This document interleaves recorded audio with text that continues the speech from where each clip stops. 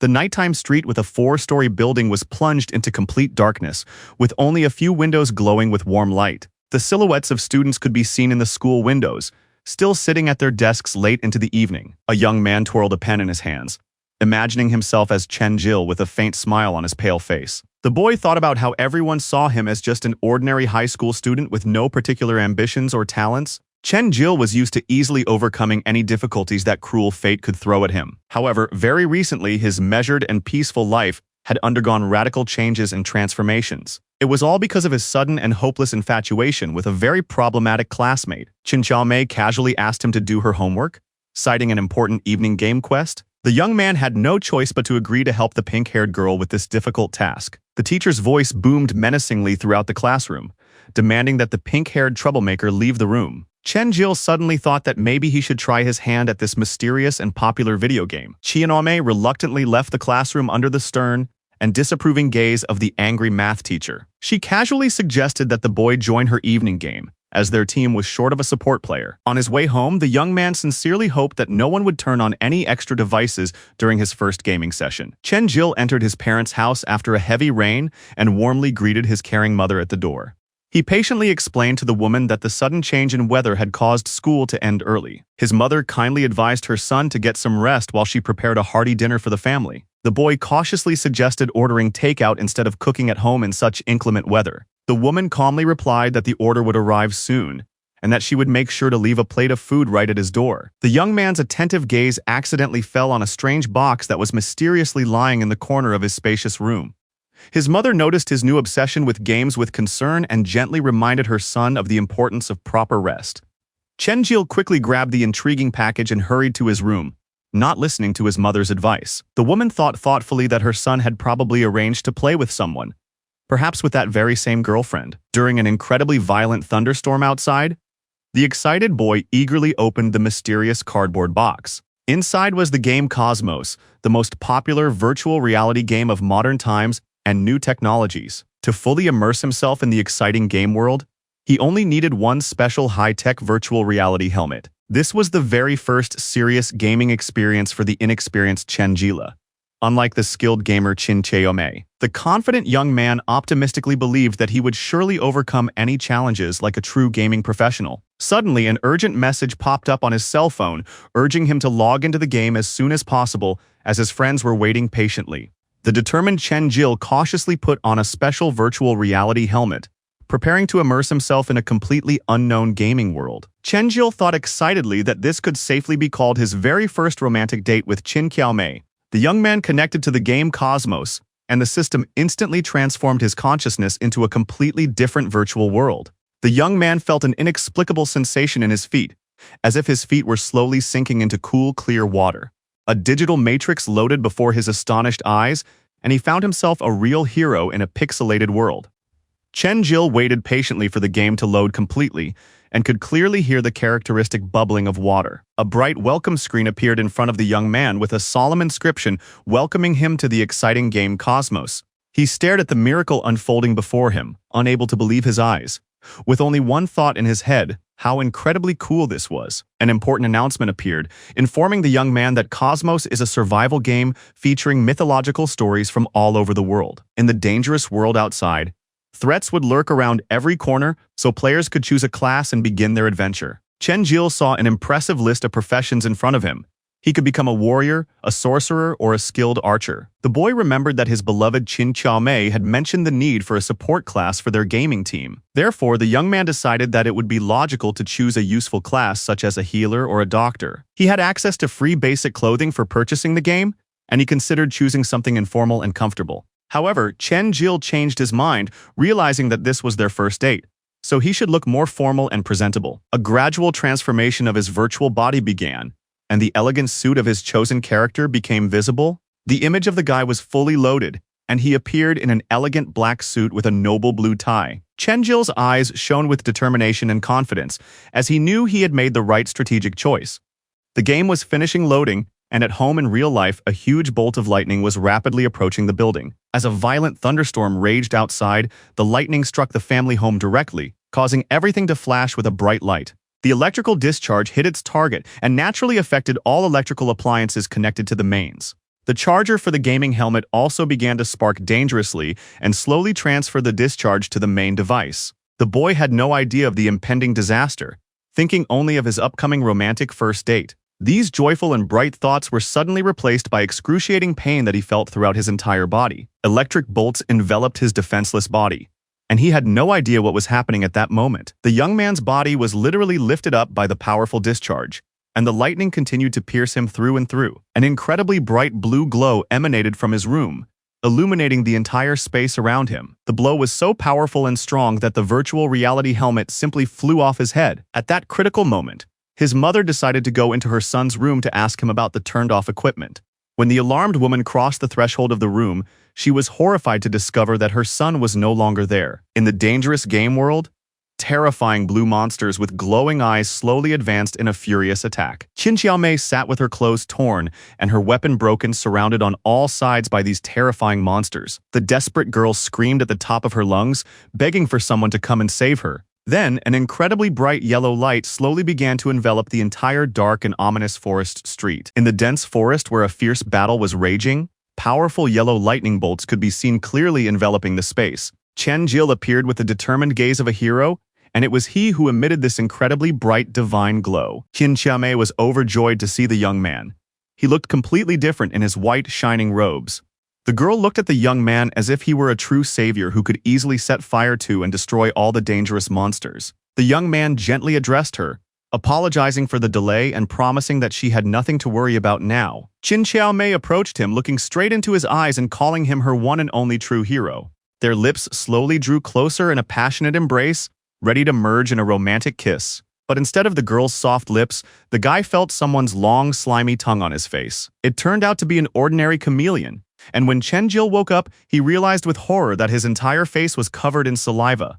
When the young man slowly opened his tired eyes, he was in complete shock at the strange situation around him. He shouted his beloved's name loudly in desperate hope that Qin Xiaomei was somewhere nearby. But of course, she was nowhere to be found.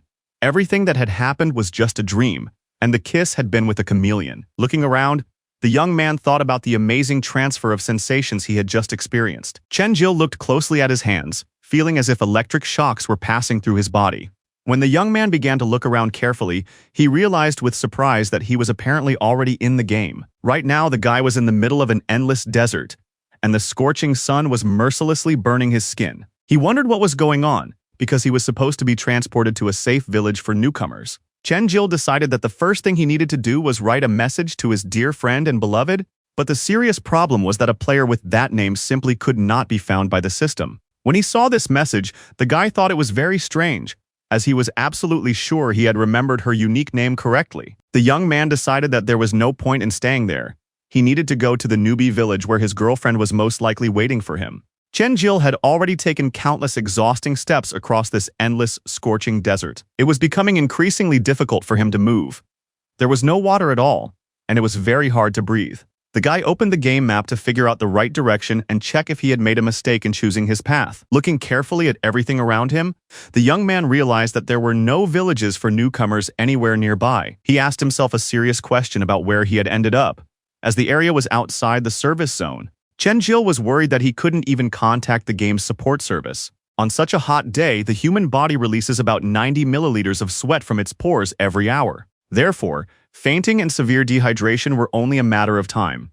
But such fun was definitely not for him. The guy had no idea that the game would be so difficult and dangerous, so he decided to quit immediately. When he tried to exit the game, an alarming notification popped up saying that the exit function was not working. Everything around him lit up bright red, and the guy looked completely terrified and confused. The guy desperately tried to quit the game again, thinking that maybe it was just a bad joke. No matter how many times Chen Jil pressed the exit button, the same message about unauthorized exit kept appearing. The young man was confused, wondering what unauthorized exit could be, since he just wanted to leave the game. Why was it impossible? Chen Jil thought with horror that he was locked in here forever, and wondered what to do now. Suddenly, the young man received a system notification that he was receiving his first serious game task. When he saw the survival task with no time limit, hidden rewards and unknown penalties, he was stunned. The young man thought desperately that he had only wanted to play with a girl, and wondered what sins he had committed to be locked up here.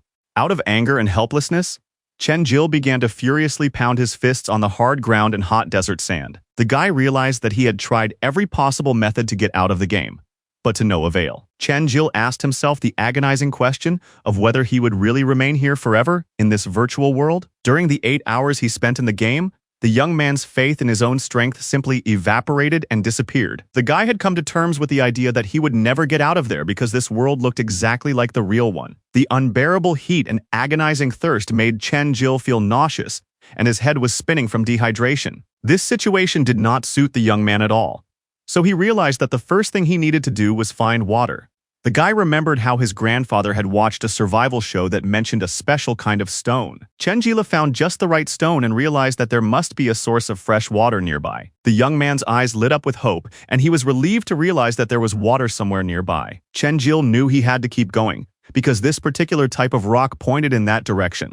The young man realized that he would have to use his last ounce of strength to reach the life-saving source of water. As Chen Jil slowly trudged through the desert, a strange, threatening growl could be heard clearly behind him. A terrifying creature with sharp fangs and foaming saliva slowly approached the exhausted young man. Chen Jil could barely stand on his feet, as it was so difficult for him to move in such a critical condition. The young man desperately hoped that his guess about the location of the water would prove to be correct. Finally, Chen Jil heard the long-awaited drops of water slowly dripping from the stone ceiling inside the cave. When the young man went inside, he saw a spacious cave and realized that there really was a source of water there. Chen Jil's lips were insanely dry and cracked. The young man had never felt anything like this in his life. With his dry and cracked lips, the boy wanted to reach the life-saving cool water. But then Chen Jil found his last ounce of strength and rushed from his spot straight to the water source. The young man reached forward with his trembling hand, desperate to taste the fresh, clean water. Chen Jil literally plunged his entire face into this small oasis of cool water in the cave. Chen Jil began to drink the water greedily, as if he were seeing such life-giving moisture for the first time in his life. The young man realized how pleasant it was to feel alive again after long hours of agonizing thirst. But at that moment, the very animal that had been pursuing the young man continued to follow its prey's trail. It was a real wild wolf, whose eyes shone brightly with a predatory yellow color. Chen Jil decided to stay in this safe cave for now, to lie quietly and gather his strength. The guy thought that was good. The water problem was solved, but now he had to figure out how to get out of there. This was a game set in the desert, which meant there had to be some useful clue for survival here. The young man fell into deep thought, staring at the game window and thinking about what he could come up with. Chen Jil opened the game map and saw his current location. But for some reason the coordinates were hidden. The guy realized that the map only showed the area he had already explored. Therefore, just in case, it was worth carefully studying the system data. And the young man saw low performance indicators. In case of danger, he would have to rely solely on his speed. Chen Jil thought about the conditions. The guy thinks that first of all he needs to see what equipment is available in his inventory. The young man notices that the character has the opportunity to obtain a sharp sword and protective leather gloves. Chen Jil thinks it's strange that a support class character would rely on melee weapons, but the guy thinks that for safety, this should be perfect for him. Therefore, the young man realizes that the first thing to do is to test the effectiveness of this weapon in action. Chen Jil grabs the sword and starts swinging it vigorously in different directions. The guy starts to dig his feet into the hard stone ground for stability. He holds the hilt tightly with both palms to grip the weapon as tightly as possible. The young man assumes the correct fighting stance and holds the weapon as if an enemy were standing in front of him. But Chen Jil thinks, well, that was pretty simple and easy. Then the guy makes another powerful swing with the sharp blade and easily cuts through the hard stone. The young man thinks that the character has a strong weapon and that he is lucky to have it. Chen Jil realizes that there must be a lot of visualization in the game, as the different levels of detail are well rendered. The guy thinks, well, my stomach is probably starting to growl from hunger. The young man thinks that the character has no clues yet, so he needs to go look for food supplies. Otherwise, Chen Jil won't survive long, but then a loud, strange sound is heard in the cave. The guy turns his wary gaze and wonders what that was. The young man approaches the source of the sound, wanting to see what it is. Chen Jil realizes how spacious these caves are, and that they should have explored the area first. Chen Jil understood perfectly well that now that he had completely quenched his agonizing thirst, he could calmly look around him. Suddenly, the young man heard the distinctive sound of someone's bone falling and slowly rolling across the stone ground. The young man looked at his discovery in complete horror and saw something that made his eyes express genuine fear. Chen Jil was horrified to see that this gloomy cave contained a huge number of bones from various animals. The young man asked himself a very serious question. Where could such an impressive and sinister pile of remains have come from? The young man decided to investigate this mystery a little further, so he cautiously approached to pick up one of the suspicious bones. Chen Jil carefully turns and twists his strange find in his hands, looking for any useful clues. The young man clearly remembered seeing photographs of such distinctive tooth marks in scientific books. And then a terrible realization dawned on the alarmed young man that things were indeed very, very bad. Chen Jil understands perfectly well that he cannot stay here and must leave immediately. But in the dark cave, the extremely threatening sound of heavy paws rapidly approaching could already be heard clearly. The frightened boy suddenly saw the huge, toothy mouth of a predatory animal right in front of his pale face. In the young man's wide-open eyes, there was only one thought, that he was now definitely and finally going to die. At the very last critical moment, when the ferocious monster was about to close its jaws, Chen Jilu miraculously managed to jump back. The boy looked in horror at the detailed information about the fearsome monster with its glowing red eyes on the game interface. This was a dangerous 5th-level desert wolf with incredible stamina, capable of reaching speeds of up to 10 kilometers per hour. When fiercely pursuing its defenseless prey, this terrifying beast can accelerate to as fast as 65 kilometers per hour. The ferocious beast has a critical level difference of 3 levels compared to the young man,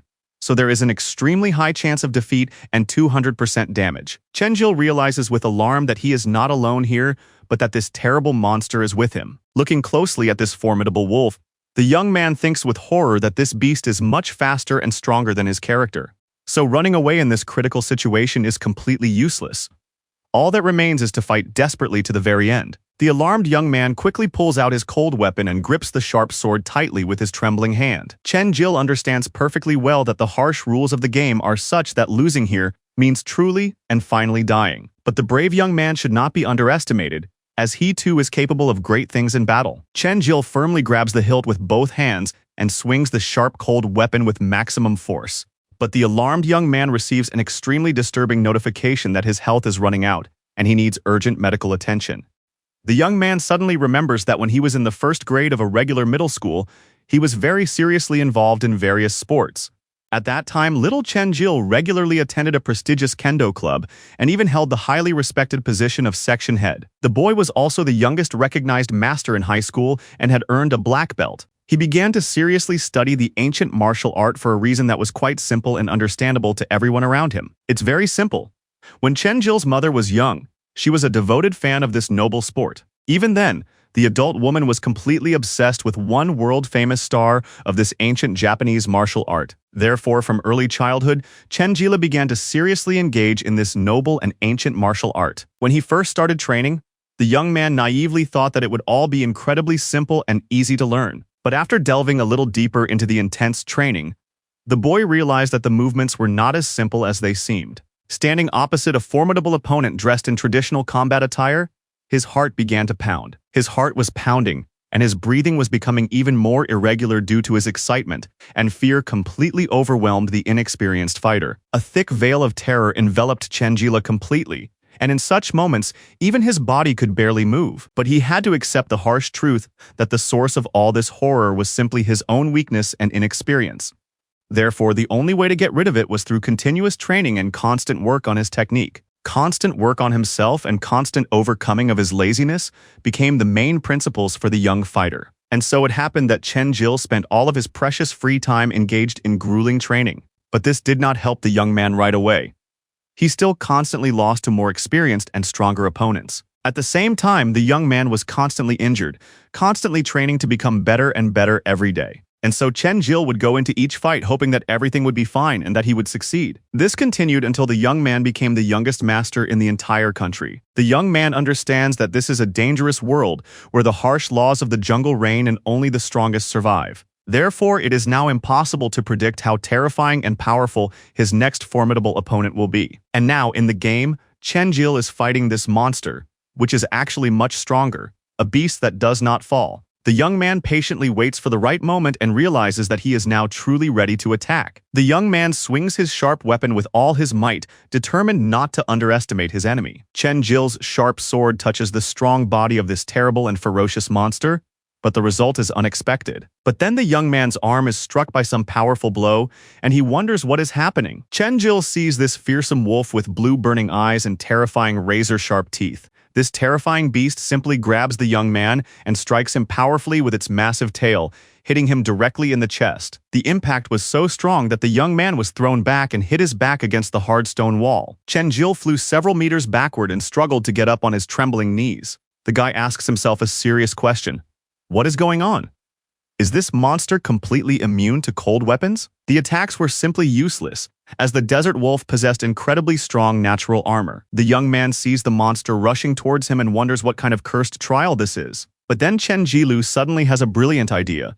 He thinks he knows the enemy's weak spot. Unfortunately, this ferocious monster is too fast, so every time it attacks, it tries to bite its victim to death. Chen Jil steps back so far that his foot touches the cold stone wall of the cave. The guy thinks that if he just defends himself, sooner or later he will definitely lose this unequal battle. The young man stands holding his sword with both hands, thinking that his young life will end so tragically. Chen Jil looks at this terrifying monster, wondering if he will really die in this cursed place. The young man receives another alarming notification that his health is running out, so he needs urgent treatment. And then suddenly, a brilliant plan comes to the young man's mind on how to reach the monster's belly. Chen Jil needs to reach the soft belly, as it is the predator's only weak point. The guy makes a desperate dash forward, thinking that this risky plan must work. This is his only and last hope of defeating this terrifying beast. And then the horror happens.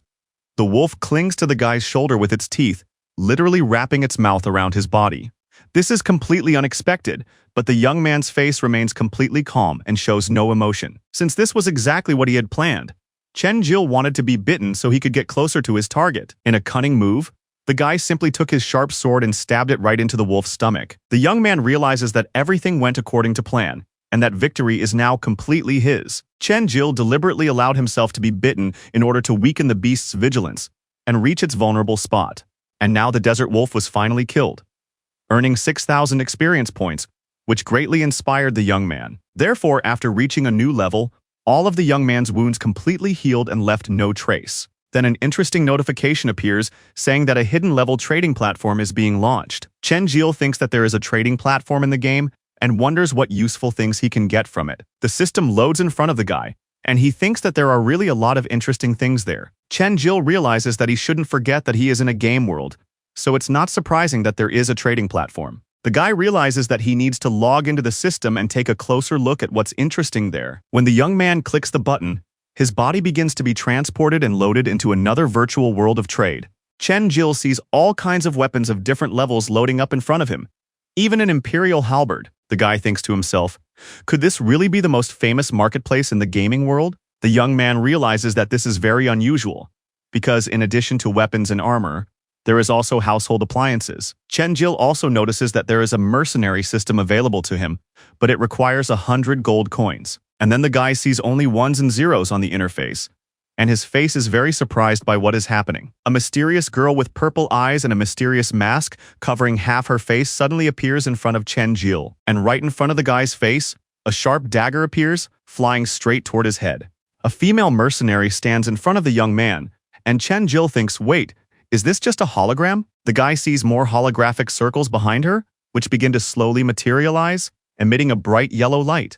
In one of these circles, a real warrior appears in ancient traditional clothing with combat gear. After that, a huge, incredibly large figure appeared, which was a classic tank designed to protect the team. There was also a powerful sorcerer in bright red robes who also fully loaded into the system. And Chen Jil was able to get a good look at a real assassin in dark camouflage clothing. The young man looked at all this splendor, realizing that this was quite something, a truly impressive variety. As he got closer, the young man's eyes were also extremely surprised by the incredible sight before him. Chen Jil saw a girl who looked like an angel, a support class with white hair and a butterfly hairpin. The guy sees this beautiful girl lying peacefully on the bed and stares at her with a mesmerized look. The young man wonders who she is. He has received a notification that with his current level, he can only unlock everyday items. So the activation was successful, and Chen Jil thinks he can get by on these items for a while. But he still needs to get out of here, so he decides to check his stats, thinking that once the points are distributed, they cannot be returned. Armor determines survivability. Magic affects damage, and in a fight with a desert wolf, the difference was 5 levels. So Chen Jil decides to quickly improve his gaming skills and combat stats. He decides to add 5 points to his armor, 10 points to his strength, and 10 points to his agility. 10 points of armor made the young man more resilient, The strength points will help him withstand monster attacks, and his agility will increase. After significantly improving his stats, his body also changes, filling with incredible strength and becoming more flexible. As a result, Chen-Jil feels a pleasant sensation of all his muscles and internal systems being strengthened. While the young man was feeling this amazing change in his body, he noticed something extremely strange and disturbing. The young man sees that a huge pack of these wild wolves has appeared and is slowly surrounding his position. Chen-Jil immediately assumed a fighting stance and realized that this was very convenient, as he could test his newfound strength. So the guy rushes at them with the determined thought that today, not a stone will be left standing in their lair. The young man shouts at these mad beasts, telling them to come on, to boldly attack him alone. And so these ferocious wolves rush furiously at Chen-Jil, trying to bite through his sharp, cold weapon with their teeth. But Chen-Jil, with incredible ease, cuts off the head of the first wolf that attacks him with a single blow. The young man realizes that with the current increased level of these wolves' armor, it will no longer save them from death. Cutting the throats of his enemies, the young man increased his level. But then a large monster suddenly appeared behind him. Although the monster opened its huge mouth and was close enough to bite the young man, he was quicker. Chen-Jil realizes that the increased stats significantly improve his weapon skills, so he fights better. The young man jumps high into the air, holding his weapon at the ready and preparing to deliver a crushing blow from above. The young man cuts off the heads of these wolves like a true martial arts master with years of experience. Chen-Jil easily deals with a huge pile of enemies, killing them all in a row without much effort. As a result, the guy unlocks a new achievement and gains 24,000 experience points, receiving 75 upon distribution. With a significantly increased level, killing various monsters became much easier and more enjoyable for the young man than before. And finally, Chen-Jil emerges from the cursed cave he thought he would only enter for a few minutes. The guy realizes that night has already fallen, so it's still cool, and he needs to find a safe way out of here. And then, as the young man takes a cautious step forward, he steps on something soft and slippery. Chen-Jil is immediately shocked and wonders what on earth could be under his feet. And the guy sees a huge pile of dead wolves scattered all over the place. Dark blood slowly drips from the mouths of all the dead animals, forming pools on the ground. The young man asks himself a serious question about why they are all suddenly dead and what could have happened here. And then Chen-Jil hears the distinctive sound of someone killing another wolf nearby. The young man quickly raised his alert gaze to look carefully where the sound was coming from. The young man sees a cold weapon that has been thrust straight into the belly of this ferocious monster. Chen-Jil saw the silhouette of a strong, muscular man in dark clothing standing atop the cliff. The first thing the guy wonders is who this mysterious person could be.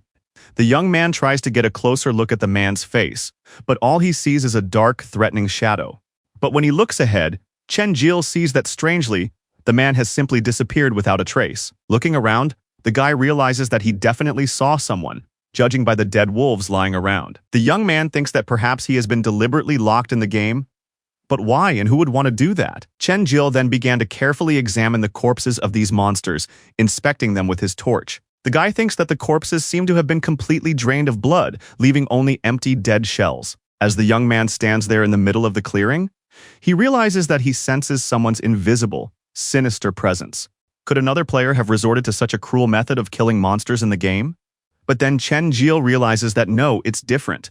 The guy was simply mistaken in his assumptions. The game starts blaring system messages. Attention, attention, a high-level dangerous creature has been detected. A strange, ominous wind rises around the young man, and he hears someone's very fast footsteps approaching. Chen-Jil raises his head to see what is slowly creeping up on him. Chen-Jil quickly swings his weapon and cuts something, from which dark drops of blood slowly drip.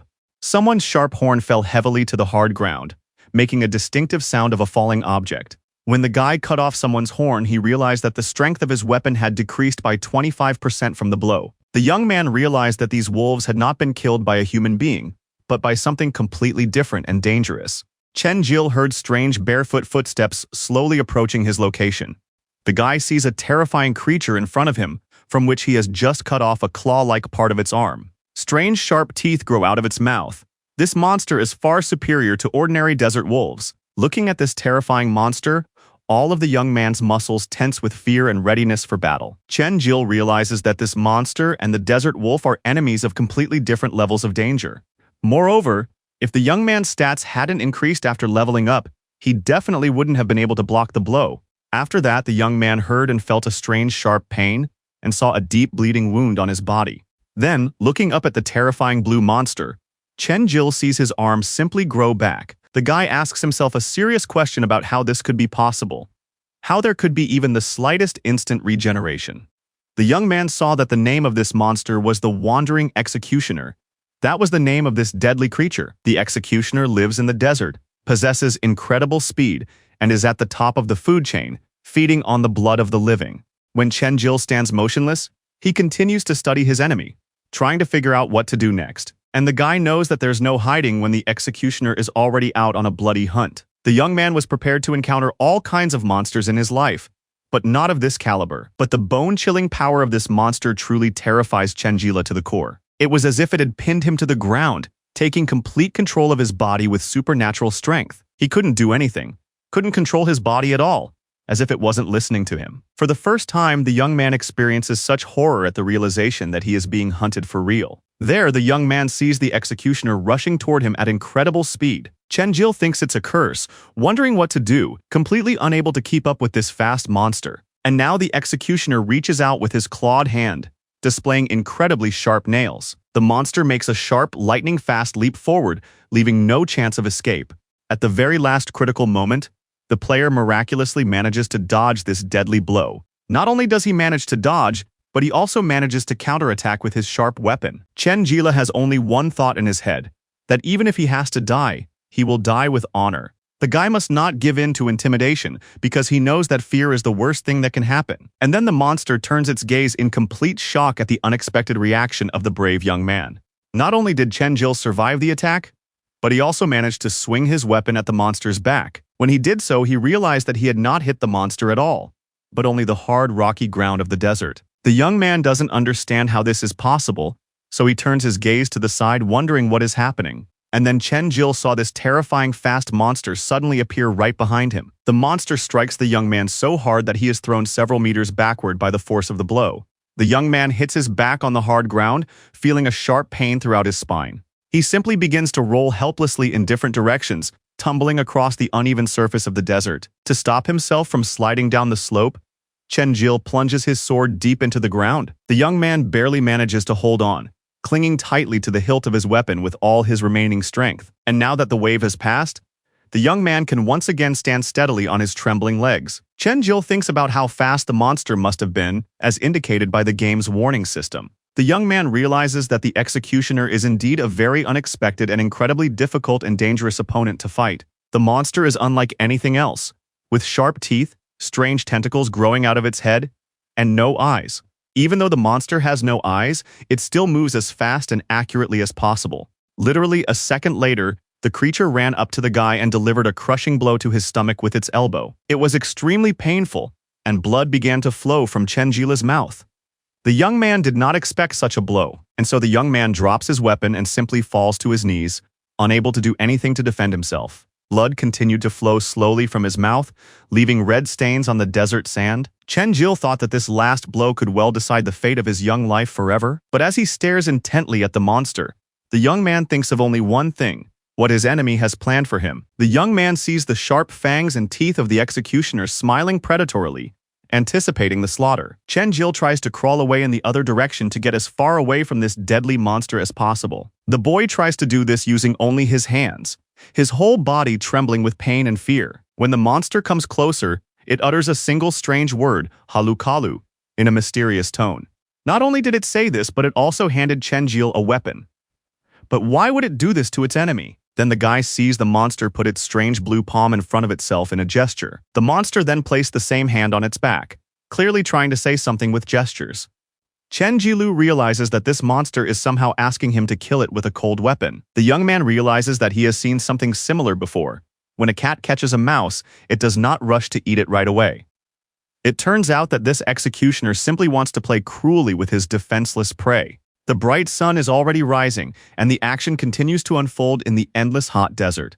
The strength of the young man's weapon has dropped critically by 80%, and as he lies there, he thinks about what a nasty creature this is. Chen-jil's duel with the executioner is still not over, as the monster is an extremely fast and dangerous opponent. The young man realizes that this blue monster cannot be defeated with ordinary attacks and standard combat techniques. Suddenly, the monster grabs the young man by his clothes and lifts him high into the air, demonstrating incredible strength. Chen-jil understands his complete helplessness and the critical nature of this life-threatening situation. The blue creature somehow utters the word human in a hoarse voice in a language foreign to him. The young man clearly did not expect this terrifying monster to be able to speak human language at all. And the monster continues to say that humans are as weak as maggots, bloody words coming out of the monster's mouth. Suddenly, Chen-jil grabs and cuts off the monster's entire arm, or rather, part of its arm, its hand. The young man managed to jump back, the blow itself being completely unexpected for his opponent. The player turns and says that you are just as disgusting as an insect, that there is probably nothing in your head. The monster looks closely at his hand, which was cut off by the guy's sharp weapon. He then begins to talk about how curious it is that the last time he encountered interesting people was 100 years ago, to which Chen-jil replies to the executioner that, yes, he too is actually a very difficult opponent. The guy realizes that it's been a long time since he's felt his blood boil with such intense anger and rage. He thinks about how his family and friends are clearly very far away from him, so he has no right to die.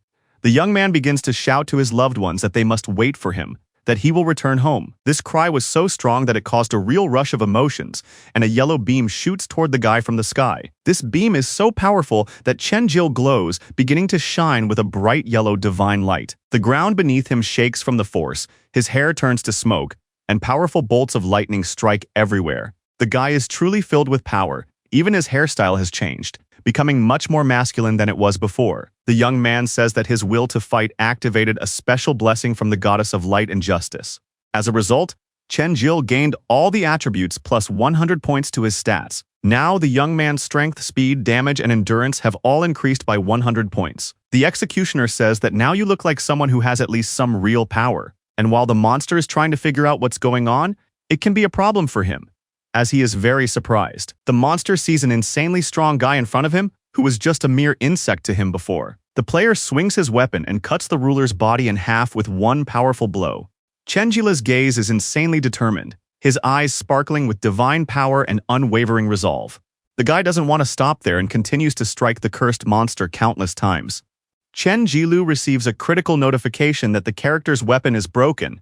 Its durability is 0%, and further use is simply impossible. Therefore, the guy has no choice but to take the weapon, which has simply broken in his trembling hands from intense use, and throw it away. But Chen-jilu does not despair, as he knows very well that he still has his own hands to continue this deadly task. The young man goes on the offensive with his bare hands and strikes with such force that he sends the executioner flying in the opposite direction with tremendous power. The guy realizes that he is about to change the course of events and completely alter this monster's perception of weak people forever. Chen-jil takes a decisive step forward and says that now, for you, humans are not just defenseless insects. Look me straight in the eyes and try to say that I don't have enough real fighting power to win? But as the guy was delivering his inspiring speech, he suddenly noticed that there was actually no one else around. Chen-jil realized that the executioner was suddenly behind him, which was completely unexpected for the young fighter. And then the monster delivered a crushing blow to the guy's body with its incredibly sharp and long claws, piercing his defense. The monster said that you are a complete ignoramus, a man who is as weak as a maggot and can do nothing.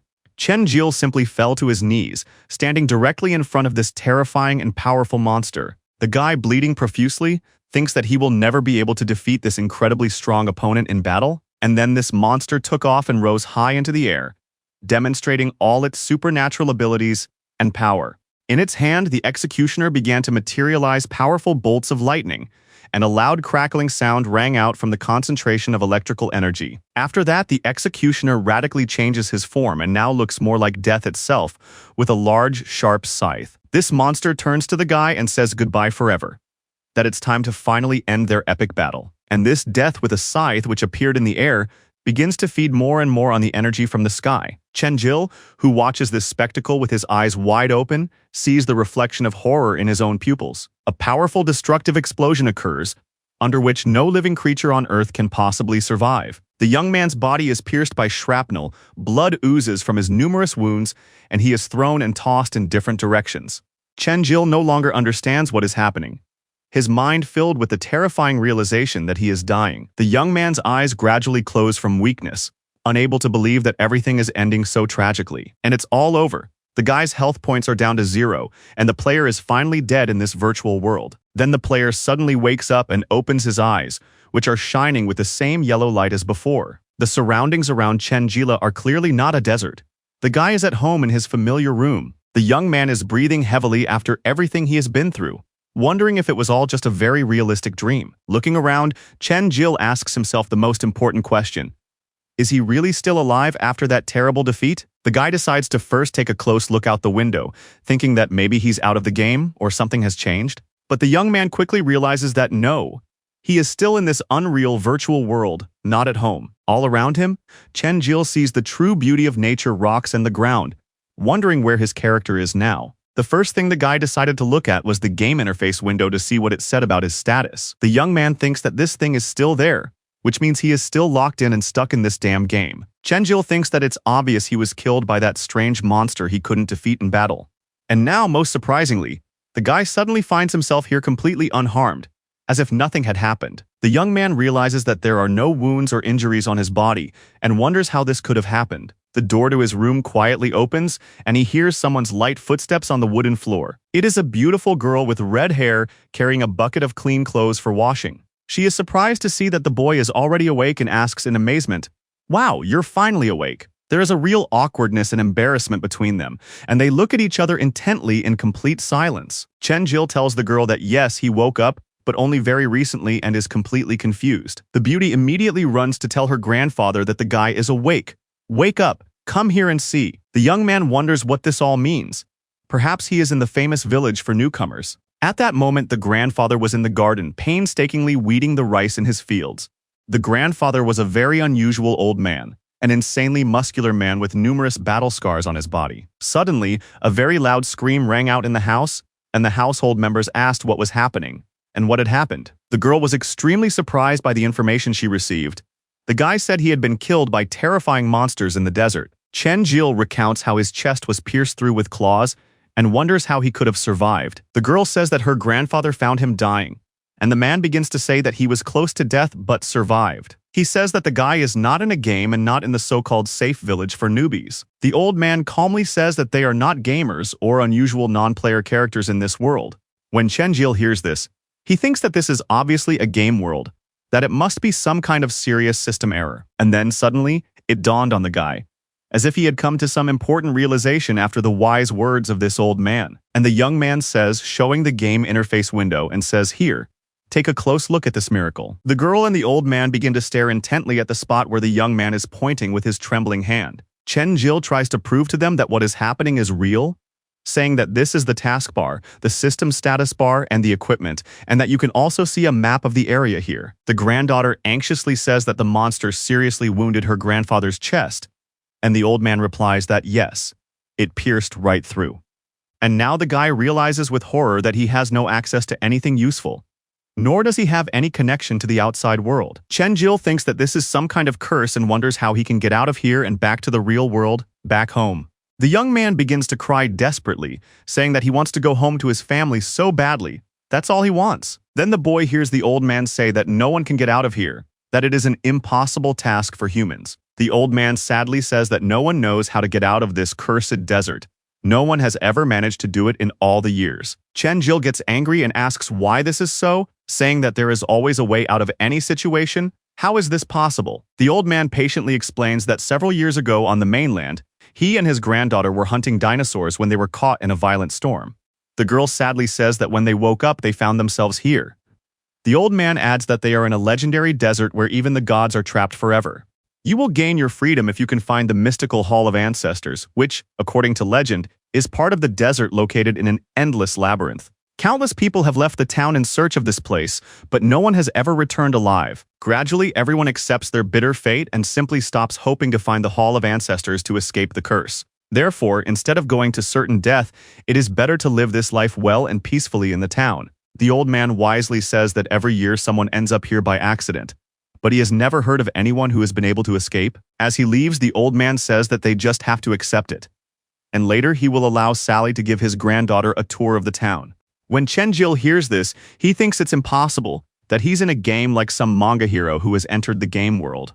Then the guy sees that he has a new message on the taskbar of the game interface, which surprises him. It's a completely new task that came to the young man completely unexpectedly, as if the system responded to his thoughts. Upon reviewing the mission, he learns that thanks to the protection of the spirit, he has been resurrected and must now help him unlock an ancient seal. Chen Jilu needs to find an abandoned temple in the desert, defeat the monster guarding the seal, and release his savior. The guy tells Sally that it seems like it will take a lot of time and effort to find this temple. The girl asks in surprise with confusion in her voice if he really wants to try to do this knowing all the dangers. Chen Jil resolutely replies that he has already died once, no matter how, but he must do this to return home. Lying on a soft bed, the main character thinks deeply about how he still doesn't know exactly how he got here or what's going on. But at least now Chen Jil has a specific goal, which is to find the temple and kill the guard there. When the time is right, the young man will surely find a reliable way to escape from here and return to the real world to his family. Then the young man heard someone calling his name in a familiar voice and immediately looked in that direction. Chen Jil sees that it is a young girl shouting, the granddaughter of the very grandfather who saved him from death in the desert. The red-haired girl excitedly asks how he ended up here, saying that they have been looking for him all over town for half a day. The young man replied apologetically that he was sorry. He didn't have anything to do, so he went out for a walk. Then the young man asks if this is the same desert where they found him dying. The beautiful girl replies affirmatively that yes, in principle you could say that, but in fact this place is surrounded by endless desert. In general, no matter where you go from this town, there will be nothing but sand and danger everywhere. When Chen Jil heard this alarming information, he decided to look around carefully to see if it was really that bad. The guy says that it seems like it will take a lot of time and effort to find that legendary temple. When Sally heard that the young man really wanted to leave this safe place, she became very alarmed. Sally seriously tells him that there is probably no temple in reality and that he will simply waste his precious time. She desperately shouts after him that he understands he could just die there from the monsters. But Chen Jil calmly tells the girl that it's okay. Let's go back to the safe city to his grandfather first. The girl asks in surprise with concern in her voice if he really wants to go looking for this mythical temple. The guy, without any hesitation in his voice, answers firmly and decisively that yes, he will definitely try to find it.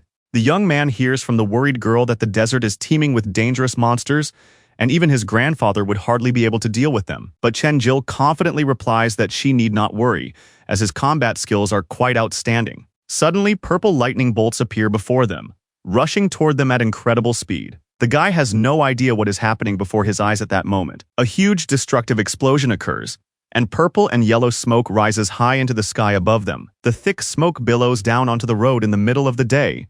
What just happened in this peaceful place? The heavy footsteps of several people can be heard clearly as they move confidently across the hard ground in their direction.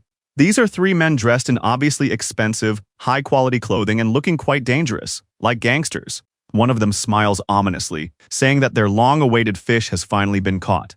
Chen Jil looks around carefully, completely unaware of what is happening in this critical situation. All around him is thick dust and smoke, obscuring his view. The young man looks around and sees Sally lying on the ground, as if trying to use his hidden power. Sally looks very determined and focused, placing her hand on the hard ground and feeding it with her powerful energy of electric lightning. The leader of this dangerous gang speaks ominously. Who would have thought that his plans would be thwarted by a fiery girl? Here we meet again. Sally resolutely replies to the gangster that it's him again, Boban, and she told him not to fall for her charming eyes again. Chen Jil immediately intervenes in the tense dialogue and asks what is going on between them. The girl says regretfully that she completely forgot to mention that the bandits here are scarier than any desert monsters. She explains that these scoundrels don't want to risk hunting in the desert, so they rob other defenseless people instead. Boban speaks contemptuously about how these worthless people simply live by killing their own kind, the angry girl declares. This criminal does not want to let the young men go, and a menacing weapon with blades soaked in electric lightning appears in his hands. When Chen Jil hears this threatening sound, he wonders what kind of supernatural abilities this could be. Looking at the dangerous enemies, the guy wonders what kind of ability this is, seeing it for the first time in his life. But the gangster threatens him, turning to the girl and saying that she escaped last time, but this time she won't get away. Being a fiery girl, tongues of flame begin to rise around her body, and fiery weapons appear in her hands. She turns to the guy and insists that he return to his grandfather immediately, saying that she can handle this herself. At that moment, the grandfather, who is at home in a favorable place, is calmly smoking his favorite pipe. There is a loud clap of thunder in the sky, and the old man takes short, anxious steps around the room. The man looked at the dark sky and wondered if another heavy storm was gathering over the town. Suspecting nothing, the grandfather continued to walk slowly toward his cozy home. He thought about how his beloved granddaughter should have been home long ago. At this critical moment, the gang leader says ominously, "Do you really think I'm going to let this guy get away so easily?" The criminal turns to the girl and threatens her, telling her to be obedient and come with him so that everything will be fine. Then maybe he'll spare this idiot who ended up with a beauty at such an inopportune moment. Chen-jil decisively interrupts the conversation and firmly says that he shouldn't even dream of such an outcome. Bo-ban becomes a real killer and threatens that then don't blame him for being too rough. The girl turns to Chen-jil, saying that she will figure out how to detain them, so he should leave as soon as possible. And of course the guy responds decisively that he is not interested in this proposal and finds it unacceptable. When the girl hears this, she is completely shocked by the unexpectedness of what this could mean. The young man firmly replies that the word escape is completely foreign to him, even though they have not known each other for long. But Chen-jil is definitely not the kind of person who would abandon his friend in the most difficult and dangerous moment of his life. Therefore, right after he said this, Chen-jil was suddenly approached and grabbed by the face with rough, dirty hands. The leader simply approached the young man from behind and suddenly struck him with such force against the nearest tree. The girl watching this incident is very worried about her friend, thinking that he might get hurt. Bo-ban aggressively addressed him, saying, "Who do you think you are? How dare you talk to me like that? What are you trying to achieve with this behavior? Are you trying to deceive yourself? Take a good look at who you really are." The gangster says that here they don't prove themselves with pretty words but with their real strength. Chen-jil, who had been silently enduring all this, suddenly grabs his insolent opponent by the arm with a firm grip. The guy's gaze becomes insanely angry and determined, saying that you think you are a really strong warrior? The young man says that attacking from behind is the strength you talk so loudly and proudly about. Then Chen-jil takes and hits this insolent guy with just his bare hand, without any weapons. The opponent manages to jump aside at the last moment, avoiding more serious injury from the unexpected blow. The opponent now begins to take the young man much more seriously as a real fighter, not just a weak novice. Looking at his injured hand, the bandit realizes that this guy just grabbed and dislocated his wrist. Chen-jil realizes that this gangster is too fast, increases his agility points, but still doesn't notice the attack. Sally immediately asks the guy anxiously if he's okay, showing how worried she is. She turns to the gangster and demands to know what he wants and why he came here today. This scoundrel insistently says that he has already repeated many times that she should become his girlfriend. Of course, Sally categorically replies that this is simply impossible and that he should forget about his ridiculous dreams. Chen-jil says in surprise that they are all attacking her just because they want her to be their girlfriend. The gangster asks with interest who the guy next to her is, saying that it's only because of him that she keeps rejecting him. The red-haired beauty sincerely says that he's just a friend, and what nonsense he's talking about. But when the guy hears this, he just laughs maliciously and says what a pathetic and ridiculous excuse that is. Bo-ban takes out his formidable weapon and defiantly says, "Come here, let's settle this like real men." The criminal says that if you win in a fair fight, then he will let the girl go. Chen-jil receives a notification about a new urgent task from Shadow Madness: defeat a dangerous shadow swordsman in battle. The guy sees that the reward for completing the mission is a lost desert map and realizes that it is an incredibly valuable find. The reward also includes a map, and if he gets this map, he may be able to find his way home. Therefore, Chen-jil realizes that this offer is extremely advantageous for him and resolutely agrees to participate in this dangerous duel with the shadow swordsman. And so the bandit shows off his extraordinary cold weapon, which glitters with bright purple lightning and crackles with electrical energy. The gangster's comrades watch intently and wonder why their formidable boss has suddenly decided to take action against a stranger. The girl anxiously asks the guy if he is sure of his strength, because the enemy is the strongest shadow swordsman. Chen-jil calmly replies that it doesn't matter to him and asks for more details about this enemy's abilities. Sally seriously says that a swordsman who can use supernatural dark powers has a great advantage in speed. Moreover, the power of his attacks is simply devastating, and his sharp blade, shrouded in shadows, possesses enormous destructive power to destroy enemies. The young man thinks that he is not afraid to die in battle, since he has already died once before at the claws of a monster. Therefore, taking a decisive step forward, the young man knows for sure that he is not going to die here at the hands of some bandit. The enemies begin to rush toward each other, and the guy's mind is racing with thoughts of how he must get out of there. All his thoughts are focused on the fact that everything he does must have a specific practical use in achieving his main goal. And now, in the decisive battle, Chen Jil thinks that he cannot understand how this could have happened because he had a normal life. And in his head, the young man thinks that all he needs now is to defeat this dangerous shadow swordsman at any cost. He just needs to win decisively, and then he'll be able to get the valuable card he needs to escape from here and return to the real world. Of course, this opponent is far from the easiest he could have encountered in this world. But there is nothing else left to do. Chen Jil does a sharp somersault to deliver a crushing blow with his foot, but his opponent's face shows no emotion whatsoever. The bandit quickly retreats, grabs his deadly blade, and looks down at the guy with a contemptuous smile. The girl watches this tense duel intently, sincerely hoping that her friend will be able to win a well-deserved victory over the villain. The blonde man says mockingly, "Is that all this pathetic guy you like so much is capable of?" Chen Jil thinks it's strange that his opponent is only dodging attacks and not attacking himself, wondering what plan this cunning enemy has in mind. The girl desperately says that she will go with the gangsters and that he should run quickly to find his grandfather, as only he can save them, and that he will not be able to stand up to him. But the guy firmly tells his girlfriend again that he has no intention of leaving her in trouble. With a confident smile on his face, the young man says, "Don't worry about me, I can't avoid this battle anyway, and if I win this fight, we can just take you and go home for good." Sally has no idea what the guy is talking about, how this victory over the gangster could possibly be connected to leaving the place. The player thinks to himself that the girl is right, since from the very beginning of the game,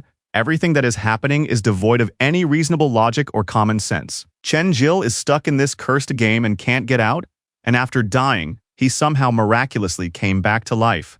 It all looks like a coincidence, but the guy is sure that someone is behind it all, controlling the events.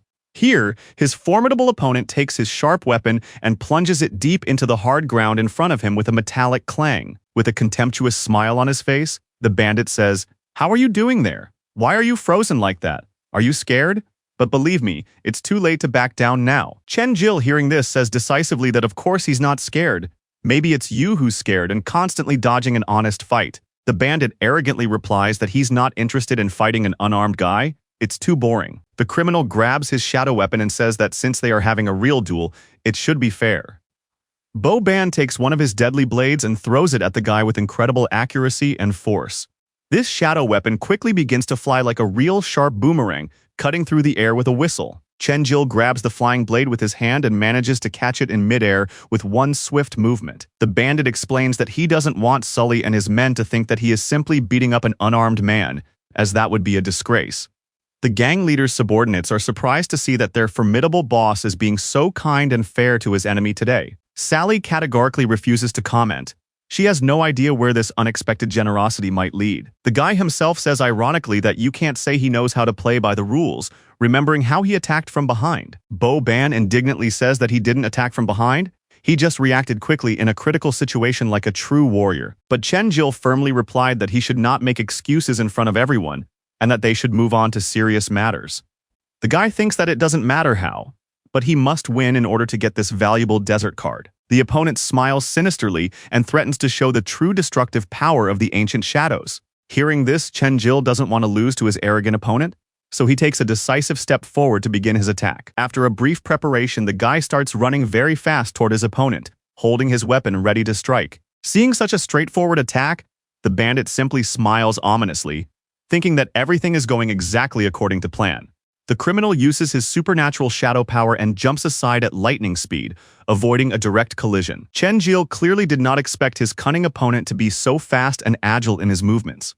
What the guy sees in front of him surprises him greatly, as his opponent begins to glow with a purple mystical light. Their shadow weapons collide with each other and emit an interesting metallic ringing sound with sparks flying from the contact. Chen Jil simply picks up his weapon and realizes that it is difficult for him to withstand such a powerful attack from his opponent. The guy hears Sally's desperate cry to be careful and look closely at what's happening behind him. When Chen Jil turns around, he is horrified to see an exact copy of his opponent, who has materialized behind him unnoticed. Chen Jil thinks that this is impossible, that this is some incredible skill as he has never encountered anything like this before. The young man quickly raises his weapon in front of him to repel this unexpected attack and defend himself from a deadly blow. But the young man is unable to do anything and watches as the enemy behind him slowly dissipates like a mirage. Chen Jila has only one thought in his head: things are clearly going very badly. Sally herself did not expect such an unexpected turn of events in this tense and dangerous duel. And then approaching the young man from behind, a loud blow of a weapon is heard, and the bandit strikes him on his unprotected back. Chen-jil received a serious blow and lost 300 health points. The battle would automatically be considered lost if his health fell below 300. This insolent bandit turns to the guy and arrogantly says that you have no choice but to surrender immediately. You know perfectly well that you have absolutely no chance of defeating me, no matter what you do next. The guy receives a system notification that he has been wounded, but there is an opportunity to use magic healing to recover. Chen-jil understands that he absolutely cannot lose this important match today in order to obtain the card. So all the young man does is take out his sacred magic and begin actively healing his painful wound. The first level of healing restored 100 health points to the character, and the dangerous bleeding was completely stopped by the system. The subordinates start laughing and say that it turns out this guy is a priest, and such a priest has challenged a shadow swordsman. They mockingly tell the girl that it's just ridiculous, that some priest is not worthy of fighting the boss. Chen-jil provocatively tells the bandit that he is afraid of simply disgracing himself in front of the beautiful girl walking around here. Of course, these hurtful words deeply wounded the gangster, who asks the guy to repeat what he said.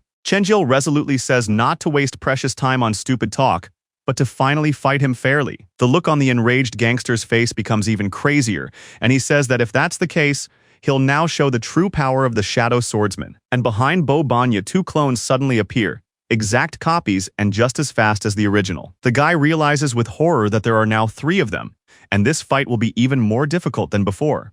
It seems that shadow swordsmen can create multiple duplicates during a fight to confuse their opponents and gain an advantage. So, that time, a duplicate attacked him, while the real one attacked from behind, disappearing behind him again without being noticed. The criminal must be able to freely switch places with his doubles, so it won't be easy to defeat him. Boban says angrily that he's been sick of complaining about his opponent since he found out he was just a priest. But you wanted to know the true power of the shadow swordsman, so I let you experience it firsthand. I'll show you my famous attack, which no one has ever been able to simply parry or survive. Chen-jil, who has been listening intently to all this threatening talk, breaks away from his spot and starts running rapidly toward this insolent bandit. With a confident smile on his face, the guy says that you are simply too cocky and overestimate your abilities in battle. The leader condescendingly says that you can play with them a little, then turns to one of his shadow copies with an order. One shadow makes an incredibly fast lunge forward, so fast that it is impossible to follow its lightning-fast movements with your eyes. And then this crazy shadow looms over the guy as fast as if it had flown around the entire planet in seconds. It holds a deadly weapon in its hand, but it is only a ghostly phantom with no material substance. At this critical moment, Chen-jil holds tightly to the hilt of his sword with both hands for protection. The weapons collide with a loud crash, and a very loud sound can be heard from the impact of the shadow weapon against the metal. The blades bounce off each other with incredible force, sparks fly, and a very loud crack is heard. The opponent pauses and realizes that he is about to deliver a very decisive and crushing blow to end the fight. Chen-jil simply does not know what to do in this critical situation, barely managing to stand steadily on the ground. And now his formidable opponent continues to methodically deliver a series of powerful blows with this enchanted shadow weapon. A truly brutal fight unfolds between them, and it is completely unclear what the final outcome of the battle will be. Chen-jil seems to realize at the critical moment that he is in serious trouble and that there is a real chance he will lose this fight. The young man realizes that his opponent is too strong, that it is difficult to withstand even the attacks of the copy, and that there is also the original opponent to contend with. The young man hears the characteristic sound of a shadow appearing behind him, preparing for a sudden attack from ambush. Chen-jil immediately realizes what could have happened. The bandit says that he was able to avoid the blow this time, but he won't be so lucky next time. And then he hears the ominous sound of a blade behind his back and realizes that a deadly attack is coming from behind. A powerful blow strikes, and the weapon is simply knocked out of his hand and falls to the ground, flying away from the force of the impact. The girl who has been watching the fight closely is in a state of shock from what is happening.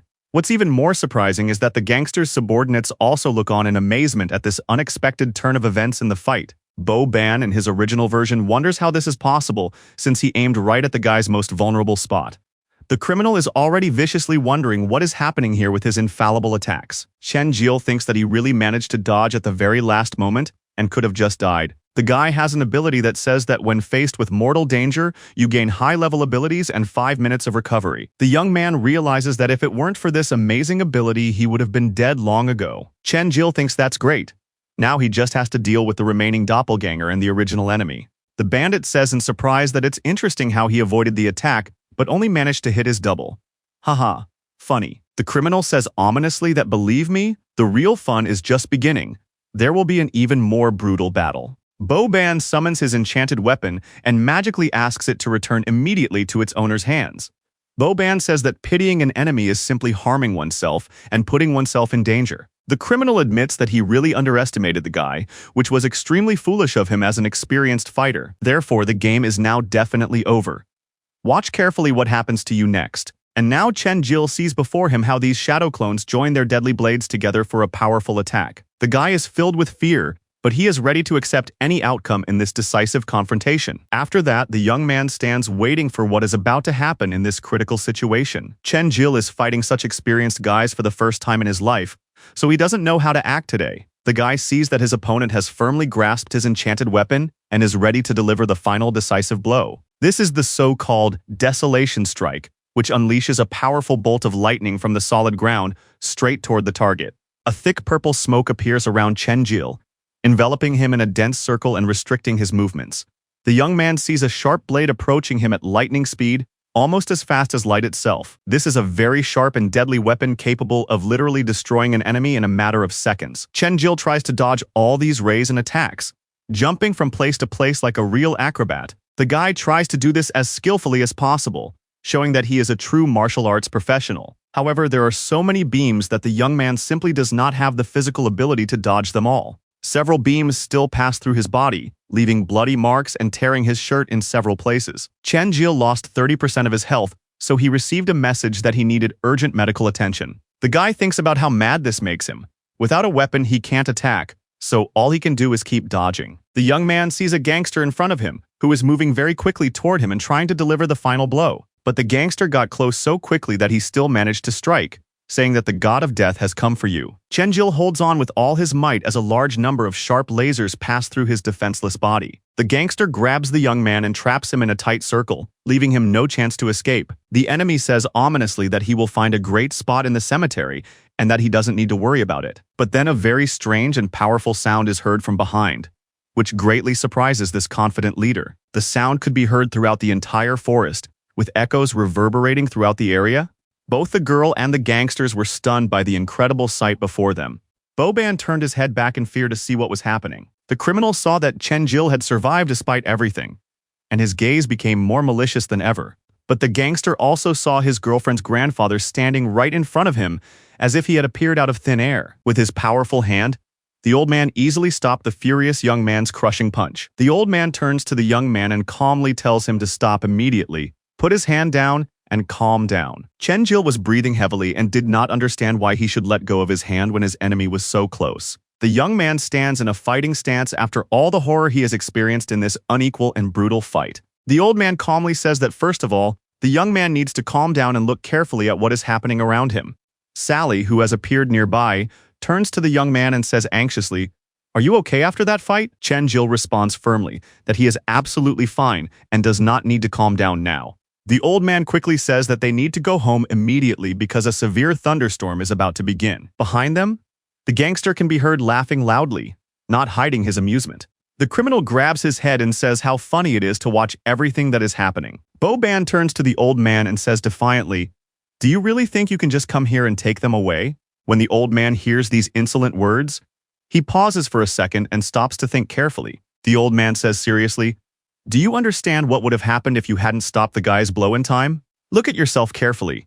I'm afraid to tell you that you would simply be a dead man." When the gangster heard this, he imagined the consequences and remembered the fist that was aimed directly at him. The criminal thinks it's just nonsense. How could a priest even theoretically kill him in a fight? Boban says that if the old man hadn't stopped him, he would have killed the guy long ago. And so Chen-Jil receives a notification that he has completed the task and therefore receives a card and experience points. The guy wonders how the system could have counted him as the winner, since the fight wasn't over. The old man wisely says that a storm is already beginning, so everyone needs to return home. The subordinates turn to their boss and say, "Let's go quickly. A storm is really starting and it will be strong." Boban cannot accept this outcome and says, "Hey, come back. We haven't finished the fight yet." The criminal tries to break through and tells his companions, "Let me go. I'll kill him right here." Chen-Jil thinks about his opponent and how strange and unpredictable he really is. The girl turns to the guy and says, "What are you thinking about? We need to go home." When they arrive home, they hear a sound coming from the room as if someone is lying down and resting peacefully. Sally says that there is very little time left for treatment, so please be patient. She says that if he keeps moving around, she won't be able to apply the medicine to his wounds properly. Chen Jil apologizes for causing trouble for his grandfather again and asks him to forgive him for the inconvenience. The boy thinks that this time the experience he gained was not enough to level up, and he still needs to recover. Chen Jil turns to the red-haired girl and asks how she and her grandfather met this dangerous gangster. The girl sadly replies that they actually grew up together in the same small town. Sally says that they used to be like brother and sister, and then with a sad smile, she says that all her wounds have been treated. Chen Jil sincerely thanks the girl and apologizes again for causing so much trouble for her family. With a kind smile on her face, the girl says that he should believe her, that they are the ones who should thank him for his help. When the guy hears this, he is glad that the girl also sees him as a friend and ally. As she leaves, the beauty tells him that she needs to help her grandfather with some things, and that he should rest well. And when Chen Jil was left alone in the room, he thought about how the rain had been just as heavy that day. The young man had only one important thought on his mind. He wondered how his beloved mother was doing at home. The young man thinks that he will soon be able to return home, as he received a valuable desert map for completing his tasks. Now Chen Jil needed to find the temple using this map and defeat the powerful boss there. He thinks he will set off immediately as soon as the heavy rain outside stops. But the guy receives a notification that he has received another mysterious key from the system as a reward. Chen Jilu takes it out of his inventory, a golden object that glows with a mystical light. During battle, there is a chance of obtaining a mysterious treasure chest of a certain rare color. So that's it. After the battle, you can also get this useful additional reward. The young man realizes that this is very interesting and decides to take his cloak for the journey. Covered in wounds, Chen Jil put it on thinking that he would soon be able to get out of there, and then he hears the door quietly open, and his beloved grandfather enters with a smile. The young man is overjoyed to see him and says that the old man has finally returned home. The man replied that he was sorry he hadn't come to check on him earlier, but the rain was too heavy, so he had to take shelter. Chen Jil says it's okay, and the old man asks how his wounds are healing. The guy replies that there's nothing to worry about as everything will be fine in a couple of days. He's sure of it. The old man says that's good, although he admits he didn't expect him to be able to defeat that guy in a fight. To tell the truth, Chen Jil says that if the bandit hadn't been so used to underestimating his opponents, he wouldn't have stood a chance. I know how strong this gangster is, but a battle doesn't depend solely on a fighter's physical strength. The old man replies that I should believe him, that I didn't win by chance, but because I am a truly worthy warrior. Chen Jil replies that he knew that your granddaughter and this gangster grew up together, but why did he become so cruel? The old man, smoking his favorite cigar, takes a deep, thoughtful breath and says that it is a long and sad story. The old man explains that it happened 10 years ago, on a day when it was raining just as hard as it was now, when he and his granddaughter had just arrived. They approached a house and wanted to ask for a place to stay, but suddenly they saw a terrifying monster attacking defenseless people. It was already too late to save them. The owners of the house were all dead, their bodies lying in a pool of blood. Fortunately, one child had not been harmed in the attack, only his parents had been killed by the beast's claws. That's when the monster saw the little boy crying over his mother's body and rushed toward him. The beast opened its huge mouth and was ready to kill this defenseless little boy too. But at the right moment, my granddaughter and I appeared, and were able to help the boy, saving him from certain death. My grandfather struck with a powerful blow of lightning and saved the boy from the terrible and ferocious monster. Then the big rat realized that it couldn't kill anyone else here, because strong enemies had appeared. It was madly angry, showing its sharp fangs and red burning eyes, ready for a new attack. Terrified, the monster had no choice but to quickly run away from the danger. The little boy continued to cry bitterly over the body of his dead mother, not understanding what was happening. And as you can imagine, this unfortunate child was Bo Ban, who had lost everything he held dear. The old man helped him bury his parents according to all the rules, and then took him into his family. Chen Jil, who heard this tragic story, wonders why this guy treats you so badly. The old man says that the boy simply decided that it was his duty to find the monster who killed his parents, and that this became his life's goal. The old man kept telling him to give up this dangerous endeavor and just live a normal, peaceful life. Even if he used all his strength now, he didn't think he could defeat the monster that attacked him back then. The old man replied that it was enough serious talk for today and that I should get some rest. And since it was still unknown how many powerful monsters lived in this desert, he needed to become much stronger to survive. Chen Jil understands that last time he received an upgrade to all his stats, but that monster could still easily defeat him. So, Before leaving, the young man turned to the old man and said that he wanted to ask him for a very important favor. The young man shouts at him and says, "Please, teach me how to fight strong opponents properly." When the old man heard this, he froze in place and dropped his beloved hat from surprise. The old man said, "All right, in any case, you need to become stronger to survive in this world." Chen Jil continued to shout, "Grandfather, I'm completely serious. I know how we can get out of this cursed desert." The old man says, "What are you talking about? According to legend, it's impossible." But Grandpa doesn't even want to listen and walks away. My grandfather says goodbye, saying that he has finally recovered completely and that tomorrow the storm will finally rise behind the high mountain. "If you can pass my test successfully, then so be it, I will train you." When Chen Jil heard this, he was completely shocked and began to say not to worry, that he would definitely handle everything. The old man thinks about the young man and wonders why, when he saw him, hope was awakened in him, and he is almost certain that they will be able to find a way out. Maybe this young man really can get us out of here?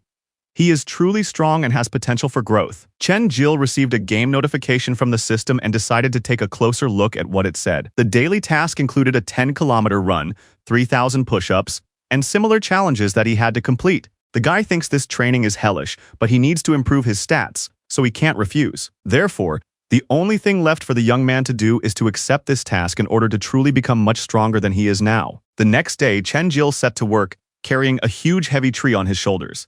He thinks that the system is quite useful, even providing him with all the equipment he needs for training and development. The guy started doing push-ups with this huge log on his back, feeling his muscles tense from the strain. Running 10 kilometers with weights, push-ups, and body lifts, he had already completed all of these tasks successfully. Chen Jil realized that it had been a long time since he had felt such a strong desire to achieve his goal, and now the task is successfully completed. And with the help of the system, he received only 400 experience points for his efforts. The guy thinks that's not so bad for a start and wonders what he should improve in his stats, considering that he can heal himself. His defense is pretty good, so he decides to spend 2 skill points on intelligence. While the young man was sitting and working on improving his characteristics, he was called to lunch and replied sharply. Chen Jil saw a beautiful girl named Sally running towards him with a plate in her hands. The guy asked her what she had brought and she replied that she had brought him breakfast. "Since you've been away for a long time, I'm sure you're very hungry after training." She asks if she heard correctly that Grandpa said he would train you, and if it's true or just a joke. Sally says how great that is, and that she can't wait to see what abilities you really have. When Chen Jil hears this, he thinks about abilities, wondering if it's like being a priest, if some kind of magical powers are available too. His granddaughter explains that of course a priest is just your class, so to speak, the type of occupation you chose. There are all kinds of different elements. For example, I have the power of fire for attacks, and my grandfather has the power of thunder for defense. When Chen Jil heard this, he thought, that's good. So it's really possible.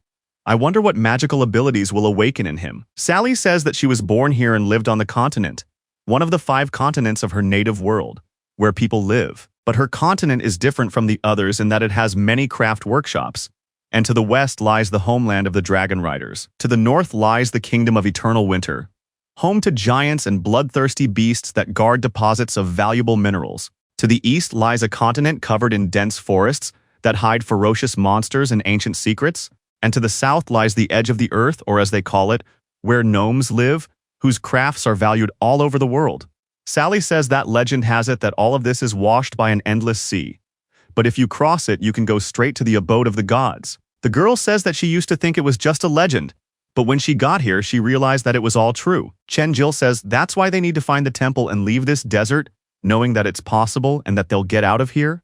When the girl hears such support and confidence, she smiles softly and simply nods to the boy in agreement with the plan. The old man appeared and said that he didn't think they would wake up earlier than usual and be ready for training. The old man asked his granddaughter if she had finished explaining her feelings to the guy or not. After that, the grandfather looked at the guy with his rather stern and appraising gaze of an experienced warrior. A man asks Chen Jila if he is ready to undergo trials today to learn magical abilities. And of course the guy answers decisively that he is ready. He has no other choice but to become stronger. At the very beginning, when chaos reigned everywhere, the gods populated this world with different peoples and gave them all different elements, such as fire. To master the power of the elements, one must first learn to feel them and understand their true nature and essence. And now this old man shows his power of lightning by placing his hands together and concentrating magical energy. Blue seals appear, and sparks of electricity begin to flash around his hands. demonstrating the power of the element. The old man turns and says that first of all, you must feel your elemental energy flow within you. You must feel the essence of the elements first before attempting to control them. The old man demonstrates his skill by placing his hand on the ground, causing a powerful explosion of real lightning and energy. Chen Jil looks at this as the highest level of mastery, realizing how much incredible power is hidden in this wise old man. Grandfather says that with the help of this portal, they will be able to travel directly to the lair of the monsters, having accidentally found this place while hunting. The old man says that this sword has served him faithfully for several decades, watered with his blood in many fierce battles. So in 3 days, the portal will open again, and you must kill the Monster King with this weapon and bring me his head. Remember that only by gaining elemental abilities will you be able to kill this powerful monster in fair combat, but if you go there, you may never return. This is your last chance to change your mind. Chen Jil, who heard this warning, only smiled confidently in response to the old man's words. That's why he firmly gripped his weapon and said that he would not change his mind or back down from his goal. The guy will definitely return with the severed head of the Monster King. Just so you know, grandfather and granddaughter. And now the game system says to confirm the activation of the quest to awaken elemental abilities and kill the Monster King. And of course, Chen Jilu has no choice but to confirm, saying yes decisively and without hesitation. The guy has only 72 hours to complete this dangerous task, in which his life is at stake. The old man thinks that these monsters have well-developed defensive abilities and that without the power of the elements, they simply cannot be killed. And so Chen Jilu, like a bolt of lightning, moves to a completely different place using a magical portal. The young man's body was completely transported by a bright beam of light that enveloped him from head to toe. Looking around, the young man thinks that this is the right location, as it is completely different from where he was originally. Chen Jil doesn't understand what's going on as he walks on the ground and sees that the sand beneath his feet is a completely different black color. Looking up, the guy realizes that the sun is also completely invisible. The sky is just black and ominous. The young man begins to think about it and notices a strange rotten smell floating around him. Chen Jil thinks that all he needs to do now is come up with an effective plan against these dangerous monsters. But with his current level, it will be quite difficult for him to defeat the boss. So he needs to kill a few small monsters first. The guy thinks, okay, it's time to start actively searching for these small monsters for training and experience. While the young man was lost in his thoughts, he felt a strange green energy approaching him. This energy simply draws toward him very quickly and lightning fast, as if it senses the presence of a living being. Chen Jil turns around and thinks that they noticed him so quickly, despite all his attempts to hide. The guy began to look closely, as if he understood what this strange energy was that was flying around him in circles. The young man notices and sees a very strange monster with wings like a bat, only much larger in size. The monster has a crazy red mouth that opens to terrify everyone who sees it. A level 20 monster, is the most mysterious and dangerous creature in this cursed desert full of secrets. Chen Jil knows that he can try to kill these monsters with this sword and without any special abilities for now. Chen Jil decides for himself how to deal with them, so he pulls out a sharp weapon from behind his back and prepares for the decisive battle. The young man rushes forward toward this unknown monster, realizing that in this way he is gaining invaluable experience in every battle. The young man knows perfectly well that he is no longer the weak boy he used to be. Now Chen Jil has much more strength and experience. And then this terrifying creature begins to scream, growl, and make very strange, frightening sounds that strike terror into all living things. The young man understands that no matter what enemy he faces, there is no longer any paralyzing fear in Chen Jil's heart. The young man begins to cut the monster, realizing that by killing it this way, he will be able to level up and become much stronger. During the fierce battle, the monster strikes the hard ground with its strange claws, creating cracks.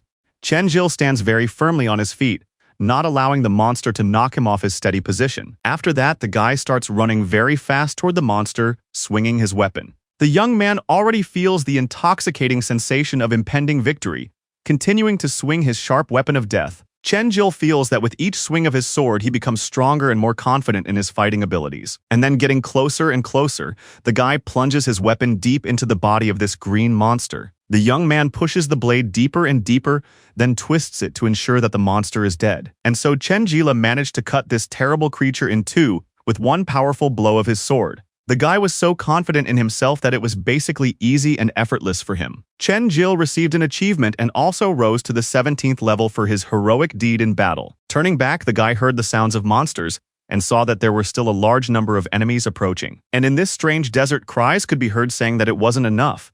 that they were still too weak for a real battle. It was Bo Ban, his eyes filled with rage. The bandit couldn't believe he had lost so easily to a priest. A huge explosion of the criminal's shadow energy occurs, and stones fly in all directions from the force of the blow. The bandit cannot understand how he could have lost to this boy. It is completely impossible according to all the laws of power. He thinks that some pathetic priest with no basic abilities has defeated an experienced shadow swordsman in a fair fight. The old man who appeared out of nowhere thinks that he doesn't remember the old man using such a technique before. And indeed, even the old warrior had a hard time withstanding this blow.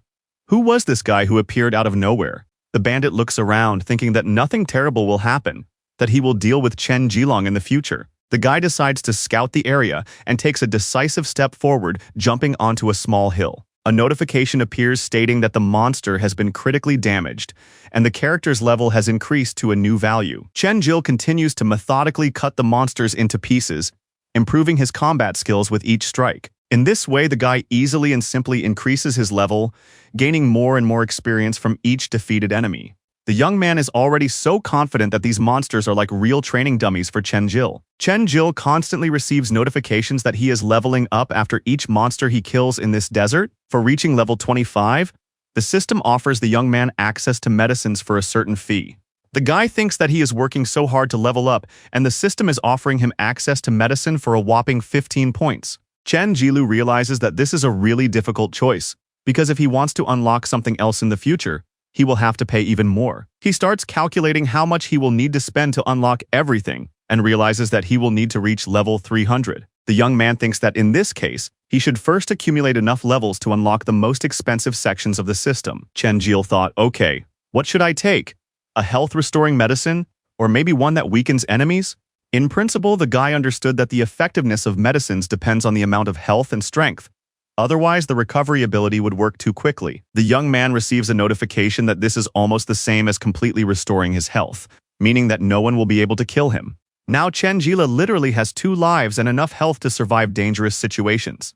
The guy stands there, carefully scanning the entire desert in search of new enemies to fight and gain experience.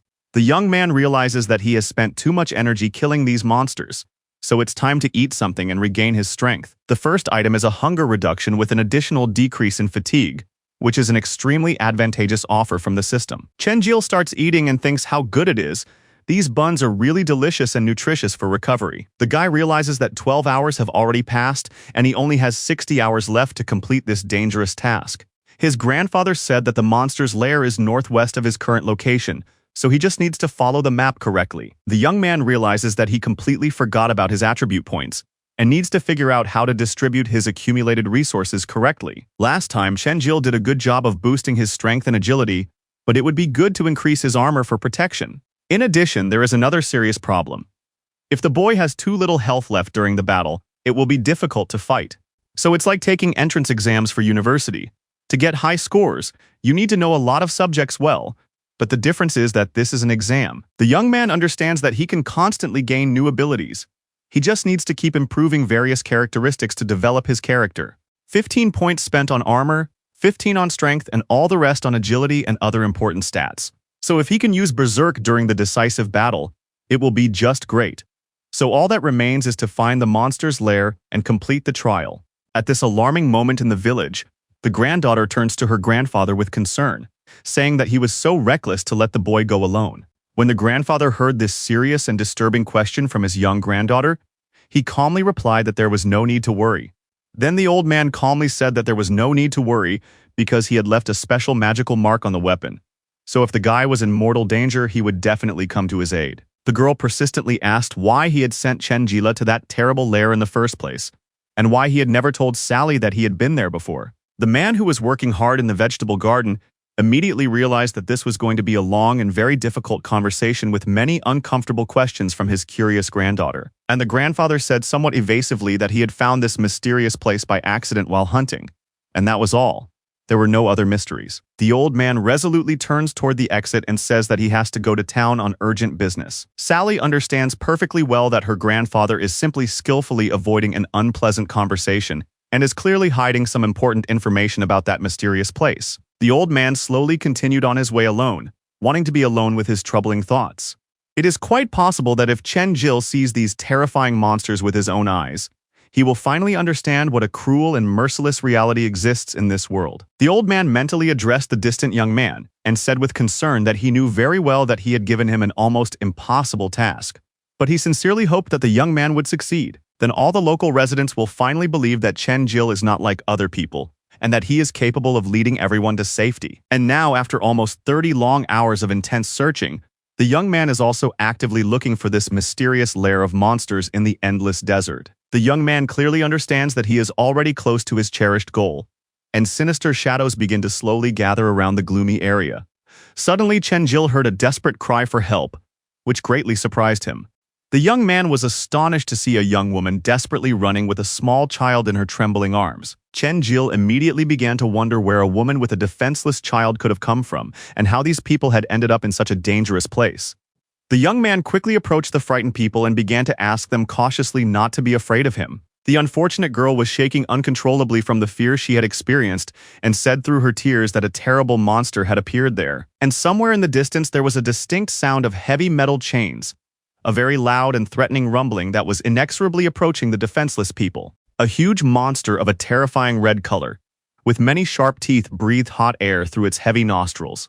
There were exactly 2 of these massive red monsters, and their fearsome leader was also present, skillfully leading the entire group of predators straight towards the defenseless people. These beast-like monsters of the harsh desert possess incredible destructive power and a terrifying ability to mercilessly destroy absolutely everything in their bloody path. The desert orc easily subjugates weak creatures with extremely low intelligence and can summon them at will. Chen Jil immediately realized with alarm that he had encountered a real orc whose danger level was much higher than that of the ordinary monsters he had bravely fought alone before. But there is good news for completing the task. The appearance of such a powerful monster could mean that the lair they are looking for is somewhere very close to this place. The guy was seriously thinking about the woman with the child. How did these people end up here? Perhaps that family also had a way to teleport or some other magical means of transportation. Chen Jil turned to look closely at the frightened people and could clearly see how badly these unfortunate souls were shaking from the horror and fear they had experienced. Warm memories of his beloved mother, who had also selflessly protected her little son from all dangers, immediately came to the young man's mind. And now this huge monster is threateningly telling his bloodthirsty subordinates that they should prepare themselves for a good meal of fresh human flesh today. Chen Jil immediately grabs his sharp weapon with both hands and prepares seriously for the upcoming deadly battle with the monsters. The boy hears the wild cries of the orc, urging his minions to tear these insignificant worms to pieces and let the bloody feast for the hungry beasts begin. Chen Jil, who didn't want to listen to this anymore, quickly flew at one of the huge red creatures, striking it with a powerful blow from his blade. The young man prepared his trusty weapon, the best his old grandfather had given him for the dangerous task in the desert. Then the boy jumped high into the air and delivered several precise blows with his sharp blade to the enemy's vulnerable spots. The terrifying monster was completely shocked by what was happening. It had not expected the attacker to be so strong and dangerous. The red monster simply falls heavily, collapsing from his powerful legs. So unexpected and devastating was the priest's sudden blow. Chen Jil does not stop there and is ready to move on to his next attacks against the remaining enemies in this battle. The defeated monster has serious bleeding wounds all over its massive body, and the creature is completely unable to stand on its trembling legs. A young woman who had been desperately running away from these bloodthirsty monsters with her child looks on in amazement at this incredible sight. The mother and child never expected that a stranger would turn out to be such a powerful warrior, capable of fighting such monsters. Chen Jil truly feels that he is in a huge stream of his inner strength, which is boiling in every cell of his body. The young man clearly understands that after his recent level increase, he has become much stronger than he was before this significant boost in his stats. And now the chief orc sees with fury how quickly and easily his loyal subordinates, whom he considered invincible, have been dealt with. The leader turns to one of the red monsters still alive and angrily tells him to stop standing there like a statue and finish off this insolent young man. But the remaining monster clearly sees what has been done to his brother, an equally powerful red beast who was considered invulnerable, and the cowardly creature realizes that it has no desire to give up its precious life in this clearly losing battle against a powerful enemy. The only thing that came to the monster's mind was to simply take off and run away as far as possible from the dangerous place where death reigned. The orc began to yell furiously at his subordinate, telling him to get out of there, useless trash, that he could handle this man without his help. And this fearsome orc did not expect that an ordinary-looking guy would turn out to be such an incredibly strong and dangerous opponent. Chen Jil calmly tells the monster that he is throwing his club on the ground and not to move if he doesn't want to lose his ugly head right now. The guy resolutely pressed his sharp weapon straight against the orc's powerful neck, showing he was totally ready to deliver a deadly blow. The young man takes cautious steps forward, getting closer and closer to the defeated monster, which is now completely at his mercy. Chen Jil seriously asked the captured monster why he had pursued these two defenseless people and what the purpose of the attack was. The monster struggles to reply that he is a loyal servant of the god of these cursed lands, and if you kill him, you will be struck by divine punishment. But the young man is not interested in listening to such threats. So Chen Jil strikes the arrogant orc's head with the hilt of his sword. The monster immediately begins to moan pitifully and talk about how painful it was, begging for mercy from his powerful opponent. But the guy says firmly that next time he'll stab him right in the heart with a sharp blade, so he'd better tell him where the monster's lair is. The orc has no choice but to reluctantly point with his trembling hand in the direction of the sought-after lair with the treasures. The guy looks carefully in that direction, thinking that the monster must be lying, as it looks very similar to the place marked on the desert map. But Chen Jil knows perfectly well that the lair should actually be in a completely different direction, according to his grandfather's instructions. And the young man sees how this cunning monster takes and begins to quietly run away when he manages to distract the guy with conversation. The orc suddenly grabs the woman with the defenseless child and begins to speak maliciously about what a stupid and naive person he is. Now I will show my true power to everyone present. And the monster's body begins to glow ominously with the red destructive energy of magic. Chen Jil cannot forgive such despicable treatment of defenseless people, and his face becomes very stern and determined. The young man quickly runs up and begins to use his inner strength, his whole body beginning to glow brightly with a divine light of blessing. Chen Jil moves so fast that the orc simply cannot follow his lightning-fast movements from side to side with his eyes. The monster is already imagining his funeral ceremony in his mind, as he clearly won't survive a fight with such a strong guy. Chen Jil grabs the orc and delivers a powerful blow with both feet straight to its insolent face, sending the monster flying. The arrogant orc's head begins to spin like a real boomerang from the force of the crushing blow. Chen Jil realizes that he is not alone in the fight, but is joined by some unknown guy who is also fighting the monsters. The young man looks at his strange ally with surprised eyes, wondering where this man suddenly came from. This man, surrounded by yellow energy, turns to Chen Jil and says that he is fighting well for an ordinary priest. Chen Jil asks everyone with interest who these people are and how they ended up in such a dangerous place. The stranger replies that 3 days ago, their group suddenly found themselves here and were almost immediately attacked by orcs. During the battle, the chief orc took one of their comrades. The warrior extends his hand in friendship and says that his name is Bros, introducing himself as an experienced warrior who would be happy to meet a strong ally. Bros also introduces his other teammates in a friendly manner. Phaloj, a skilled assassin, master of hidden strikes and poisons. Reacher, a green-haired beauty and healer, capable of healing wounds and restoring the strength of allies at the most critical moments of battle. Bros introduces his entire friendly team and says he hopes everything will work out well with their new ally. Bros seriously asks the guy if he knows why their group was suddenly transported here against their will. Chen Jil honestly replies that he is sorry. He also does not know the reasons for what is happening.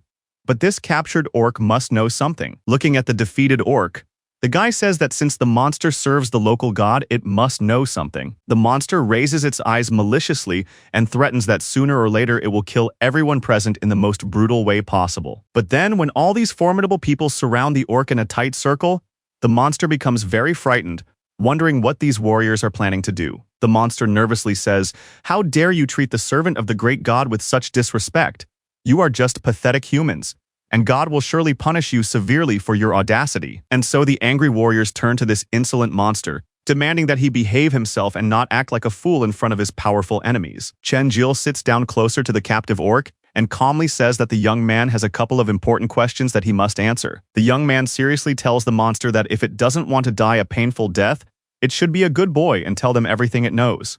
The monster's frightened words reveal that he is telling the truth and has already told everything he knows about these cursed lands. The orc does not have a high status in the tribe, so the monster does not have much important information about the leader's plans. The monster explains that he is simply following the sacred will of his god and guarding this territory, doing nothing else of note. When all the people heard this, they did not believe the monster at first, and felt that the orc was clearly hiding something from them. And so in a distant city, in a building resembling a palace, where it is raining heavily. Angry questions can be heard. "Grandfather, are you in your right mind?" It was the old man who had come to the rulers, the one who had been talked about so much, still stubbornly insisting on his risky plan. The old man stands before the city's leaders, who are seated on their thrones, and the rulers ask what will happen if the boy finds the temple. A sorcerer named Hicks, who possesses wind magic, says that the old man is placing his hopes in a boy who doesn't even have basic abilities. Besides, Grandpa knows what happens when you incur the wrath of the local god. The peaceful inhabitants will find themselves in mortal danger. It would be best to go to the monster's lair yourself and kill this naive boy before it's too late to do anything. But the old man replies contemptuously that it is ridiculous to even listen to such nonsense, implying that to your god, people are nothing more than insects that can be killed. To destroy the lives of unsuspecting comrades in exchange for what the rulers call peace and security with a loud word. The old man turns to the sorcerer and says that he is very good at passing off his flaws as virtues and merits. These words greatly surprised the windy sorcerer, who opened his mouth in surprise and indignation at such audacity. Hicks would not tolerate such insolent ignorance, and dangerous green energy of destructive magic began to gather in his hands. The sorcerer says that he will now punish the insolent old man in place of God, and directs his destructive energy toward him. But then the old man, without even moving with the calmest expression on his face, simply puts up a protective barrier against the enemy's magical attack. In the old man's eyes, you can clearly see lightning flashing, demonstrating the incredible power of a highly experienced magician. There is a lot of power and energy around the old man, and he looks at the sorcerer's attack with complete indifference, as if it were child's play. And so this magical attack fails to touch or harm the powerful old man in this confrontation? Hicks is furious at how this could even be possible, as his magic is considered one of the strongest. The old man leaves, saying resolutely that he is sorry, but he does not accept a world built on the bones of others, and will take up arms again. "I will stand against the one you call God, and I will do so no matter what, despite all the possible consequences and threats." The sorcerer indignantly says that the grandfather simply underestimates the power of the magician and becomes even more angry at such contempt. But one of the even higher-ranking rulers sternly says that enough of this bickering. It is time to stop this pointless argument. The rulers decide to stop this aggression, which has come out of nowhere in the meeting hall, disrupting the established order. But this guy looks at his grandfather with real malice, which strongly betrays his inner dissatisfaction with the outcome.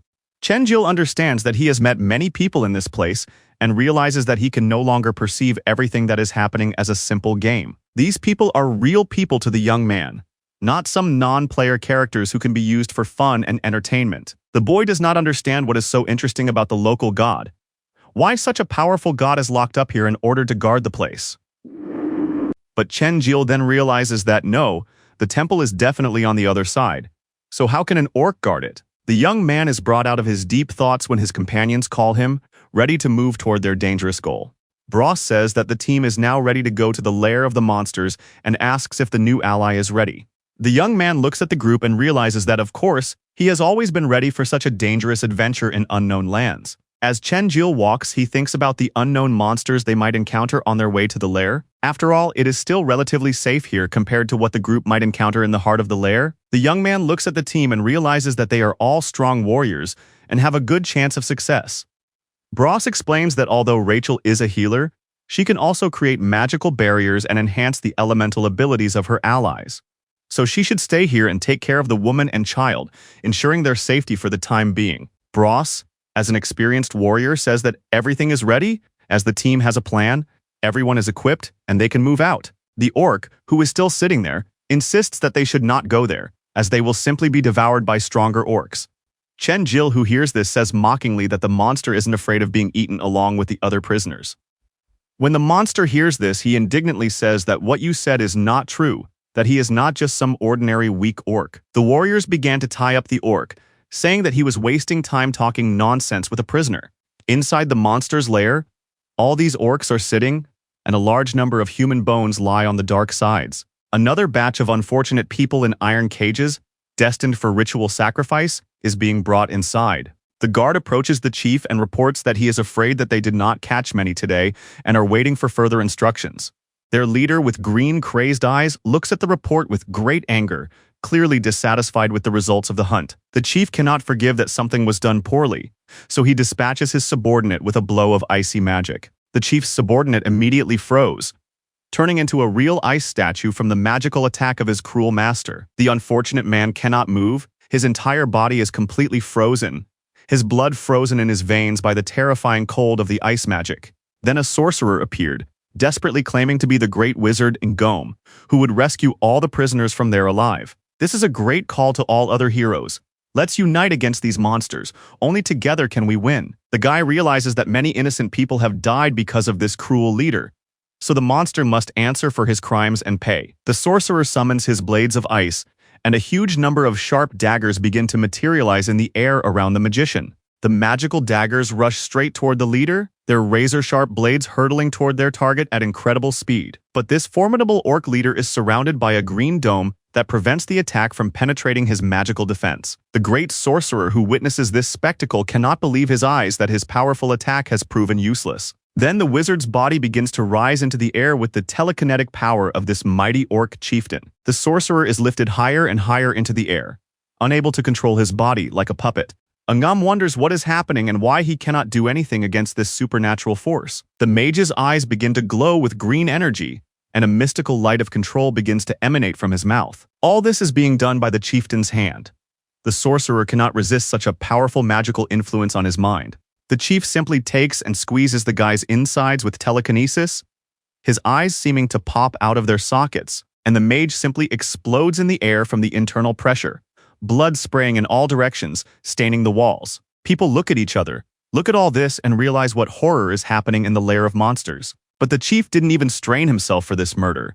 He is the king of monsters, with a strength level of 85. At that moment, Bros is in a fierce battle with the orcs guarding the approaches to the king's lair. While the team was making its way to the lair, the travelers encountered several more huge monsters on their dangerous path. And like a true, well-coordinated team, the warriors decided to quickly deal with their enemies without wasting any time. This green monster opens its huge mouth wide and screams loudly, trying to scare off the attackers. Chen-Jil easily took the monster and cut it in half with his sharp weapon, and the monster, whose parts simply fall to the ground, rolls across the ground, bleeding foul-smelling black blood.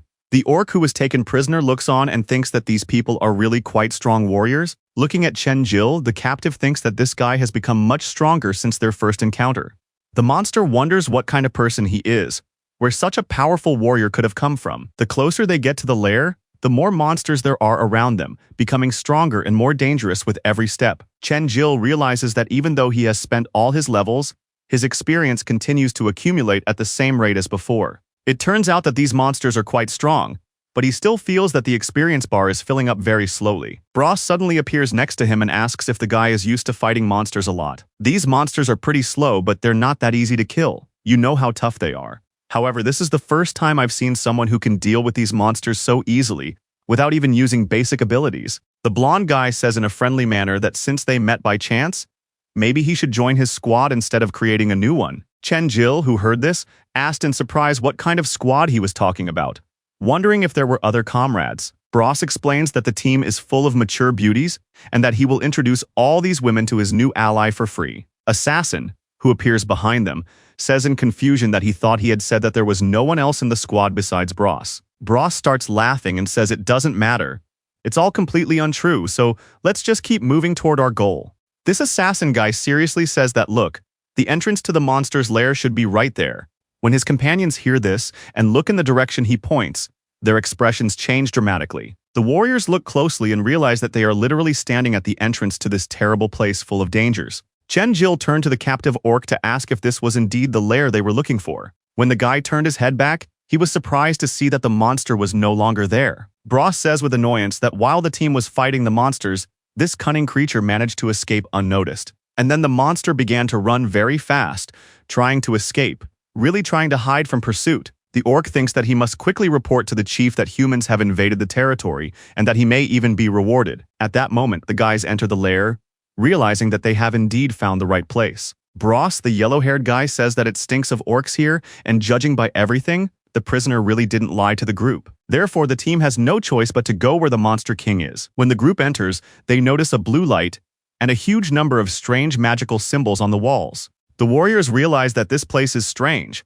They have been walking for so long, but they haven't encountered a single monster yet. And then all three of them notice something strange ahead that makes them stop and look closely. The companions realize that there are 3 passages leading in different directions, and they must decide which one to take to reach their goal. Most likely, the team will have to consider the option of splitting up to find the right path. Bros placed a magical seal on the main character's hand, saying that it was a fiery gate for emergency communication. If anyone in the team finds a clue, they must cast a spell, and everyone else will be able to teleport quickly. The warrior says it's time to go. He'll go left, the assassin right, and in that case, Chen-Jil will go straight ahead. The most important thing to remember is that in case of danger, you must recite the spell that Bros taught everyone for communication. Everyone disperses into different passages, unaware of what may be waiting for them in the dark corridors. Chen-Jil started running very fast to see if he was going in the right direction. Chen-Jil realizes that he urgently needs to level up for the upcoming battles. But how can he do that when there are no monsters nearby to fight? The guy keeps running down the dark hallway and even speeds up, sensing that something important and dangerous is approaching. With his sharp eyes, the young man catches sight of something suspicious, which makes him stop immediately and look closely at what is happening. Chen-Jil sees a girl lying unconscious on the stone floor and a monster leaning over her defenseless body. This terrifying orc was about to sink his sharp teeth into the unfortunate girl, like a wild beast attacking its prey. Finally, these horrible creatures notice the young man in their lair and turn toward him with bloodthirsty glances. These souls, rejected by heaven and hell, can tear a man apart with a single bite, fearing sunlight and holy water. Chen-Jil realized that as soon as he thought there were no monsters, they immediately appeared in large numbers. But when the guy looked closer, he realized that there weren't just 2 or 3 of them, but a huge swarm of about 100 hungry creatures.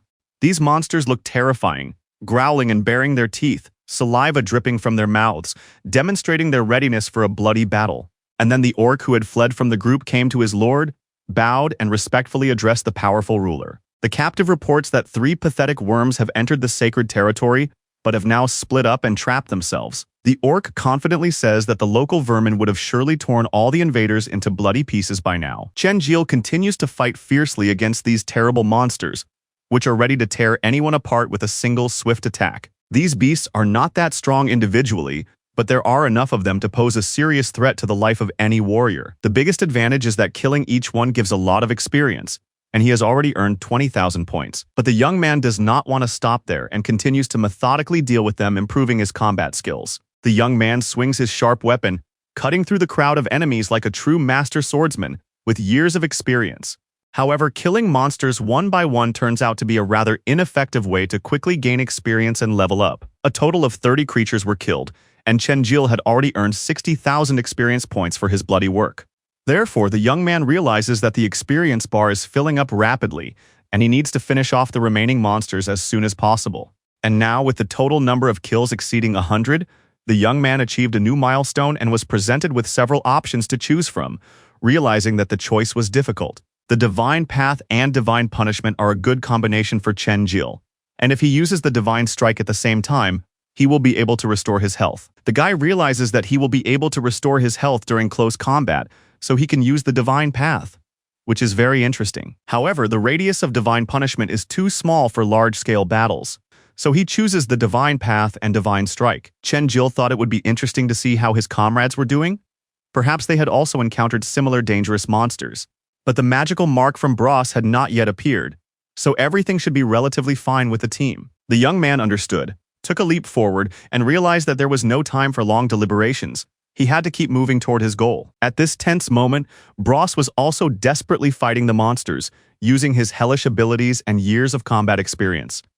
Bros takes a fighting stance, striking the ground with his foot so hard that everything around him is destroyed by the power of the warrior's blow. The monsters are hit by the fire magic and start burning with real flames, writhing in unbearable pain and heat. The warrior is incredibly strong and clearly understands that these ordinary monsters are nothing but pathetic puppets to an experienced fighter. But then Bros heard something strange, some waves of mysterious music, thinking that someone was singing in this gloomy place. The warrior immediately noticed that the monsters had also noticed the source of the sound and turned toward it. From a distance, Bros sees a dark figure slowly emerging from the thick fog filling the corridors of the lair. These were women's legs in boots, barely walking across the stone floor, as if their owner was wounded or ill. The girl's entire body looks human. Her clothes are torn, And instead of hands, she has huge monstrous claws. It is she who is making that mesmerizing sound from her mouth, singing some ancient melody of death. Bros angrily says that she is the one who set these freaks on him and will turn the monster to ash with his fiery magic. When the monster girl hears this, the threat only makes her laugh, knowing that the guy is no match for her. Bros, standing in a fighting stance, sees shadows slowly taking over his muscular body. These shadow hands grab the warrior by his limbs, thinking that now their victim will have great difficulty moving. The experienced fighter is encountering such magical techniques for the first time, which severely restrict his movements and abilities. Bros turns to the monster girl and asks seriously what she intends to do with the captive. But she begins to lick the warrior's face with her long forked tongue, saying that it has been a long time since she has come across such specimens. With her sharp nails, the necromancer clings to his abs and makes small, painful scratches, enjoying the suffering of her victim. Bros realizes that this is a curse. The warrior is simply unable to do anything at this critical moment. Chen-jil, who did not expect such a situation, appears very quickly and starts running to help his comrade. The guy strikes the monster girl with his sharp weapon and cuts off her two clawed arms with a single swing. Bros, this experienced warrior, is in complete shock, and the shadows begin to slowly fade from his liberated body. Chen-jil asks with interest if his comrade is okay and if he was too late to help at the critical moment. The necromancer girl says in surprise that it seems the guy wasn't killed completely, wondering how that happened. Chen-jil, upon hearing this from the monster, says in confusion what she is talking about and what she means. Then the young man throws the monster's severed head right at the necromancer's feet, demonstrating his strength. The guy says that he admits the monster was stronger than all the other monsters, but he still easily dealt with it. When the monster girl hears this, she becomes very angry and clenches her remaining fists in rage. The necromancer began to use even stronger spells from her hypnotic music, which emanates from her mouth. Bros tries to warn the guy, telling him not to let her finish the spell, as it's extremely dangerous. After all, she is a so-called necromancer who possesses a real magical effect that paralyzes her opponents. The necromancer girl opens her mouth wide, continuing to hum the deadly music. She is confident that this time she will definitely defeat these worthless people with her magic. But then literally a second later, the necromancer is grabbed, and her head is quickly chopped off with a single precise sword strike. Chen-jil used his new skill, the Divine Path, and did it all very easily, as if cutting through the air with a normal movement. Bros turns to the guy and jokingly says that he sees that he has absolutely no fear of any monsters. Then the warrior seriously thinks that this guy is really incredibly strong, just crazy skill. But then a strange, ominous hissing sound was heard, which none of the team had heard before in these corridors. Chen-jil also noticed the sound and tried to figure out where the threat was coming from with his sharp eyes. The warriors looked at their palms and saw the magical marks begin to hiss alarmingly and glow red. These were hellish snakes of the 55th level evil creatures that had crawled out of the underworld, their bodies pierced by hellfire. This monster is capable of spewing flames constantly, literally every second of its existence, burning everything around it. And the assassin currently battling the monster realizes that this creature is far stronger than any enemy he has ever faced. All the fighter can do is defend himself desperately. Killing the beast is out of the question, but even the magical protection put up by an experienced guy was mercilessly broken by the power of hellfire. The monster burns the assassin with this fire and throws him back so hard that he cannot stand on his trembling legs. The warrior simply throws him against a stone wall, and the assassin hits his back very hard against the hard surface. Blood begins to flow from his mouth, and the fighter clenches his teeth in pain, trying to overcome the unbearable suffering. The assassin simply falls exhausted onto the cold ground, unable to do anything to continue the fight. When the warrior sees this hellish dragon in front of him, he thinks that he will die in this cursed place. This hellish serpent is insanely fast, charging straight toward the defenseless man to finish him off. Chen-jil appeared at just the right moment, shielding his comrade with his body from the deadly attack. The young man is ready to take the blow and strike back at this terrible monster, showing his courage. The guy delivers various blows to the monster's body, striking the creature and making it scream in pain. The monster, completely exhausted, falls to the ground, having suffered so much damage from the divine weapon. Chen-jil easily defeated his opponent, very fast and agile in battle against any enemies. It was very easy for the young man, even easier than he could have imagined in his wildest dreams. The guy turns to the assassin and apologizes, saying he's sorry he was a little late. The shocked young man thinks about how strong this warrior really is. His power is simply incredible. Bros tells the team that they haven't found anything of value, and it seems that Chen-jil's road leads to the lair of the monsters. The assassin is glad to have been saved from certain death, but he is ashamed that he couldn't handle it alone. His companions began to worry about their wounded friend, asking if he was all right after the attack. The assassin says that he cannot be killed so easily. But this monster is too strong. He has never seen anything like it before. The warrior warns that the king of monsters will simply kill everyone, as he is much stronger than all of these monsters combined. Chen-Jil explains to his comrades that they should believe him. The monsters won't kill them. Only their own fears can kill them. When the team hears these powerful and inspiring words, the warriors remember that this is indeed true. Chen-Jil says that fear during battle brings you closer to death, that it is just an emotion, and that no one knows what monsters they will face. The team must now act first and foremost for the sake of all the innocent people and our loyal comrades who have been taken prisoner. For the freedom of each member of the group, everyone must fight and not fear death, going to the end for the right cause. Chen-Jil resolutely says that he is ready to fight to his last breath to defeat evil in this world. And when the warriors went further down the dark corridors, they came across a terrifying huge snake in the center of the hall. This is another hellish dragon that the team has fought before, but now the monster has become even stronger. Chen-Jil begins to shout encouragingly to his comrades, telling them to go forward, that the three of them will definitely kill this monster together. And so the three comrades, their spirits high, took up their fighting stances, ready for the decisive battle. Bros starts running forward, realizing that as the most experienced warrior, he must attack first. The experienced fighter activates his fiery power and strikes with his foot, challenging the monster. The warrior tries to distract the monster and draw its attention to himself, giving his allies a chance to attack. But this hellish creature is not so easy to defeat in battle, and the snake begins to use a destructive fireball. The monster sends a magical projectile toward the warrior, but he manages to dodge the deadly attack just in time. The warrior's basic ability has almost recovered, so he can try attacking with magic again. The assassin realizes that he no longer wants to be a burden to the team, so he wants to give it his all. The fighter puts his hand forward, and it begins to glow with the bright yellow energy of the underworld. This is the so-called hand of the underground court, whose stone fingers crawl out of the hard ground. This stone hand grabs the snake directly by its powerful throat, preventing the monster from moving freely. And now, the last one to attack is Chen-Jil. It's his time to show his skills. The young man takes a deep breath to cope with the trial that fate has now placed upon him. The young man takes a high leap forward, swinging his sharp weapon to deliver a crushing blow. Then Chen-Jil brings his sword behind his back and grabs the hilt with both hands for greater strength. The young man makes a very powerful, aggressive leap, ready to drive his weapon into the body of this terrible enemy. The young man lands and stands directly on the snake's back, plunging the blade into its scales. The monster's skin proved to be not so easy to pierce, so he tries to push it further and deeper. This is the so-called scale of the hellish fire snake, which has been damaged by 20% of the effort. Chen-Jil doesn't want to stop there.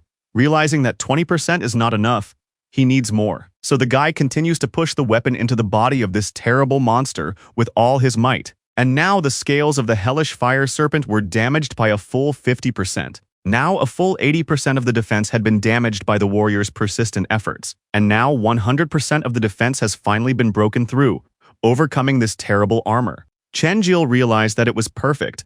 Now there was very little left, and the young man resolutely took out his weapon again. The young man began to shout, realizing that he needed to deliver the final decisive blows to secure victory. The guy starts swinging his weapon all over the monster's body, cutting through the flesh down to the spine. Like a true master of the sword, Chen-Jil did this knowing the weak points of this particular monster. After the young man finished, he landed on solid ground, completing his difficult task. Blood simply gushes all over the snake's body, and the guy puts his blood-stained weapon back in its sheath. Chen-Jil's comrades understood that everything had been done perfectly in this difficult battle against the hellish snake, and the team had demonstrated true mastery. And when the snake was finally defeated, the warriors received 20,000 experience points for this battle, bringing their total to 200,000 points. They also received special gloves for killing the secret boss, and the guy realizes that this is great, as it is new equipment that he really needs. Chen-Jil receives a system notification asking if he wants to equip the gloves right away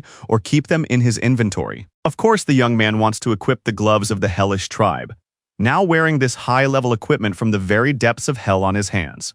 Bros thinks to himself that they only split up for a couple of hours, but this guy has grown so strong so quickly.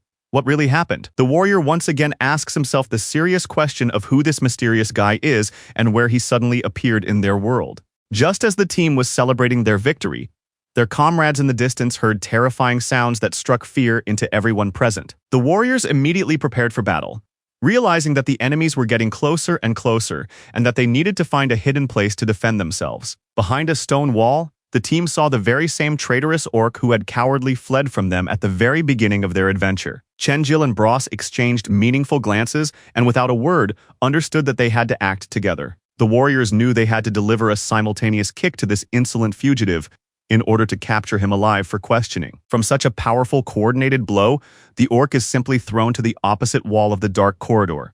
His comrades turn to the orc menacingly, asking him why he came here, whether he has lost his fear of humans or decided to betray his leader. The monster says fearfully that he simply got lost in the labyrinth, and it seems that the chieftain has prepared a cunning trap for the invaders in this place. When the guys hear this from the captive, they think it's not surprising, since they've encountered so many different monsters in such a short time.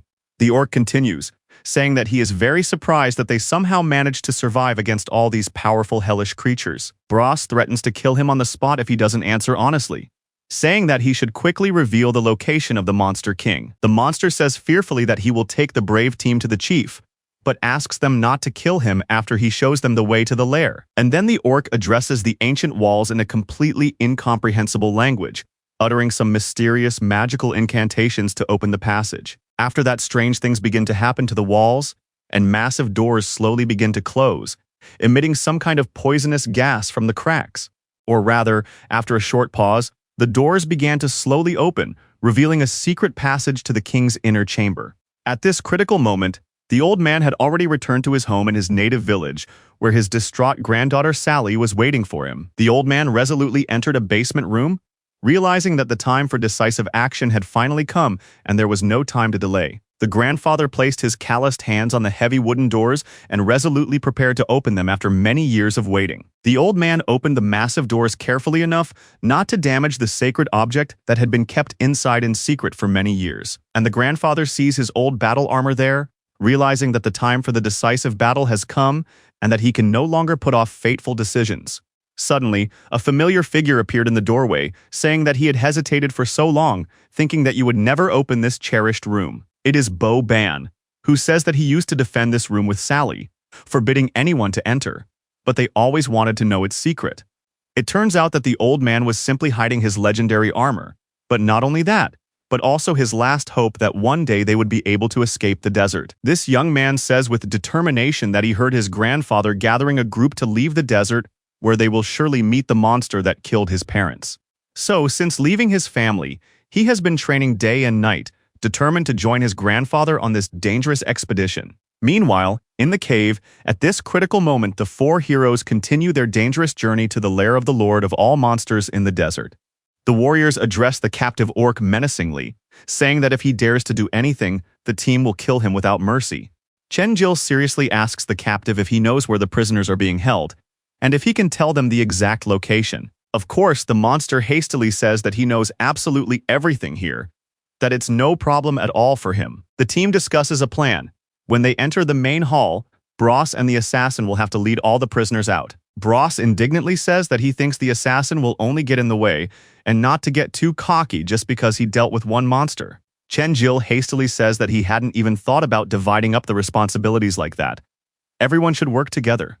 But then they suddenly receive an alarming notification. Attention, attention, the system has detected something important and dangerous. An unknown high-level boss has been detected with only a 10% chance of victory. Do you want to accept this deadly mission? Chenjil saw this, realizing that the probability was too low, but he had spent so long raising his level for such trials. Bros suddenly asks if the guy is okay, noticing his sudden thoughtfulness and silence. Chenjil replied that everything was fine. He just didn't want to get the team involved. When they entered, they should save the people and he would contact the king himself. His comrades unanimously say that he must believe them, that it won't work. The team must act together. Bros says firmly that he will not allow his comrade to face such mortal danger alone. Chenjil warns that this monster is not so easy to defeat, with only a 10% chance of victory according to the system. But Bros says that it doesn't matter, because if the guy hadn't saved them, they would all have been dead long ago. His comrades say that they must not retreat in the face of danger, but must stand together as a united team of warriors. Chenjil knows that he has always solved his own problems, both at school and in kendo class, and is used to being alone. It didn't bother him much before, but sometimes he felt a little lonely among people and his peers. But now it seems that he has to act differently, because he is no longer alone in this dangerous world. And then the captive orc says in a monstrous voice, "Look, there's the entrance to the main hall. Can we stay here outside?" The monster explains that the lord at the entrance will simply kill the traitor for bringing enemies to the lair. And so the three heroes realize that things are about to get serious, and the orc won't be able to help them at the entrance to the battle. The warriors concentrate on the fact that they must not think about anything except the upcoming battle with the king. Therefore, the team resolutely enters the terrifying atmosphere of the dark cave, where an ominous silence and darkness reign. When the warriors looked up, they saw sharp stalactites on the ceiling hanging menacingly over their heads. Inside, they saw a huge empty throne, which was strange because there was no one there, even though they had expected to meet the king. Chenjil also wonders why it is so strange that the place is so empty and deserted. The guy asked the captive orc if they had come to the right place and if they had taken the right direction to the lair. Then they hear two massive doors slam shut, trapping the team inside this sinister place. Chenjil turns around at the sound and wonders what strange noise that was and where the threat came from. The warriors wonder what is happening, as this is completely different from the plan they had originally made. The assassin is suddenly enveloped in green energy, covering his body with a strange glow and lifting him into the air. No one understands what is happening to their friend, why their friend is suddenly being lifted into the air by an invisible force. The team is already starting to panic because there is no one else here, but strange magical phenomena are occurring. Chenjil tries to make sense of it all with his sharp eyes, looking carefully in different directions of the cave. And then, unexpectedly, the Lord appears out of the fog, the very same king of monsters of the 85th level of power. It is the king who is manipulating the assassin with telekinesis, lifting him high into the air to demonstrate his power. Chenjil realizes that he must do something as soon as possible. Otherwise, his comrade will be killed right before his eyes. The young man sprinted forward so quickly that stones flew from under his feet from the powerful thrust. The young man grabs his weapon and rushes toward the monster with determination in his eyes. Swinging his sword with all the anger he could muster, Chenjil wants to kill the king with one powerful blow. But when the young man swung his weapon for the decisive blow, he couldn't break through the defense. A strange magical barrier appeared directly in front of the monster, completely blocking any physical attacks. The Lord is able to hold his opponent and control the situation in battle with just one finger. Chenjil, realizing that he couldn't break through, jumped away from the danger, and so the assassin was released, his comrade falling quickly to the hard stone floor of the cave. Bros ran to catch his comrade, but he still fell to his knees from the impact. The warrior asked his friend if he was okay, genuinely concerned about his condition. Chenjil wonders how this monster could have appeared here so unexpectedly and quickly, and why did the king so easily deflect a professional strike, as if playing with children in this battle. The assassin's hand trembles from the impact, and the warrior is completely helpless in this state. Bros shouts to his comrade that if it's too hard, he shouldn't force himself to fight in this condition. The assassin replies that he is absolutely fine. He just needs to hold on and continue the battle. And then the warrior pulls out a spell, using his stone hand to lift his comrade up so he can continue the attack. Bros stands on his fiery legs and flies forward as fast as he can, ready for the decisive blow. The Lord watching this is surprised by such coordinated collaboration between ordinary people against him. But before the king stands a powerful green dome of protection that is difficult to penetrate with any attack. Bros wants to break through, lands on the ground, and raises all his fire upward for a powerful attack. The assassin who is holding his hand feels that it is difficult to continue the battle in this state. And when the magic of earth and fire comes into contact with the king's dome, a powerful explosion of energy occurs. But the king doesn't even flinch, showing absolutely no reaction to what is happening, as if it were child's play. The monster's defense is completely impenetrable, no matter how hard anyone tries to attack it. Chenjil, who appears from behind a rock, swings his sharp weapon to deal with this powerful enemy, but realizes that the two are no match for each other. But a huge blow is dealt to the protective barrier, and nothing significant happens.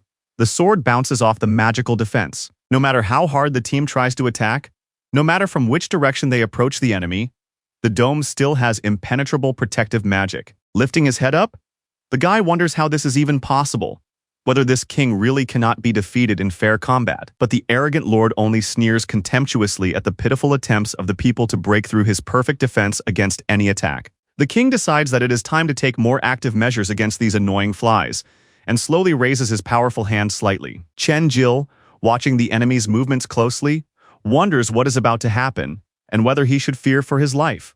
Bros freezes in place, terrified by the incredible sight before him in this cursed place. The Lord slowly raises his hand in the air, and green destructive energy begins to gradually fill the entire cave with a threatening glow. The warriors can barely stand on their trembling legs.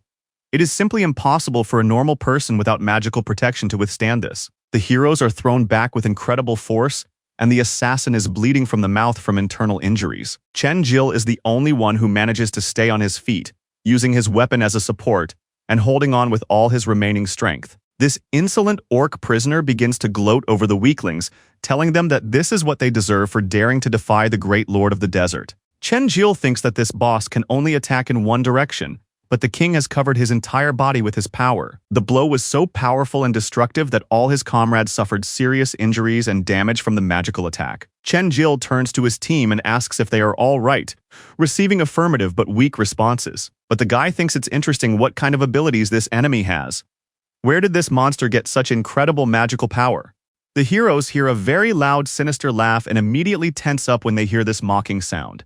It is the king of monsters standing there and laughing contemptuously, amused by the helplessness of this pitiful situation with the humans. The Lord says that these people are so funny and helpless that he will play with them a little longer. Thick smoke and fog rise around the Lord, and everyone understands how powerful and dangerous the king is to mere mortals. Now the comrades realize that a truly difficult battle to the death with this powerful enemy is about to begin. The warriors look around and realize that the Lord has simply disappeared. Where could this arrogant, powerful creature have gone? Chen Jil opens his eyes wide when he hears a suspicious teleportation sound behind him. The guy yells to his comrade to watch out, as a huge amount of green energy is concentrating nearby. It is the Lord of the Monsters who has teleported behind the unsuspecting warrior in an instant. The warrior looks on with genuine animal fear, not knowing what to do next in this critical situation. Bros receives a crushing blow to the solar plexus with such force that the air is knocked out of his lungs. The blow was so powerful that the guy falls to the ground and clutches his stomach, blood pouring from his mouth from internal injuries. The warrior realizes that this single blow from the king feels like hundreds or thousands of blows to the body at once. But Bros cannot just sit idly by in such a situation, so he clenches his fist and prepares to strike back. But the Lord simply grabs the guy's hand and easily crushes it in his palm, twisting it in an unnatural direction. The guy clenches his teeth from the unbearable pain. It's harder than anything he's ever experienced before. Bros continues to fight desperately and tries to grab the Lord with his fiery hand, despite the serious injuries he has sustained. The Lord is even momentarily surprised that this pathetic guy is so persistent and refuses to give up after such a crushing blow. But it's still too weak for the king, so he kicks his annoying opponent out of the way like a soccer player. With just one powerful blow of his forehead, the Lord broke several bones in the guy's arm with a terrifying crunch. The guy is now just lying helplessly on the cold stone ground, bleeding profusely. The Lord looks down on his defeated enemy with a haughty gaze, realizing how pathetic and helpless these insects are before his power. A sinister fog and a crazy amount of concentrated green energy of destruction begin to rise around the king. All of his comrades are worried about their wounded friend, hoping that Bros will be okay and survive. Bros is barely breathing and weakly watches his third comrade, who is glowing with an unusual divine energy. Chen Jil takes the attack and deflects it with yellow energy that flares up around the guy like a protective barrier. I can't defeat this monster, even if I spend several years of intense training, the desperate warrior thinks to himself. And then the Lord says he will confess. The guy surprised the king. No one had ever managed to stay on their feet after an attack. But you're just a worthless worm, and all your pathetic attempts at resistance will only amuse the mighty Lord. So the king sends a powerful stream of enormous green energy, saying that the worthless creature must die right now. This stream is insanely strong and destructive, but the guy tries to block it with his enchanted weapon. Chen Jil says firmly that the Lord will be even more surprised when the hero cuts off the monster's ugly head. The young man realizes that the time has come to use the very skill he recently acquired through divine power. The Lord does not understand what is about to happen to this strange man, and watches with curiosity and bewilderment. And then the king sees this young man before him, covered in dazzling divine energy, waving a glowing sword. The Lord has no choice but to jump back to avoid an unexpected blow. Chen Jil continues to press his powerful opponent, swinging his weapon furiously from side to side. The young man is madly angry and shouts that this is for all his loyal comrades whom the Lord dared to touch. The young man strikes with his weapon, and for the first time he manages to touch the invulnerable body of the Lord of Monsters. After that, Chen Jil resolutely declares that the king will never touch his dear friends and comrades again. The hero delivers a divine blow, and lightning begins to shoot out of his weapon, yellow and huge, piercing the space. Even the crown falls from the arrogant head of this chief orc, demonstrating that the defense has finally been broken.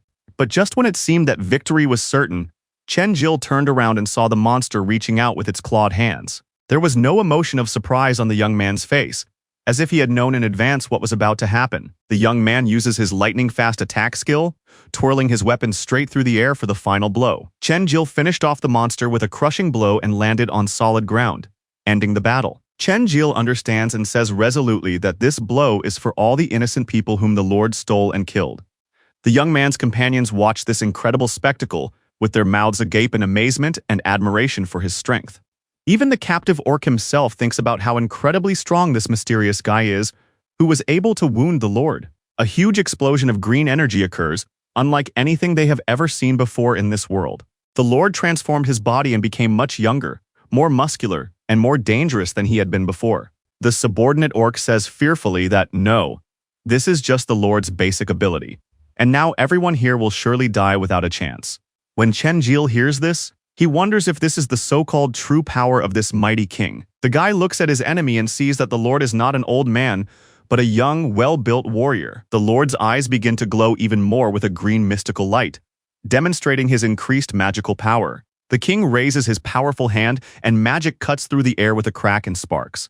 Then a real hurricane appears in the air, as if a huge dragon skeleton has materialized out of nothing. Countless wild dogs emerge from the bones, saturated with green energy of death and destruction. These creatures move with insane speed and strength, and an ominous green energy of hatred emanates from their eyes. Chen-Jil, who is watching this nightmare unfold, is in complete shock at what he sees with his own eyes. The guy decides to use his weapon to put up a defensive block and thus repel the attack of this huge mystical dog.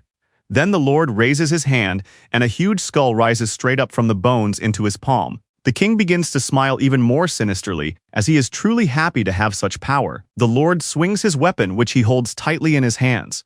His weapon is the skull of a dead ancient animal. The monster wants to strike the young man directly, but he jumps up, and everyone sees the maneuver clearly. The Lord takes the skull and strikes the ground with it, causing a huge destructive explosion with cracks. The guy's weapon, which his grandfather gave him for this task, simply flies away and falls to the ground. The blow is so powerful that even the orc subordinate is afraid of its power and runs away from the epicenter. Chen-Jil is clearly hit quite seriously, and blood begins to slowly trickle down his pale face. The young man's clothes are torn to shreds by the shockwave, and his entire body is now covered in deep scratches and abrasions. The Lord King watches this spectacle with a sadistic smile, realizing that he has complete advantage in the fight. But the monster has not yet killed the guy completely, so he does not want to stop there and wants to continue the torture. Therefore, the king prepares to swing his enormous skull weapon once more to deliver the final crushing blow. Green, ominous energy pours out of the Lord, streaming directly from the source in huge quantities. Chen-Jil is covered in wounds, his arm covered in abrasions and scratches, blood slowly dripping onto the stone floor. Chen-Jil realizes that his body is barely moving from the damage he has sustained, and his magical abilities have not yet fully recovered from the previous attacks. The young man realizes that things cannot end so sadly, and at that moment, his opponent transforms even further, now resembling a terrifying beetle. The Lord begins to run toward the young man at incredible speed, even the color of his energy changing to a darker, more sinister hue. The king jumps straight at the guy with such force that everyone present feels as if this is truly the inevitable end. And yet the Lord delivers a crushing blow to Chen-Jil, who is immediately thrown several meters back by the force of the blow. But the monster does not stop there in his cruelty, making another aggressive lunge forward to finish off his victim. Then the king strikes the guy with his powerful foot like a hammer right in the stomach, knocking all the air out of his lungs. Chen-Jil feels something he has never felt before in his life, and his consciousness slowly begins to fade from the pain. The young man is powerless to do anything, simply flying through the air with no control over his helpless body. At this critical moment, after the powerful blow, the enemy lands gracefully on the ground, preparing for the final attack. The Lord dares not stop his advance and makes another very quick lunge at his defeated enemy. The king delivers another devastating blow directly to the young man's body, which is already beginning to glow bright green with the energy of death. The young warrior and fighter simply collapses and falls unconscious onto the cold stone ground. Blood begins to slowly flow from Chen-Jil's head, and the young man clenches his teeth in unbearable rage and pain. Something monstrous happens to the Lord. Two new weapons appear in his hands. Skulls, but they are an ominous red color. The Lord contemptuously says that the boy is just a pathetic insect that needs to be crushed, Nothing more significant. Therefore, Chen Jil must accept his inevitable fate, that today he will meet a truly painful death. The Lord begins to laugh ominously and says that it is ridiculous that his parents gave him such a name. While the young man receives notifications of unauthorized exit, before his closing eyes, Chen Jil sees his beloved mother who addresses her son in her gentle motherly voice. As if to a little boy, his mother gently says that they can go home now, that it's time to stop playing. At that moment, the young man's eyes seem to be truly filled with divine power and begin to shine with a bright, unearthly light. All his companions watch closely what is happening to their friend, completely shocked by what they see. The warriors see what has happened to the weapon that was on the ground before. The sword has transformed into a huge glowing ball. Even the powerful Lord himself sees something like this for the first time with his ancient eyes, not understanding what is happening. Chen Jil also underwent a radical transformation. His hair turned snow white and his aura became completely different. But his clothes also changed, and the young man no longer resembles his former self, looking like a divine warrior. A mysterious black mark appeared on Chen Jil's face, pulsing with a mystical light. His friends tell him to wake up. Wake up quickly, open his eyes, and return to reality. When Chen Jil opened his eyes, he realized that he was in a completely different world, as if in a parallel dimension or a dream. Chen Jil thinks about how he had just fought a powerful monster king and what might happen after his defeat. The young man tries to look around carefully to better understand what is happening to him in this mysterious place. The young man tries to understand what this strange place is where he found himself after losing consciousness from the blows of the Lord.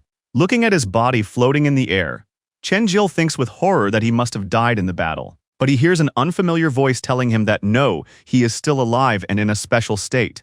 The young man sees an unfamiliar man in black robes slowly descending toward him from the darkness. This mysterious stranger calmly calls Chen Jil by name, as if he has known of his existence for a long time. Chen Jil asks in surprise how the stranger knows his name and who he is. The man replies thoughtfully that he wishes he knew the answers to these difficult questions himself.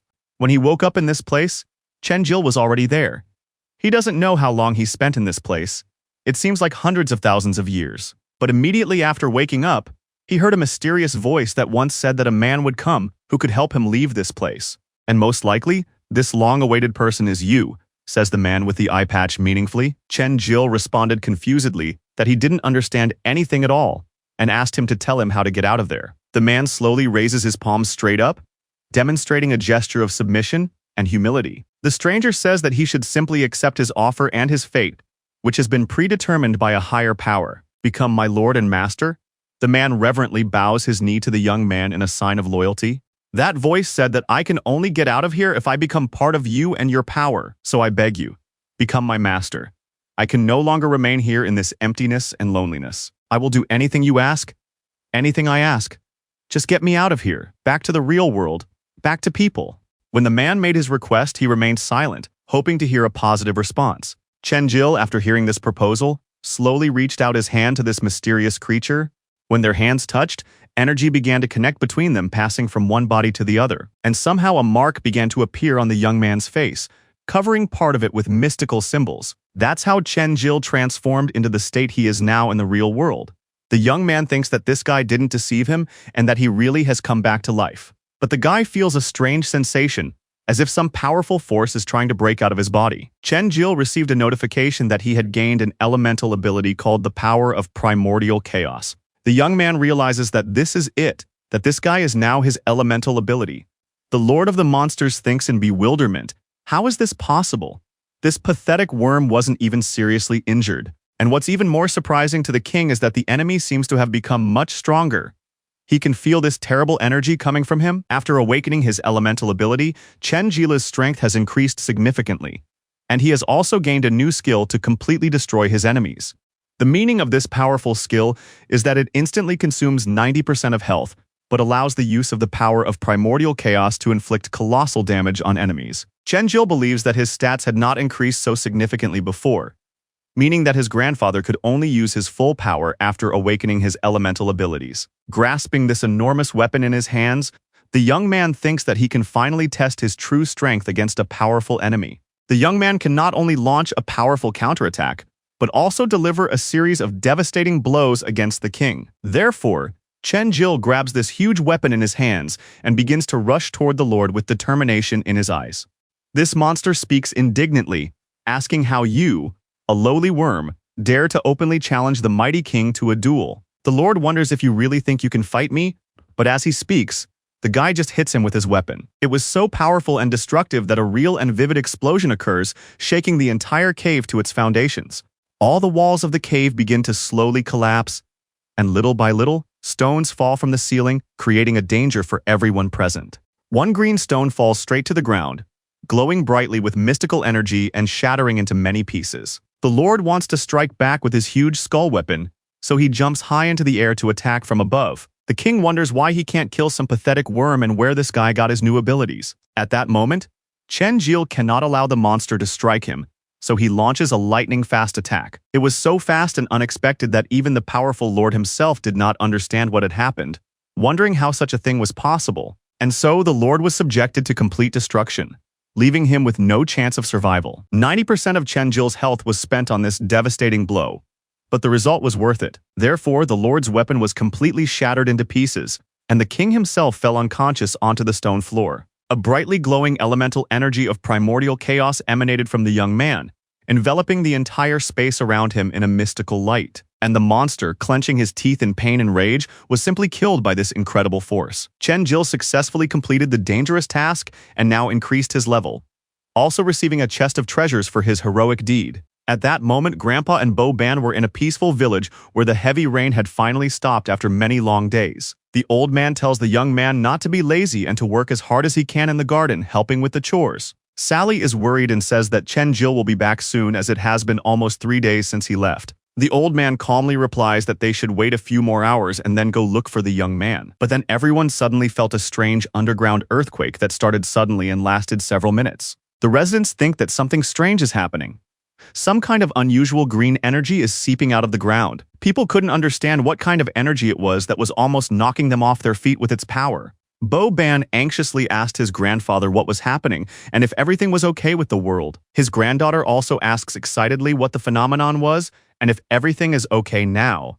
The man explains that such an earthquake occurs when a particularly powerful monster from the lair of monsters dies, and its energy is released into the surrounding world. The grandfather realizes that it seems the young man has indeed managed to awaken an elemental ability within himself and kill the Monster King in a fair fight, and now the Monster King lies lifeless in the cave, a huge amount of magical energy emanating from his body. Everyone present watches this spectacle in complete shock. Even the orc subordinates think with horror how it is possible that their lord is dead. The assassin's companion thinks with amazement that if he hadn't seen it with his own eyes, he would never have believed that someone so powerful could exist. Bros thinks that this power is simply incredible and fantastic. How is such a thing even possible for an ordinary person without magical training? And why did the guy hide this incredible power from his loyal comrades and friends on the team all this time? Chen Jil himself thinks he can't even believe he was able to kill such a powerful monster. But he is even more concerned about the mysterious person who gave him his power. He said he was his master, which means he is now somewhere inside his consciousness, causing the guy serious concern. His comrades distract Chen Jil from his deep thoughts, asking him why he is standing there lost in thought, since they have finally defeated the king. The guy replies that everything is fine, his comrades are wounded, so they should stay here and rest, while he will find all the prisoners.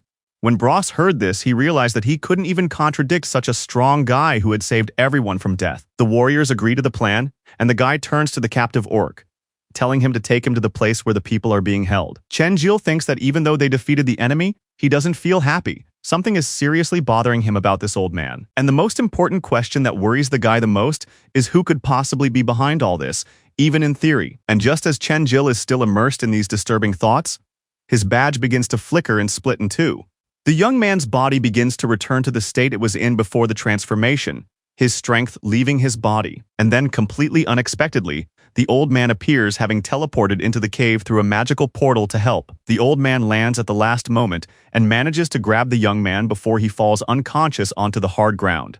Chen Jil was pleasantly surprised to see this caring old man in front of him and wondered what his grandfather was doing in the lair. But then the young man says with a slight smile on his pale face that he has successfully completed the difficult task and killed the king. And when the young man finally woke up at home, he was awakened by gentle words telling him to get up and have breakfast. Chen Jil saw his beloved mother standing before him, who gently said that it was already daytime and asked why he had slept so long. Tears well up in the young man's eyes as he thinks hopefully that he has finally returned home to his family. And the woman says to him affectionately, "Get up quickly, son. I've made your favorite breakfast." When the boy finally wakes up, he happily shouts, "Mom," and hugs her tightly, not wanting to let go. Chen-jil began to cry with happiness, saying that he couldn't believe he was really home. But then he hears a mocking question asking what he is doing, acting like a little child. It turned out that it was all just a dream, and Bo-ban was sitting next to his bed watching his sleeping friend. Bo-ban indignantly asks why Chen-jil suddenly started hugging him,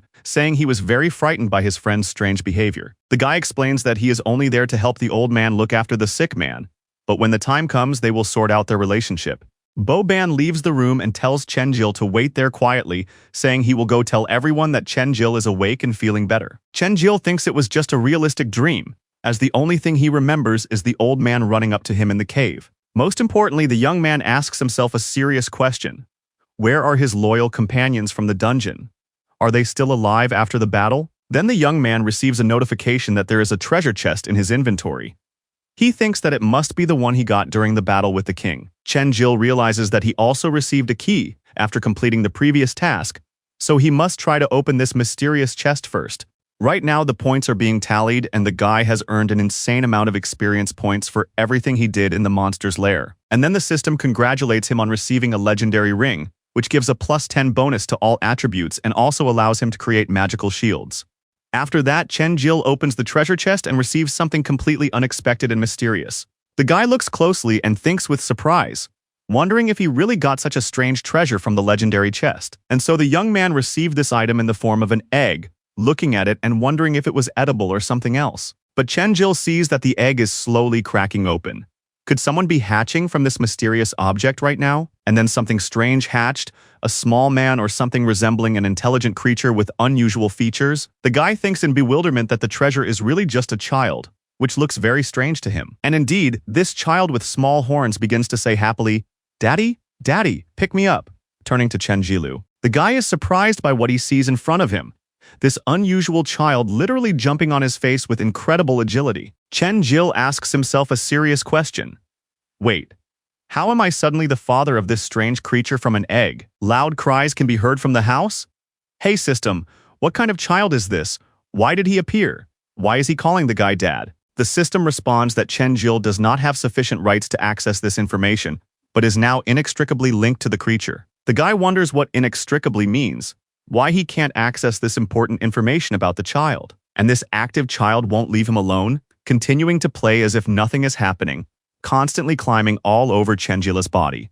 The young man realizes that enough is enough. He needs to figure out the situation and understand what is happening with this creature. Chen-jil gently grabs the child and says that this is the last time he will ask if he knows how to talk and who he is. Okay.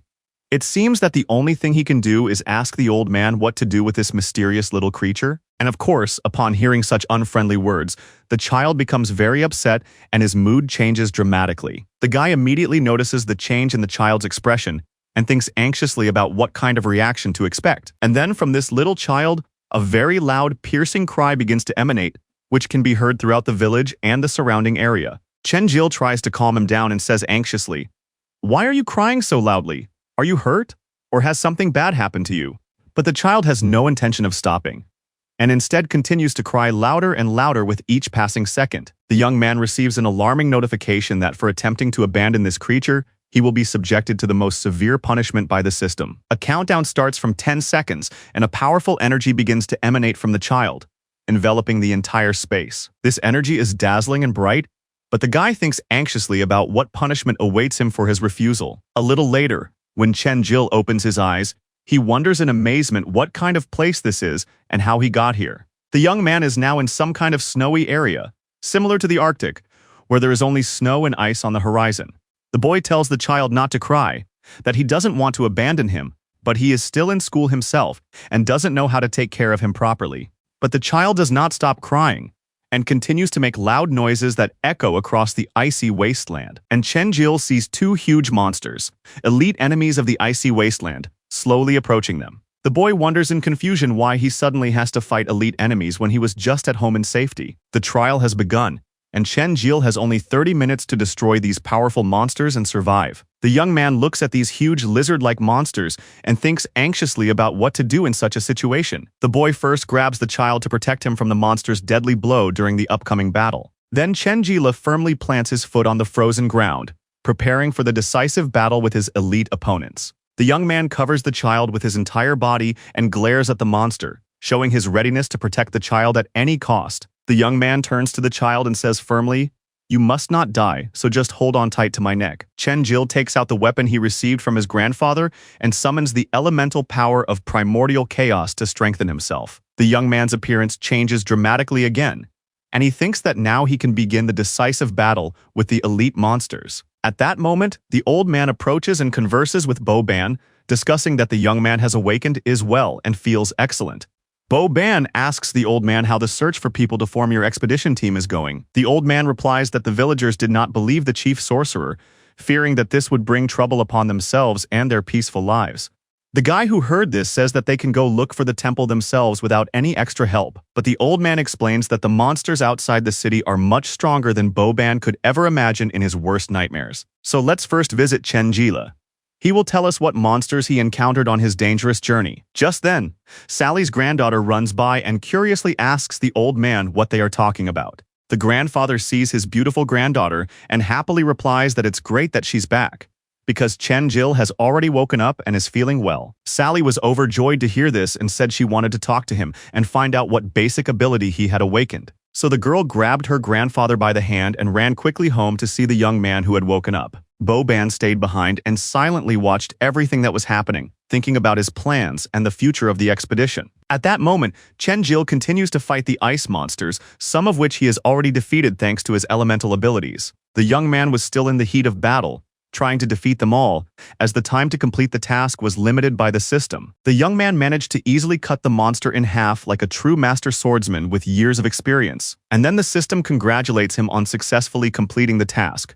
So the timer is stopped and Chen Jil remains alive. After such an intense warm-up, the guy feels a surge of strength and confidence in his abilities against any enemies. This child is overjoyed at the victory and is still sitting on the guy's head, holding on tightly to his hair. Chen Jil thinks that if this is really his dad, then his chances of survival here are clearly much lower, and he sighs heavily. Just when the guy thinks the test is still going on, the system teleports him back to the real world. The young man thinks with relief that he has finally escaped from this dangerous place and returned home to his friends. And then Chen Jil saw Sally standing in front of him, also looking at him in surprise, not understanding what was happening. The girl, of course, first noticed the little boy on the guy's shoulder with little horns. The child himself also felt awkward for some reason in this situation, with strangers looking at him. The girl was delighted, holding the baby in her arms, saying how incredibly cute he was. So tiny and cute. Sally asks where the child came from because she loves little kids and wants to take care of them. The guy explains that the girl just hatched from an egg he received as a reward for a task. The girl says that it must be some kind of joke as she can't remember children hatching from eggs like baby birds. Chen Jil also says that if he tries to abandon her, he will be punished. So now the child is with him. When everyone arrives, the granddaughter shows her grandfather and says, "Look, Chen Jil now has a new family member." The grandfather and Bo Ban bend down to look and think in amazement that it is really a child with horns. Bo Ban wonders why he didn't see this child when he entered the room earlier. Chen Jila says that she was just hiding under the bed, which is why he didn't notice her before, as he can't think of any other explanation. Grandpa tells everyone to calm down and not make so much noise, and that they should get ready for dinner. Sally turns to the little girl and says kindly that she should behave herself, now that she is her big sister, and that she will cook something delicious. Bo Ban wastes no time and goes up to the girl and asks her what she thinks about becoming his girlfriend in the future. Chen Jil hears something strange from the child sitting on his shoulder, who is muttering something. The young man sees that the child is hinting that he wants to eat, pointing to his little belly with his hands. The young man asks the child if he is hungry, telling him not to worry, that he will be fed something delicious soon and to be patient. Then he hears his grandfather addressing him, saying, "Listen, please forgive me for everything that happened." The young man asks in confusion why his grandfather is apologizing, since nothing bad happened because of him. The old man says that it's all his fault. He couldn't have imagined that the king of monsters would be so strong and dangerous. Chen Jil says, "Believe me, you can't even blame yourself for this. It was only my own decision." The young man says that it also helped him understand from his own experience what his grandfather had previously said about strength and danger. During the battle, his life hung in the balance, and he found himself in a strange place where a man told him he had been waiting all this time. When we got out of there, an elemental ability of primal chaos awakened in me, which changed everything dramatically. After telling his grandfather all this, Chen Jil asks him if he knows what is happening with this power and where it comes from. The old man replies that elemental abilities usually awaken in a completely different way, and that this is an extremely unusual case. He also says that he has only read about this power of primordial chaos in ancient books, and has never encountered it before. When the boy hears this, he thinks that what was in that book might suddenly help him understand what is happening. And the man began to tell him about a very old legend that had been passed down from generation to generation for centuries. The old man said that tens of thousands of years ago, an evil god descended to earth, bringing suffering to the people. Murder, chaos, and evil filled the world. But this god was too powerful, and people simply could not resist him. When the people were completely desperate, a hero named Hesiod appeared. He possessed the power of primordial chaos to fight. The hero gathered a group of volunteers who were ready to fight this evil deity to save the world. The war lasted for several decades, and finally, the god was defeated and his soul was locked away forever. But the hero had to pay a terrible price for this victory. He had to remain in that place forever. And Chen Jil asks if the man he met there could be this legendary hero. The old man pondered these words, thinking that if this guy really had mastered this ancient power, then it is quite possible that everything is exactly as it seems.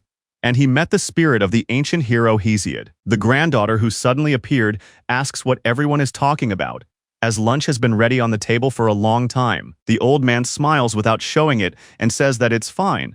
Now everyone should go eat together at the big table. The old man tells the young man that it is better not to discuss this topic with anyone else until they have figured it out. Chen Jil understands that he is indeed in some kind of danger in this situation, so he needs to be extremely careful with information. When everyone sits down at the table, there is a huge amount of different food on it. Salads, fish, meat, fruit, and other delicious dishes. The guy turns to the girl and sincerely tells her that she is a real miracle in the kitchen. Everything is incredibly delicious.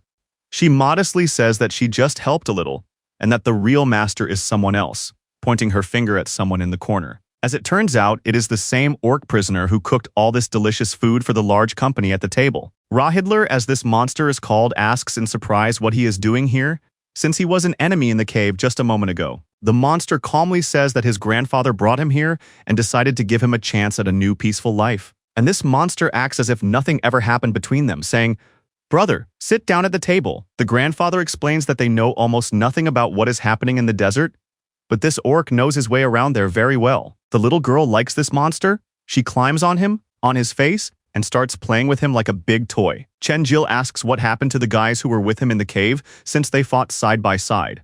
Sally says that Grandpa sent them to a doctor to have their wounds treated, and then we can all have lunch together and celebrate. And of course, the guy was happy that everything ended so positively for all the participants of the dangerous expedition to the lair. And so they all sit together at a large table, talking about how delicious and beautifully prepared the food is. At that moment, someone is watching them closely from a cliff that surrounds their peaceful village on all sides. It was the chief wizard Hicks himself, standing on top of the cliff and staring intently down at what was happening. A subordinate respectfully approaches him and says that, "Sir, the stranger is indeed with the old man in the village." The sorcerer says that is enough for today. Return and report everything you have seen to our Supreme Lord immediately. And so the black dragon flies swiftly across the purple sky, cutting through the air with his lightning-fast wings and piercing the clouds. From this dragon emanates and shines a powerful fiery energy that illuminates everything around it with an ominous red light. This is the so-called underground world, full of secrets and dangers where dark forces and powerful rulers reign. A guy with long white hair stands on a marble balcony, calmly looking at rare blue roses in the garden, and then this huge black dragon gracefully lands on the ground in front of the palace, folding its mighty wings. The guy with light hair turns to the newcomer and says, "Argos, you finally arrived with important news."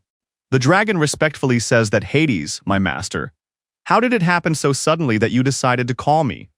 Hades says that he no longer senses Fenrir's energy from the desert. Most likely, he is no longer alive. When the subordinate hears this, he wonders how it is possible that such pathetic creatures could have killed him in battle. A serious conversation ensues between them about how they need to find out exactly what is happening in the desert with the plans. The subordinate respectfully says that he understands the order perfectly and will immediately go there to find out everything about the situation. At that moment, Bo-ban boasts that it's cool and that he would like to kill this lord himself and become a hero of the entire desert. Chen-jil replies that if he went there now, the guy would have to go and retrieve his corpse. Sally curiously asks how he got his elemental ability in the first place, as it is quite amazing. The guy honestly replies that he doesn't know for sure and what abilities priests usually get in this world. The girl explains that most often they receive the power of light, but she has also met some with the power of fire or water, for example. Chen-jil responds that he understands and thinks that he probably just has the most common power of light and nothing special. The guy lied about this because he remembers that his grandfather asked him not to tell anyone that he possesses the power of primordial chaos. And when they finally reach their destination, the girl smiles and says that they have finally arrived. This is the very infirmary where the boys' comrades from the battle are now lying, recovering from serious injuries. They quickly try to go inside to visit their friends and find out about their condition. Chen-jil hopes that his comrades are really all right and worries about their condition. The guy takes a step forward and suddenly feels a strange green energy enveloping his body. A bright green magical seal appears around Chen-jil, pulsating and spinning. The young man wonders what it is, where it came from, and what it means for him. Then his friends come up to him and ask him what he's doing standing there and why he's not moving. But when the girl turns around, she sees that he is not there, which is very strange and incomprehensible. Chen-jil appeared in a completely different room, not understanding what had happened or how he got there. How did he end up here? And where are the people he was just with? Where did everyone suddenly go? Hicks, who appears behind him, says not to be afraid, that he used teleportation magic to move him to a safe place. This wizard says he is the guardian of this city and congratulates Chen-jil, saying that only the best are honored to be in this place. Chen-jil replies that he was just going about his business and asks why he was transported here against his will. The man says he knows that the guy killed the Monster King, so he wants to offer him to join their organization. When Chen-jil hears the offer, he says that he is not interested in it at all, and apologizes for his frankness. The guardian thinks he has just told the old man that they won't be able to get this guy and that they have wasted their time. Then the guardian coldly says that he sent assassins after your friends to force them to cooperate, so I'm giving you one last chance. If you refuse, then I'll kill you right here and now. Chen-jil gets angry and says that he's giving them one last chance, and if he doesn't see his friends unharmed, he'll destroy them all. Hicks, who heard this threat, immediately materialized a sharp sword in his hand, preparing for a serious battle with the man. At that moment, the townspeople are happily spending time in front of the infirmary, unaware of the impending danger. Sally and Bo-ban did not understand where their friend had suddenly disappeared to, so they agreed to search the entire city for Chen-jil together.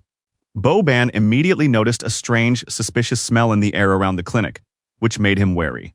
The guy seems to have suddenly realized what this ominous scent is and shouts a warning to the girl. The girl did not have time to react to the warning, and her hair was enveloped in smoke from a strange dark energy that surrounded her body. A black shadow simply grabs her by the waist and begins to drag her away from safety. The guy wanted to save the girl, quickly jumped towards her and grabbed her to prevent the evil forces from carrying his friend away.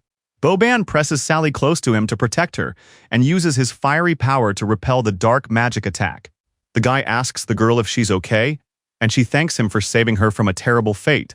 They look at the enemy, and the guy says angrily, "How dare you attack us? You'll pay for this now." The companions see a stranger in a black robe standing before them, exuding an ominous aura of death. This stranger carries 3 different weapons on his shoulders, ready to fight any enemies. Chen-jil is currently fighting the city's guardian, who is delivering a series of quick and precise blows. He is doing this while holding a child in his arms, and at one point accidentally drops the baby while dodging an attack. The young man runs as fast as he can to catch the baby before she hits the hard floor. Chen-jil presses her against his body and falls to the ground with her, protecting the child with his own body. The young man thinks that with a child in his arms, he will definitely not be able to fight effectively against an experienced magician. The little girl doesn't even understand what's going on around her, just calling him daddy and clinging to his clothes. From her reaction, the guy realizes that the girl even likes what is happening, seeming to perceive it as a game with her dad. Hicks turns to the guy and says that he's not bad, much stronger than the sorcerer could have imagined at first. Chen-jil says, "What we did to you? You want to kill us? Just because we're going to destroy the monsters?" When the city guardian hears this, he falls silent for a few seconds, thinking about how to answer his opponent's direct question. Then Hicks burst into loud, contemptuous laughter and said that destroying the monsters was naive. It seems that this old man didn't tell you the whole truth about this place and its dark secrets. The city's inhabitants actually have a contract with these monsters, sending them people to satisfy their hunger. That's why the old man didn't object to this. They sacrificed the weakest for the sake of peace in the city. When the guy heard this, he thought, did they never even consider leaving this desert? They just found an excuse to send people to their deaths. The sorcerer replied that the guy wasn't that stupid. It was obvious. It was actually a good plan. Maybe he should join the administration. These monsters were placed in the desert by a powerful god, and the inhabitants cannot defeat them without sacrifices. Hicks says that he doesn't know what your grandfather is thinking if he has decided to challenge a powerful god, because nothing will come of this venture. Chenjil resolutely began to say that it doesn't matter if it's a human, a monster, or even some god. He will kill absolutely everyone who stands in his way. When the sorcerer hears this, he contemptuously says that he is actually an arrogant and conceited young man with no experience. The guy carefully put the baby down on the ground and said to be careful. He needed to deal with this despicable scoundrel. Chenjil feels his eyes begin to glow with a divine light and realizes that now he will show the true power of primordial chaos. Hicks says ominously, "Don't worry, after I kill you and this little devil, I'll bury you both in the same grave." But while the sorcerer was uttering this threatening phrase, the young man simply ran towards him and struck him in the solar plexus with his powerful fist. It was an insanely powerful blow, causing the city guardian to spit blood from internal injuries. Hicks looked at the guy and saw his crazy determination and that the young man had no emotion on his face, only cold rage. The wizard sees a huge number of punches coming at him, unable to even react to the speed of his opponent's attacks. It's a miracle that Hicks is still standing after such powerful blows, which could have killed an ordinary person. After that, the guy simply knocks him out, throwing him against a stone wall with incredible divine energy. Chenjil did this with only his fists, without any additional weapons or magic spells to enhance his power. Hicks, who took all those blows, lying on the ground and bleeding profusely, begins to suffocate from the pain. But it's too late when the sorcerer comes to his senses, thinking in horror about what is happening to his body. The guardian wonders who this guy is and where he got so much incredible physical strength. At that moment, people on the street are shouting that there is a fight and that everyone needs to run away before they get hurt. There is a huge yellow explosion that appears out of nowhere, lighting up the entire street with bright light. It is Sully using his firepower, which releases powerful tongues of flame straight from his hands at the dark stranger. The powerful stream of fiery energy simply knocks the stranger, who was attacking them in a black cloak, off his feet.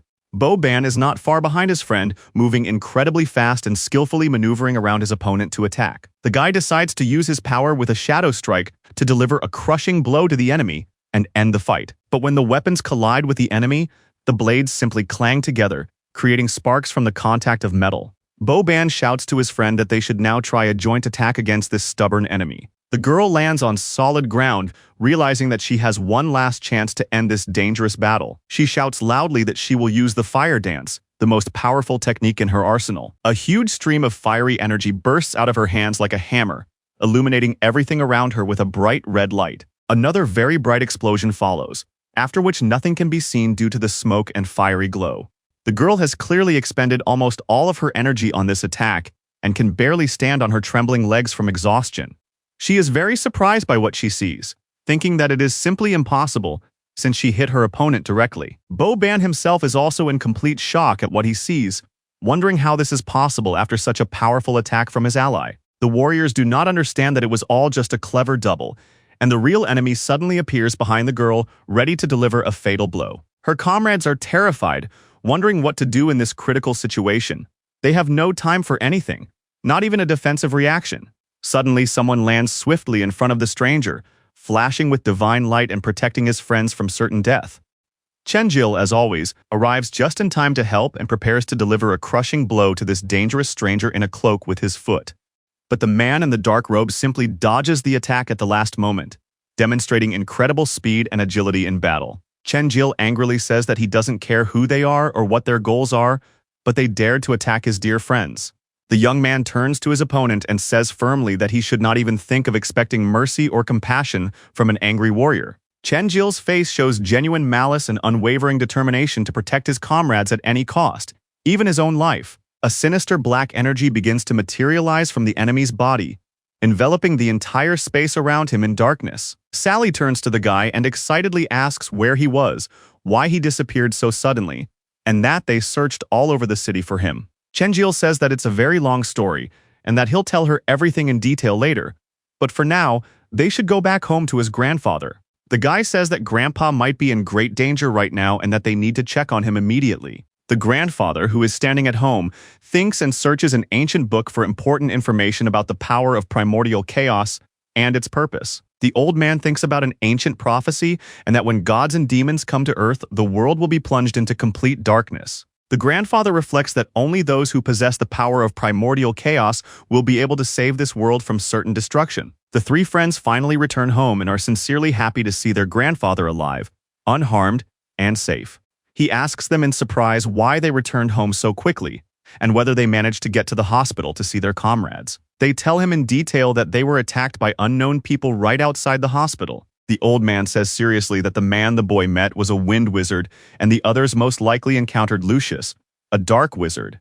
The most interesting and important thing is that they are all guardians of this city and possess incredible magical powers. When Boban hears this, he is surprised and asks why the guardians suddenly decided to attack them. The old man explains that they are all heroes who came to the desert several hundred years ago and founded this city. At that time, the desert was scarier than the underworld itself, with monsters ruling the entire territory and killing people. People had to not only constantly hide from the monsters, but also fight each other in order to somehow survive in hell. And when the people were drowning in despair, a group of heroes appeared, gathered the people, and led them to an oasis in the middle of the desert. Our desire to leave this desert may be seen by the Guardians as a serious threat to the established order. And Chenjil asks why his grandfather, who knows perfectly well the price of innocent lives in this world, remains silent. Boban, upon hearing this shocking information from the young man, cannot believe his ears and asks what kind of terrible things he is talking about. Chenjil seriously says that the Guardians have a contract with the monsters to maintain this fragile world, and they sacrifice innocent people regularly. The young man asks a painful question. "Grandfather, why didn't you tell us the whole truth from the beginning, hiding such important facts?" Chenjil continues with the question. "Do you really think that your well-being and safety are more important than the lives of these defenseless innocent people in the city?" Boban starts shouting and indignantly says that his grandfather would never have agreed to such a cruel agreement, because he was one of the 12 heroes. But the grandfather stopped the young man and said heavily that it was enough, that it was the truth, and that he had remained silent when the Guardians made this inhumane decision many years ago. Everyone in the room is deeply shocked by this revelation, especially the old man's beloved granddaughter. The old man replied sadly, "Imagine you are faced with an impossible choice. You can save your loved ones or complete strangers."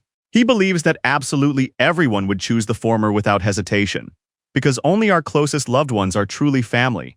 The Guardians used this human emotion as a particular weakness to put pressure on the old man's conscience. If he tried to interfere with their plans, they would simply kill all his loved ones without regret or remorse.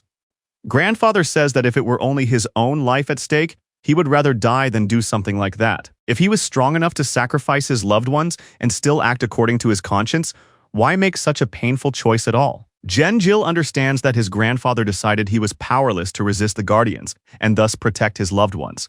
So he made a compromise. Boban is angry and says how dare he talk like that?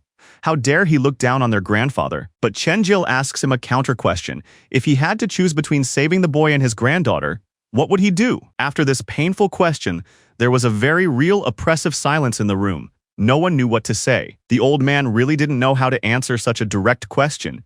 He just stared at the floor in silence, thinking about the past. Chenjil said, "I'm sorry, Grandpa, but that's just the way I am. If I've offended you, I sincerely apologize for my harsh words." To which the old man replied that he was the one who should apologize, that he had already come to terms with being stuck here forever in this desert. The people closest to him were his granddaughter and Boban. They were no longer children, and he should have told them the bitter truth from the very beginning. So if you don't want to risk your lives, don't worry. The old man has a plan to protect the family from the revenge of the city's Guardians. And now the time has come. Everyone understands that the moment has arrived to truly stand up against these corrupt Guardians for the sake of justice. This must be done first and foremost for the sake of all the unfortunate people, for our freedom and the well-being of future generations. The old man himself understands perfectly well that the long-awaited time has come for decisive action against tyranny. All the heroes in the room abruptly rise from their seats and realize that they are determined to succeed, ready to make any sacrifice for the right cause. The old man seriously says that if they want to get out of this cursed city, a battle with the Guardians is inevitable. Hicks is the weakest of the four. The main problem lies with the other three powerful mages. Lucius, Sergio, and Dorpa, the strongest of them, will be very difficult to kill, so the heroes don't have much time to prepare for the decisive battle. The old man warns that if they cannot defeat the Guardians in a fair fight, then there can be no question of searching for the sacred temple. The old man turns to the guys and says that he will prepare a special intensive training program for them, which will help them become much stronger and more experienced in battle. The old man emphasizes that whether they can escape from here depends solely on themselves and their persistent efforts in training. Chen-jil spent some time after this conversation and now just lies on the green grass near the house, thinking about the future. The boy wonders how much time he has spent here. His mother must be missing him very much, but he tells her not to worry. He will return home soon. Then a small child finally climbs down from the boy's shoulders and happily chases a beautiful butterfly across the grass around the house. The boy quickly grabs the little girl and tells her to be careful because there are cliffs and she could fall. Chen-jil tells the little girl not to cause any more trouble because if she falls, they will both die from systemic punishment. The guy thinks that he gained a lot of experience for killing the Monster King, but in the end, his level only rose to 10. And he still needs to distribute 50 skill points. Chen-jil knows that using the power of primal chaos and the skill total destruction instantly consumes 90% of his health, but he has too little health left and can be killed with literally one hit. Fortunately, the young man has the berserk skill, which can be used immediately after activating total destruction to quickly restore lost health in battle. In essence, the healing ability is useless right now, so it's best to focus on offensive skills for now. Once he gains a more powerful healing ability, he can work on balancing his skills. And Chen-jil thinks, okay, in that case, that's exactly what he'll do. During battle, he should first activate the complete destruction skill, and then immediately activate Berserk. Then the guy noticed that he had received a new notification. He thought it was strange, wondering what it could be in this world. There are 100 messages from a user with the nickname Sweetheart, which both surprises and alarms the guy. Chen-jil knows that this nickname belongs to his girlfriend from school named Zhao Mei, with whom he has been in contact for a long time. The guy wonders how this is possible, why a message from this girl suddenly appeared in the game world where he is. The young man wonders if he can really contact the real world through the system and wants to see what the messages say. Chen-jil sees a message saying, "Hey, you're here. I'm waiting for you near the church in the newbie village. Don't even think about being late," and many other urgent messages like that. The girl thought that the guy was ignoring her on purpose, so she continued to write him a huge number of messages asking him to reply and explain where he was for so long. She explained in detail that today a bald man in black glasses came to school and said that Chen-jil and his mother were moving to another city. And the girl asks why he didn't say anything about it in advance. Zhao Mei thinks that the boy is always online in the game and wonders why his mother suddenly decided to move and why she didn't go to school herself to tell him the news. Chen-jil realizes that something is definitely wrong here. Perhaps his consciousness is in the game, and in the real world his body is in a coma in the hospital. The guy thinks that since his mom decided to sell the house to put her son in a hospital in another city, it can't be true. Moving wouldn't make sense.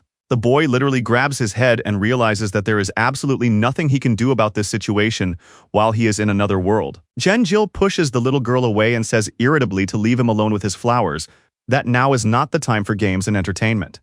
And of course, this greatly upsets the little child, who doesn't understand what is happening to his father. The little girl started crying loudly and saying that her father was a very bad man who didn't love her and hurt her. Chen-jil thinks she needs to be quieter, and most importantly, not cry.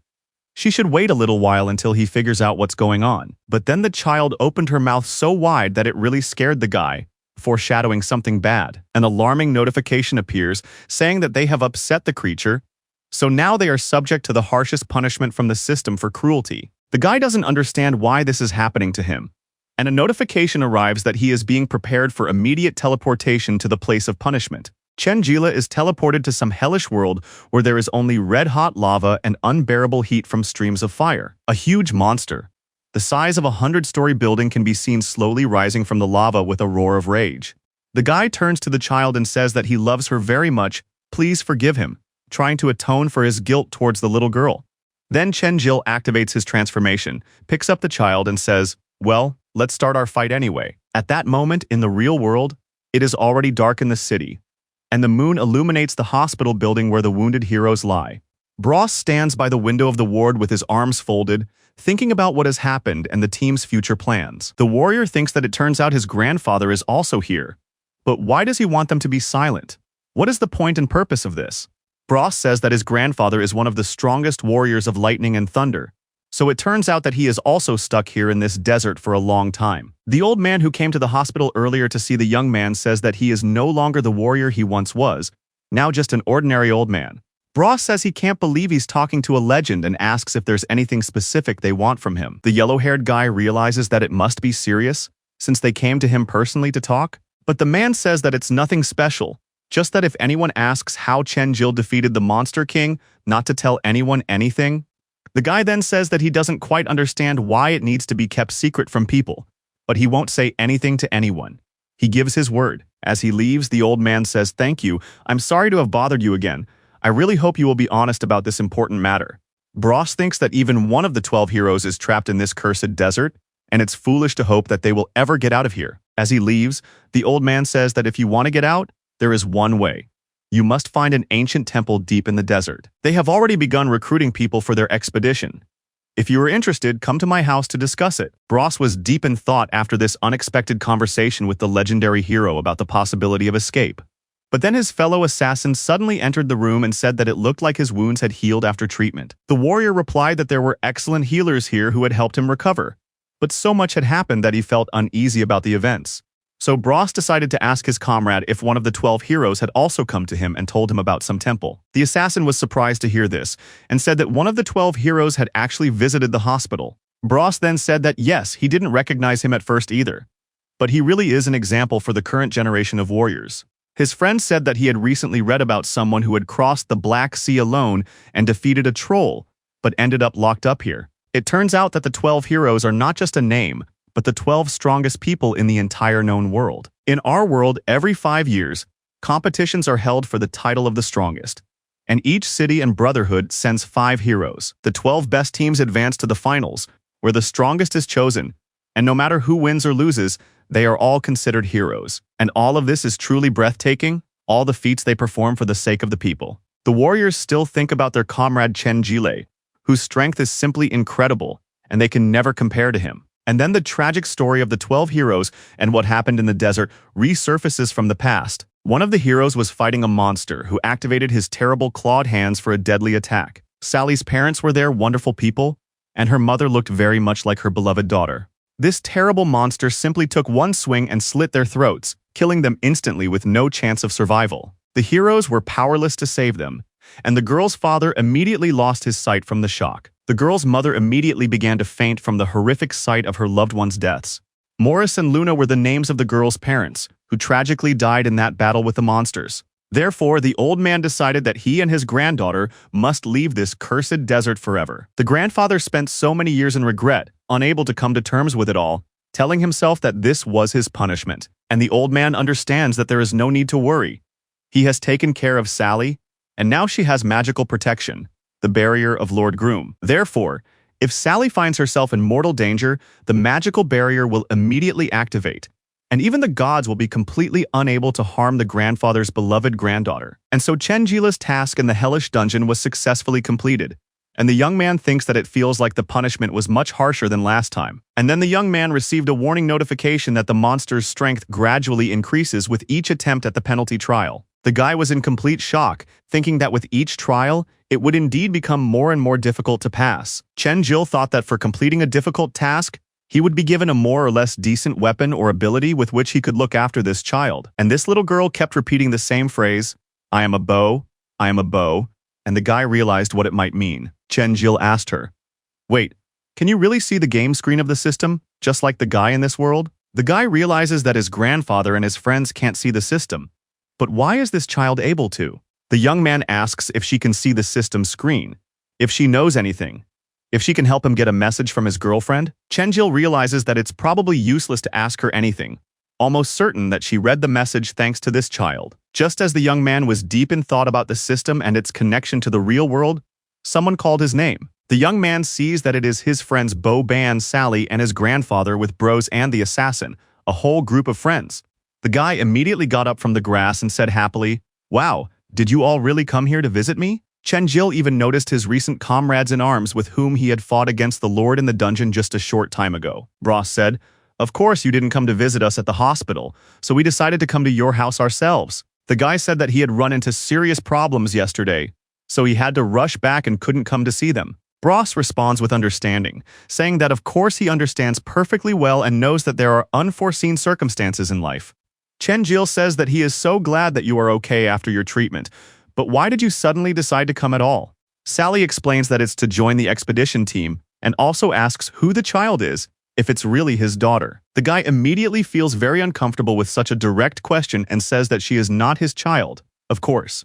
Chen-jil didn't even know the child's real name, so he decided to make one up and called her Yaluka for everyone present. Bo-ban says that it's enough to waste time on this, that maybe they didn't come here to chat. And then they all start talking at once, saying, "Hey, why can't we just talk calmly like normal people?" The old man started laughing so hard that tears came to his eyes from sincere joy and happiness. Chen-jil asks the old man what's going on, why he suddenly decided to laugh so hard at the situation. The old man replied that it was nothing, that it had never been so lively and fun here before. So he was just really happy to see everyone together. The old man's granddaughter was overjoyed to see her grandfather so happy and cheerful for the first time in countless years spent in the desert.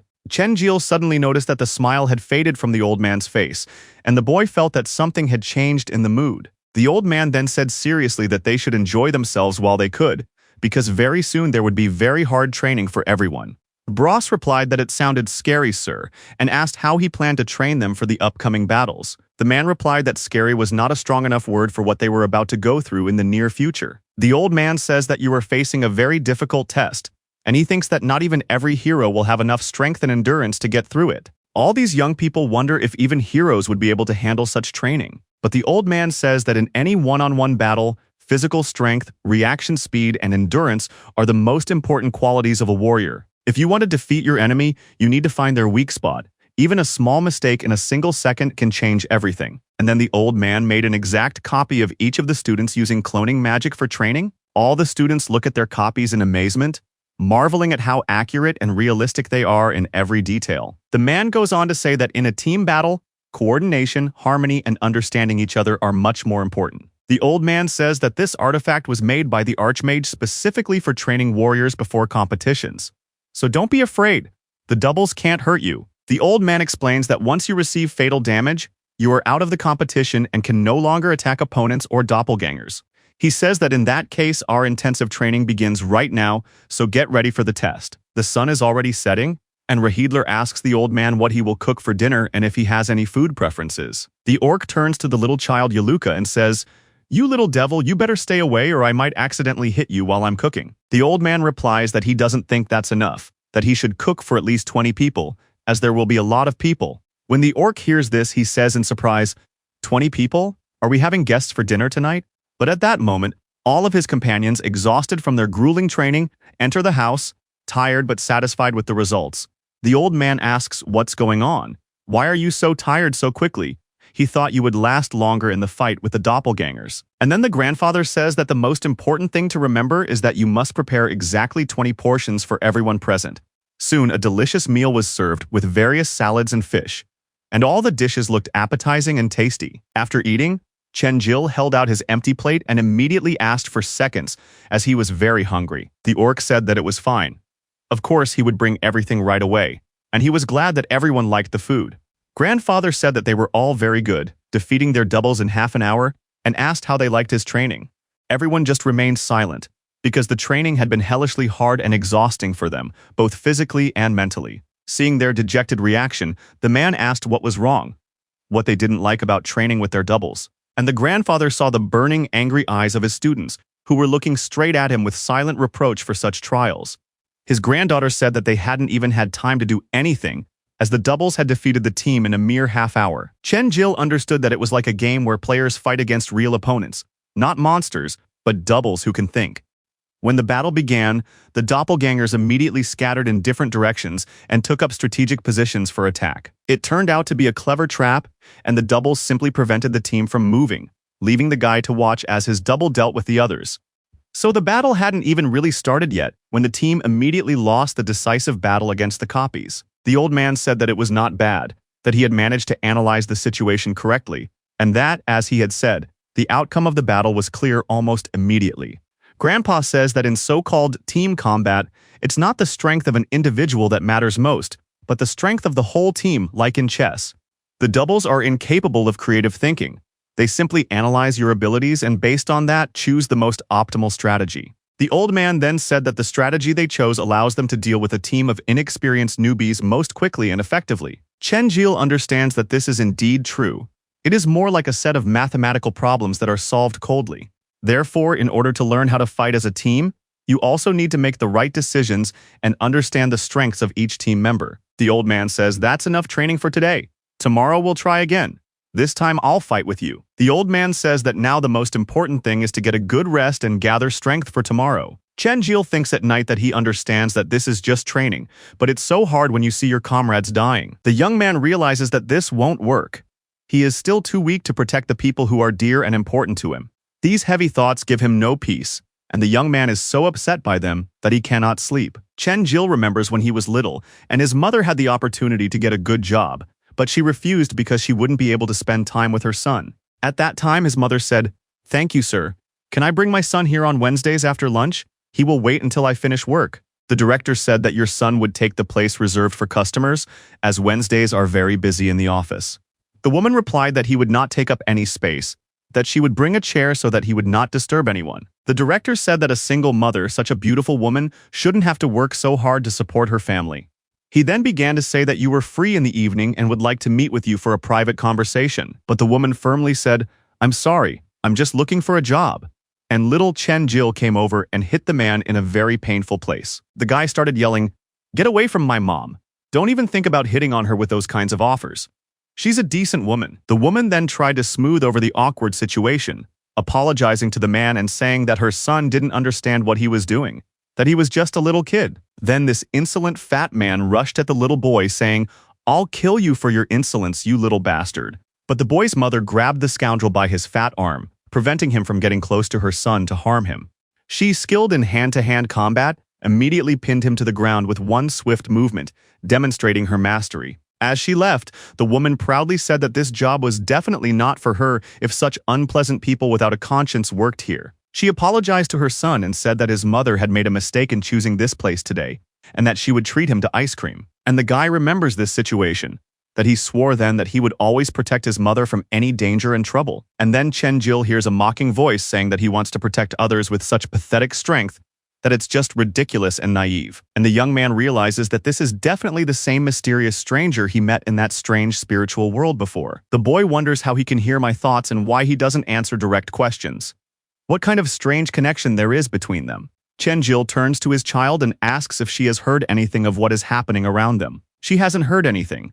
Could the young man be tired and starting to hallucinate from exhaustion and stress? But the young man looks at the child and sees her sleeping sweetly, curled up on his stomach. Chen Jil says that it's great that she's settled down, and how can he sleep with her lying on his stomach? And the guy noticed that she fell asleep very quickly, literally in an instant, as soon as she touched his body. The young man moved the baby into a more comfortable position and said, "Well, what am I supposed to do with you now?"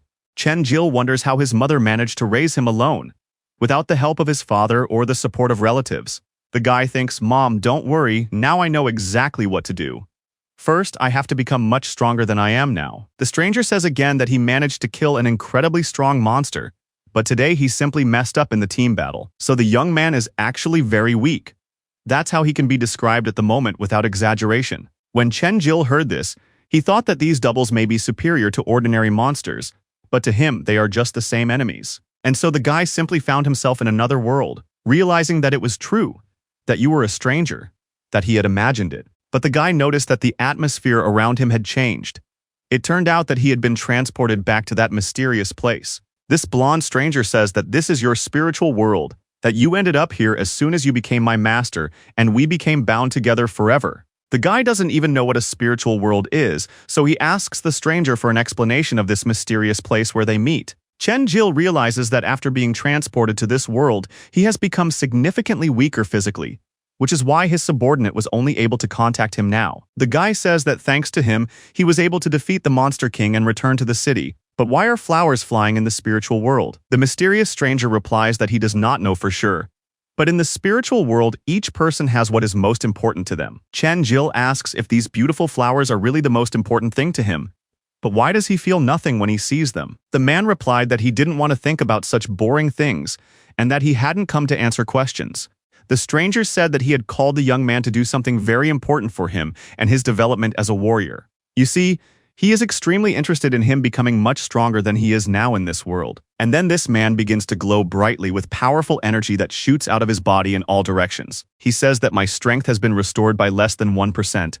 But that will be enough for me to understand how terrifying the power of primal chaos is. The power of primordial chaos that he can use is barely 1/100th of 1%, an insanely powerful force from ancient times. This stranger says that this is only in the best-case scenario, and in reality the percentage may be even less than it seems. But none of that matters for training. What matters is that the guy has to get stronger to survive future battles, and then the guy receives a notification about the test that he needs to hold out for exactly 3 minutes in battle and not lose to his opponent. The stranger asks if the young man is ready to take on this difficult task right now without delay. Chen-jil replies that it's only 3 minutes, believe me. I can hold out for at least 300 minutes against any enemy. The young man undergoes his transformation. His hair turns snow white again, and he says, well, in that case, let's start the battle immediately. At that moment, in the main building of the city, Hicks says that yes, he is strong, but he was simply inattentive and did not have time to react. But another guardian replies that he doesn't have the same impression of the battle with the guy. This female guardian says that if that guy had shown everything he was capable of, they would now be collecting your torn corpse. Lucius turns to the Wind Guardian and asks what he is talking about, whether he is really that strong. The girl replies that she doesn't understand how such a nobody like that guy could have become the guardian of this city. Hicks replies that if she tries to say something like that again, she won't be able to defeat this mysterious guy either. But the girl simply slapped the scoundrel in the face for his insolent words, demonstrating her superior strength over him. The Guardian arrogantly declared that she was ready to help the gentleman get rid of such a weak link in the powerful team of city defenders. Hicks was mad, knowing he couldn't do anything against the stronger Guardian, who was way better at magic.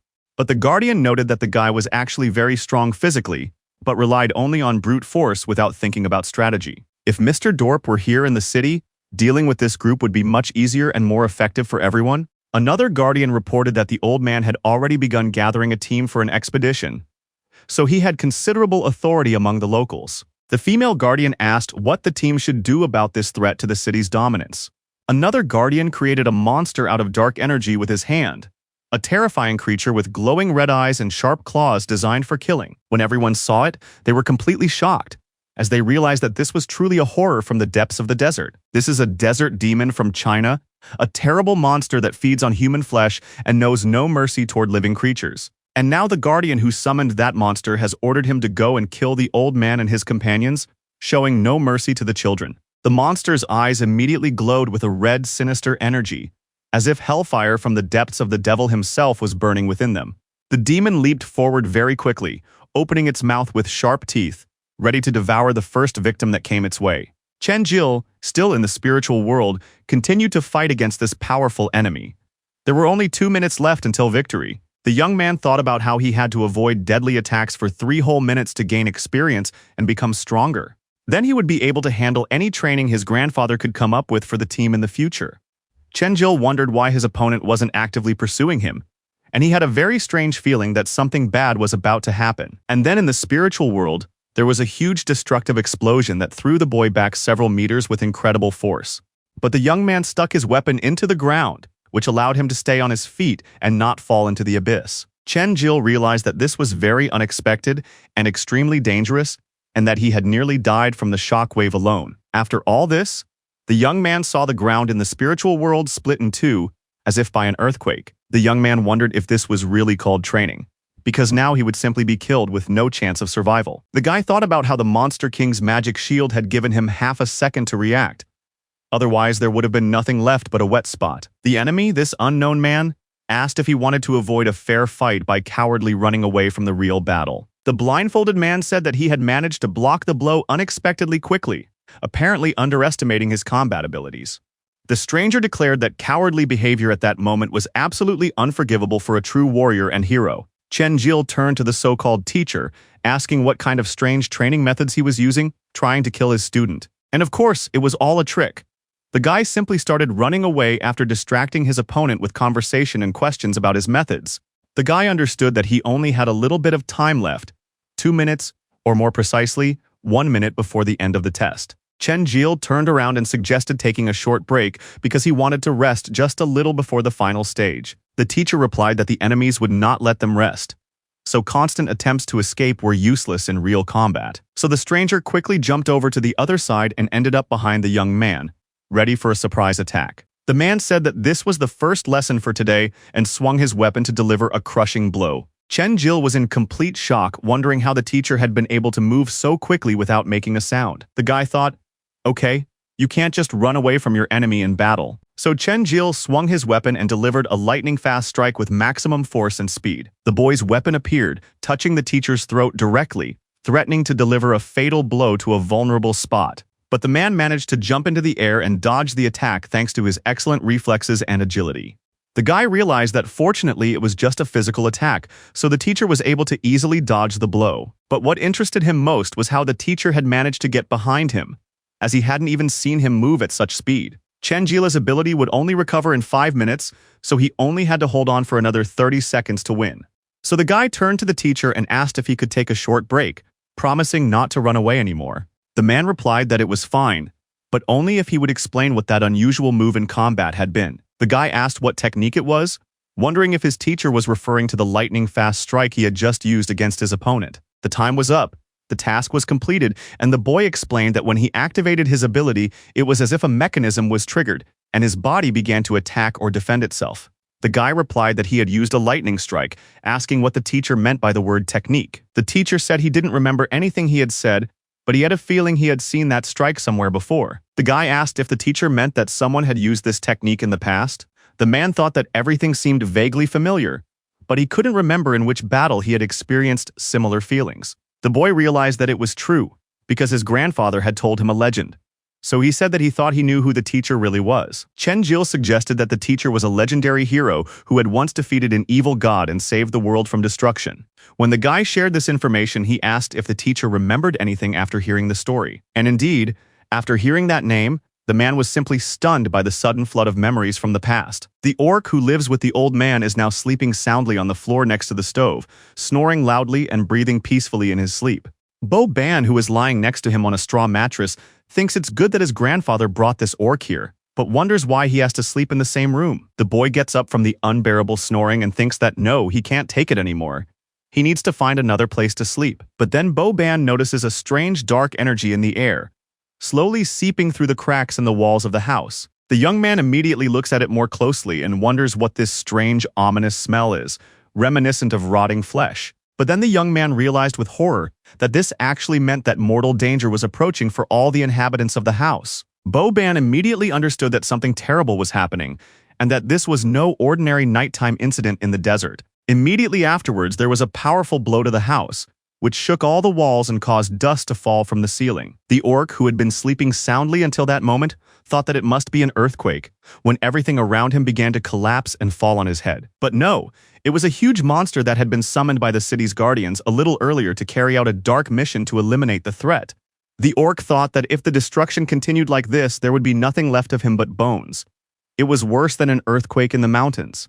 Looking around at the ruins, Rahidler doesn't understand why the house is falling apart and where all the other residents are. The orc anxiously asks Bo Banya if he is okay and if he was hurt when the roof collapsed. Rahidler is worried and thinks that the guy might have been crushed to death by heavy beams, wondering what to do next in such a situation. And then, while he is thinking about this, a stone hits the orc in the face, leaving a painful bruise on his green skin. Rahidler angrily asks who is throwing stones in the middle of the night, whether they are looking for death or just entertaining themselves in such a strange way. But when the orc saw who it really was, his eyes widened in horror and fear at the incredible sight. A terrifying werewolf with glowing red eyes, 5 meters tall, stood amid the ruins of the house and growled menacingly. Bo Ban rushed into battle without hesitation, leaping into the air and swinging his weapon to deliver the first blow. When the monster noticed the approaching young man, it turned around and tried to tear him to pieces with its sharp claws. Bo Ban realized that in this case, there could be no mistake in identifying this terrifying creature. The young man looked at this terrifying monster and realized that it was most likely the very killer he had been searching for all these years. This was the very monster that had killed Bo Ban's parents. And even after everything he had been through, the young man could not forget this nightmare. All these years, the young man trained day and night, driven by only one goal: to find and kill this monster. The orc watching all this from behind the debris wonders what the hell is going on, but the guy is so angry and enraged that he turns to the orc and simply tells him to get out of there immediately. This orc has never seen the guy in such a terrifying mood before, full of hatred and thirst for revenge for the past. Boban screams that he will tear the monster's skin into small pieces and pull all the bones out of its body for what it did to his parents. The young man was consumed by a real madness of revenge, breathing like a wild animal, ready to kill without mercy or regret. The young man rushes forward with his weapons and says, "Come on now, the monster will die a painful death at the hands of his victim's son." The guardian of the city watches this bloody battle from her hiding place, saying that this plan for revenge is unfolding quite well according to the script. Hicks was also nearby and said that the guardian had said that this monster would only attack his grandfather's squad, and that the rest of the inhabitants would not be harmed, but that this was not turning out right. The guardian replied that she could see that Hicks had grown wiser in the meantime, but she had already summoned all the other monsters to carry out the complete plan of destruction. Therefore, the Guardian ordered the Wind Guardian to deal with the guys who had recently joined the old man's expedition. The Guardian declared that she would take care of the young priest, hoping that she could hold out for at least a few seconds in battle. And so the orc ran to the old man's house and shouted that there was a monster here, a terrible monster that was destroying everything. The old man quickly got up and woke up, asking what had happened during the night, and telling him to tell him in detail everything that was happening outside. Ruckheidler reported that the master had better see for himself, as Boban was now fighting the monster in a deadly duel. The old man turned his sharp gaze toward the battle, wondering what kind of monster the Guardians had sent. The old man looked toward the battle and saw a truly horrific fight unfolding between the young man and the desert demon. The old man thought in horror, wondering why this quiet night had been interrupted and who dared to attack a family in their own home. The old man ordered the orc to go to Chenjilu and tell him to take care of his granddaughter's safety at all costs. The old man himself rushed forward with lightning speed to the battlefield to help Bobanya against his superior enemy. And so, in the spiritual world, the young man realized that only the true hero Hesiod had defeated the evil god and imprisoned him in the dungeon of the realm of the dead. Chenjil said that he was sure that the legendary hero was actually a stranger, which meant that the place from which he had been rescued was Tartarus. The young man asked the stranger if he could remember anything from his past after hearing his name and deeds. The stranger replied that he should believe him. His mind was completely empty, as if his memory had been completely erased by some unknown force. And the guy thought that this was illogical, because in all movies and comics, as soon as the heroes hear their names, their memories return immediately. This man said that he had no idea about this world, and that his name was just a way of addressing him. Therefore, even if the stranger was the hero, he still couldn't remember anything from his past life. But that trick made the man feel something familiar, something he had never felt before in this spiritual world. Chenjil understood that the mysteries were only getting deeper and deeper. If the stranger was really this hero, how could he get his memory back? The man suggested fighting the guy again, using all the tricks he had, in the hope that he might remember something from his past. Chenjil heard a voice, and realized that it was the voice of the little devil calling for help from the real world. And while the guy was in a coma inside the spiritual world, the Guardian entered the room to carry out a dark task. The Guardian began to approach the bed and say, "Don't be afraid, little one. I won't hurt you. I just need you to do something." But the little girl just kept repeating the same phrase over and over again like a spell or a cry for help. Lucius, the Guardian of Darkness, says that if the little girl wants to join the dead so badly, then she can be killed right now without prolonged suffering.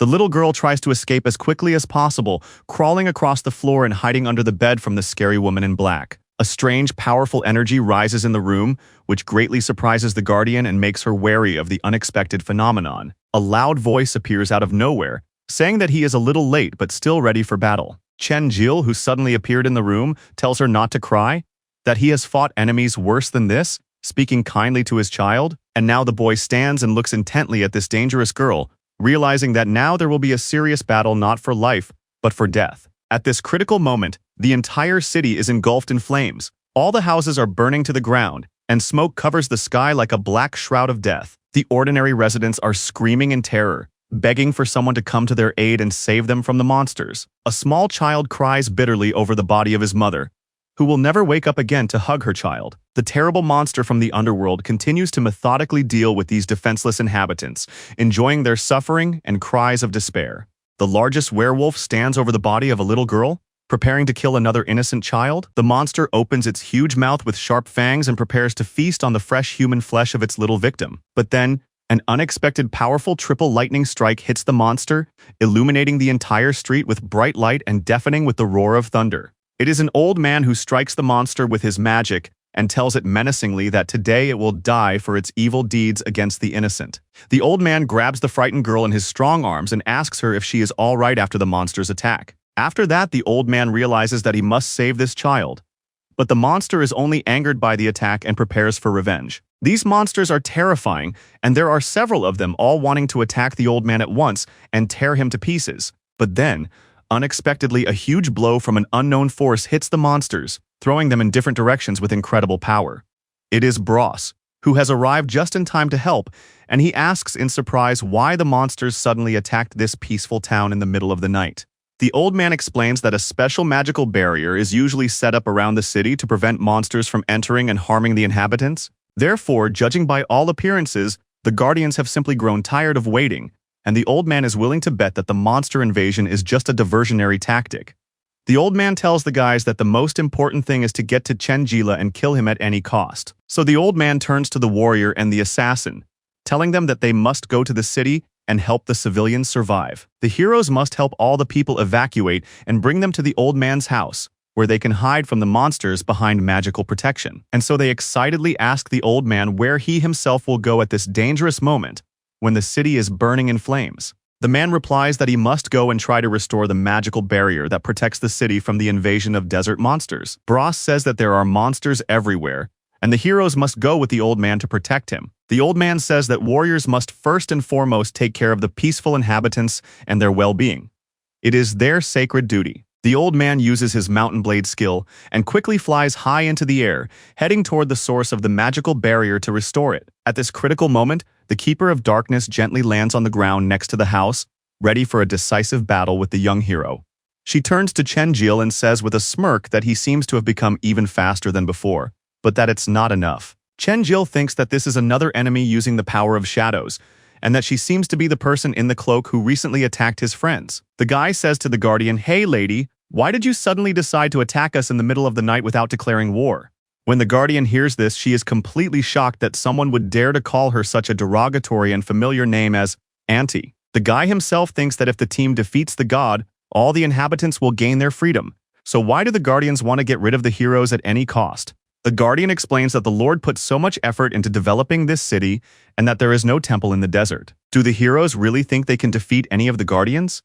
They are just weaklings with no real experience in serious combat. Chenjil replies that no, the temple really does exist, and it doesn't matter who the team has to defeat, demons, enemies, or even God himself. The guy undergoing his transformation says that he will kill anyone who tries to prevent him from finding this sacred temple in the desert. The Guardian Lucius says that, wow, the guy has the nerve to throw around such big words in front of a true master of dark magic. She materializes a sword in her hands, created from pure shadow and capable of cutting through even the strongest armor with a single stroke. The Guardian says that her magic is equal to that of the master himself, so the guy has no chance against her in battle. Lucius summoned wolves of darkness from a magical space, possessing incredible speed and excellent maneuverability for attacking the enemy. She orders these dark creatures to go forward, dear pets, and kill this insolent scoundrel without mercy or regret.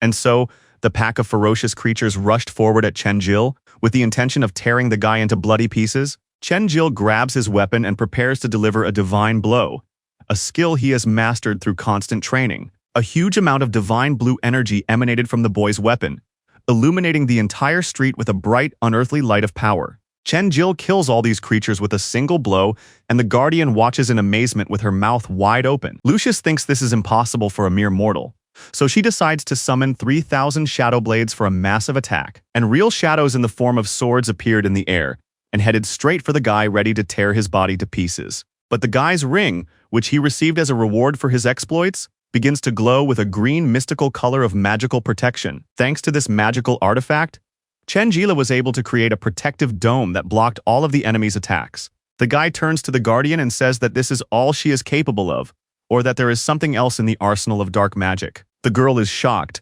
thinking that Chenjil simply took the blades and dispelled them, truly underestimating the power of this young warrior. She lunges forward and says that it was a pretty good warm-up, but the real battle is just beginning. When Lucius jumps into the air, he replies that it was just a light warm-up before demonstrating the true power of darkness. There she is, sitting on the back of a huge creature, a large dragon of darkness with huge sharp teeth and claws. She says that now she is ready to show the guy her true power, which even the other guardians of the city fear. The guy's mission has been updated by the system. Now he must protect the city and all its inhabitants from an invasion of monsters and guardians. And these terrible monsters do not leave the peaceful people alone, but continue their bloody rampage throughout the city, destroying everything in their path. And these monsters are making their way through the cracked protective dome that was supposed to protect the city from any invasions from the desert. The guardian of the city tries to restore the magical barrier at this critical moment, using all his strength to repair the cracks in the defense. Meanwhile, the city guards fight these monsters, killing them one by one and protecting the defenseless inhabitants from certain death. These mad wolves are simply going crazy from the smell of blood and howling even louder, attacking everyone indiscriminately. People scream about how much more time it will take to repair the barrier as monsters continue to arrive in waves from the desert. The Guardian replies that more monsters keep coming, and they can't repair the breach fast enough, their strength depleted from constant use of magic. The guards say that they must not stop, but defend the city at all costs, even at the cost of their own lives. The teacher tells his students to stop these monsters at any cost, that they must protect the peaceful inhabitants from slaughter. And so these young men stand in battle formation, raise their weapons, and say they will fight to their last breath. But nothing helps, and even more cracks appear in the protective dome, threatening to completely destroy the magical barrier. The students turn to their teacher Damon and tell him that this is a real disaster, that the barrier is collapsing faster than it can be repaired. Suddenly, they see a powerful bolt of lightning appear and strike the dome with incredible destructive force. Amazingly, the strike simply patched up the dome, as if the entire barrier had been restored instantly by divine magic. The guards realize that this was impossible. How could a single lightning strike heal the magical barrier? It is the old man, who stands majestically in the air surrounded by electric discharges and the radiance of divine power. The disciples immediately recognized him as the legendary warrior from the 12 heroes sung about in songs. But the monsters, despite the fact that there are no holes left, continue to break through the barrier with new attacks. This heroic old man gracefully landed on the ground with the help of controlled lightning, ready for the decisive battle. The old man says that Commander Damon will handle the situation here, and that they should help the others patch up the remaining holes. Commander Damon replies that he understands, and that they should follow him to the next target to save the other defense positions. The old man is barely standing on his feet from exhaustion when he is swept away by a powerful gust of wind of unknown origin. A huge whirlwind of dark energy appears, which also amazes the monsters themselves, who do not understand what is happening. The vortex begins to slit the monsters' throats and chop their bodies into small bloody pieces with incredible precision. Another man arrives, the one who started all this from the beginning, the real puppet master behind the scenes. People rejoice, realizing that it is Lord Dorp himself, the supreme ruler of the city and protector from all evil, who has arrived. But then these people began to notice cracks appearing in the asphalt beneath them, foreshadowing something terrible. Then a huge flash of hellfire burst from the cracks, and the residents were burned alive in excruciating pain. The old man wonders what this Mr. Dorp is doing, killing his own subjects for no reason. Dorp coldly replied that he had given these nobodies the right to live on Earth, and that he could take that right away at any moment. The man, whose face is partly skeletal, says that this is what happens when someone tries to betray the supreme ruler. At that moment, Chen Jil fights against the Guardian, and shadow blades fly at him with the intention of cutting him to pieces. The young man manages to dodge every single projectile, moving very quickly and using all his skills to evade the attacks. Chen Jil looks away with his cold, monotonous gaze and thinks that now is the time to show his true strength against this enemy. He then quickly lunges forward at full speed, leaving only a trail of dust and energy behind him. At that moment, the Guardian, who was riding a huge monster, prepared for a decisive attack against the approaching enemy with her weapon. This huge beast has sharp fangs with enormous destructive power, capable of biting any enemy in half with a single bite. The guy isn't scared at all. His eyes are only on his enemy and how he wants to beat him in a fair fight. Chen Jil makes a powerful lunge with his legs, causing the ground to literally break and crack beneath him from the incredible force of the impact. The monster looks at the guy in bewilderment, not understanding what a mortal could possibly do against such a powerful opponent. Chen Jil swings his weapon like a true professional warrior, trying to inflict maximum damage on the monster with one precise blow. The Guardian wonders where a simple priest could have such incredible physical strength and speed. The huge monster lands heavily on the ground after such a powerful blow, shaking the entire street with its massive weight. The guy says it's better to just admit defeat and get out of the way while he still can. The girl indignantly asks what this insolent man is talking about, how he could possibly think he could defeat the Guardian of the city. She says to believe her, the master has already destroyed the city's protective barrier. So today, all traitors will get what they deserve for their crimes. The guy replies that the guardian is lying, that in fact his grandfather is currently fighting the Lord in a deadly duel. Chen-jil realizes that his grandfather's weapon is still with him. And without a weapon, the old man will certainly have a hard time in battle against such a powerful enemy. Therefore, the young man must deal with this dangerous woman as quickly as possible and hurry to save his grandfather from certain death. Chen-jil realizes that he must now use his power to its fullest, and energy begins to pour out of his body in streams. The young man's ability of total destruction is activated, which consumes almost all of his health, but gives him incredible destructive power for the final blow. Lucius, looking at the young man, wonders if he has become even stronger than before, where this mortal could have gotten so much divine power. Therefore, the Guardian realizes that now is the time for her favorite move, to show the true power of dark magic against the enemy. Literally, a second later, Chen-jil finds himself right in front of the girl, having covered the distance with the incredible speed of divine power. The Guardian did not expect such a quick movement from her enemy, and thinks with horror that no such speed is impossible. But the guy strikes her with a lightning-fast blow, and the Guardian begins to bleed from her mouth from the internal injuries she has sustained. The Guardian asks in a weak voice why the guy didn't kill her completely, since she was completely defenseless against the attack. At first, Chen-jil didn't even know how to answer this unexpected question, as he himself didn't understand his motives for mercy. But then the girl simply began to fall down unconscious, struck down by the power of the young warrior's divine blow. And now Dorp created even more hurricanes in the air, these whirlwinds developing very quickly and threatening to destroy the entire city. The old man was still in a deadly duel with this powerful villain fighting for the life of the city. The old man leaps into the attack, so fearless that he throws himself at the enemy completely unarmed, relying only on his magical abilities. And now two powerful energies collide in the air, creating incredible explosions and flashes of light. Dorp sneers that he thought everything was the same as before, but believe me, that's long gone. That glorious hero is a thing of the past. Now he is just a pitiful shadow of his former greatness and power. And Dorp is a god who looks down from above at how small insects threaten his divine greatness and power. And these two powerful energies simply collide with each other, the old man not wanting to give up even in the face of imminent death at the hands of a god. Dorp coldly says that the time has come to use the Windsong skill, the most destructive attack in the arsenal of divine abilities. A huge amount of compressed air appears, filling the entire space around them, ready to tear the enemy to atoms. The master watches this spectacle and smiles ominously, knowing that today he will win the final victory over the rebels. Dorp bids farewell to the hero and says that today the old man is living the last seconds of his miserable life on this earth. After being struck, Lucius realizes that he can no longer continue the battle against this incredibly powerful enemy. The Guardian falls to her trembling knees, her battered body shaking mercilessly from pain and exhaustion. She realizes that the guy could have easily killed her with a single blow, but simply chose not to for some reason. Lucius wonders why the guy suddenly decided to spare her. What inspired him to show such mercy to his enemy? She turns to Chen-jil and says that she wants to humiliate her, considers her unworthy of death, and thinks she is beneath the dignity of a warrior. Does the guy really think that the Guardian will now crumble to dust in shame and admit her complete defeat before his strength? Chen-jil replies that she needs to calm down, that she is not needed, that there are more important things to do right now, and that next time he will strike her so hard that she will die. And the girl became even more angry at this humiliating situation, where she was being treated like an insignificant obstacle. Chen-jil thinks to himself that she is just an NPC, so why can't he kill her? Most likely, everything here is too realistic. This is the contradiction between the game and reality. In the game, you can kill without consequences.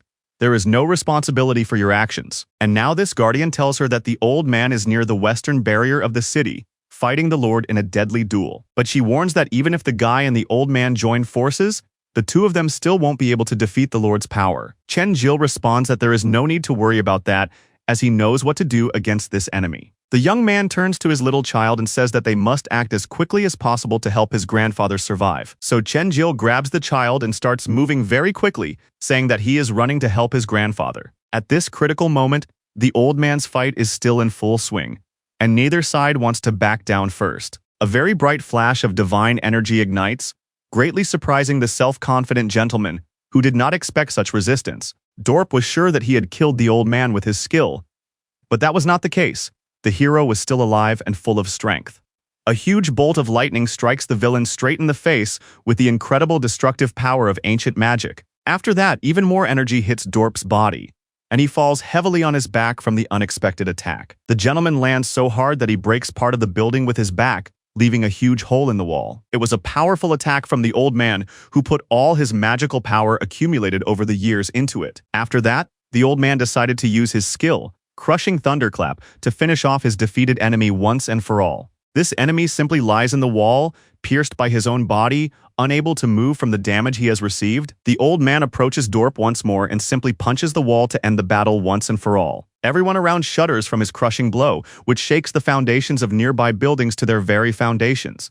After that, the old man clenches his fist once more, but something seems to stop him from delivering the final blow. A huge stream of purple energy appears out of nowhere, enveloping the entire space in an ominous glow and foreshadowing the arrival of something terrible. Dorp, who suddenly rises from the ruins, says that the pathetic old man is trying so hard for a bunch of insignificant insects, not understanding the futility of resistance. This villain says that it is fun to fight the old man, as he has not encountered such stubborn opponents capable of holding out for so long in a long time. But alas, the old man has no real chance of defeating a divine being in a fair fight today. As a reward for his efforts, Dorp will show the most terrifying power of a sorcerer of all four elements, which only gods possess. And so, the master summoned all kinds of spirits of earth, ice, air, and fire, and these huge monsters materialized from elemental energy. Bros, who is still fighting these werewolf wolves, sets them ablaze with his fire and tries to protect the peaceful inhabitants of the city. His fellow assassin is not far behind, using his shadow skills to deal with the monsters quickly and efficiently. They communicate with each other and say that there are no more of these terrible creatures left in the area. All enemies have been destroyed. Bros says that it seems like the old man has repaired the protective barrier and asks his friend how his wounds are doing. The assassin replies that everything is fine. He has never seen so many high-ranking monsters in one place at the same time. Yes, all these monsters are crawling out of every crack like cockroaches. It's hard to understand how the people who originally lived in these lands survived. They look at the destroyed city and talk to each other about all these painful topics, trying to understand the scale of the disaster. The warriors realize that the residents had to endure much worse things than what is happening now during the attack. Bros decides to urge his friend on, saying that they need to move on, as there are still monsters in the city center and they need to help those who are fighting.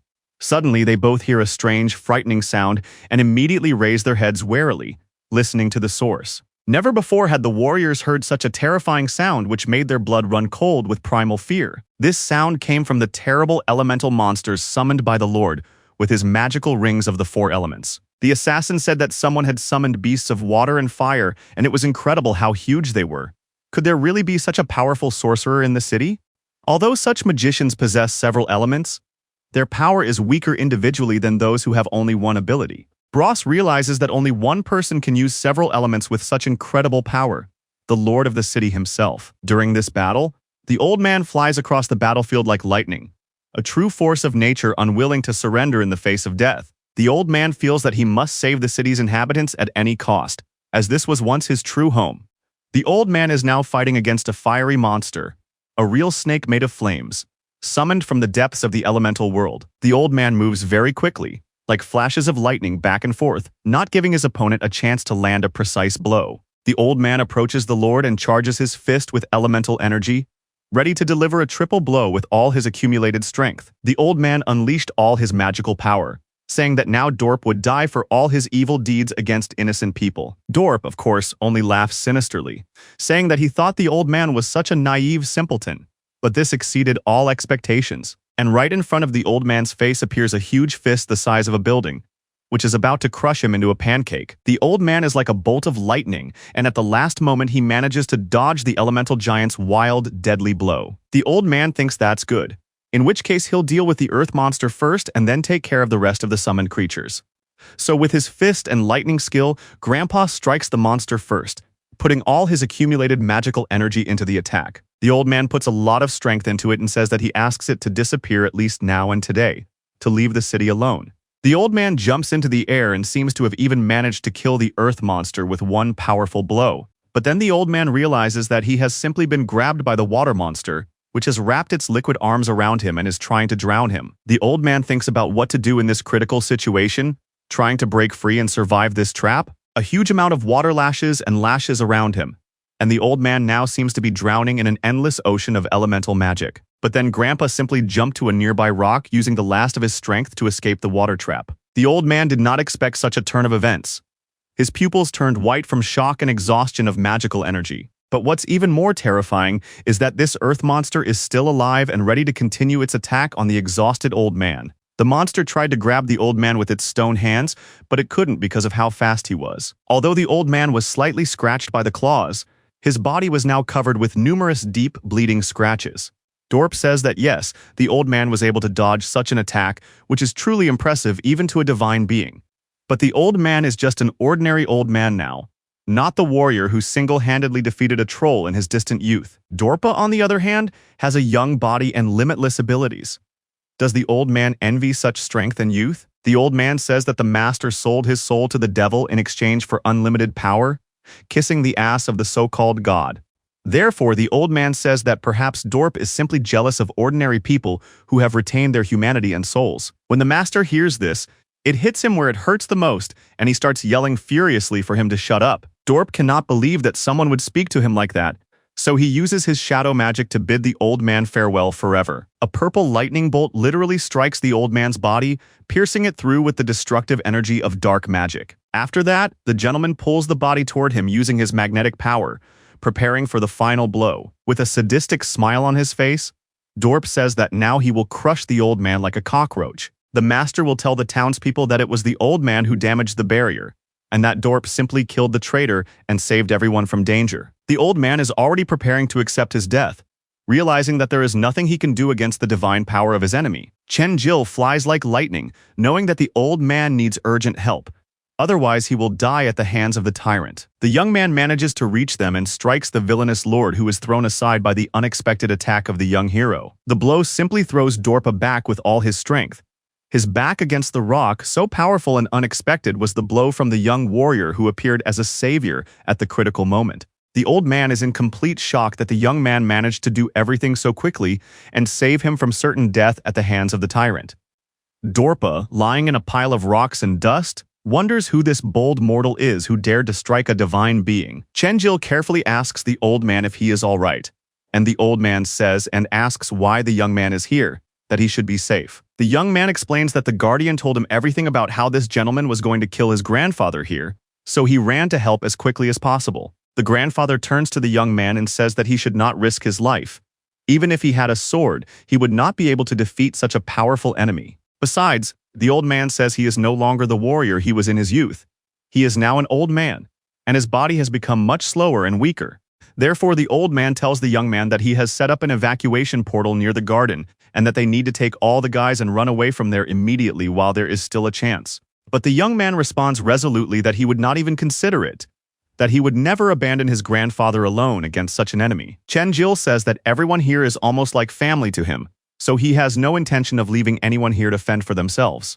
The young man says that under no circumstances should they abandon their beliefs and blindly submit to this cruel fate imposed by a tyrant. The young man says that they will definitely defeat the enemy and then go in search of the sacred temple, as they had originally planned. Chen Jil says that after all this, they will definitely find a way to escape to the real world and leave this desert forever. The old man looks extremely concerned by the young man's bold words, realizing that he does not understand the scale of the danger they face. Dorp laughs ominously and says that the heroes really think they can get out of here alive after such insolence against God. The real horror unfolds in the sky, as countless red and purple energy gather into a huge destructive mass above the city. There is a huge blow that is simply impossible to describe in words, so powerful and destructive is it for all living things around. After delivering this blow, Dorp slowly descends from the sky, and the entire city begins to burn even more fiercely in hellish flames. Chen Jil reacts in time and uses his magic ring to put up a protective barrier around himself and his grandfather to protect them from the attack. Dorp sneers at the pathetic nobodies standing before him, wondering if they really think they can pose any serious threat in battle. The master says that it is finally time to die and uses his destructive skill, Fire Rain, to destroy his enemies. A veritable rain of lava and flames descends, but the young man is still inside the protective barrier with his grandfather. The old man helps hold the barrier for the guy, which begins to break into pieces under the pressure of the incredible force of the divine attack. Dorp watches everything that is happening with his insane power, enjoying the helplessness of his enemies in the face of true power. Chen Jil realizes that this attack is too powerful, The barrier will soon be completely destroyed, and there is nothing that can be done about it with ordinary means. Sure enough, the shield is completely destroyed, which is very bad for the guy, as he now has no protection from the Lord's deadly attacks. A huge fireball explodes, and nothing can be seen because of the thick smoke and flames that fill the space. Dorp then stops spewing this hellish fire and looks closely at the site of the explosion, expecting to see the charred remains of his enemies. The master says that no human can survive such powerful blows of divine power. It is simply physically impossible. Dorp thinks that the enemies have clearly all been reduced to ashes, but then his expression changes in surprise when he realizes that this is not the case, and sees another powerful barrier that resembles the ground. In fact, neither the old man nor the young man expected this mysterious barrier to appear, which saved them from certain death in the fire. It was Yaluka, the young man's child, who created this powerful protective barrier using her newly awakened magical abilities. This little child looks very angry and determined, as if ready to fight any enemy threatening her family. The master thinks it's impossible for a simple child to create a magical shield of such a high level. It goes against all the laws. It turns out that Yaluka's hidden magical abilities, which had been dormant deep within her soul until now, have awakened. Chen-Jil begins to worry and asks the child if she is all right, if she is hurt. The little girl turns to her father, clearly exhausted from using magic, and again utters her name in a weak voice. After that, Yaluka suddenly begins to lose consciousness and falls to the ground from exhaustion and overuse of magical energy. The boy puts out both hands to catch the falling girl and prevent her from hitting the hard ground. Chen-Jil says that everything is fine, not to worry. Her father is nearby and will protect her from any danger in this world. The guy realizes that she was able to block blows that even the Monster King's magic ring couldn't withstand. It's incredible strength. And if it weren't for Yaluka, there would be nothing left of the heroes, just a pile of ashes in their place. Chen-Jil thanks her and tells her to sleep peacefully, while her father deals with the villain. Then the grandfather turns to the young man and says that the enemy has been using powerful magic for too long, so his strength is probably running out. The grandfather says that he must distract Dorpa, while Chen-Jil gets as close as possible and attacks suddenly.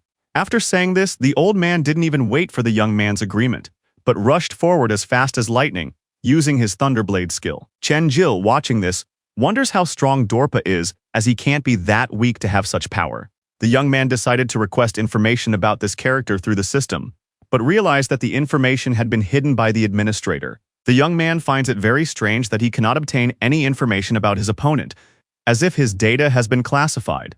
Dorpa contemptuously addresses the old man flying toward him in the air and says, "When will you finally die, you annoying insect?" When the enraged old man flies closer, he hangs in the air and prepares for a decisive attack against his divine enemy. The old man looks completely different, having undergone a transformation. His body seems to have rejuvenated, and red energy begins to emanate from his weapon. The old man says that the time has come for the decisive battle, and his small weapon has turned into a huge two-handed sword of destruction. All the wrinkles have disappeared from the old man's face, and he now looks 20 years younger, full of strength for battle. Dorp says contemptuously that the decisive battle is ridiculous because the old man won't be able to withstand a single serious blow from his master.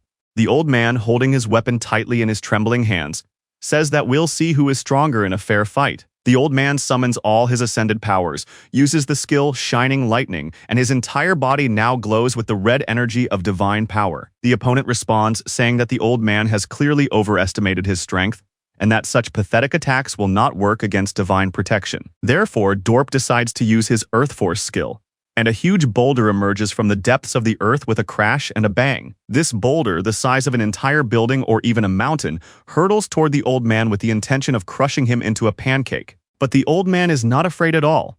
He still holds his weapon firmly and raises it resolutely to attack. The old man swings his sword, his eyes burning with red fire, and the lightning now also takes on a red color of incredible power. Such a sight is honestly hard to believe and hard to see, as divine energy envelops this huge stone projectile. The old man simply cuts the boulder in half with his insane strength, putting all his energy into one blow.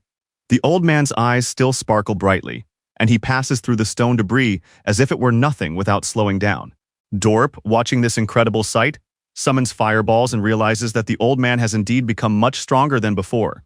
The gentleman sends these fireballs down at the old man, which fly from the sky, trying to hit their target precisely to inflict damage. Dorp summons all his monsters, a huge fire monster and a huge ice monster, for a massive attack against the enemy. But nothing works, as the old man, being in a battle flow, easily deals with all obstacles in his way. The old man gets closer and closer to this powerful enemy, realizing that nothing can stop him now. Dorp says that they need to conserve their strength, because at this rate, the old man won't even be able to get close to the Lord. And then a loud sound is heard in the sky as blue lightning rapidly approaches the battlefield at incredible speed. The enemy lord, puzzled, decides to find out where this strange and threatening sound is coming from above. When Dorp turned his head, Chen-jil was already behind him, swinging his fist for the decisive blow. The guy realizes that now is the perfect time to attack, and he receives a notification that he only has 10% health left. Chen-jil activated his total destruction skill, which consumed 90% of his health to make him much stronger for the final blow. As the guy swings his fist, ready to deliver a crushing blow, something stops him from completing the move. Chen-jil's entire body began to slowly disappear and dissolve into the air, as if being pulled into some kind of portal or trap. Chen-jil looked at his entire body, examined it carefully, and realized that his legs, torso, and arms were completely sealed in magical shackles of darkness. His opponent only laughs ominously and says that the heroes wanted to defeat him with such a childish trick that it is so funny and naive. But while Dorp laughs and gloats over his superiority, he is suddenly struck in the solar plexus. The Lord did not expect such a sudden turn of events, and blood immediately began to drip from his mouth due to internal injuries. Chen-jil says that the divine path has been activated. 70 units of energy have been spent and speed has been increased by 20%. The guy uses his divine strike skill and begins to deliver countless blows with his fists at incredible speed. After that, Chen-jil decides to use his divine skill, full destruction, swinging very energetically for the final blow. The young man swings his fist and tells his opponent that he is about to die, all his strength concentrated in one hand for a crushing blow. The guy delivers this insane blow, after which it seems truly impossible for any living creature to survive. The old man also begins to rush to join the fight, realizing that now is the perfect time for a joint attack against the enemy. The old man swings his huge sword and says that Dorp has simply sold his soul to the devil and gained incredible strength in return. The old man strikes many blows with his sword and says that one must not forget that the weak point of any sorcerer is first and foremost his defense. Therefore, the old man says that the Lord is no longer as strong as he used to be and will not survive this powerful attack.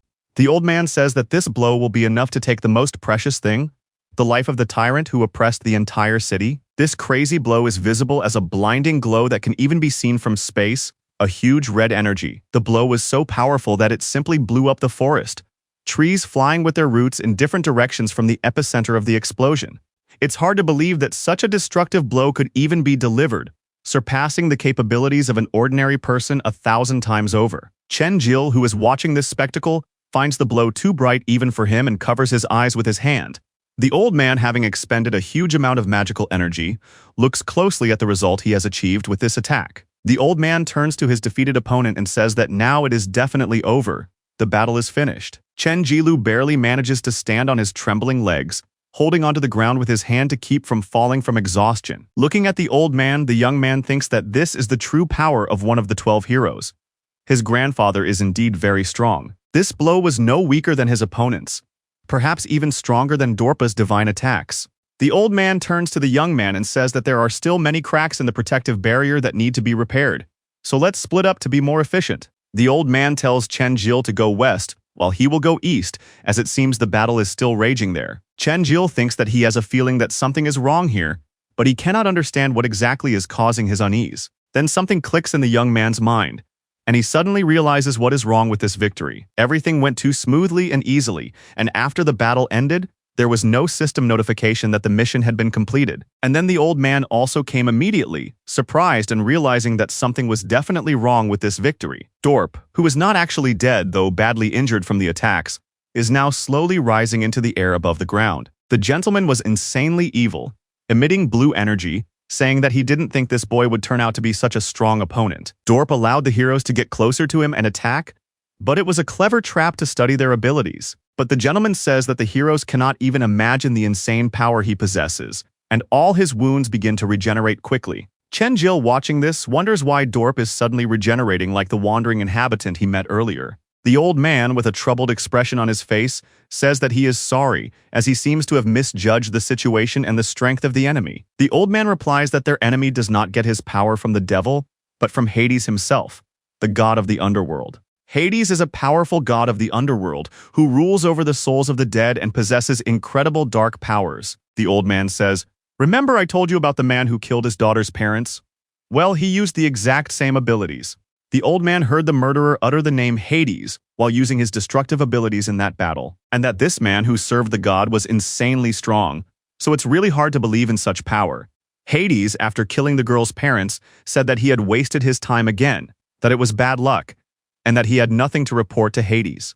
When he was young, my grandfather lay on the ground wounded and said that he would definitely take revenge and kill that murderer. But this young man simply flew into the air, and the old man shouted at him, asking who he was and what he had done to his family. Grandpa says that the guardian uses the same abilities, and there can be no mistake.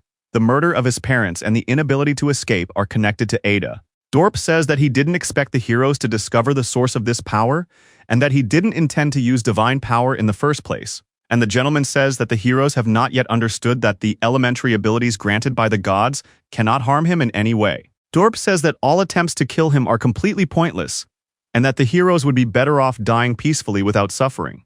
Why do the heroes want to continue their resistance? The enemy says that he will have to torment them a little by transforming his body. After these words, Dorp's image disappears from the hero's eyes, as if dissolving into thin air without a trace. The two warriors, a young man and an old man, don't even understand where this powerful enemy could have disappeared so suddenly. There is no notification in the game system that the target has disappeared or been destroyed in battle. Indeed, looking around, everything has become so empty and lifeless, with nothing living left around. Chen Jil says that at first he thought that Dorp was moving very quickly, but he really did disappear completely from view. But then the guy's expression suddenly changed, and he thought anxiously, "Damn. Where is that sneaky enemy hiding now?" The enemy suddenly appeared behind the unsuspecting old man, mockingly saying that he was right there. Dorp smiled slyly, then clenched his fist and struck the old man's back with maximum force. A sadistic smile appeared on the enemy's face, along with joy at how much he surpassed these pathetic mortals. Then the gentleman delivered another powerful blow, this time not to the back, but directly to the old man's chest. Chen Jil realized how deadly this was and quickly rushed to save his grandfather, shouting for him to hold on. The young man gets closer and closer to his opponent, clenches his fist, and prepares to deliver a saving blow to Dorpu. But Chen Jil's attack fails, and he jumps back several meters from the unexpected result. The guy has no intention of giving up in this critical situation, running forward with determination in his eyes against the tyrant. The young man swings his fist again, but nothing happens, the blow passing through the air as if it were nothing. Chen Jila was utterly shocked, wondering why nothing was working and what new abilities his opponent had. When the guy hits his enemy, he sees that Dorp's body has partially dissolved and turned to dust, scattering into tiny particles. Dorpa suddenly appears in front of the guy in his physical form and punches him in the solar plexus with incredible force. The gentleman turns to Chen Jilu and contemptuously says how such a weakling could even dare to challenge him to a serious duel. And when the enemy gains momentum and delivers a barrage of blows, it's hard to even stand on shaky legs. A huge blast of energy comes from the air, shaking the ground around them and creating craters from its destructive power. The young man is grabbed and thrown aside onto sharp rocks, where he falls heavily and remains lying on the ground. When Chen Jila has very little health left, he needs to recover quickly, and he realizes that his opponent can become invisible, and that his attack was too strong. The guy realizes that his enemy has probably received a small portion of Hades' divine energy, but he and his grandfather still can't hurt him. Chen Jil thought about what it meant that Aida's power in the afterlife was so great that ordinary mortal warriors were powerless against it. Are heroes really just pathetic insects in the eyes of the gods to be crushed without regret or remorse? And then the boy heard a mocking voice asking what was going on, and he gave up and was ready to die.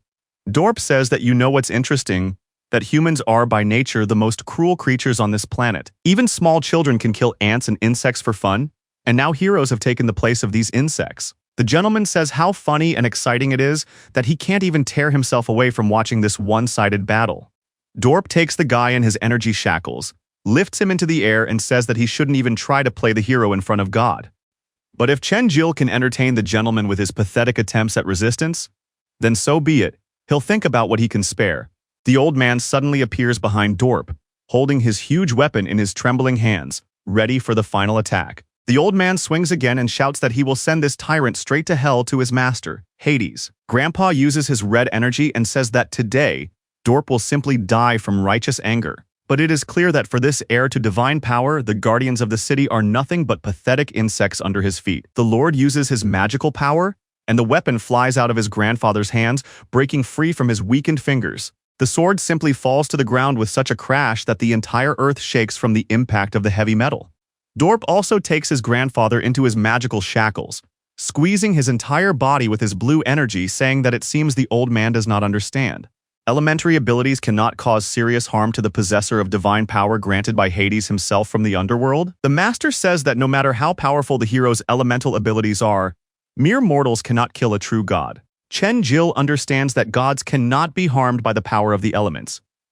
Could this really be part of the game mechanics of this world? His grandfather's weapon lies on the ground as threatening words begin to echo in the air from the enemy. The enemy raises the sword and says, "Remember, I said I'd give you a chance.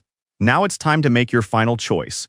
Dorp says with a sadistic smile that if Chen-Jil kills the old man with his own hands, he will let the boy and his friends go. Chen-Jil, of course, responds decisively that he would never even dream of such a thing, that he would never commit such treachery. The enemy says that if he doesn't want to, then the young man will have no choice but to watch the pathetic old man die in agony. Dorp takes a huge number of sharp stones filled with destructive energy and throws them at the old man. The Lord sends them straight at the old man, who cannot even move because of the magical shackles. The enemy says to look at how the old man is suffering and whether it wouldn't be better to just end his suffering with a merciful blow. Chen-Jil replies that he wouldn't even think of touching the old man.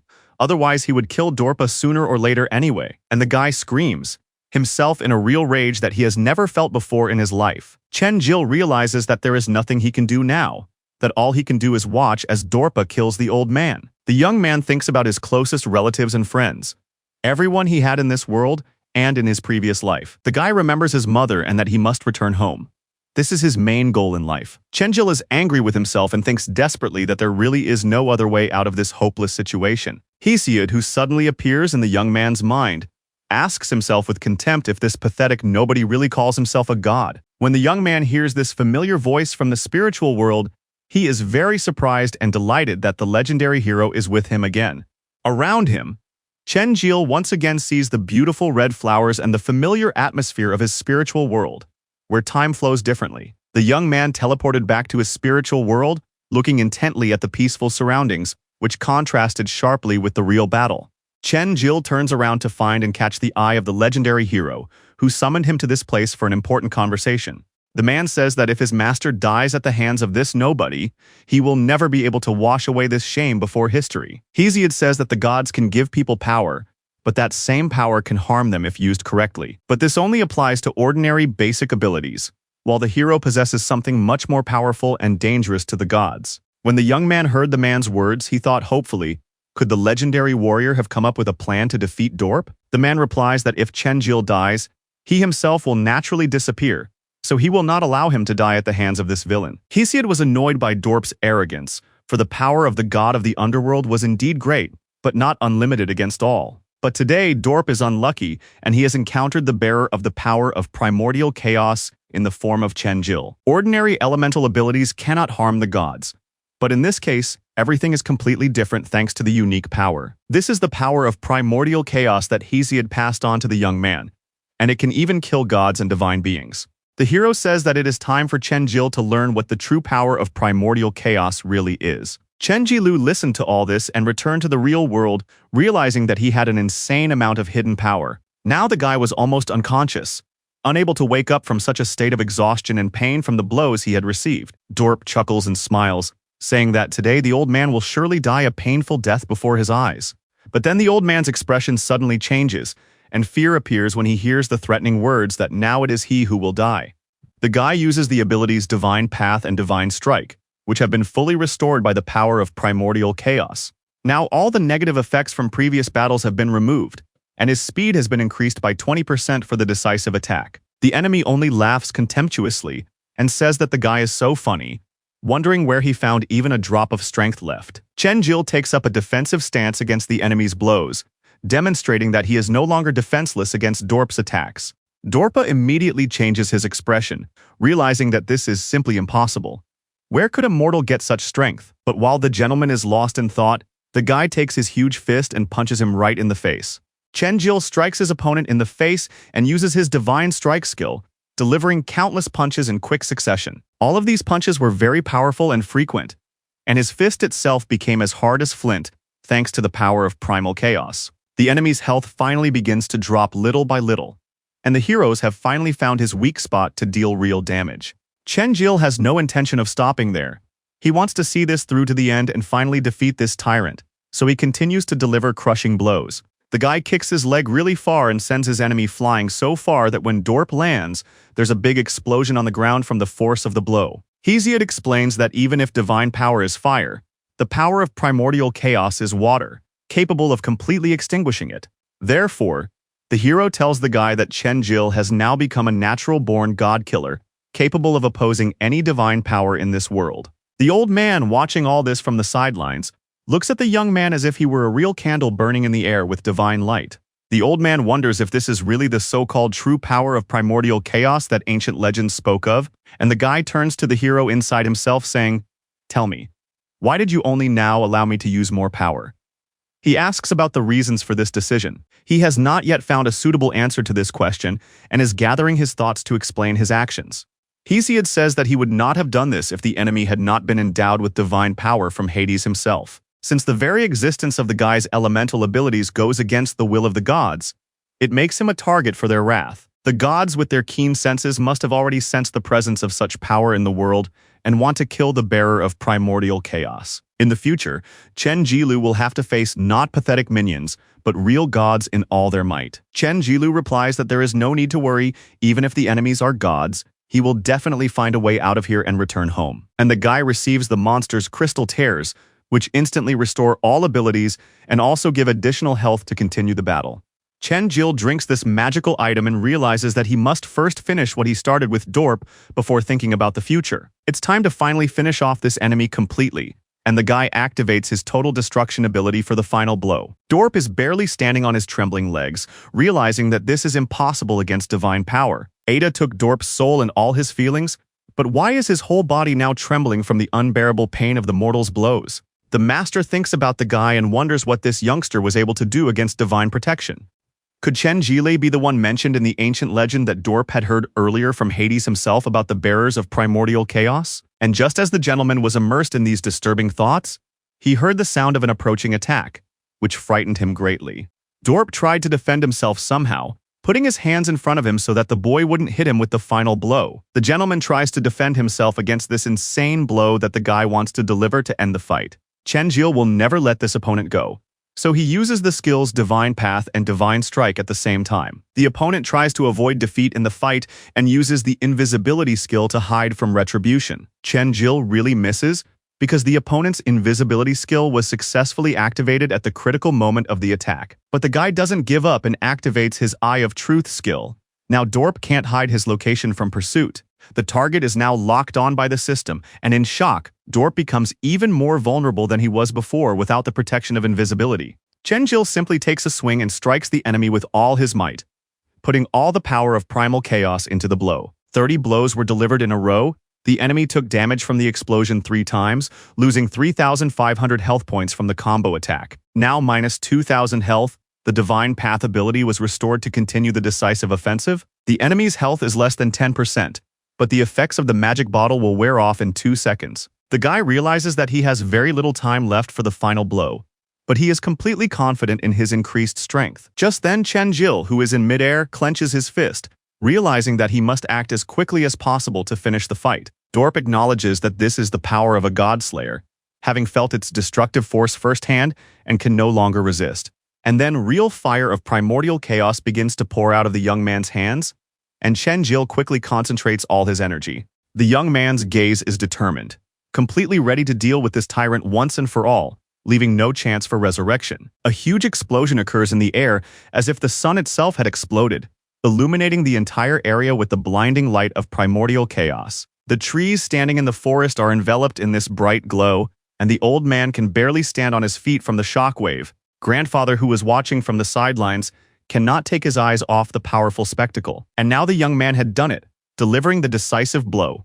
The enemy's remains lay on the ground, and Chen-Jil held the weapon of victory. The young man's comrades, who had been watching the battle from afar, stare in amazement at what they have seen. This bright, fiery light of primal chaos simply takes the body of the defeated enemy and completely turns it to ash. The enemy simply begins to burn alive in the flames of primordial chaos and disappears completely, leaving not even bones behind. The enemy is now completely destroyed, and 300,000 experience points were earned for defeating the divine being. Various victory conditions were fulfilled, as the monster's tears and the divine path were used during the battle. After all this, Chenjil gently landed on the ground. His transformation disintegrated and disappeared from him. Now the guy looks like an ordinary young man, like a regular kid, and his grandfather ran up to him with concern. The boy, with his last ounce of strength, said that he had won, unable to believe that he had managed to defeat such a powerful enemy. Chenjil simply falls to the ground, so exhausted that he never thought he had so much destructive power hidden within him. The old man tried to gently hold the boy up so that he wouldn't fall to the ground and hurt himself in his exhausted state. At this moment in the terrible underground world,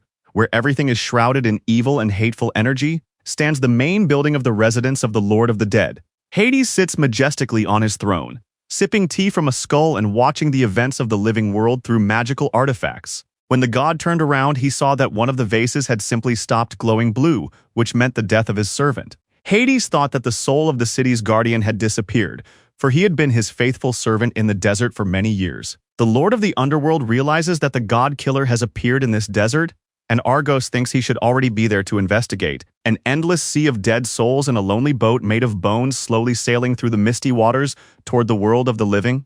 Argos is in this eerie boat, crossing the border between the worlds of the living and the dead at the behest of Hades. The demon says that the boat is very slow, but unfortunately it is the only way to cross this cursed sea of souls. Argos turns to his skeleton subordinate and asks how much longer they have to sail before reaching the desert. The skeleton replies that the land is already ahead and the Kalahari Desert is visible on the horizon beyond the fog. Argos, the dragon of darkness, looks ahead with anticipation, preparing to carry out an important task from Hades himself. The demon sees ahead of him a real portal between worlds opening up, ready to transport them straight to the desert in search of the god killer. Chenjil heard only a distant voice insistently calling him to wake up, and this sound came from somewhere deep in his subconscious. The young man was in complete shock, realizing that it was his mother's voice calling him by name in such a familiar and loving tone. Chenjil quickly jumped up in the subway car and shouted to everyone in the train, asking if it was really his mother, not understanding where he was or how he had ended up in this familiar place from his past life. The passengers in the subway were extremely unhappy that this strange guy was behaving so inappropriately, disturbing the peace and quiet of everyone else in the car with his hysterical cries. Then the guy himself began to turn around in all directions, carefully examining his surroundings and trying to understand what was happening and how he had ended up in this familiar place. The bald man indignantly declared that this idiot was scaring all the passengers with his screams and demanded that he stop making such inappropriate noise on public transport. At that moment, the subway announcer's voice announced that the next stop was Institutsky Prospect, and the guy thought in amazement, "Could it be that I'm really in the real world of my childhood?" Chenjil shouted joyfully to everyone on the train that he had finally returned home, feeling an incredible sense of relief at being able to see his hometown again after a long stay in the desert. The announcer's voice politely informed the passengers that the train was approaching Institutsky Prospect Station and that the exit would be on the left platform. The young man turned to the angry bald man and began to apologize, explaining that he had simply had a very frightening and realistic nightmare that had caused him to react so violently. At that moment, the young man received a system notification warning him that danger was very close and that he should exercise extreme caution in the immediate vicinity. Seeing this message, Chenjil wondered why. Being in the real world, he was still hearing notifications from the game system. The guy heard noises in the distance, where people were indignantly asking some strangers what they were doing and why they were disturbing peaceful passengers. Some people in strict black suits entered the car and began to roughly push all the passengers aside, clearly looking for someone specific among the crowd. The guy had no idea what was going on, but he clearly remembered hearing his mother's voice calling his name with such love and concern. The bald man in the train turned to where the young man had been standing and was surprised to find that he had simply disappeared, as if he had dissolved into thin air before everyone's eyes. Chenjil unexpectedly found himself back in the game world, leaving reality against his will and desire to stay home. People in suits approached the remaining passengers and began asking them if they had seen a high school student with a certain appearance. The bald man replied confusedly that there had indeed been a guy there who had simply vanished before their eyes, and that they themselves had noticed it. The businessman in dark glasses just gritted his teeth angrily, realizing that their target had managed to slip away at the last moment again. Chen Jil opened his eyes wide, completely baffled by this strange vision, and wondering if it was real or just another dream.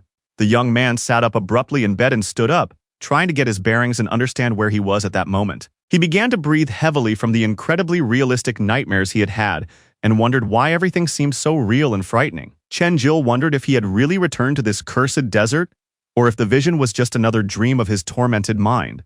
The boy thought that everything that had happened was too realistic, but he couldn't understand why he had heard his mother's voice in the vision. At that moment, Chen Jil heard someone comment that he had finally woken up after a long sleep. It was Sally, who was heading towards the guy with a tray holding a plate of food specially prepared for his recovery after the battle. The young man asked the girl anxiously if she was all right and how the rest of their group was doing after the battle. She replied that today his grandfather had said that he could no longer rest peacefully because the boy had been sleeping without waking up for 10 days.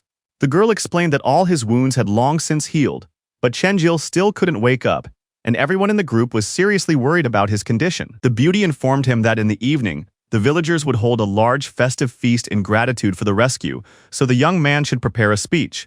When the young man heard this news, he opened his mouth in surprise and realized that he had to come up with something quickly, as he had never given a public speech before. Sally added that new festive clothes were waiting for him outside the door, and he must not forget to change before the celebrations began. The young man remembered that his adopted daughter was still in the magical storage room and needed to be checked on after regaining her strength. Enough time had passed, and Yaluka should have regained her magical powers after exhausting them to create a protective barrier. However, the extraction operation was rejected by the system because the girl had not yet fully recovered and needed more time. The guy also received a notification about an unread letter in his game mailbox, which might contain important information. When Chen Jil saw the message, he was curious about what important letter he could have received and who the sender was. The letter congratulated him on completing the first part of the prologue of the game Cosmos on the Hell level, and the guy wondered if that was why he couldn't log out. Chen Jil decided that it didn't matter right now, and that it would be better to focus on exploring new possibilities after his victory. The guy discovered a new weapon crafting system very similar to the usual game system from computer RPGs. The young man realized that everything was like a game, and that he could look up information about the creatures he encountered in the guidebook. There were question marks next to the entries about the Guardian and the Wandering Executioner.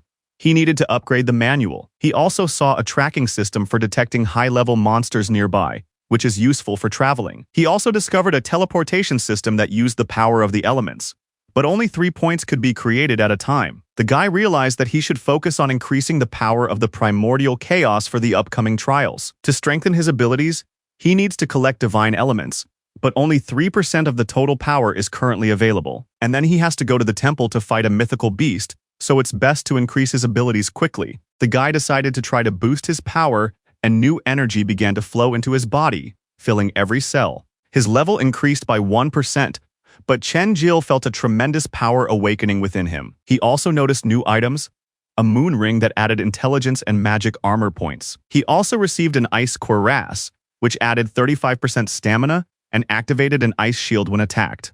The guy also realized that he had basically received all the rewards, and all that was left was to use the mysterious key from his inventory. Last time he used such a key to open a chest, Yaluka appeared, so it was interesting to see what would happen this time. At that moment, Bros approached the old man and reported that all the cracks in the city's protective barrier had been successfully repaired. The warrior said that there was still something else to do, and tomorrow life in the city would finally return to normal. He also said that the Guardians were now under Bo Banya's supervision to prevent them from escaping or seeking revenge. Bros added that Hicks seemed to have escaped from the city, and they had simply lost his trail in the desert. The warrior noted that Hicks would not be able to survive long in the desert alone without help or supplies. The old man replied that Bros was absolutely right, but it always seemed that Hicks was hiding his true strength. Chen Jil was sitting in his room reading the description of the Crimson Key when the blood moon descended upon the world, and a brave hero destroyed the great evil. After completing the task, you can randomly obtain legendary weapons or armor, but if you die, your body will be destroyed by the system. When the guy heard these requirements, he thought that the system had said the same thing during the penalty trial. When he first arrived in the desert, the Wandering Executioner killed him, and a message appeared announcing the death of the group. But there was no connection between the player and his real body. So, only his consciousness was trapped in the game? But how did his body end up in the subway of the real world? The guy started to get angry and wonder what was really going on here. Hesiod suddenly appeared behind him and asked if everything was okay with his protege. The guy was surprised to see the hero but then realized that it was just a projection in his mind. The hero said he wanted to tell him that this wasn't a dream, that the guy had indeed disappeared from here for a short time but then returned. When Chenjil heard this, he wondered if he had really managed to leave this place temporarily. Hesiod confirmed that he had seen everything, that it was indeed true, and that the young man had teleported to the real world. Chenjil replied that the bald man was clearly looking for him and somehow knew that he would end up in the subway. The guy wondered why he had heard his mother's voice and why she had told him to run away from danger. Hesiod said that he had never heard of such a movement before, that the guy had not teleported using magic, but some kind of incredible energy. So there are only two possible explanations for what happened. The first is that the guy's consciousness remained trapped in the game the whole time. But the second option is much more complicated. He really did return to reality for a short time, but his unconscious body couldn't have been rolling around the subway the whole time. The guy realizes that it doesn't matter which option is correct, but all this only proves that this world is definitely not real. Damn it! So they really took his mother away. But why did he deserve all this? Why did he end up here against his will? What kind of organization is hunting him? The guy starts screaming at the top of his lungs out of despair and anger, wondering what kind of horror is happening in his life. Why it is his fate to be locked in a virtual world. The hero turns to the system and asks the guy if he should use the Crimson Key to complete the dangerous task, and Chenjil agrees to activate the item. If he does not make a final decision within 10 seconds, the system will automatically refuse to use the key and return it to the inventory. Chenjil turns to the hero and says that he wanted to ask if he had ever killed gods, and if he regained his strength, would he be able to defeat the strongest of them? Hesiod, upon hearing this serious question, does not even know how to respond, as the memory of his past exploits has not yet fully returned to the legendary warrior. He apologizes to the young man and says he is sorry, but he does not remember his deeds. His head is still empty, with no memories of his former greatness. The hero says that in any case, all the gods fear the destructive power of the primordial chaos. So if the young man has the opportunity, he must become stronger for future battles. When Chenjil heard this advice, he completely agreed with these words, knowing full well that he had room to grow and improve his fighting skills. This hero warns that the guy used a power that can kill gods, so very soon divine beings will come for his soul to take revenge. Chenjil puts on new festive clothes and a cloak, telling Hesiod that there is no need to worry, as he cannot die in this place. The young man puts on his new clothes and confidently declares that not only will he get out of there alive, but he will also find out what is really going on. The young man realizes that he will begin serious training immediately after the feast that the grateful townspeople will throw for him to thank him for saving them from the tyrant. Rahidler prepares festive clothes and turns to Sally, who is cooking, saying that she has asked her 10 times in the last hour when everything will be ready. Sally starts shouting indignantly, saying that, so what if she's asked 10 times in an hour? She's just keeping an eye on the cooking. You never know what the orc might mess up. Bros turns to the old man at this moment and says that since arriving here he has never felt so good and that they should enjoy the evening. The warrior says he knows Chenjil won't lose in future battles because he saw with his own eyes how he killed the Monster King in a fair fight. The old man replies that the Monster King is no match for Dorpu in terms of strength, as the latter received his power from Hades himself. When Bros hears this revelation, he is initially stunned, then asks in horror, "From Hades, the god of the underworld, the lord of all dead souls?" Chenjil arrived at this critical moment and curiously asked his friend Bros why he was so frightened and had fallen down. What could have shocked him so much in his conversation with the old man? The young man asked in bewilderment if the old man was telling some scary stories or horror stories, or what serious conversation was going on between the warriors. And everyone present was overjoyed to finally see the young man who had come to them after sleeping for 10 whole days without waking up. The old man even bowed solemnly and proudly announced to everyone present that their great hero and savior had finally arrived for the victory celebration. All the townspeople began to shout joyfully and loudly, great hero," because the young man had indeed saved the entire town from the tyrant and destruction. The townspeople, holding burning torches in their hands, were madly happy and excited that the young man had come to their festive feast. Chenjil didn't even know how to react to such attention, as he had never experienced anything like this excitement of the crowd before in his life. The young man just stood there, watching everything with his mouth wide open in complete amazement at the spectacle unfolding around him. Sally gracefully stepped onto the makeshift stage, addressed the gathered crowd, and politely asked for everyone's attention. The girl solemnly announced to the crowd that their savior and great hero would now say a few inspiring words to lift their spirits. The old man encouragingly turned to the young man and told him to go up on stage, as absolutely everyone was waiting for Chenjil to give his speech. But the young man remained calm, not the least bit nervous, and honestly told the crowd that he did not consider himself a hero in the full sense of the word. In the end, Chenjil reminded everyone that he did not save the city from its enemies alone, and that all the other brave people who fought were also true heroes. The young man sincerely told those present that without the help and support of his loyal comrades, he would not have been able to defeat anyone in battle. Therefore, the young man declared that he could not simply take and unjustly claim all of these military merits and glory for himself. The old man wisely replied that all the residents understood perfectly well that the entire city had survived only thanks to the young man's heroic deeds. The old man added that people now especially needed a real hero who could give them hope for a better future and freedom. And Chenjil was totally worthy of being that hero, so he had to say a few nice and inspiring words to the people. All the other comrades unanimously supported the young man, saying that they should definitely listen to the wise old man, as he was absolutely right. The old man insisted that Chenjil become the hero who would lead all the people and tell them that there was a real chance to leave the cursed desert. And the young man, listening carefully to these convincing words, firmly understood that there was indeed deep truth and meaning in this proposal. Chenjil rose with dignity onto the makeshift stage to say a few pleasant and encouraging words to all the people gathered there. The young man deeply understood that the old man was absolutely right.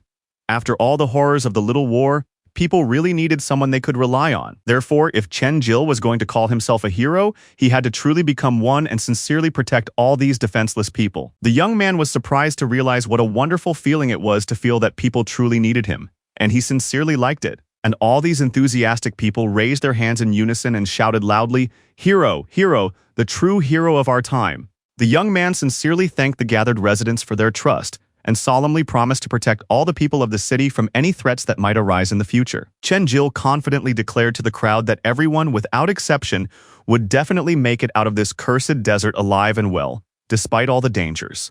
Argos, a powerful servant of the god Hades, took his first decisive step into the desert in search of the mysterious god-killer he had been told about.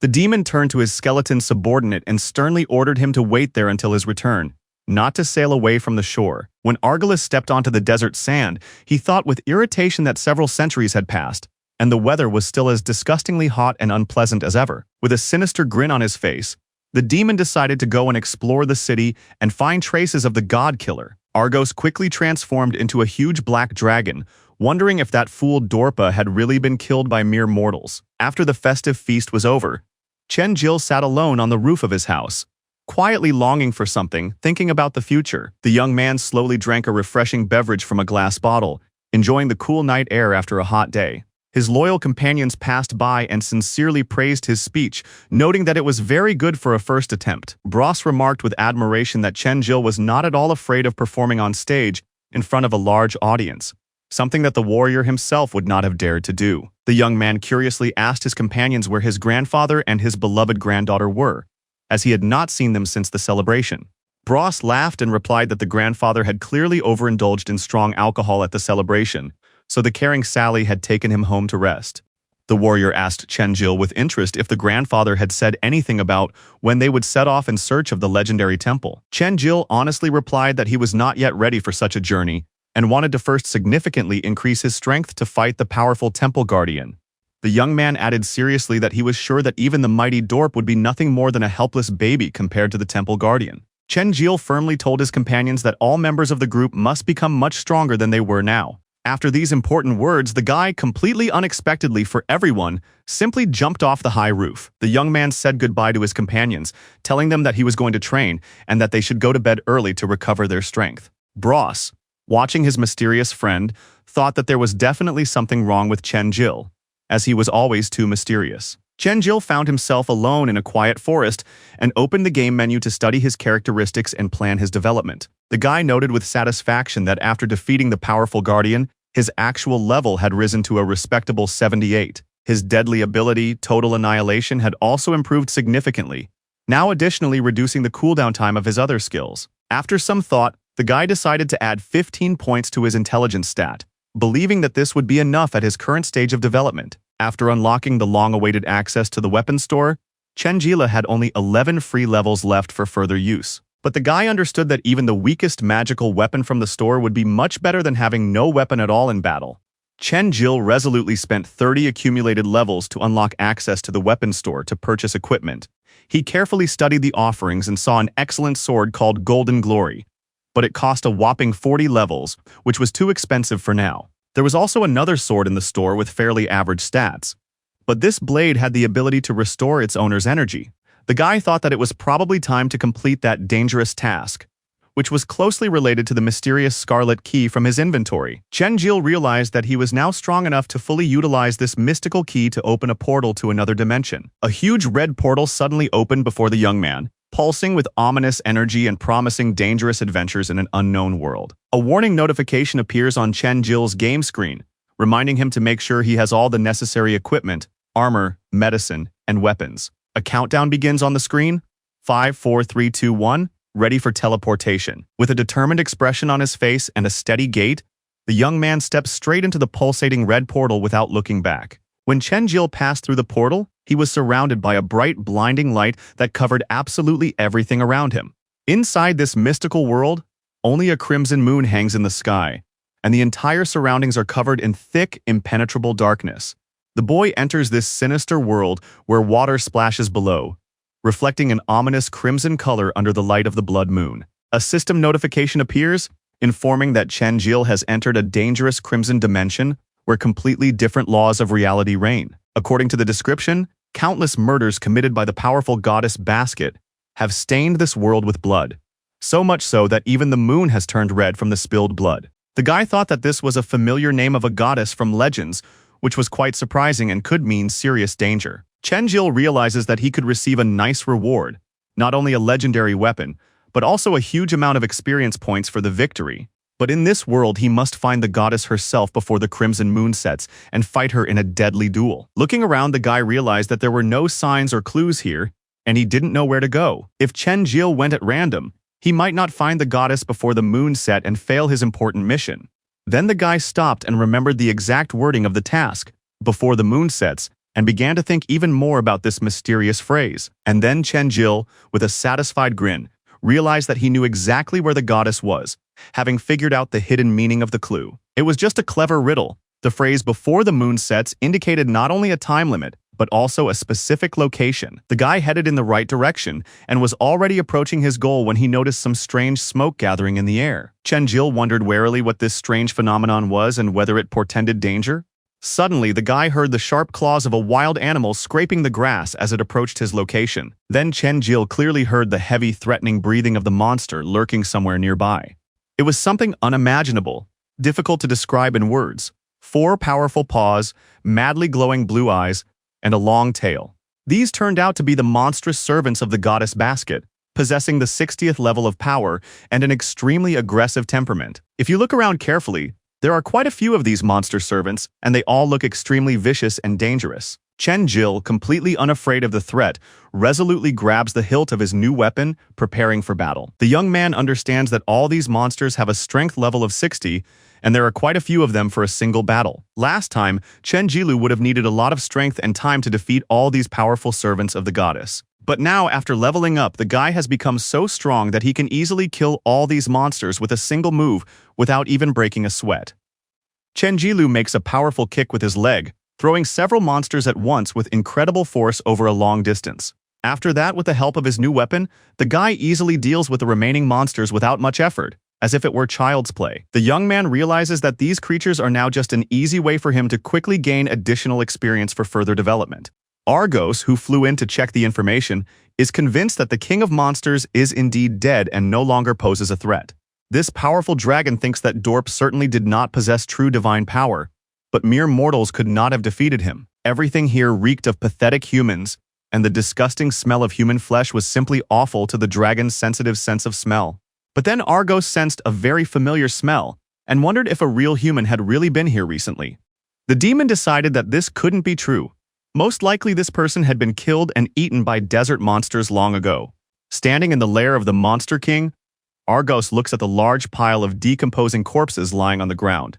With a sinister smile, this servant of Hades says that the killer of the gods is still alive, and may even have gained new allies. At that moment in the city, The old man cannot sleep and reads an ancient book by candlelight in his room. The old man understands from the text that the imprisonment of the evil god is not the end of the story, but only the beginning, and that the appearance of the hero has made the gods fear. The goddess Gevion read in an ancient prophecy that one day a god-killer would appear among humans, and then all the gods would be brought to justice. The gods could not accept that the people they themselves had created could pose a mortal threat to them, so they began to exterminate them.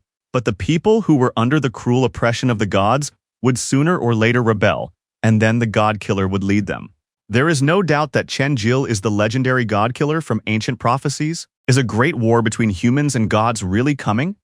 What should all the inhabitants expect from the future, and how can they survive? Suddenly, the old man's calm is interrupted when he hears a very strange and disturbing sound outside the house. The old man quickly goes to the window and thinks anxiously, wondering if someone has attacked the city's protective barrier at night. And the grandfather sees a huge yellow fiery flash near the dome of the barrier, which illuminates the entire area with a bright light. The old man's eyes bulged out of his head at the incredible sight that met his gaze. The insanely bright flash literally filled the entire space, as if a small sun had exploded on the ground. Without wasting a second of precious time, the old man quickly flew toward the damaged barrier using his magical powers.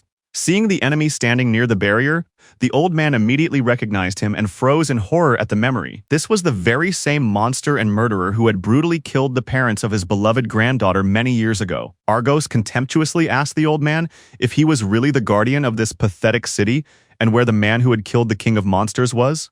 Chen-Jil at this critical moment is not even in this world, fighting against the powerful subordinates of the goddess.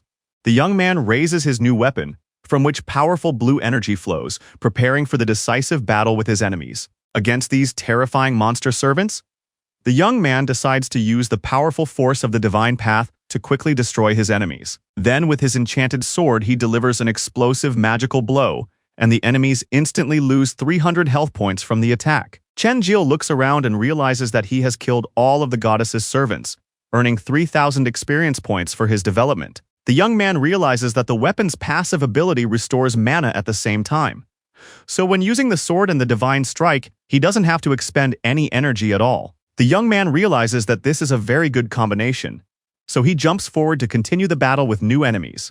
Chen-Jil jumps and maneuvers with ease to break away from the pursuing monsters and take a more advantageous position. The young man realizes that he has a good plan in mind, which he must put into action to win. Therefore, Chen-Jil uses his divine strike skill, and everything around him begins to glow with purple and blue energy. And the young man realizes that all the energy he expended is immediately restored in literally 1 second thanks to his magical weapon. The guy thinks that now that he doesn't have to worry about that, it will be much easier and more effective to kill the monsters. And so another monstrous servant of the goddess was killed. And time after time, Chen-Jil defeated these monsters with ease. All the enemies were completely defeated. It was so easy and simple that it was hard to believe how effective it was. And it turns out that now, in order to level up, the guy needs to earn a whopping 500,000 experience points, a serious requirement. A game notification appears stating that the weapon's durability is 93%. When it drops to 0, it will be unusable. The guy realizes that if he continues at this pace, he will soon be left without a reliable weapon for battle. Therefore, Chen-Jil thinks that among the abilities there was also Divine Punishment, which deals area damage so as not to wear out the sword constantly. The young man wonders if more powerful abilities will become available after leveling up, when he notices that the little girl has woken up in the storage room. The boy was overjoyed and told the girl to wait a second while he released her from the magical storage room. Chen-Jil asked Yaluka not to hug him so tightly, as he couldn't breathe properly. The boy reassured the girl, telling her not to be afraid, because the evil man was already dead and she was completely safe. Chen-Jil added that he hadn't yet thanked the little girl for saving his life and his grandfather's life back then. The girl was overjoyed that she had been able to be of use and help her beloved father at a critical moment. Chen-Jil, looking at this little miracle, smiles and realizes how sweet and touching it looks.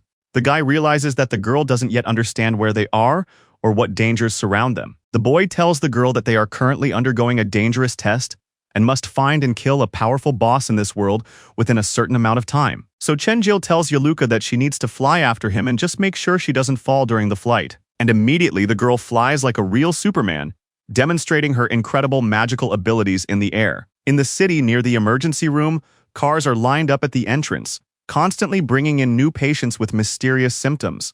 Inside the hospital, you can hear the hurried footsteps of medical staff rushing to bring in another patient, shouting, let them through, as they push people aside in the corridor. The medics are carrying a young man and saying that his pulse is too weak and he needs an adrenaline shot immediately, otherwise he will die. And right now, this guy is undergoing emergency surgery, with doctors trying to restore at least some vital signs. The patient's body is bouncing from the powerful shock of the defibrillator, which is trying to restart his stopped heart. The problem is that the young man's heart just stopped completely for no apparent reason. This is already the 300th death from sudden cardiac arrest this month, which is causing serious concern. The subordinate tells the woman that most of the deceased were healthy men in their 20s with no known health problems. The female investigator asks if these people had anything in common, such as visiting the same places. But the problem is that these people are not connected in any way. But it was discovered that they all played the game Cosmos. Last month, a woman from the Western District contacted the police and said that her son had entered the game and disappeared. But last week, someone accidentally filmed a video of a man appearing out of nowhere in a subway car and then disappearing. Thanks to the recognition system, they found out that it was the same guy who had been reported missing. Mib Su says that the video must first be removed from public access to prevent rumors from spreading among the population. She adds that it is important to avoid widespread panic and to contact the head of Cosmos to find out what happened. Grandpa and Argos stand opposite each other near the protective dome, preparing for the decisive battle. This insolent subordinate of Aida contemptuously asks the old man if he is deaf and cannot hear the questions being asked. But the old man isn't going to put up with that. He quickly runs up to the scoundrel, determined to fight back. The old man raises his clenched fists and wants to deliver a crushing blow to his insolent opponent. But the enemy easily stops the attack with just one finger, blocking all of the old man's punches. The old man doesn't want to give up and swings his fist again, but Ida's accomplice just smiles sinisterly. For Argos, this is too funny, as these pathetic blows will certainly not hurt him. The demon easily threw the old man far away with a casual movement of his hand. Boban sees that there is a serious problem and quickly runs over to help the old man in the fight. The young man anxiously asks his grandfather if he is all right and asks him to look at him. The old man tells Boban where he came from and asks him to leave quickly, as he is no match for such an enemy.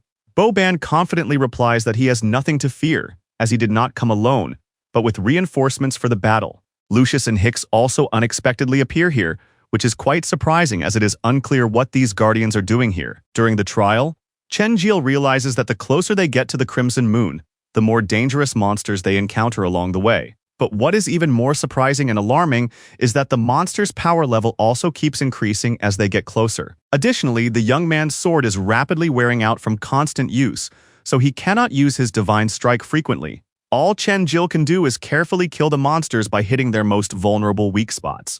The guy knows that time is very limited, so if he continues in the same vein, there will definitely be no time left for the boss battle. Just then, as Chen Jil was fighting his way through the crowd of monsters, he noticed that they had suddenly stopped in midair as if rooted to the spot. Yaluka, his little adopted daughter, used her magical power to stop these monsters in mid-flight. Then the girl took them all and easily threw them aside with a single movement of her hand. The guy told her that it was really cool and powerful, and he didn't expect the little girl to have so much energy. And when Chen Jil looked ahead, he saw a dozen more of these aggressive monsters blocking the way. The young man realized that he had to deal with them as quickly as possible. He couldn't waste a single minute. At that moment, people gathered in the streets of the city when they heard all the alarming sounds of battle. The residents were terrified, wondering what was happening. Could it be that the bloodthirsty desert monsters had invaded their peaceful city again? Argos sneers that they are just another bunch of pathetic insects and he has no time to deal with everyone present. The dragon adds that they should just tell him where the god killer is, as the demon's patience is not unlimited. Boban boldly says that he doesn't care who this stranger is.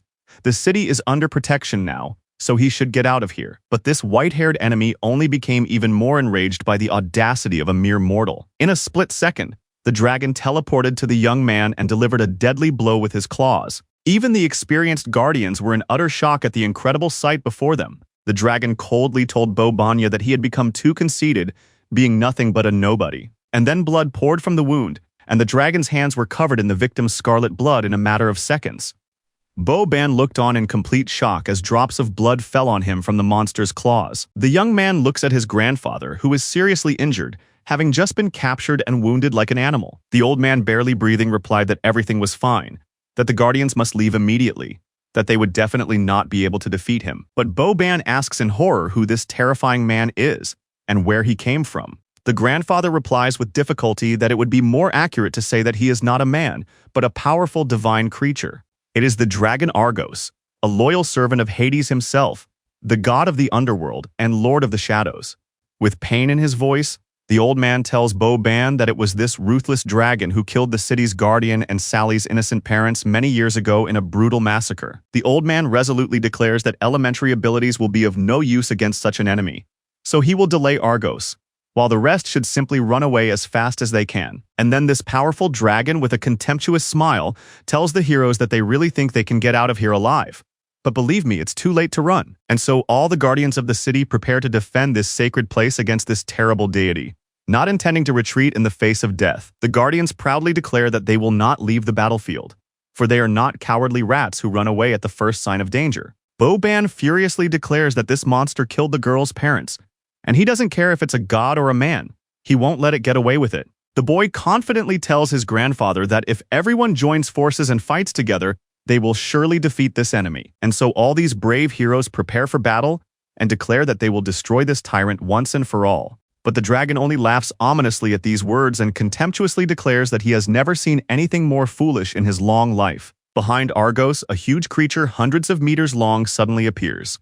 A real ancient dragon in all its terrifying glory. During the mission, Chen-Jil realizes that all the monsters on the way are finally gone and it's time to take a break. He turns to his adopted daughter and asks her how she is doing, offering to take a break together. The young man knows that they have killed a lot of monsters and spent a lot of energy in battle, but their level has only increased by 1. On top of that, the weapons wear out much faster than Chen-Jil could have imagined when he bought them in the store. The guy realizes that his abilities are quite helpful in solo battles, but when it comes to taking down multiple enemies, there's a serious problem. Last time, when he could only choose 2 or 3 abilities, Chen-Jil chose a relatively balanced combination of skills, and he realizes that if he had chosen a different character class from the start, his abilities would clearly be better now. And then Chen-Jil receives an encouraging notification that when his actual level reaches 100, he will gain access to completely new powerful abilities. The guy thinks that's great, because after defeating the goddess, he'll get a legendary weapon or armor, and on top of that, this important access will be unlocked. Chen-Jilu turns to the girl and says that they need to move forward as quickly as possible, that it's time to finally continue their dangerous journey. As they move forward, they see a huge monster slowly rising from the depths of the earth. Preparing to fight the uninvited guests, the boy thought in amazement. Could this really be the legendary goddess Basket mentioned in the quest? Chen-Jil hears this devilish roar that shakes the ground and sees a large cluster of dark energy rising ahead. A powerful explosion occurs unlike anything the boy has ever seen before. After the explosion, the very monster appears before the heroes, materializing right in front of them in all its terrifying power. Basket, a level 120 fighter, has a golden crown on his head, symbolizing his divine status. Chen-Jil says with slight disappointment that it turns out to be just a big cat, and he thought it would be something more serious than that. Chen-Jil seriously tells the girl that she needs to be very careful, because if she dies in this world, he will die with her. He then adds that he knows about her strength, but she still needs to be as careful as possible and not take unnecessary risks in battle. Recently, there have been numerous unexplained cases of sudden death of healthy young people around the world for no apparent reason. A news reporter says that mass protests are happening all over the world, with people demanding that the government tell the truth about what's going on. This morning, the government invited the heads of other countries to an emergency meeting and an important announcement about the mysterious deaths. Right there on live TV, another person dies on the street and you can hear people shouting for someone to call an ambulance. A female reporter says she will continue to keep viewers informed of developments and the latest news on this topic. And now at the emergency meeting, a male expert says that all the deceased have been autopsied and thoroughly examined for any abnormalities. Experts have determined that the cause of all the mysterious deaths was not cardiac arrest, but something much more complex, according to a doctor of medical sciences.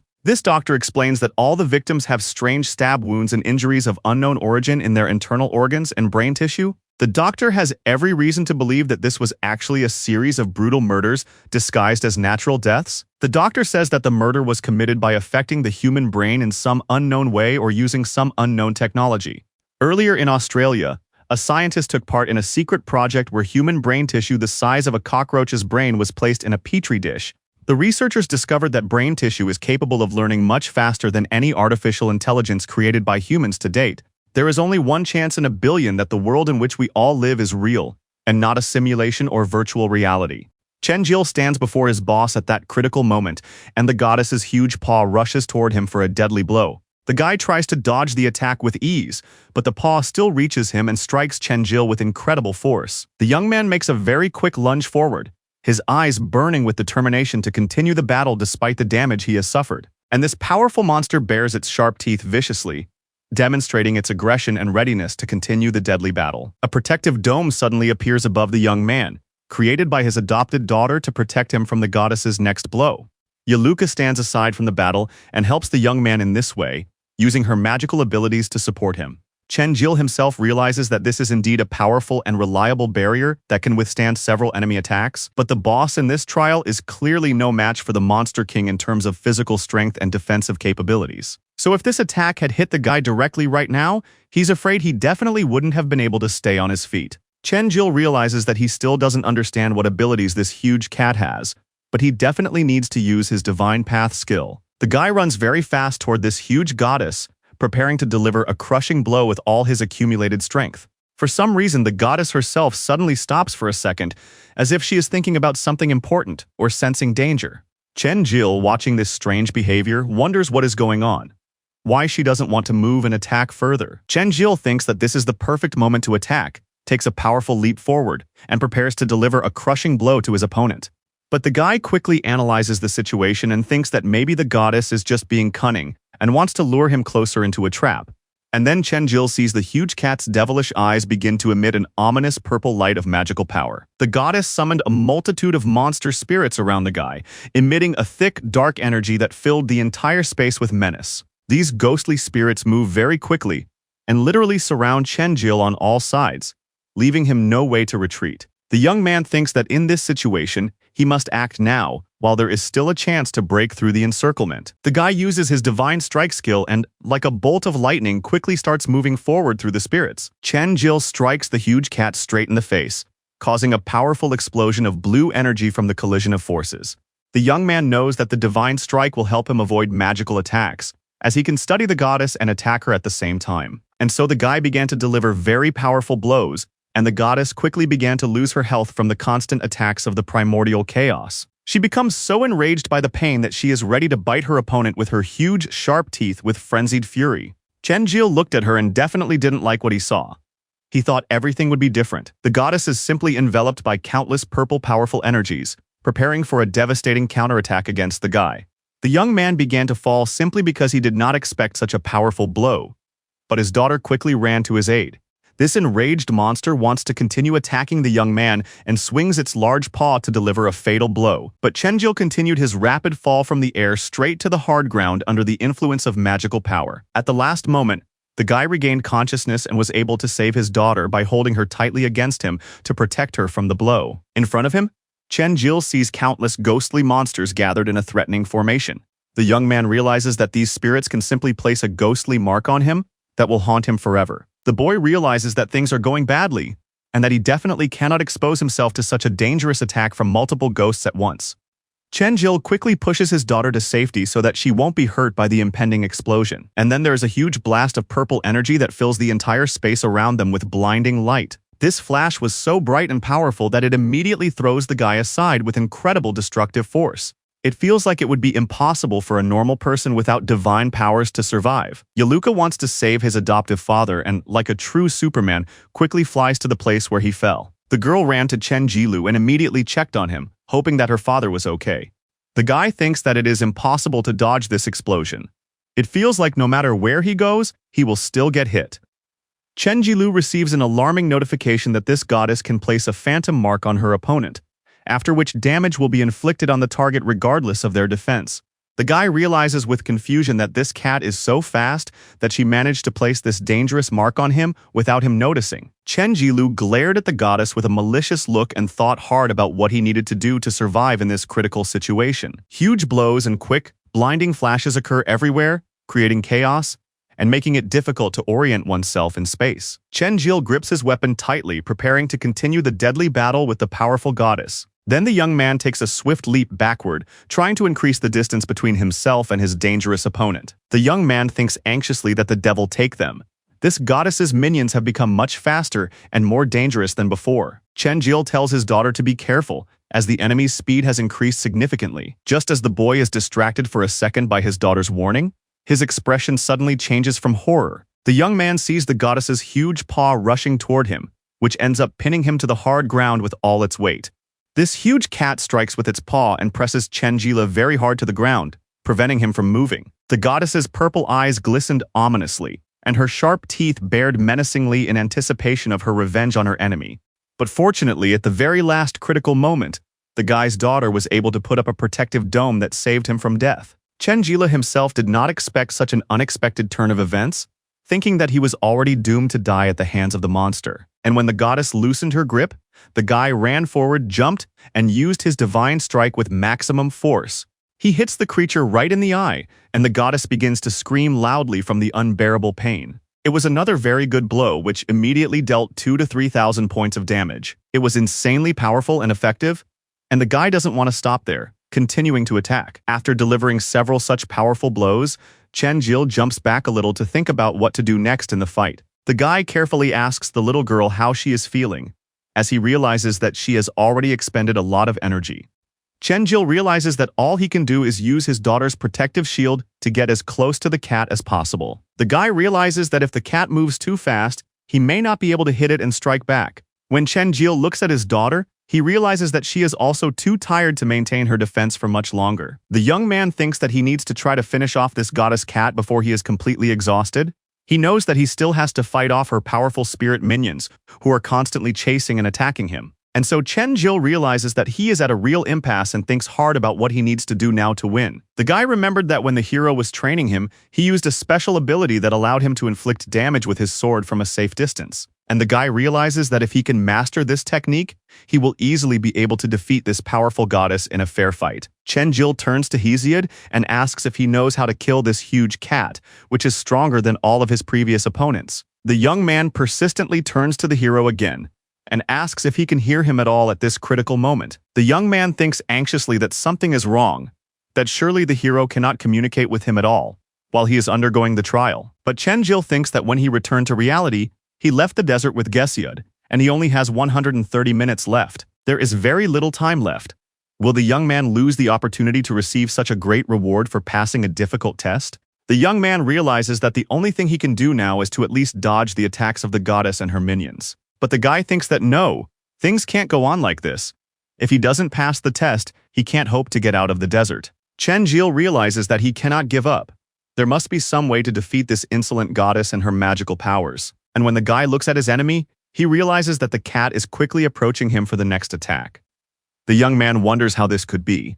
How could the goddess have become even faster than she was at the beginning of the battle? This huge animal strikes the young man with its massive paw, with incredible destructive force. From such an insanely powerful blow, Chenjila was simply pinned to the ground, unable to get up and counterattack. The guy barely manages to withstand this powerful blow, only thanks to his constant training and physical conditioning. The young man sees the swift cat heading straight for him again to deliver the final, deadly blow. A huge explosion occurs with a purple flash that blinds and deafens everyone within a radius of several meters. This goddess was sure that she had finally defeated the guy and would no longer face any resistance from him. Then an alarming notification appears, stating that his health is below 10% and must be restored as quickly as possible. The guy realizes that the goddess is moving even faster, and with his current health, if he gets hit, he will die forever. And all Chenjil can do now is use total destruction, drink the potion, and activate his daughter's shield. But then the young man thinks that right now, the forces of primordial chaos and all abilities are only being used in accordance with the system's prompts.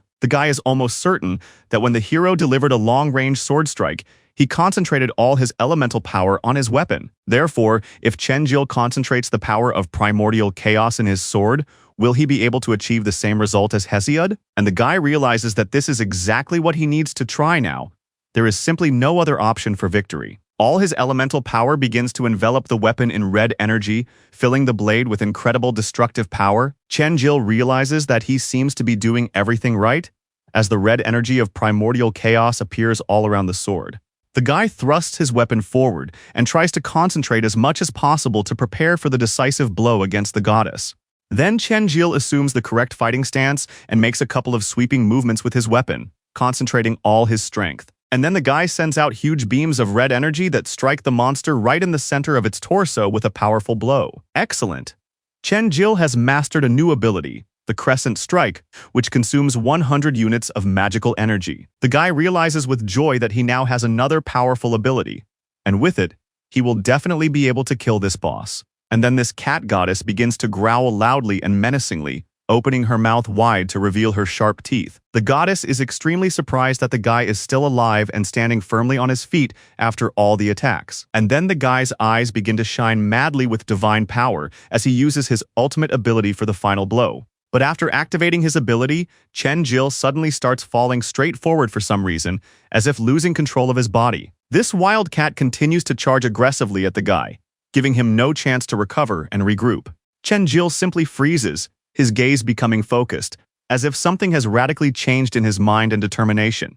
The guy looks at his weapon and tries to gather all the strength he has left for one last attack. And the young man uses his new skill, the red energy of primal chaos, sweeping away absolutely everything around him in a powerful wave. And Chen Jil simply cuts the huge cat in two with a single stroke, like a true professional swordsman. The boy's gaze is determined and triumphant, insanely happy that he has finally mastered this complex long-range technique. Chen Jil can barely stand on his trembling legs after such a powerful blow, having expended a huge amount of energy. The young man realizes that after using this ability, he feels as if his body is stuck in quicksand and completely unable to move. The guy realizes that, fortunately, everything went well, and he managed to defeat this huge monster in a fair fight. And Chen Jilu receives a solemn notification from the game system that he has successfully defeated the merciless goddess in battle. Therefore, the trial of the Crimson Moon is now completely past, and a powerful beam of light strikes directly from the moon in the sky. Looking at this phenomenon, the guy wonders what it is and where this light suddenly came from. And then a very bright yellow beam shines directly from the Crimson Moon onto the guy, enveloping him in radiance. 200,000 experience points were gained, and Chen Jil also received a significant level increase for his victory. Now the guy's actual level has risen to 100, which feels great. And thanks to the increase, his wounds are healing quickly. The guy gained a new skill that, when combined with his divine strike, would allow him to deal really good damage to his enemies.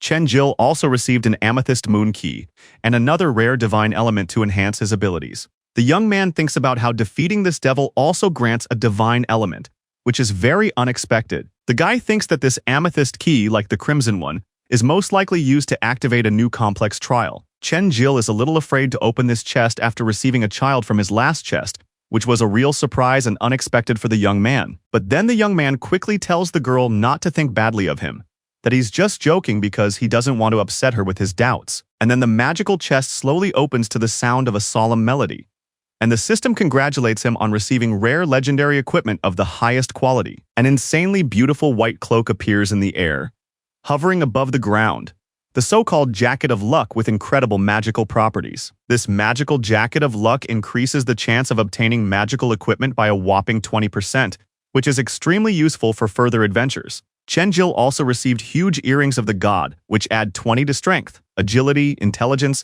and significantly increase health. The young man realizes that this equipment is not called legendary for nothing, as the earrings give a significant bonus to absolutely all of the character's main characteristics. And the young man thinks that since his ears aren't pierced for earrings, he just needs to press a special button to activate the equipment. And so Chen Jil reaches out with his finger and wants to activate the equipment, after which the earrings automatically attach to his ears without pain.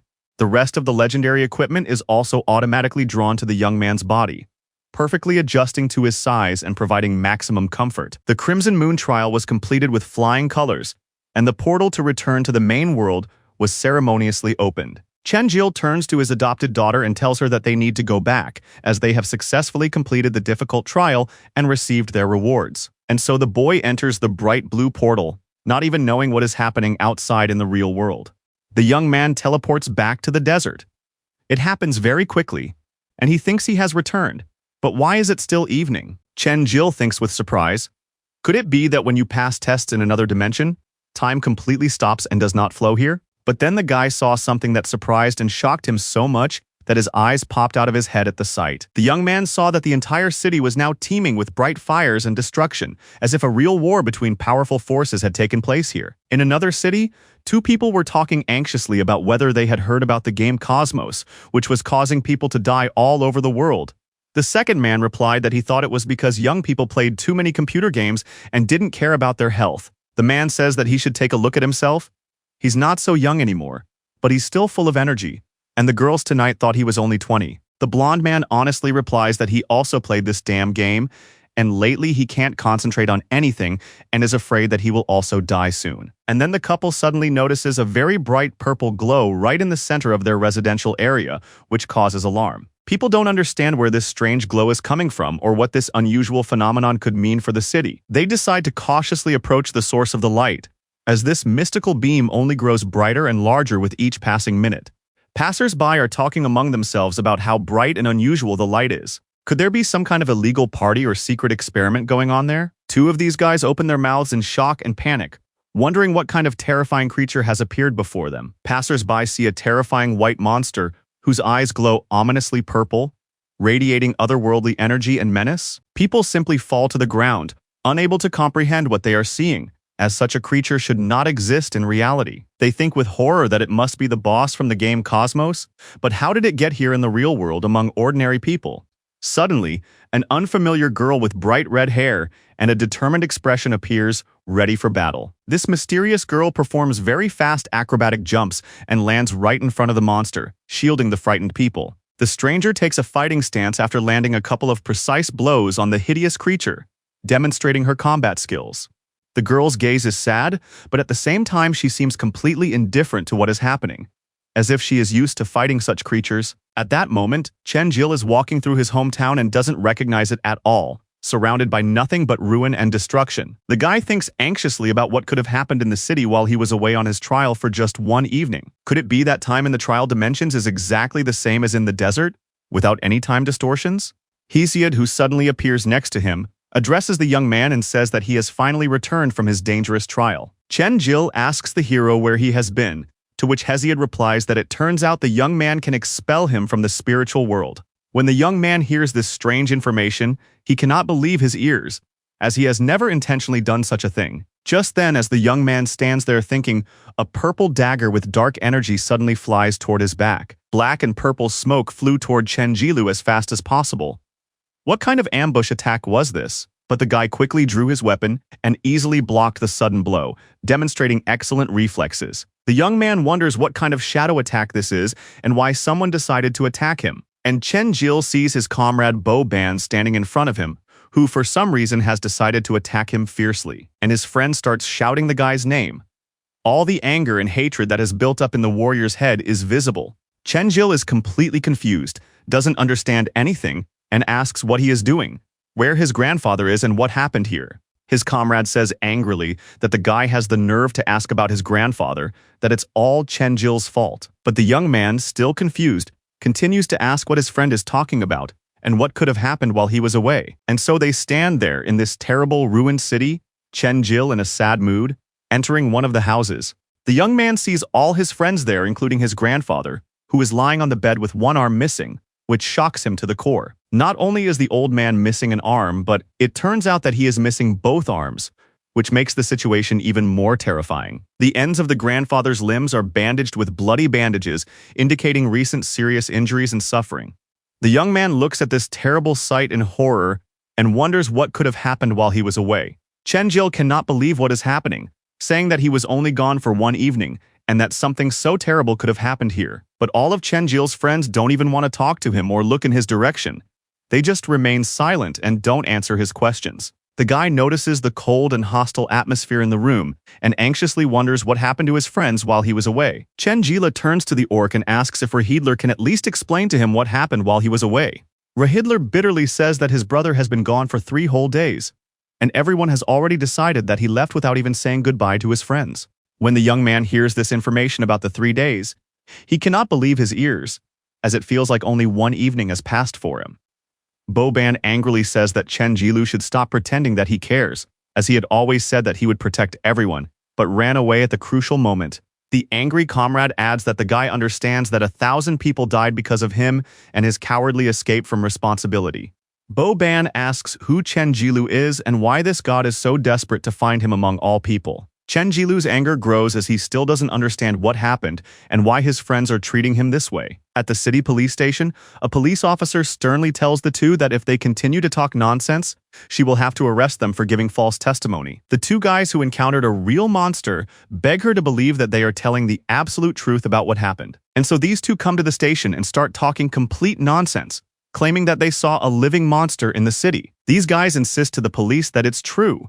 There was a giant monster and there was also a flying girl with red hair. And when the policewoman heard their testimony, she said, "Okay, you can go, but if you come back with stories like that, you won't get away so easily." Someone called the female police officer on the phone.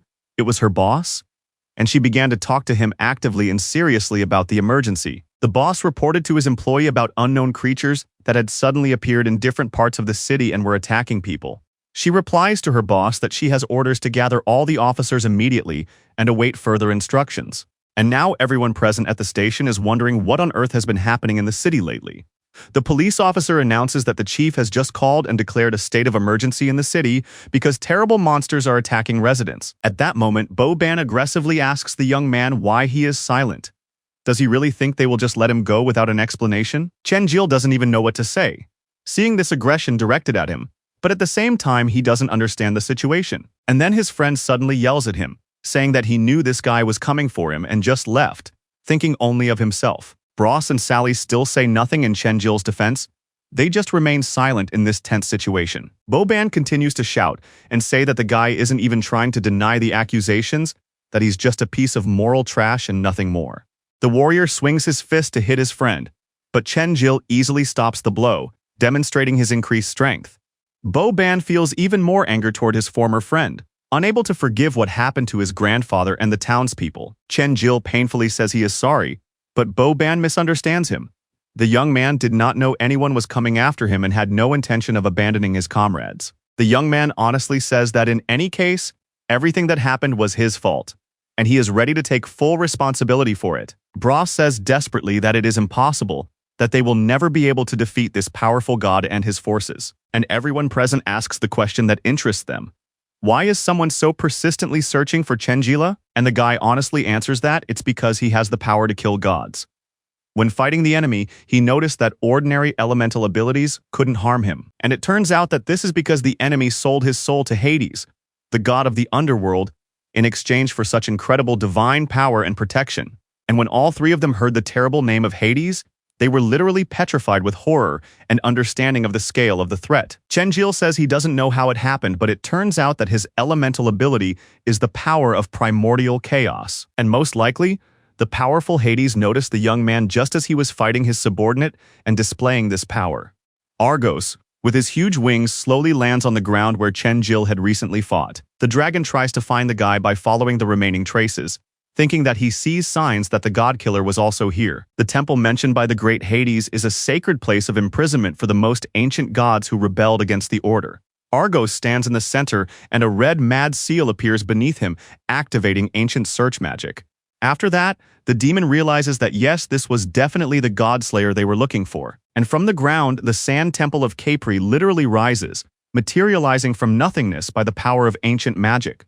Chen Jil thinks in amazement, could this really be just an ordinary virtual world created by a computer? The young man thinks that absolutely everything feels so real that it is really hard to believe and accept as fact. The young man realizes that self-awareness and emotions of sadness and joy are what separate them from soulless machines and programs. Therefore, before leaving the game forever, Chen Jil must avenge his grandfather and all the innocent people who died. The boy thinks that there's probably something in the medicine store that can help his grandfather regain his lost limbs. He finds the patron's item, a magical medicine created by the god of medicine that instantly restores damaged parts of the body. Chen Jil realizes that this is exactly what he needs and immediately gives it to his grandfather so that he can fully recover. But then the young man's thoughts were suddenly interrupted by a loud explosive sound ahead in the desert. This powerful explosion clearly intrigued the young man. What could have happened there that was so large and destructive? The young man thinks that it was so strong that even in the city itself, the ground shook from the shockwave. It was such a powerful release of energy that the concerned young man wondered what could have actually happened there. And then Chen Jila's pupils turned red, showing signs of the activation of the power of primal chaos in response to the threat. Chen Jilu received an important notification from the system that the very temple he needed to complete his quest had been unexpectedly activated by an unknown force in the desert. The young man realized with surprise that it was the very temple his grandfather had spoken of, and he looked toward the bright glow in the distance in the sands. And the young man realizes with alarm that he is almost certain that the temple was activated by the very demon who caused all this destruction in the city in search of the god-killer. This powerful subordinate of Hades cautiously enters the ancient temple and takes careful steps across the sacred slabs, preparing to face danger. Argos thinks reluctantly that if it weren't for the direct order of his great god Hades, he would never have come to this cursed place of his own free will. But the Lord of the Underworld sent the demon here specifically to test the strength of the ancient seal that was placed here by the powerful mages of the past. For in such a huge temple in the middle of the endless desert, there must surely be sealed away some incredibly powerful and dangerous creature from ancient times. And the one sealed in the depths of this temple is surely the one whom the almighty god Hades, Lord of the Dead, fears and dreads. And then Argos saw a bright green seal pulsing with energy, and he realized that this was probably exactly as Hades had warned. This was the sacred place that his most beloved and powerful god Hades had spoken of with trepidation before sending him into the desert. The dragon began to summon his dark energy, and even more green energy spread around the seal, preparing to awaken what was hidden inside. Argos realizes with horror that the mythical monster, which is the true guardian of the temple, is beginning to awaken from its long slumber. This powerful green energy fills the entire space around the temple, creating an atmosphere of ancient power and unknown danger. Nabushil slowly appears, a true ancient god with burning purple eyes, full of rage from his long imprisonment. At this critical moment, Chenjil thinks with interest, wondering why this unfamiliar demon needs this ancient temple, and the young man realized with alarm that the gods could sense his power, and if the demon came looking for him again, the remaining inhabitants of the city would surely suffer. Hesiod turns to his protege and explains that the gods know where the bearer of power is, as he must know something about it. This ancient hero says that when Chenjil uses his power of primordial chaos, his body begins to emit a certain magical scent that the gods can smell. The only way to completely get rid of this cursed smell that reveals his location is to die or find a way to hide his power. Hesiod warns that the young man must know that the price of possessing such power is truly great and could cost the lives of all those close to him. The only thing left for Chenjilu to do in this situation is to kill only those gods and demons who stand in his way to freedom. When the young man heard these harsh words, he thought that there were other gods who were looking for him and wanted to kill him, so he should go to the temple as quickly as possible to remove the seal. The young man understands that he must do this first and foremost for the safety of his loyal friends and the innocent inhabitants of the city. Chenjil realizes that all his comrades are right in their accusations, that everything that happened only because he came to this peaceful city. The young man has brought real trouble upon all his loved ones, and he feels incredibly ashamed before each of the victims. Chenjil's grandfather was seriously injured, and the young man does not yet know exactly how many innocent people died because of his presence in the city. The young man apologizes painfully to Sally, his grandfather, and everyone else, realizing that it will be very difficult to forgive him for such suffering. Ark Rahidler, who approaches the young man, says in surprise, "Hey brother, when did Chenjil manage to get here? He's been gone for so long." Chenjil replies that he arrived just a minute ago. His granddaughter had just returned from the doctor and asked him to give his grandfather some medicine. The orc says understandingly that his brother shouldn't be angry with everyone else, that he should understand that a great misfortune has happened and that everyone is having a very hard time because of it. Chenjil, upon hearing these wise words from his friend, understands everything perfectly and does not hold a grudge against his comrades for their reaction. But the boy takes out a magic bottle and says that this magical medicine will completely heal his grandfather's wounds, and that it is essential to give it to him to drink. The young man adds that he will take a walk around the city, and Rahidler should take care of his grandfather, as that is the most important thing for everyone right now. When the guy leaves the house, he realizes that he cannot return everything to the way it was before, but at least he must protect the remaining inhabitants of the desert. Chenjil apologizes to his friends in his mind and says that they will forgive him for leaving without saying goodbye properly. The guy starts running quickly toward the desert, realizing that if he hurries, he might still find the demon alive in the temple. And in the real world, a real nightmare unfolds, with all kinds of monsters emerging en masse from portals across the planet, spreading chaos. This stranger with bright red hair is the only girl standing in the way of the monsters, ready to fight to the end. While all the ordinary people are running away from the monsters in panic, she seems to be calmly preparing to take the blow and give the enemies a worthy rebuff. The girl resolutely raises her gaze and realizes that this is how it must be, ready to face this threat head-on without fear. The warrior sees these terrifying devil monsters methodically destroying the city and mercilessly killing all the peaceful people around them indiscriminately. The radio tells the girl that these monsters appear to be very high-level creatures, the likes of which have never been encountered in the real world before. They add that the commander has already sent 3 of the best fighters of level 120 to help her, and that she should wait a little longer for reinforcements. The command asks the girl if she should wait for help, but she replies that at least 3 more monsters of the same level have appeared in the Eastern District, and they cannot be allowed to reach the city center. And then the terrifying devil monster makes a powerful leap at the girl, but she is not at all afraid to face it in single combat. The warrior realizes that the convergence of the 2 worlds is happening much faster than she could have imagined in her worst nightmares. Right now, in every corner of the globe, various monsters are appearing out of nowhere, creating chaos and panic among the population. These monsters methodically destroy absolutely everything in their path and pay no attention to human resistance.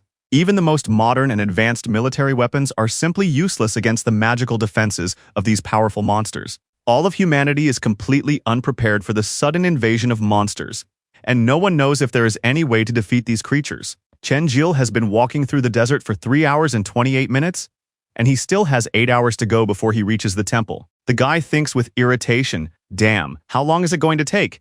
Even though he has access to teleportation, for some reason he can't get to a place he's never been before. Hesiod appears next to him and tells Chen Jil that if he flies on a dragon, he can save a huge amount of precious time to reach his goal. And the guy suddenly realizes that he has an adopted daughter, Yaluka, and thinks that maybe he can fly on her as a means of transportation. Chen Jilu smiles sheepishly and tells Hesiod that he's just joking about such an absurd idea of using a child to fly. And then ahead of them, they suddenly saw the very monster from the beginning of their adventure.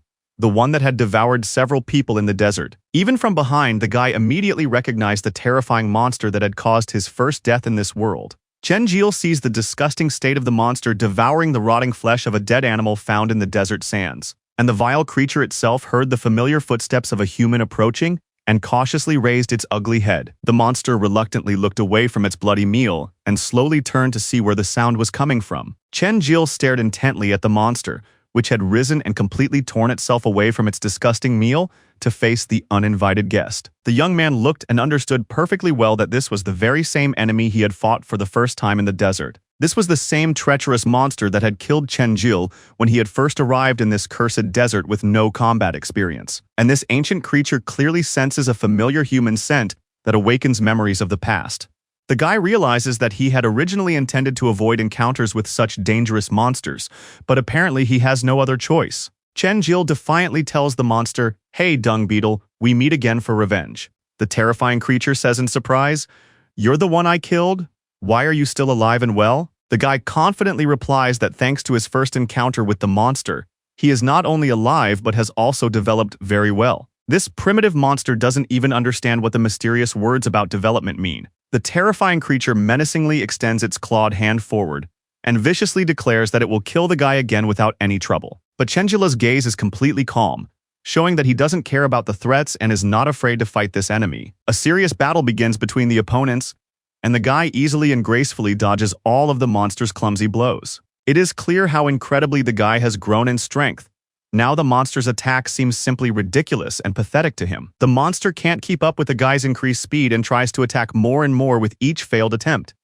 And then Chen Jil decides to counterattack, clenching his fist and directing it straight at the monster's body. The guy says with a smirk, "Does the monster really think that nothing has changed since then and that it can still only swing its sword?" From such a powerful blow, the monster flies very far away, picking up all the sand that was on the surface. Chen Jil proudly replies that he has now become someone who can defeat even the most powerful god in a fair fight. The young man adds that the monster can call him a god-slayer, since he has achieved such an incredible level of strength. And then this wild creature suddenly flies high into the air, preparing for its most powerful attack. The creature begins to concentrate all its yellow energy in its hands, and contemptuously says that Chen Jil is a pathetic human. A huge scythe of death materializes in the monster's hands, and the creature threatens that if that's the case, the guy knows what will happen next. The monster says furiously that in that case, it will simply tear Chen Jil to pieces, a terrible and annoying man. And the guy calmly replies that it seems to be the monster's basic ability, and he doesn't see anything special about it. Chen Jila's eyes reflect confidence, as last time all the monster's stats increased 100-fold, but the guy still killed it with ease. However, after his recent victory over the goddess basket, the guy's level has risen to 100. So he also has legendary equipment to strengthen himself. Chenjil understands that if he can't defeat this monster now, then he can forget about going to the temple forever. The guy realizes that this battle will determine whether he can even get out of here alive and achieve his goal of liberation. A huge explosion occurs in the desert, its power and destructive force unlike anything ever seen before. Chenjil quickly raises his weapon in front of him to block the powerful blow of this enraged monster. The creature looks at the successful defense with genuine shock, its evil eyes sparkling with surprise. The guy simply jumps nimbly out of the way of the scythe's deadly blow. Chenjil digs his foot into the sand, which begins to smoke under the influence of his increased energy. The young man moves closer and closer to his opponent, swinging his weapon, which is enveloped in the red glow of primordial chaos. The boy concentrates all his strength and releases a huge stream of destructive energy toward the monster. The monster with the scythe manages to dodge, its speed remaining its main advantage. And this monster says contemptuously that humans are still as pathetic and slow as they always were. Chenjil understands perfectly well that this is not the case and wants to use his divine strike skill. The monster clearly did not expect such a swift attack and looks at the approaching man in complete shock and confusion. And with this powerful divine strike, the monster loses 20,000 health points in one blow. This is truly colossal damage. So the frightened beast jumps back sharply for safety. The monster's entire body is covered in deep wounds, and the creature wonders how such a thing is even possible. But the young man receives an alarming notification that the durability of his weapon has dropped to less than 70% of its original state.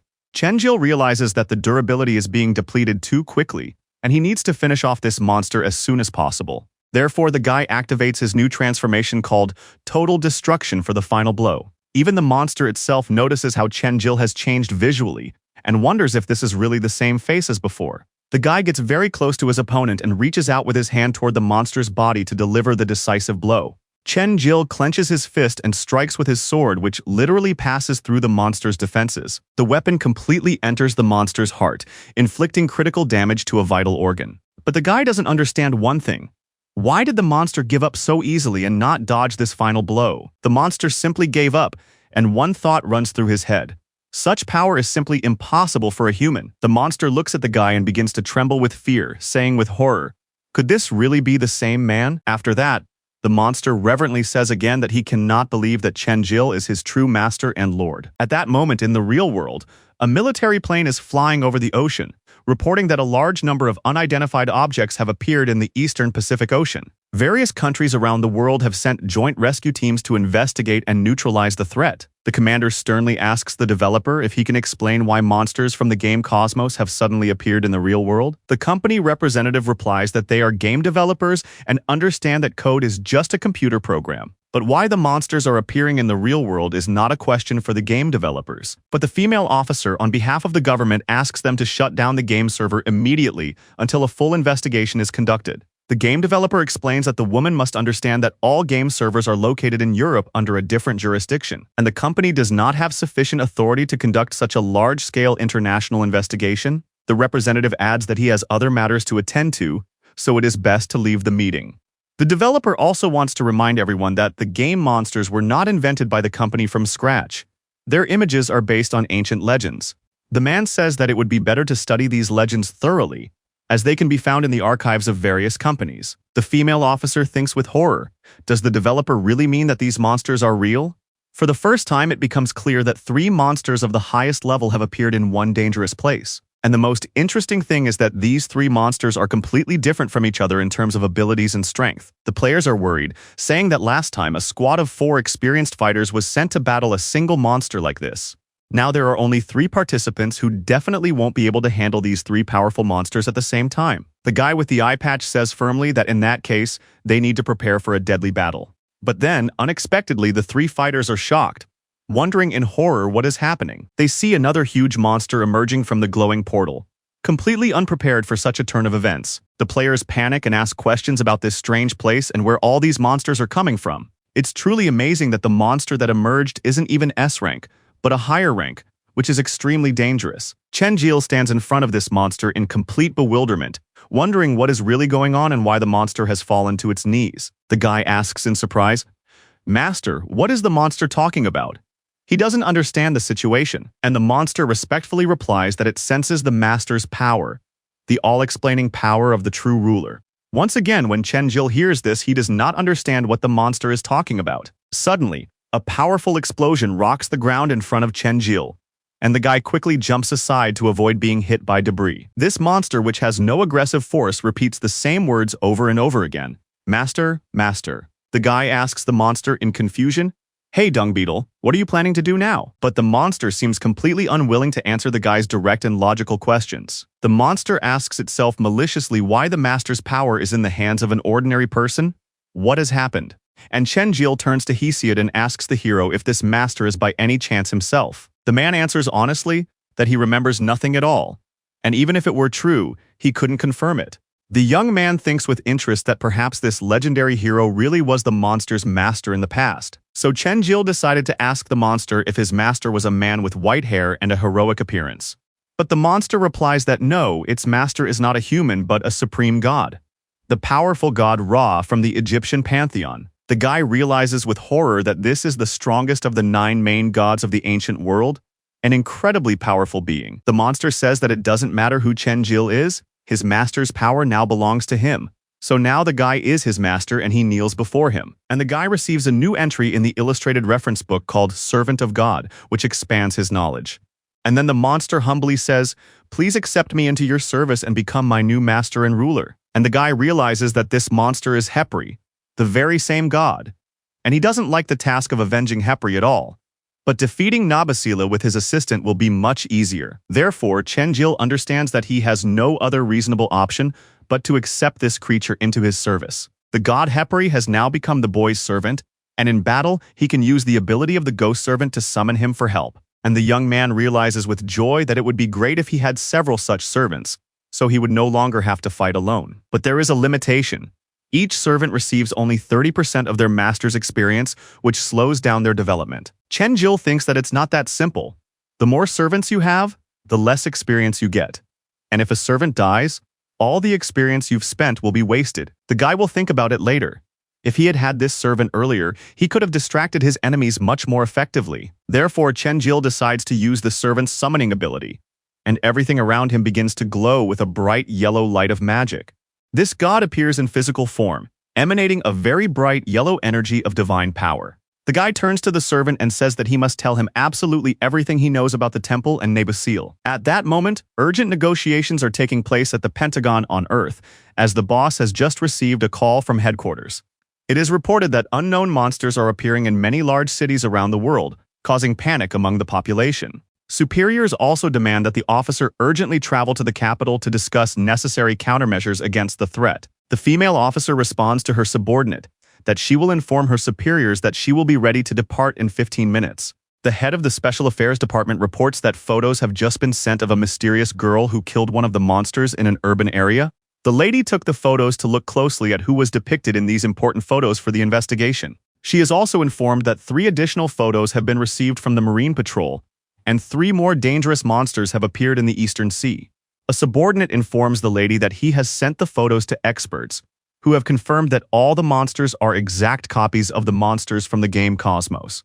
The captain's mind is filled with the words of the game developer, who said that if they want to study these legends, they should not meddle in the company's affairs. And so, in the open sea where the waves are raging violently, the heroes try to kill these sea monsters with their own strength. A muscular guy resolutely says that he will hold off the SS-ranked monsters, while his companions should first deal with the 2 lower-ranked monsters. All his companions, hearing this plan, agree and prepare for a difficult battle with the monsters. The archer draws his bow and clenches his teeth from the tension, aiming at the enemy's weak spots. The archer tries to hit the dragon's eye precisely to deal critical damage and take it down quickly. But then something happens that greatly surprises and shocks these experienced players. A muscular guy tries to strangle this huge and dangerous dragon with his magical chains, but the hero simply cannot do it.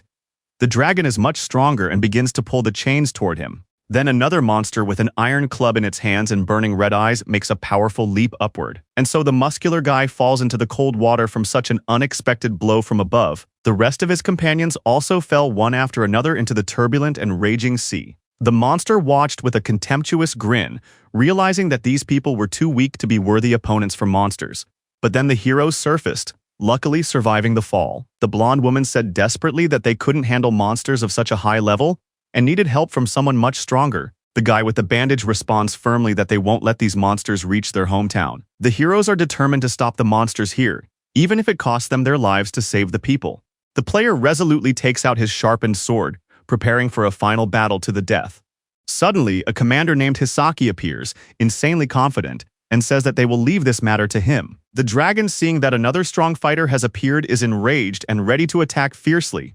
But the commander is truly lightning fast, moving from point to point in a fraction of a second. Hisaki draws his weapon and uses it to deliver a barrage of lightning-fast strikes against his enemies. After that, the commander calmly put his weapon back in its protective case, as if nothing had happened. All that can be seen behind him is how he froze all these monsters in thick ice with special technology. The monsters cannot move, and Hisaki delivers the final blow, called Snow Moon. Chen-jil, who is still in the desert with his new servant, patiently waits for specific answers to his questions. Hepri, an ancient beetle god, tells Chen-jil that it all began with the appearance of the powerful god Morpheus in this world several decades ago.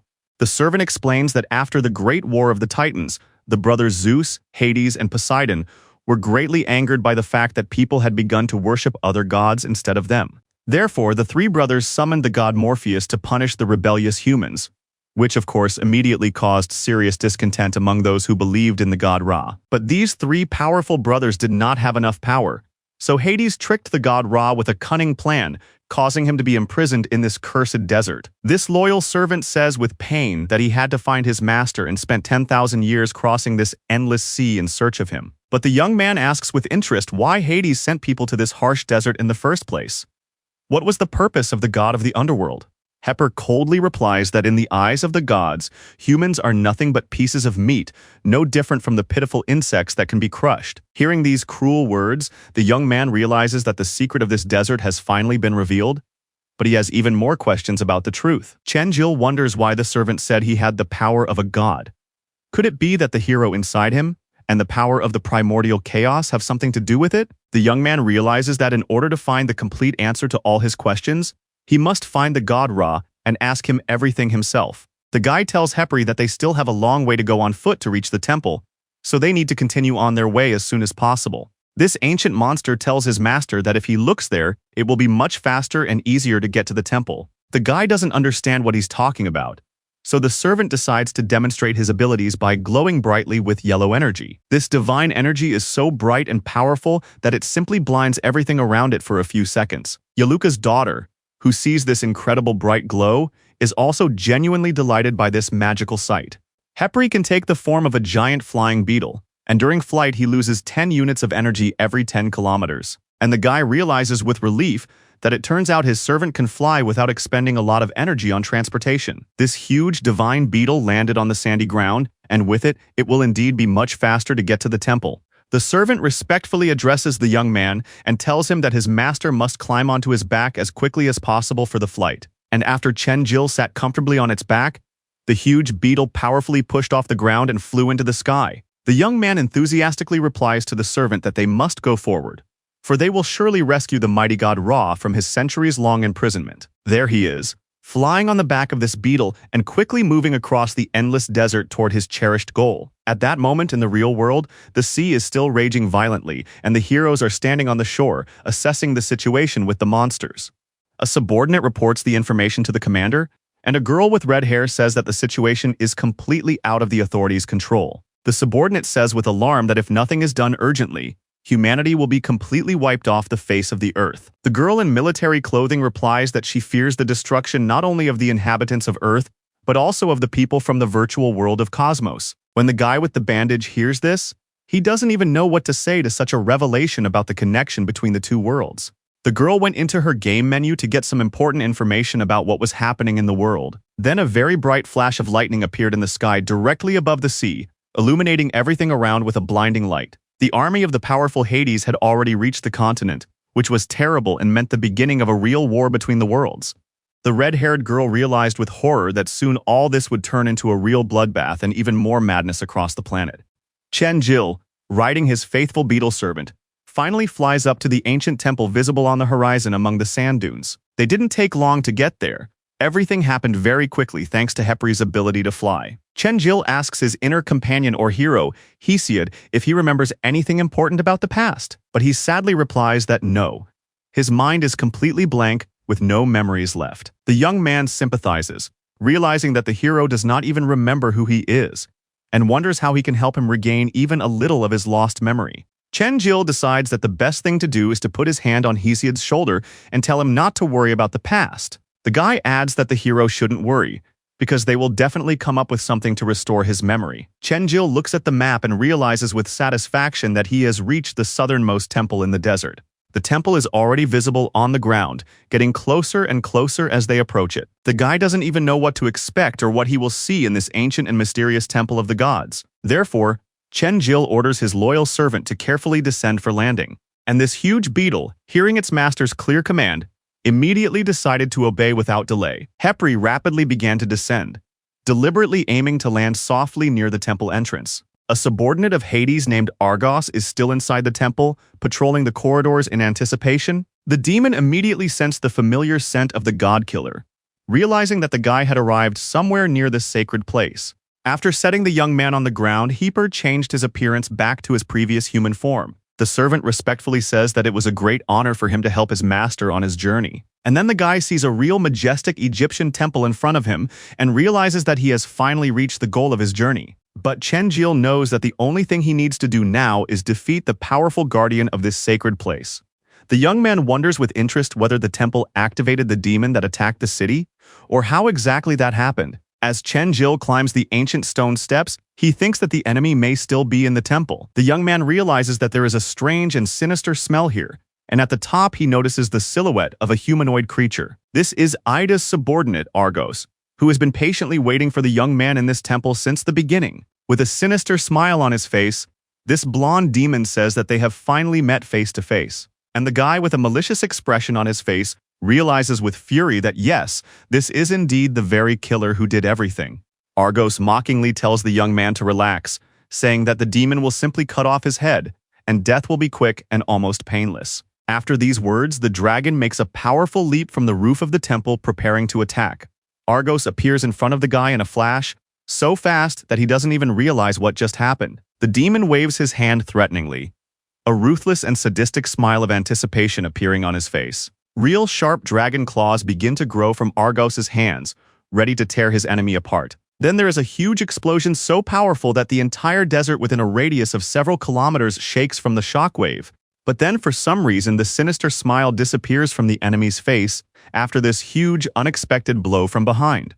Hepri appeared out of nowhere and heroically defended his master from the deadly attack of the demon Argos. Chenjil realizes with relief that Argos should have hit him just as quickly, but his loyal servant really did save his life. The young man realizes with alarm that this monster is much stronger than he could have imagined even in his wildest dreams. Ada's servant thinks with surprise that this guy has a ghostly servant, but such abilities are only possessed by true gods. Argos thinks that Ida is probably right to be worried, and then the servant grabs his arm tightly. But it turns out that it is not a servant, but Lucius's guardian who has enveloped the demon in her powerful energy to attack. A large amount of various elemental energies are directed straight at the monster's back, creating a powerful combined attack. A huge stone snake suddenly emerges from the ground to help in the battle against Hades' subordinate. A very bright glow appears, and these blows come in countless waves from all sides at once. This dragon, a servant of Hades, is simply taken and chained deep into the ground with the combined forces of all participants. The guy is in shock at how quickly and unexpectedly the whole situation has been resolved in their favor. Chenjil hears familiar footsteps approaching him and does not understand who it could be. The young man sees all his loyal friends, who reproachfully ask him why he left them alone. Chenjil asks his companions in surprise how they found this remote place in the desert. Sally replies that it was all thanks to the incredible abilities of the guardian Lucius. The guardian explains that her wolves remembered the young man's scent, so they initially followed his trail through the desert. But when Chenjil's scent disappeared after the flight, they decided to just keep going without changing course. Bros adds that, fortunately, his grandfather felt a powerful surge of energy near their location. And then everyone realized that this energy surge clearly did not happen in the desert by accident. So the young man happily tells his grandfather that he can see that the old man's hands have completely healed. The grandfather says that yes, he is now completely fine and in excellent health. The old man thanks the young man for the magical medicine knowing that he had gone out of his way to get it for him. The young man replies with a sincere smile that he couldn't have done anything else in such a situation. Then, unexpectedly, Bros asks curiously who Chen Jilong is. The young man replies that it is actually Hepri, his new ghost servant and assistant in battle. Everyone who heard this couldn't believe their ears and looked at each other in amazement. Bros reverently says that this is the very same scarab god, the bodyguard of the legendary god Ra, and the guy confirms that yes, everything is indeed as the warrior says. And then unexpectedly, when this subordinate of Hades was imprisoned in stones, he began to move actively and resist. Argos spreads his fingers wide and creates a huge flash of red energy that emanates powerfully from the heavens. The demon easily breaks free from the heavy stones that temporarily bound him. All the guys who were watching this scene were even more surprised by what was happening, as they thought they had finally dealt with this demon and defeated him. The old man was the only one who didn't even flinch or show any surprise at the spectacle, as if he had expected this turn of events. Argos, with undisguised malice, tells the heroes that they are just cursed, pathetic insects and nothing more, unworthy of his attention and time. A devilish red glow emanates from the demon's powerful body, filling the surrounding space with sinister energy. In his muscular hand, Argos materializes a real bolt of lightning that literally shoots out of his palm, crackling with power. The dragon releases a huge destructive flash from his hand, and viciously tells the heroes that they should just die here and now. It seems that this red demonic energy will now engulf absolutely everything within a radius of several kilometers, leaving nothing alive. A terrifying blow of incredible power strikes the desert, but suddenly a protective golden dome appears around the heroes. Ada's subordinate becomes even more enraged by the disappointing sight before him. All the heroes are still alive. Hepri turns out to be the one who heroically protected all his comrades from that terrible deadly blow with his magical golden energy. All the heroes clearly did not expect such a turn of events and look at their new ally with serious and grateful expressions. Chen Jil asks his loyal servant in surprise what he is doing, risking his life to protect the group, but Hepri resolutely replies to his master that he will deal with this nobody himself, and Chen Jil should hurry up and find the seal in the temple. When the boy hears this wise advice, all the heroes turn straight toward the temple entrance and say that it's a good idea, but they need to be careful. The dragon Argos, who sees this, is clearly extremely dissatisfied with this turn of events and the heroes' plans to enter the sanctuary. The demon threatens that the heroes want to enter the temple, but do they think he will let them do so unpunished? But the young man's loyal servant resolutely stops the red stream of demonic energy with his defensive abilities, preventing the attack from passing. This does not please the demon, understandably, but there is nothing else left to do but fight the scarab god. Argos angrily tells Hepri that he is interfering again, asking why he is so annoying, and won't let him deal with the people. And when Chen Jil and the whole team get even closer to the entrance, they realize that they need to quickly enter the temple and not waste any precious time. The massive ancient doors slowly open, and a truly majestic Egyptian temple reveals its mysterious interior to the travelers. Chen Jil resolutely tells his loyal companions that they must hurry as fast as possible. There is no time to wait or linger. Here they all run together into the temple through the open passage, leaving the battle behind. Hepri was sincerely glad that his master and friends had managed to safely make their way inside the sacred temple to carry out their mission. The scarab god defiantly tells Argos that now it is just the two of them left here, the dragon against the ancient god. And now this team of heroes is running quickly through the dark, winding corridors of the ancient temple, lit by torches. The guy thinks to himself in bewilderment how strange it is that they have been running here for quite some time. But the corridor never ends, as if it were endless. Suddenly, Chen Jil stops abruptly in the middle of the corridor, causing everyone else to slow down as well. The young man tells his companions that they all need to stop and wait while he investigates his suspicions. The heroes begin to look around anxiously and ask Chen Jil why they are stopping, whether he senses someone's hostile aura nearby. But the young man replies with a serious expression that no, that's not it at all. The problem lies elsewhere. Boban immediately starts shouting loudly and indignantly says that Chen Jil is deliberately scaring them for no reason. Chen Jil says with concern to his companions that they don't find it strange that they are now running down an endless corridor with no end in sight. Chen Jil says with concern that something is definitely wrong here, as he remembers perfectly well what the temple looked like from the outside when they approached it. The distance the heroes have already covered inside the corridor is clearly many times greater than the external length of the entire temple, which is physically impossible. The guy says with understanding that he thinks space and time here are very different from the normal world outside, that different laws apply. And when Chen Jil approached the stone wall, he saw a strange blue mark that began to glow very brightly as he approached. The young man deliberately placed it there, or rather his grandfather placed it there, explaining that this mark would tell them whether to move forward or stay where they were. The old man tells his companions that they should go further to test this theory about the looped space as soon as possible. Chen-jil completely agrees with the wise plan proposed by the experienced grandfather to solve the mystery of the temple. The young man runs forward and thinks with surprise that for some reason he cannot open the game map while inside this ancient temple. The young man realizes with alarm that there are no tasks or hints from the system that would help him complete the current mission. The guy knows that he probably just missed something important, or didn't pay attention to the details. Sally stops abruptly in the middle of the corridor. Her gaze becomes very alarmed, and she tells the others to look ahead. Chen-jil also looks in the direction she is pointing and tries to understand what is so surprising and disturbing that the girl has seen there. And then, to the horror of all the characters, they return to the very same blue mark that the old man had previously placed on the wall. Bo-ban says with irritation that they have been walking down the corridor for so long. When will this damn corridor ever end? The girl replies anxiously that they are moving much faster than usual and should have reached the exit long ago. Chen-jil regretfully tells his companions that he is sorry, but he thinks there is definitely no normal way out. If the guy is not mistaken, the same mark they used as a landmark is right ahead of them. The heroes simply move and walk in a closed circle like real fools who have fallen into a spatial trap. Here they are, back at the same blue mark, confirming the theory that the corridor is a loop. Chen-jil thinks about when all this started, but the system doesn't give any useful clues to solve the puzzle. The guy realizes that Hepri is still fighting that demon outside, and they can't just keep wasting precious time here. And just as Chen-jil was standing a little to the side, thinking, all his friends began to rush toward him. His companions ran up and excitedly said that they had carefully examined every inch of space in the corridor. The heroes examined all the walls and floors, but there were no secret doors or hidden mechanisms to allow passage further. Even magical circles and protective barriers were not found during a detailed examination of all surfaces. The guy asks his companions if they checked the ceiling, if they really didn't find anything suspicious there either.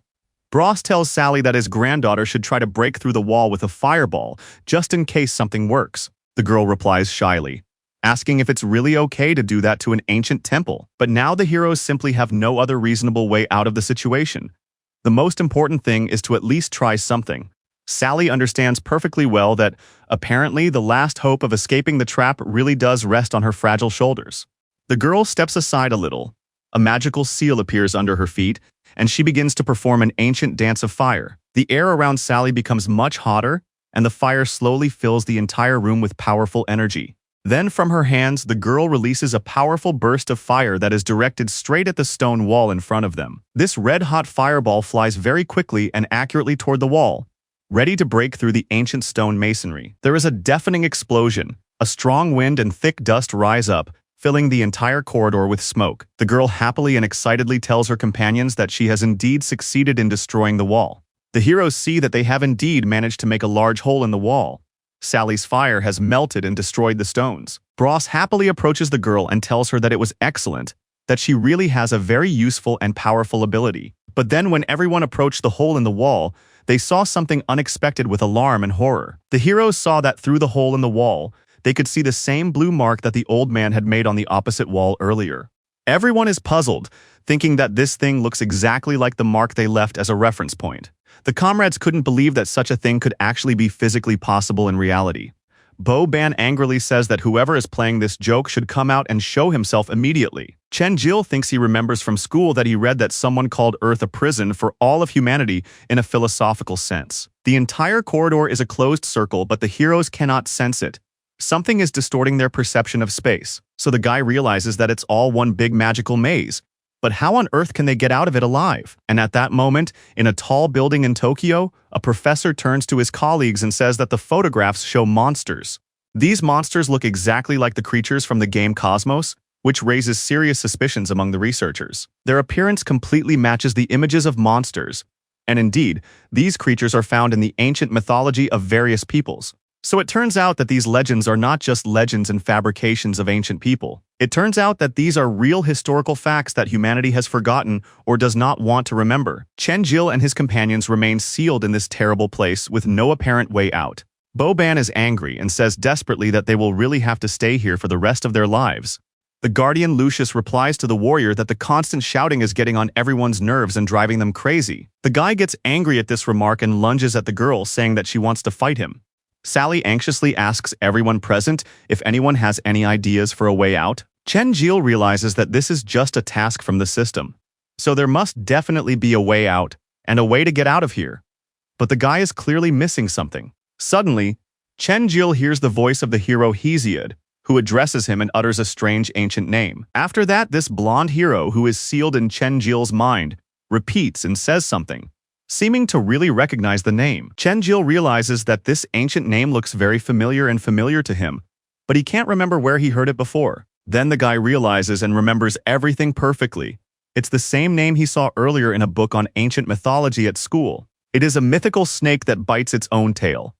A well-known symbol of the endless cycle and eternity called Ouroboros. Chen-jil tells Hesiod that if he really means that the heroes are now inside this snake, then they will have to gnaw through its belly from the inside to get out. The hero explains to the young man that this snake is not at all what he imagines it to be, but a divine trap set by the god of dreams.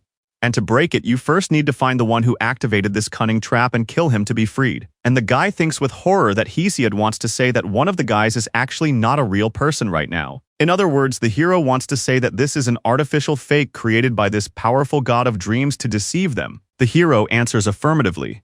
Yes, you have to be careful, because inside the snake, this imposter is like a real god in terms of power. Chen-jil understands that he must not be scared away prematurely. He must first be identified and killed in some way.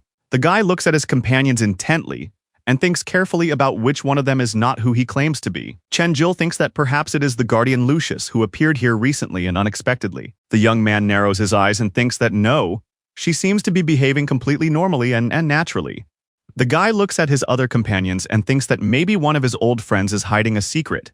Turning around, Chen-jil thinks that perhaps it is Sally's granddaughter or the warrior Boban disguised as a friend. But the young man looks at them closely and thinks that their behavior seems completely normal and familiar. The guy realizes with alarm that this scoundrel has disguised himself too well as one of his companions. At that moment in the underground world, a stunningly beautiful girl stands by a beautiful tree and ponders what is happening. She wonders how this could have happened, how someone could have activated an ancient trap. The girl thinks about the temple located right in the desert where the events are unfolding. She realizes with alarm that there is definitely someone there and that this someone has activated a dangerous divine trap. A man suddenly appears behind the girl and addresses her respectfully by the name Onir. It is Hades himself who has come, and the girl says anxiously that she is surprised to see him there. The god of the underworld asks what is wrong, whether she is not happy to see him, and why she has such a strange expression on her face. Onir immediately explains that she is simply seeing him for the first time on the outskirts of the underworld, so she is genuinely surprised. Hades replied that his trembling father had somehow escaped from the impregnable Tartarus, which was causing serious alarm. When the beautiful girl hears this news, she says in horror that it is impossible, as the divine trap of Tartarus had not been activated, and he could not have simply disappeared from there. But Hades insists that Onir must help him find his escaped father before Zeus and Poseidon find out. The god of the underworld threatens the girl that otherwise she herself will take Cronus's place in the cursed Tartarus forever. The girl is frightened and completely agrees to Hades' demands, understanding the seriousness of the threat and the consequences of refusal. Onir wonders what the powerful Cronus did to escape from Tartarus while avoiding Cerberus. She anxiously wonders what really happened in that distant desert where the temple is located. The old man says with surprise to Chen-jil that he wants everyone to practice their archmage combat skills right there. Chen-jil replies that yes, everyone is stuck here, so why not train while waiting for a solution? The young man's friends do not understand what Chen-jil is up to and ask him in bewilderment about his reasons. The young man explains to his friends that they have nothing else to do anyway, so let's all train together to improve our skills. Sally smiles cheerfully and tells the old man not to listen to these guys.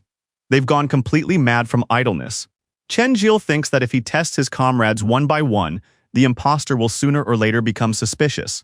So it's better to arrange a general fight. Therefore, this is most likely the way the guy will be able to find out who the real imposter is in the group. And then the old man unexpectedly agrees to the proposal and says that they can begin testing their fighting skills.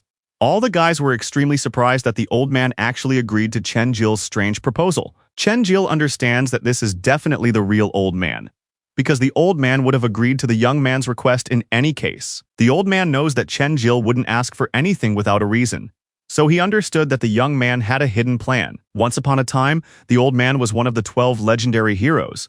He is incredibly perceptive, so he understands everything without explanation. Hesiod turns to the young man and says that he didn't think he would choose this method, but an imposter cannot be recognized by his fighting skills.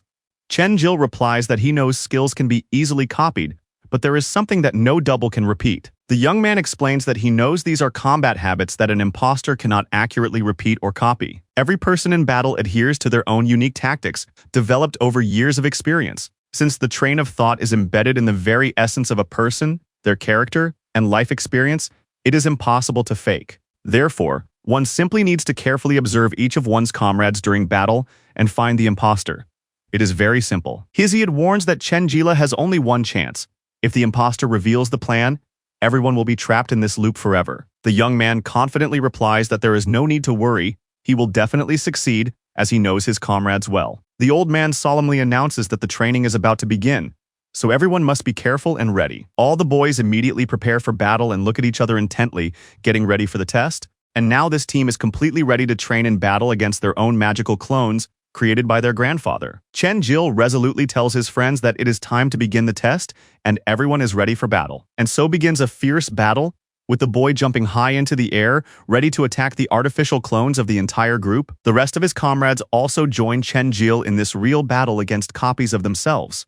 Chen-jil is very serious during this fight, trying to carefully observe the tactics of each of his friends. The guardian Lucius says with contempt that she is not interested in these childish games, so it is best to end the test as soon as possible. When the guy hears this, he thinks that the guardian is acting just like she always does, killing the weakest opponent in the first few seconds of the battle, which means she is the real deal. Chen-jil watches Sally closely, observing how the girl fights her exact copy and analyzing her tactics. The clone with the weapon swings his sword and almost reaches the girl, posing a real threat to her. Chen-jil helped Sally and said he would delay this dangerous doppelganger while she helped the other comrades.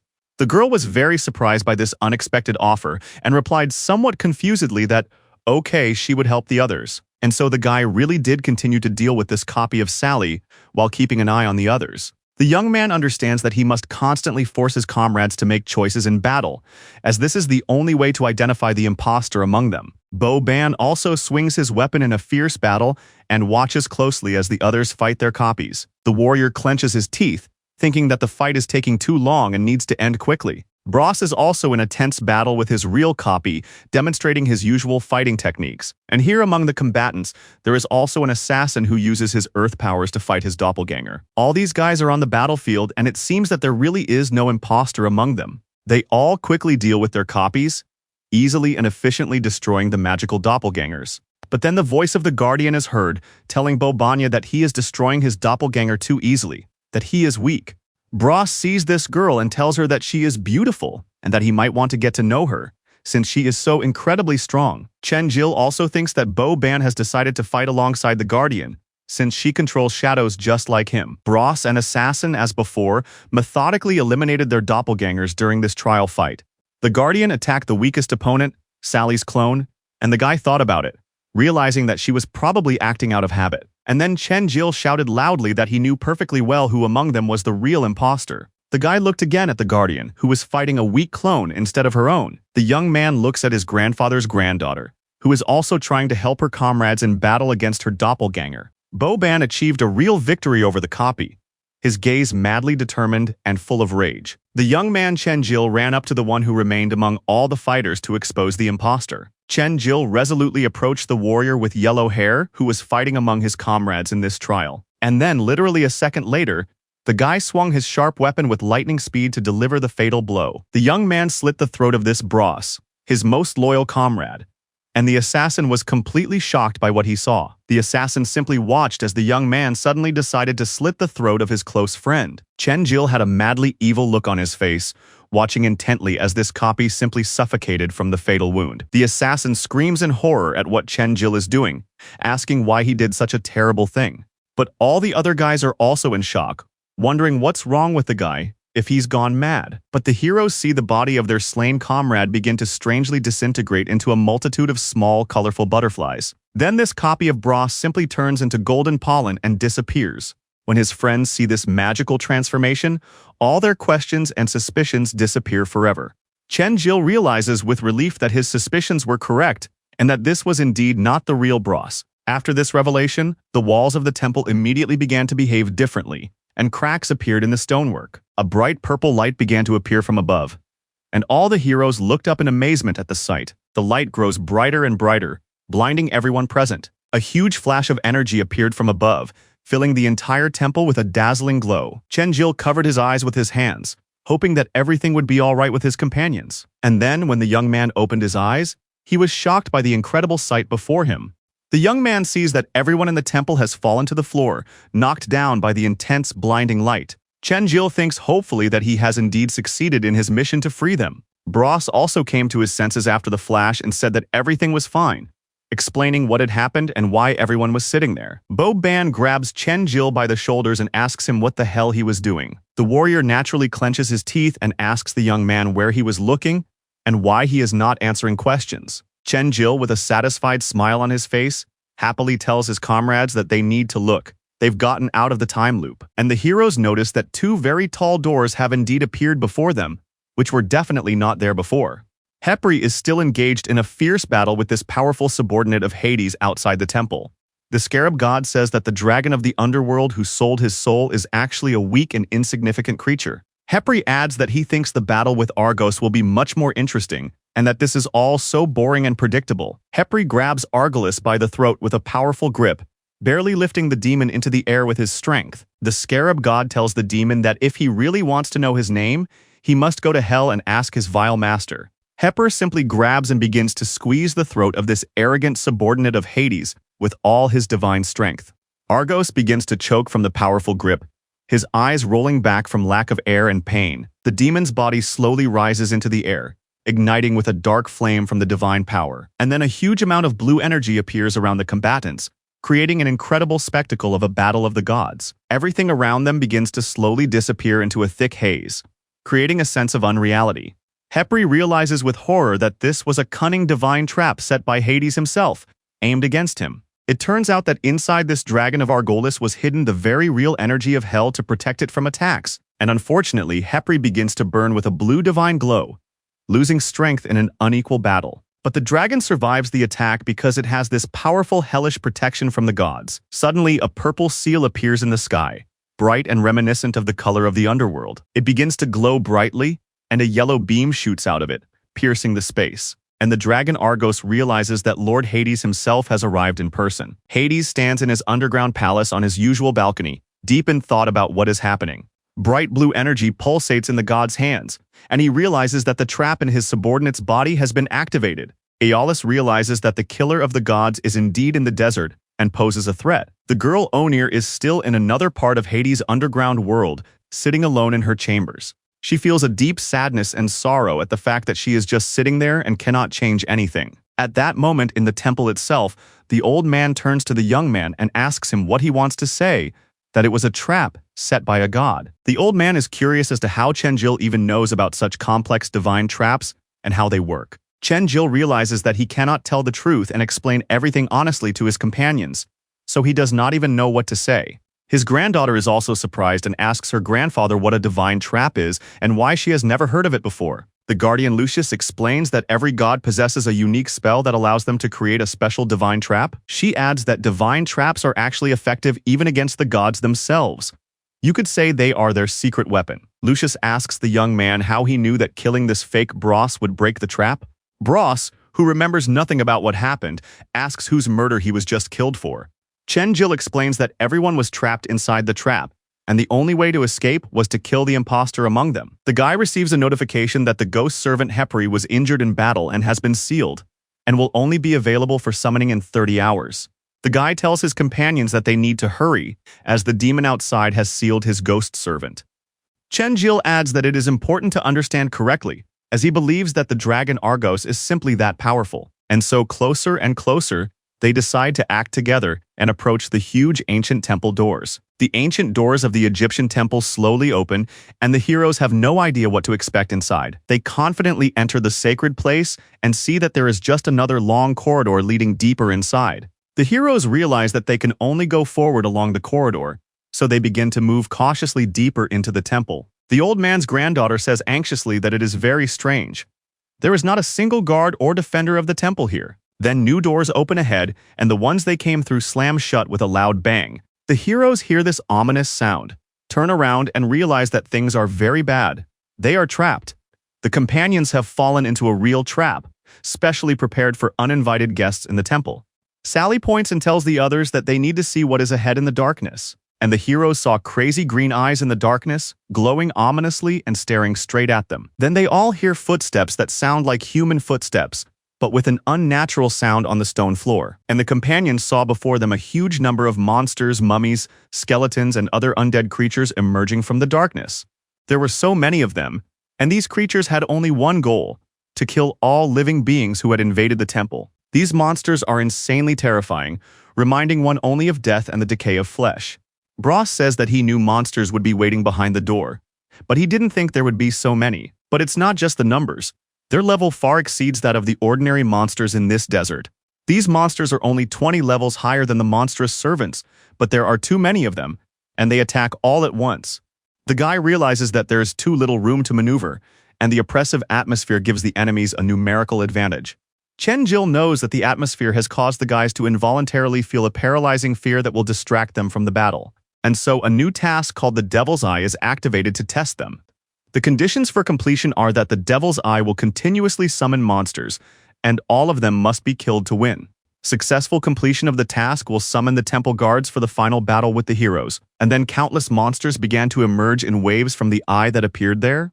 These monsters are coming out of the eye, so you have to destroy it and stop the flow of undead. The guy thinks that now they need to figure out what their top priority is in this battle. Sally turns to her grandfather and says that there are more and more enemies and asks what they should do. Chen-Jil, who doesn't want to wait to figure out the situation, takes a very powerful leap forward.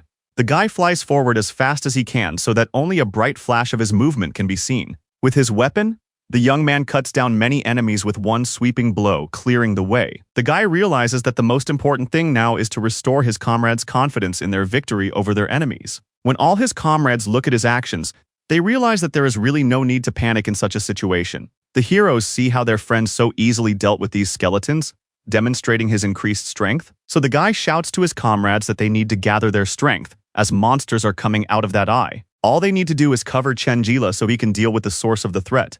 Bo Ban, watching Chen-Jila's actions with a satisfied smile, says that nothing has changed. The guy is the same upstart as always, but all the other guys obediently listen to him, realizing that they really need to do exactly what he suggests in order to win. Everyone must cover Chen-Jila and help him get close to the sinister eye that is spawning monsters. So the old man also stands up and tells all his comrades that it's time to attack together. All the guys raised their weapons and prepared for what was about to happen: a serious battle with the undead. The heroes know that they must make it clear to these monsters that they will be easily killed despite their numerical superiority. And the boys must understand that they are all a team and must work together to achieve their common goal. Bo Ban says that Chen-Jilu cannot be allowed to take all the glory, so he plans to use his shadow skill. Bros, like a true warrior, leaps forward, ready to fight shoulder to shoulder with his comrades. This devilish eye begins to glow brightly with a purple light, and monsters keep coming out of it in an endless stream. These terrifying skeletons, all clad in ancient armor, march further and further, emitting frightening cries. Chen-Jil noticed that something had changed dramatically in the behavior and nature of these monsters compared to the usual ones. The young man notices that the skeletons' bodies are beginning to be enveloped in a fierce red energy that was not there before. The young man takes a sharp leap forward and swings his weapon, realizing that something is wrong here. Chen-Jil turns his gaze and thinks with horror how this is possible. It turns out that these monsters have taken the form of spirits. The only problem is that these monsters are now immune to physical damage from weapons. Chen-Jil realizes that this is really bad and wonders how to fight them in the usual way. The guy's main damage is obviously physical, as all his stats and character development are geared towards that. Bros also says with concern that their attacks seem to have become completely useless against the spirits. An unexpected red flash of light occurs, which simply distracts and disorients everyone in the area. Chen-Jil realizes that there is only one mage among them, and it is Grandpa Sully's granddaughter. These spirit monsters begin to surround the heroes, their numbers growing rapidly and forming a tight circle. Armored skeletons rush forward, threateningly waving their ancient weapons to attack. A red, fiery protective dome forms between the monsters and the team of heroes, blocking the attacks. Sally and Yaluka try to protect their comrades and, with joint efforts, put up this magical barrier.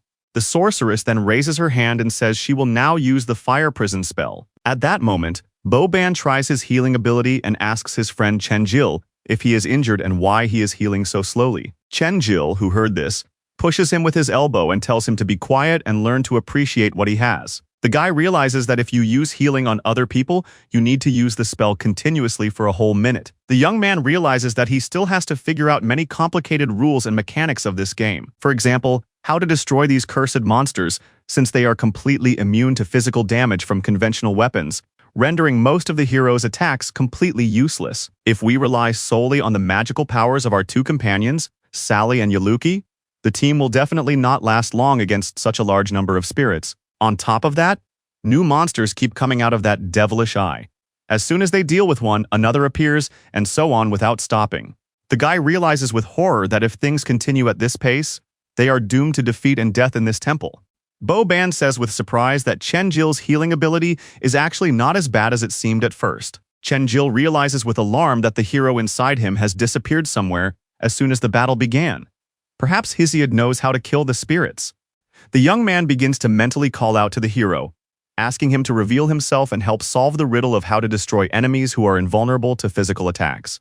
But when the young man looks around, he realizes that there is no response, and he does not know what to do at this critical moment. And then Chenjil noticed with interest what the old man standing aside was doing, deep in thought. So the young man quickly approached the old man and asked him curiously why he was just standing aside from the battle. The young man asks the old man if he has ever encountered anything like this in his heroic adventures. The old man thoughtfully replied that, to tell the truth, he had only seen such a phenomenon twice in his long life. The grandfather recounts that during the Great War, he went alone to the Dark Sea, and the troll also used this ability of invulnerability. The old man recalls that he was unable to harm his enemy in any way, and the only thing left for him to do in the Dark Sea was to defend himself and wait. At that moment, my grandfather was already sure that the end was coming and there would be no salvation. But suddenly, a blue sword appeared before the old man, wrapped in real lightning and pulsing with magical energy. My grandfather realized then that the gods had given him this weapon so that he could kill this vile troll and save the world. And so this sword allowed the old man to break through the troll's defenses and inflict a huge wound on him, which proved fatal. Later, grandfather discovered that it was a legendary magical sword that contained the inexhaustible power of thunder and lightning. In fact, the sword did not physically wound the troll. It would be more accurate to say that it killed him with the magic of thunderstorms that was contained within this divine weapon. And the guy realizes that he understood everything perfectly from the story, because in this game, magical damage and physical damage are strictly separated by the system. Most of his friends belong to the warrior or assassin classes, and although they have various elemental abilities, their attacks proved useless. Chenjil realizes that the skill of complete destruction allows one to harness the power of primordial chaos, thereby adding elemental power to all attacks, making them magical. His grandfather says that he has never met a mage who can enchant his weapon and make it magical. Chenjil realizes that he can fight his way through to the burning skeletons, hoping that he has remembered everything correctly from the old man's explanations. Because if that is indeed the case, then killing these ghost monsters will be a very easy task for Chenjil. And then there's a bright flash, and Sally and little Yaluka are struggling to hold up their protective shield to keep the monsters from passing through. But surprisingly, a strange green energy began to emerge from the mouths of these mummies and skeletons, bursting out directly from their mouths. The spirits pressed down on the girls with this sinister energy, making it very difficult for them to hold the magic shield against the onslaught. Sally starts yelling to her friends that she can't hold back the monsters anymore, that she definitely doesn't have enough strength for all this.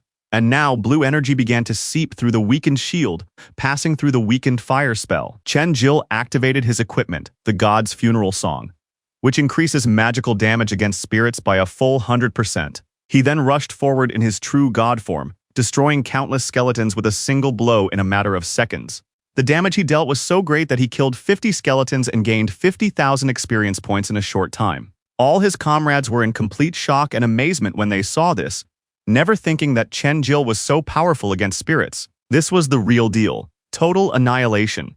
He transformed even more, becoming like a god of war. The guy turned to his friends and said firmly that they shouldn't hesitate, that everyone should follow him. His comrades didn't say a word, smiling proudly at their friend as they charged forward. These arrogant skeletons still don't understand who they're dealing with and try to surround the guy's group for a mass attack. Chenjil realizes that the monsters are coming from the eye, so he needs to get to the source as quickly as possible. This must be done as quickly as possible before the powerful transformation ability wears off and the effect disappears. Therefore, the young man strikes with a crescent blow, and the magical attack increases the chance of a critical hit by 5%. This time, Chen-jil killed 20 skeletons with one sweeping blow, which was truly an amazing sight. The young man realizes that there is very little left to do. He must destroy this devilish eye and finally meet the god Ra. The young man knows that the Flying God's strike ability leaves special marks on enemies after hitting them. As the guy flies forward, he takes a high jump and thinks about how the skeletons have no idea who they're messing with. In Chen-jila's eyes, there is only determination, and his weapon begins to glow brightly with the divine energy of primordial chaos. And the young man uses the divine strike skill, marking the skulls of these monsters for subsequent destruction. And the guy hopes that the devil's eye is really somewhere nearby and can be reached. The next skill, the Flying God Strike, kills 18 enemies, and everything around him glows with his divine energy. The guy keeps rushing through the countless skeletons that appear at every step toward his goal, and then the passive ability of the enchanted sword was activated, restoring 100 health points, as these skeletons are considered elite monsters. All abilities such as Divine Strike, Divine Path, and Flying God Strike have been fully restored for further use. The guy realizes how fortunate this situation is, which is playing right into his hands, so he has no intention of giving up. Chen-jil continues to swing his weapon wildly, but the enchanted sword's durability is now only 59%. After the last powerful blow, the weapon's durability is less than 60% of its original state. The young man realizes that it is very unfortunate that his weapon is wearing out so quickly during an intense battle with the spirits, and the guy is advancing too slowly. If he continues in the same vein, he won't be able to fight the god effectively. Chen-jil realizes that he can still spend a few levels on buying new weapons in the system store. But then, during the battle with the final boss, he may not have enough levels to buy the necessary medicine for treatment. The guy thinks that this move will significantly reduce the sword's durability, but he has no other choice in this situation. Thanks to this incredibly powerful blow, the skeletons literally disintegrate into small pieces and turn to dust. It was a truly godlike strike, so powerful and destructive to his enemies. Chen-jil killed 15 monsters with a single blow and received a bonus from his ability for complete destruction for his effectiveness. All his friends are speechless, staring in awe at this incredible power. The only thought in his comrades' minds was that Chen-jil had become even stronger than before. The heroes wonder if there's any limit to his strength or if he can grow infinitely. Bo-ban speaks with determination, saying that one day he will definitely surpass Chen-jil in strength and skill. Grandpa thinks he doesn't want to admit it, but the guy is really way stronger than him. Chen-jil is so strong that he makes everyone feel completely safe around him. Although everyone is amazed by his power, he has managed to give his comrades real hope for victory. And now the young man tells everyone to run very fast, breaking through to the portal eye that spawns monsters. The young man runs closer and closer to his goal, realizing that he can finally see the source of the problem. Chen-jil realizes that he just needs to destroy this devilish eye from which the monsters are emerging. And just then, when he can finish everything perfectly, the guy makes a powerful leap off the ground for the final blow. Chen-jil then jumps high into the air, preparing to deliver the decisive blow to the eye from above. Chen-jil realizes that his only desire now is to escape this cursed world at any cost. So the guy simply delivers a powerful blow to this devilish eye and cuts it in two. The young man did it with just one blow. How much incredible power is hidden in this guy after his development? And now, in the main office of the Cosmos Company, there is talk that this guy recently appeared and immediately disappeared in the subway. Subordinates report to their boss that they have sent people to search for him, but so far without success, although his wife is still being held hostage. These subordinates continue to report information to the boss that there are still some disturbing rumors and information, but the boss doesn't even want to hear them out, just slaps his subordinate hard across the face for being ineffective. The boss says that his subordinate wasted so much time only to report that he couldn't find the right person. The boss adds that he doesn't care about the reasons for the failure or excuses. Only the result of the work is important. But if the subordinate doesn't complete the task within 7 days, he fears that his life will end very quickly. With his angry purple eyes, the boss threatens that the subordinate will simply be dead if he fails. The frightened man quickly kneels down and says that he understands all the demands of his superiors perfectly.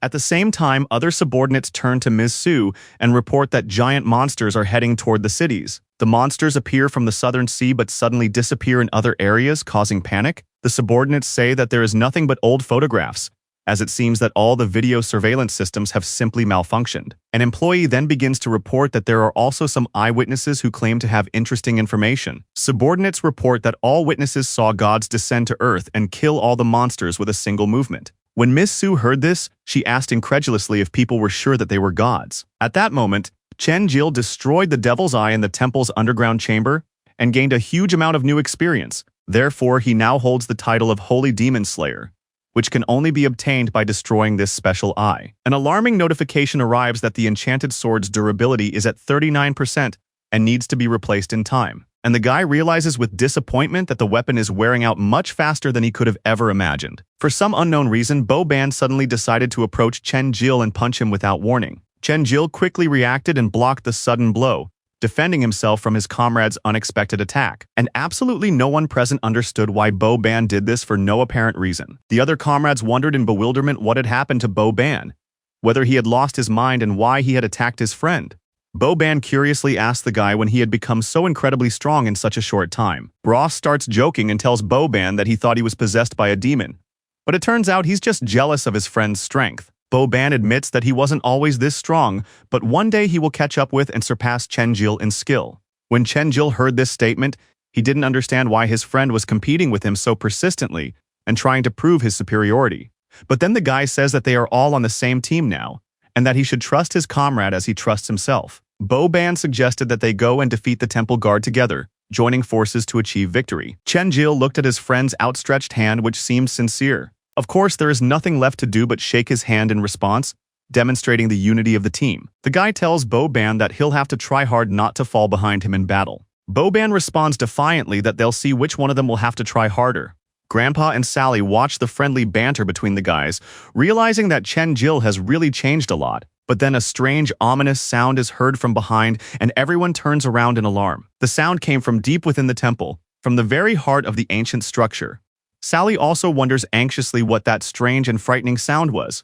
And then a powerful earthquake began in the temple, and the ceiling began to shake dangerously from the vibrations. Huge heavy stones began to fall straight from the ceiling, threatening to crush the heroes. The assassin reacted in time and saved his companions, stopping the deadly stones with earth magic. Chen Jil shouted to his friends to protect themselves as best they could from the falling debris. The young man thinks excitedly about whether the legendary temple guardian will appear for battle right now. And when Chen Jil turned around, he saw something that surprised and even shocked him greatly. The young man saw a huge eye floating in the air, glowing not red but a different color. In the real world, monsters are causing widespread destruction, and military fighter jets are flying to intercept the beasts. Hospitals are overflowing with wounded people who have been severely injured by the attacks of unknown creatures.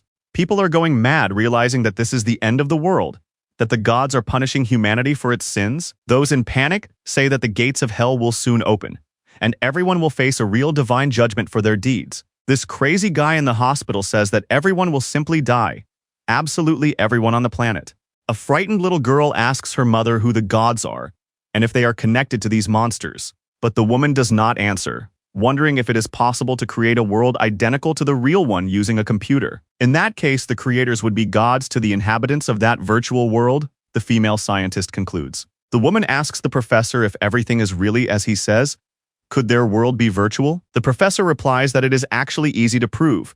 If the world is real, then 3 basic conditions must be met. First, humanity must not be interested in creating virtual worlds and developing such technologies for its own entertainment or research. Second, people's scientific and technical capabilities cannot be so advanced as to create a complete simulation. And third, if a virtual world is somehow created, humanity must be completely destroyed. The professor explains that if these 3 conditions are strictly observed, then no matter how strange the surrounding world may seem, it is more than real. The girl, hearing this shocking information, says that before, it was just a scientific hypothesis, but the appearance of monsters confirmed the professor's guesses about the nature of reality. It turns out that all people are just puppets acting according to a script written by someone else, with no real control over their destiny. And so began the final battle of the quest to avenge Hepri. To free the god, they must defeat the powerful guardian of the temple named Nebusil. All the heroes are terrified at the sight of this terrifying guardian, an ancient warrior in this underground sanctuary, ready to defend the temple at any cost. Chen Jil thinks anxiously that if this is the final boss, then he really has an incredibly powerful and oppressive aura of strength. This feeling of primal fear returns to the heroes, causing their hearts to race with the premonition of mortal danger. The young man's friends realize that this won't work. They can't let fear get the better of them, or they'll lose the battle. But how difficult it is looking at this huge and terrifying monster to keep themselves under control and not give in to panic. The heroes did not expect the final enemy to be such a terrifying and incredibly powerful creature from ancient times. But the old man shouts loudly to all his comrades to quickly gather their courage, not to be paralyzed by fear. The old man says that he knows that this is the first time they have encountered an enemy who so greatly surpasses them in power and battle experience. But everyone must remember that in any battle, no matter how strong the enemy is, fear must never be allowed to take control of their minds. Since everyone has come to this ancient temple, there are only two possible outcomes, either victory or defeat with honor. The old man asks all the young men again, hoping that they have listened carefully and understood the importance of the moment. After these wise words, all the heroes immediately took up their fighting stances, ready to strike and defend themselves against attacks. The old man also prepares for battle, his eyes filled with iron determination and readiness to fight to the end. Chenjil understood that the old man had been able to solve the problem of everyone becoming so weak in spirit in the face of danger in an instant. Then a very strong and piercing wind began to blow, and the young man quickly raised his hand to protect himself from the gusts.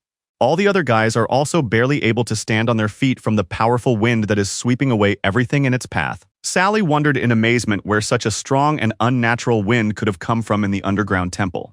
Chenjil also pondered this question. Where could such a phenomenon come from in the confined space of the temple? And the guy realizes that this is definitely not some ordinary wind, but something more terrible and related to magic. A huge monster guard with an incredibly massive body slowly approaches the heroes, preparing for the decisive battle for the temple. The old man reacted in time and cut the strange energy ball that was rapidly approaching the group to inflict damage. The old man explains to his companions that this powerful wind was caused by a long-range attack from this ancient guardian of the temple, demonstrating his power. The old man tells the guys to be as careful as possible and try to dodge the attacks to stay alive. Just then, as the heroes stand together in battle formation, sharp blades begin to emerge from the darkness and monsters start to surround the group. The enemies want to surround the heroes on all sides to prevent them from maneuvering and force them to fight in unfavorable conditions. The old man explains the tactics to the boys. He will fend off the guards' attacks, and the two boys must try to get as close to him as possible. Bo-Ban and Chenjil exchanged glances and immediately understood with their eyes that this was exactly what they had to do to win. They ran forward with all their strength and speed to reach the powerful monster and deliver the decisive blows. Chenjil realizes that his level of agility is quite high, but even he is unable to react to the enemy's next attack. The boy thinks that if it weren't for his grandfather, they would all have died, and he is surprised that the old man is actually still very fast. And then, as the boys ran toward the monster, something happened that surprised them greatly and made them stop. When they saw what the monster looked like, its tentacles appeared before their eyes from all sides at once. And worst of all, these tentacles could touch them and cause serious injuries, leaving deep abrasions on their bodies. The heroes see an incredible number of these sharp and dangerous tentacles in front of them, ready to attack from any direction. Chenjil grabs his companion by the arm to pull him out of this extremely dangerous place as quickly as possible. The entire floor of the temple shakes, forming huge waves that threaten to engulf the heroes under their weight. Fortunately, they manage to escape from this deadly zone of the monster's tentacles. The guys realize with relief that they are all right and have not suffered any serious injuries. Chenjil thinks that these tentacles can attack using the ground, making their actions almost impossible to predict in advance. The guy was still thinking about the next attack when it began and continued with double the force. The tentacles really do appear directly from under the ground and hit Bros and the assassin, literally passing through their bodies. Two girls from the team watch the spectacle with genuine alarm and fear for their comrades' lives. The old man, like a true hero, saved the two young men and took them under his protection from the attacks. Chenjil watches as the grandfather, a true hero, saves these kids from certain death. And the guy thinks that the enemy is hidden in the darkness, but they are right in front of him, and it simply cannot go on like this. Chenjil thinks he needs to buy something and remembers the flash grenade, whose light can illuminate even the most impenetrable darkness. The guy realizes that this item will allow him to illuminate the monster's tentacles from all sides, and then he will only have to fear those that emerge from the ground. So without hesitation, the young man buys this useful item in the system store and throws it up into the air. The grenade flies straight toward the enemy, ready to illuminate the entire space around it with bright light. Then there is a sudden, very bright flash of light that illuminates the entire temple and dispels the thick darkness.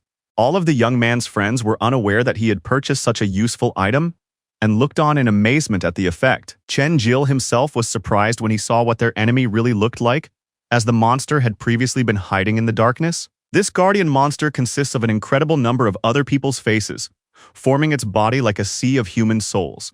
This terrifying monster has many different eyes, mouths, and human faces, which appear to be sealed within its massive body forever. And while Chen Jil was examining this enemy, a sharp tentacle began to emerge from the ground behind him, ready to attack. Unexpectedly, the tentacle simply pierced the young man's chest in the area of his heart, inflicting critical damage to his vital organ. The young man immediately began to lose consciousness from blood loss and could barely stand on his trembling legs, fighting for his life. Chen Jil fell to his knees, blood literally gushing out of his serious wound, staining the floor of the temple. This disgusting enemy leans forward and begins to lick the fresh blood with relish, as if enjoying the suffering. The next thing this guardian does is use the skill Swift Blades, and his tentacles become as sharp as razors. At that moment, in the real world, a girl says to a guy, "Is there really a world where our creators also live?" The blonde guy replies that it's nice to watch smug cockroaches who think they can change their fate. The girl says that he probably likes that too, and asks him to tell Shelly that there is no one in this city whom they are looking for. The blonde guy replies that Shelly doesn't need to know,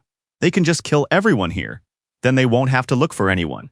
But the girl coldly replied that one more word like that from him, and she would kill him without hesitation. The guy took it as a joke, but her tone was so serious and scary that he felt uncomfortable. The blonde guy says okay, in that case he'll go to Shelly himself and report on the results of the search. His female partner stood up, ready to say goodbye and end the conversation on that note. In her hands, she holds a photograph of a young girl whom they are apparently actively searching for. Chen Jil spits blood from his mouth.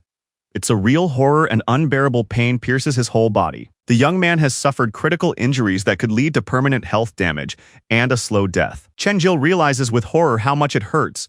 His lungs pierced through by a sharp tentacle. The young man lies before this enormous monster, barely breathing, fighting for every breath of air. This guardian has no intention of stopping there and once again uses his deadly blade skills to finish him off.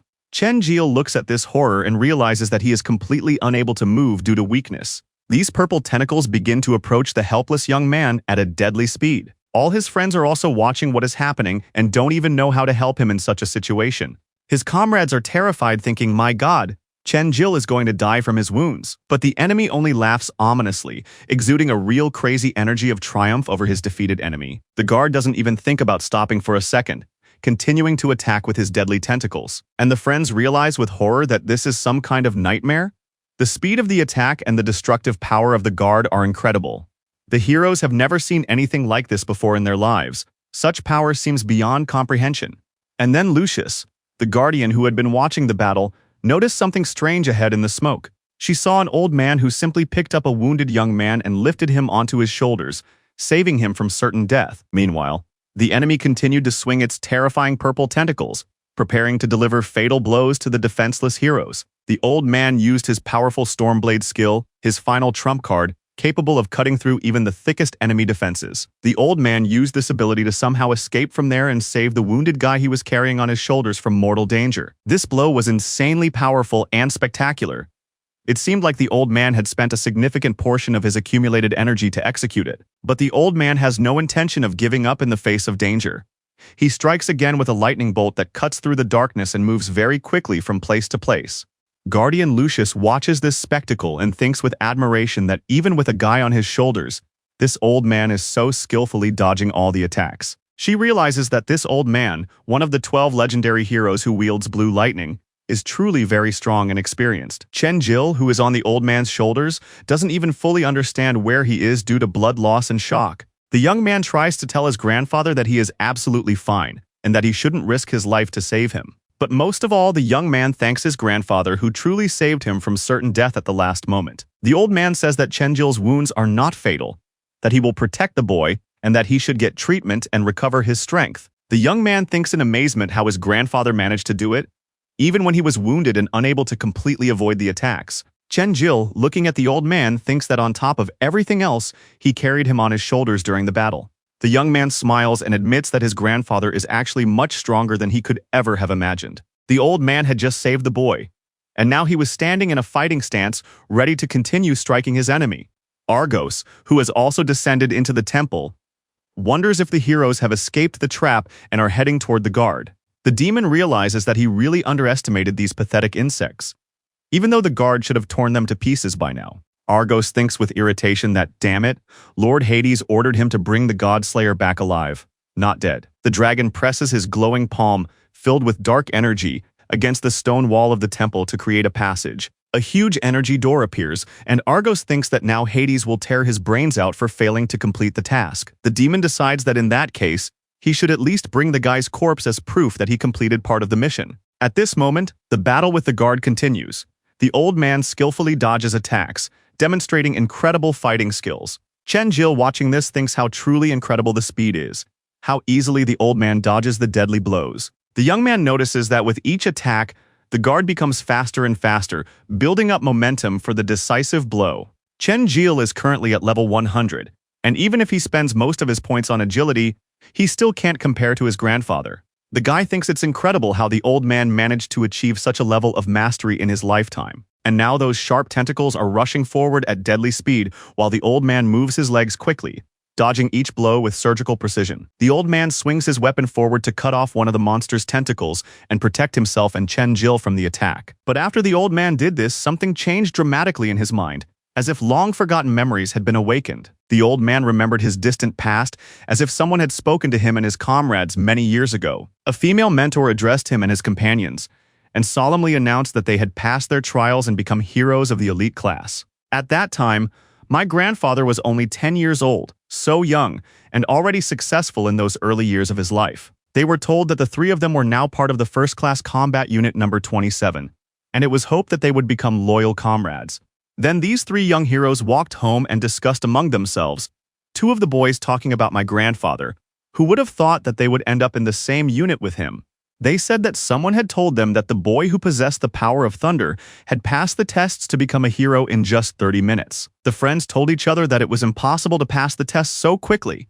He was not a human being, but a real monster. Grandfather recalled that geniuses and fools are similar in some ways. The former are envied by those around them, while the latter are simply despised. In short, if you are different from ordinary people, everyone will simply consider you a strange fool. While the young future grandfather sat alone, someone approached him and extended his hand in a friendly manner to introduce himself. It was Morris, who said that he had heard about the successful completion of the trials and that his wife Luna had also become a first-class hero this year. They said they had heard a lot about him, but didn't think he was really that young for such a high level. The couple discussed with the grandfather that they wanted to apply and form a small squad of the three of them, and asked if he would agree to this proposal. The young man then realized that life can be surprising, and that there will always be someone who will accept you no matter what. So of course, the future grandfather agreed to join them in a friendly combat squad. Chen Jil looked at the illustrated reference book where this information about the old man's past had been added.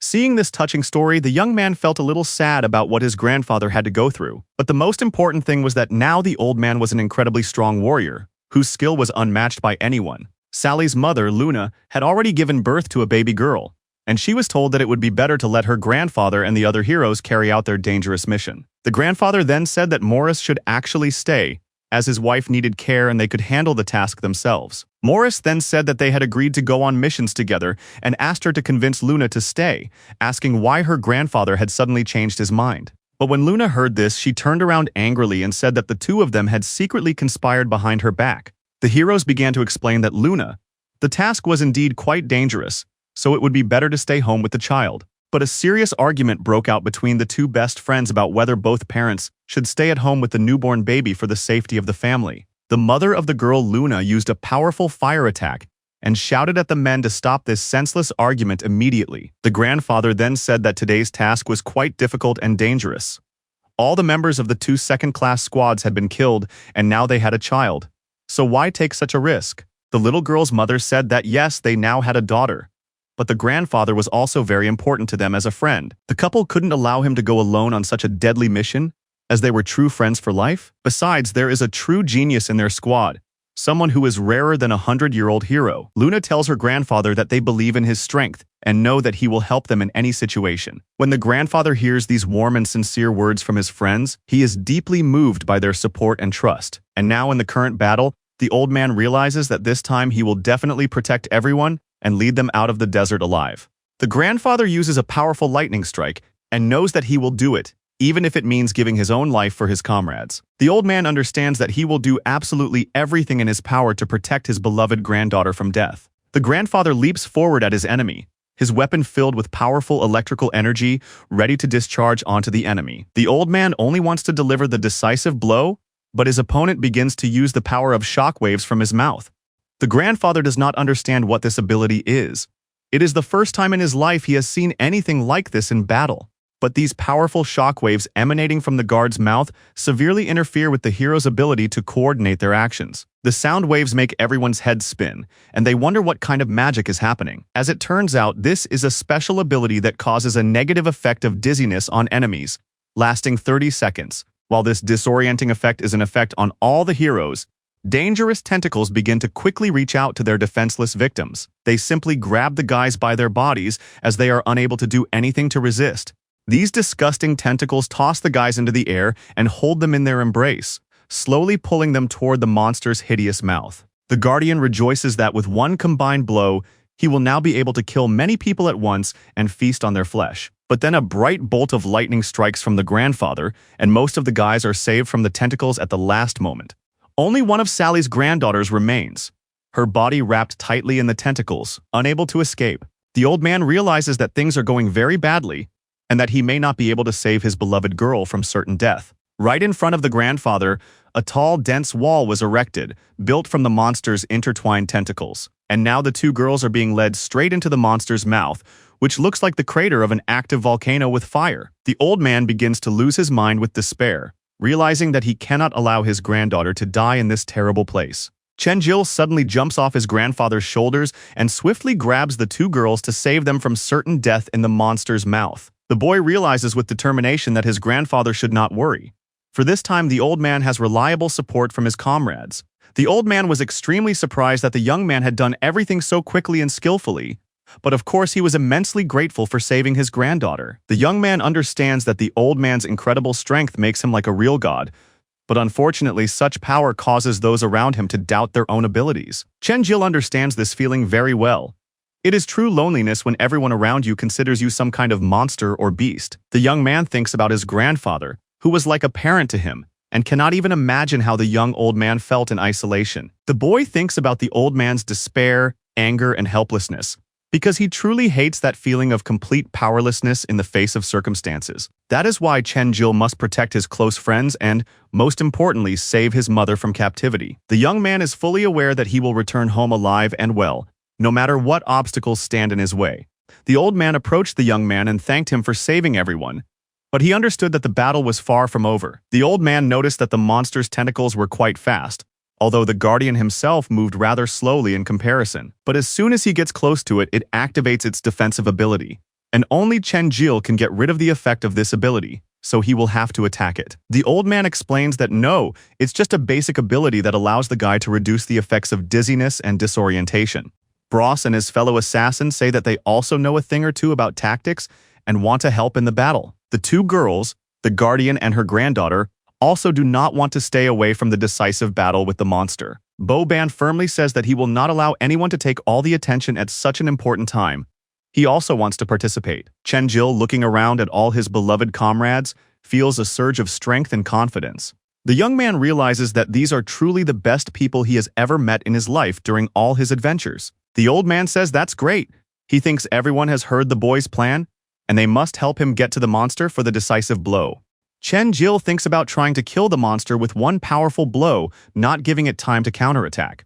The guy has only one desire in his mind: to end this as quickly and efficiently as possible. The old man begins to use his Thunder Roll skill, his weapon covered in blinding blue lightning energy. Bright bolts of lightning appear around the old man, and he accumulates a great deal of electrical power for a powerful attack. The heroes launch a joint attack on this monster, a huge beast, using the 3000 lightning strike skill. The temple servant himself sits inside his own massive body, surrounded by a large number of protective tentacles. This powerful lightning approaches him and begins to cut through these terrible tentacles one by one. Chen-jil realizes that the old man has done an excellent job of preparing, and now it is time for his decisive actions. The temple servant is clearly extremely dissatisfied with such a bold plan from these pathetic kids who dared to challenge him. The temple servant sees this young man running straight at him with incredible determination and fury in his eyes. While all the other comrades heroically distract the tentacles, the guy knows that he needs to get close to the monster itself for the decisive blow. Chen-jil begins to run through the fire of lightning and all the horror that is happening around him in the midst of a fierce battle. Shadow dogs appear, summoned by his comrades, and they also effectively deal with these monsters and clear the way. The guy moves as fast as he can, full of determination and focused on his sole goal, to destroy the enemy. Chen-jil realizes that now is the best time to attack and activates his powerful skill, Divine Path. The guy's speed is increased by 20%, and the ability lasts for only 40 seconds. The old man bursts in at the last moment and cuts off all the tentacles that appear in front of the guy, protecting him. The guy thinks about how all his comrades believe in him, so he must complete this task at all costs. And then complete destruction occurs, and the guy undergoes an incredible transformation, filling him with divine power. Chen-jil delivers a divine blow with critical damage increased by 50%, and the god's death song increases the damage by a full 100%. A truly impossible power. A bonus with a huge god song was activated, restoring 10,000 health points as the guy transforms into his powerful enemy. Of course, the temple servant is extremely angry from such damage and clenches his teeth in pain and rage. The monster lands on the ground, and the enemy thinks he has been cut off from his main body and weakened. But it turns out that he hasn't been completely cut off. This villain can teleport within the temple. Chen-jil, in his transformed state, wants to use the second phase of the freezing god strike to finish him off. The enemy, who barely survived the attack, looks on in shock, wondering where the guy got such incredible strength. And with another powerful blow, the guardian loses countless amounts of health and vitality. The old man watches all this and realizes that Chen-jil has used the divine path to enhance his attacks. After that, the guy subconsciously activated the icy god's strike, which was a very good tactic in this situation. The temple servant literally spits purple blood from his mouth from the damage he has received. Chen-jil doesn't waste a single precious minute and decides to use a decisive blow called the God Slayer, which contains an unimaginable amount of power. The guy thinks he'll use his primordial chaos skill, which he's been saving for the best moment. He then uses his personal skill, Crescent Strike, and everything around him turns red from the powerful energy. It is obvious that the temple servant sees the destructive energy rapidly approaching him for the final blow. Then there is a huge explosion of this energy, which is simply mind-boggling in its destructive power and scale. Chen-jil looks at it with hope that this is really the end of the battle, as no one can survive such a powerful blow. But the guy still feels a hint of disbelief that something might have gone wrong with the attack. And then Ida's subordinate, the dragon Argos, appears and says that these little bugs have indeed destroyed the dream god's trap and reached the temple guard. Everyone heard the voice of this villain and was shocked that he had managed to get here to the temple at all. The heroes saw this dragon in front of them, and the simply insane sadistic smile on his face. Argos contemptuously says that he really did underestimate these pathetic bugs and their abilities. Chen-jil thinks with horror about how he put all his strength into that blow, and how this dragon was able to block it. The guy realizes that his body has already reached its limit, using so many skills that his body has reached its limit, and his abilities have not yet recovered. Chen-jil thinks that all his skills will only be useful in 20 minutes. So what should he do now? The young man realizes that his comrades have directed all their fighting spirit toward the battle with the servant, and this guy has ruined everything with his appearance. Worst of all, the heroes have not only suffered serious injuries, but have also lost all their fighting spirit after a long battle. The guy thinks that now there are two of these scoundrels, which makes the situation for the team even worse than it was before. The dragon turns to the guy and says that he understands that this is the very god killer that Hades is looking for. Argos teleports directly to the guy's face in a split second, demonstrating incredible speed. With a maniacal grin, the demon says that he and Chen-jil have not seen each other in person for a long time. The guy, shocked by the surprise, quickly jumps back to increase the distance between them. Chen-jil realizes that this was truly extremely dangerous, and he is lucky that everything ended relatively well. The dragon laughs ominously and says that there is no need to be afraid. He will not kill the guy. It is not part of his plans. This subordinate of Hades looks away, having heard a suspicious sound behind him. Argos sees the old man swing his weapon, which is filled with powerful blue lightning energy. But this means nothing to the demon, who raises a protective shield in front of him with a single finger. He contemptuously tells the old man that he is a pathetic little man. How annoying he is, sticking to him like a piece of paper. The dragon added that he should have killed the old man earlier, but the old man continued to press him with attacks. The old man uses his thunderclap skill, but he can't even slightly penetrate the magical shield. The dragon jumps back and says how infuriating these weak humans are with their pathetic attempts at resistance. The old man then tells the young men that he will delay the dragon while they find a way to kill the guardian of Nabasil and complete their mission. Chen-Jil realizes that in any case, they just need to kill the guardian of this temple, and then they will finally be able to leave this terrible desert forever. The dragon sneers that these pathetic insects really think they can kill such a powerful enemy. Chen-Jil thinks that the beast Ida is not so weak after all, since some pathetic humans almost defeated him in fair combat. Argosis thinks that if he hadn't wasted time dealing with this servant, he would have captured the boy long ago, and then he would have reached the endless sea. How all this is beginning to annoy him. His patience is about to snap, and the dragon thinks that this is a gift from Hades for the temple servant and hands him this dark gift with a smile. It is a huge beam of fiery energy that rushes straight into the heart of the defeated temple guard. Argos sees the result of his actions, and a very wide sadistic smile of satisfaction appears on his face.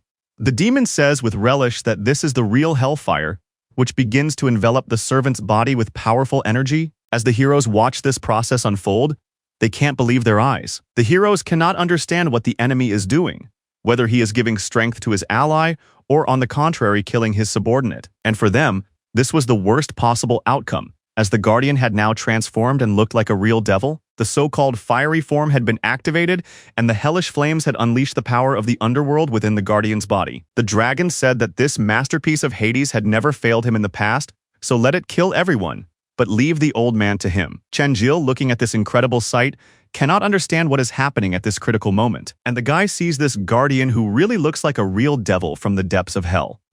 Chen-Jil starts shouting to his companions, saying that they don't understand the situation yet, so they should just run away. And then the young man begins to hear the loud beating of his heart, not understanding what this strange feeling is that is taking hold of him. Chen-Jil's body seems to have lost its physical form, and the young man thinks with horror about what this could mean. The young man finds himself in a completely different place, wondering why it is so dark here, just a solid, impenetrable blackness. Chen-Jil tries to call out to any of his loyal companions, but no one responds to his cries. The boy looks around carefully and sees only complete darkness around him. But in addition to the thick darkness, the young man feels an oppressive silence and wonders if he is the only one who has fallen into this strange dimension. Suddenly, a bright beam of unknown energy flies straight at his heart at tremendous speed. Chen-Jil is simply thrown back by some invisible force, causing him serious damage and disorienting him in space. The guy falls flat on his back and begins to roll painfully across the unknown surface from the impact. Chen-Jil realizes with despair that he can't see or hear anything in the darkness, so how can he dodge the attacks? The guy remembers that he has a flashbang grenade, which he bought just a moment ago at a lighting store. The young man throws the grenade high into the air to illuminate the space a little and understand what is happening around him. But the flashbang grenade has absolutely no effect in this strange dimension of darkness. Chen-Jil takes another powerful blow. Blood gushes from his wounds, and he falls painfully to the ground. The guy leans on his trembling hands and thinks he feels just like a fish that is about to suffocate. The old man in the real world tries to call out to the guy and yells at him to tell him where he is and what is happening to him. Chen-Jil is actually in the real world, but his pupils are invisible and blue energy is emanating from his body. The dragon addresses the heroes and explains that the guy has been struck by the hellish eye, which was created by Hades himself. Argo says that the guy's soul is stuck in a space filled with endless darkness and primal fear. The dragon adds that there is no need to worry, as everyone else will soon die just like this guy.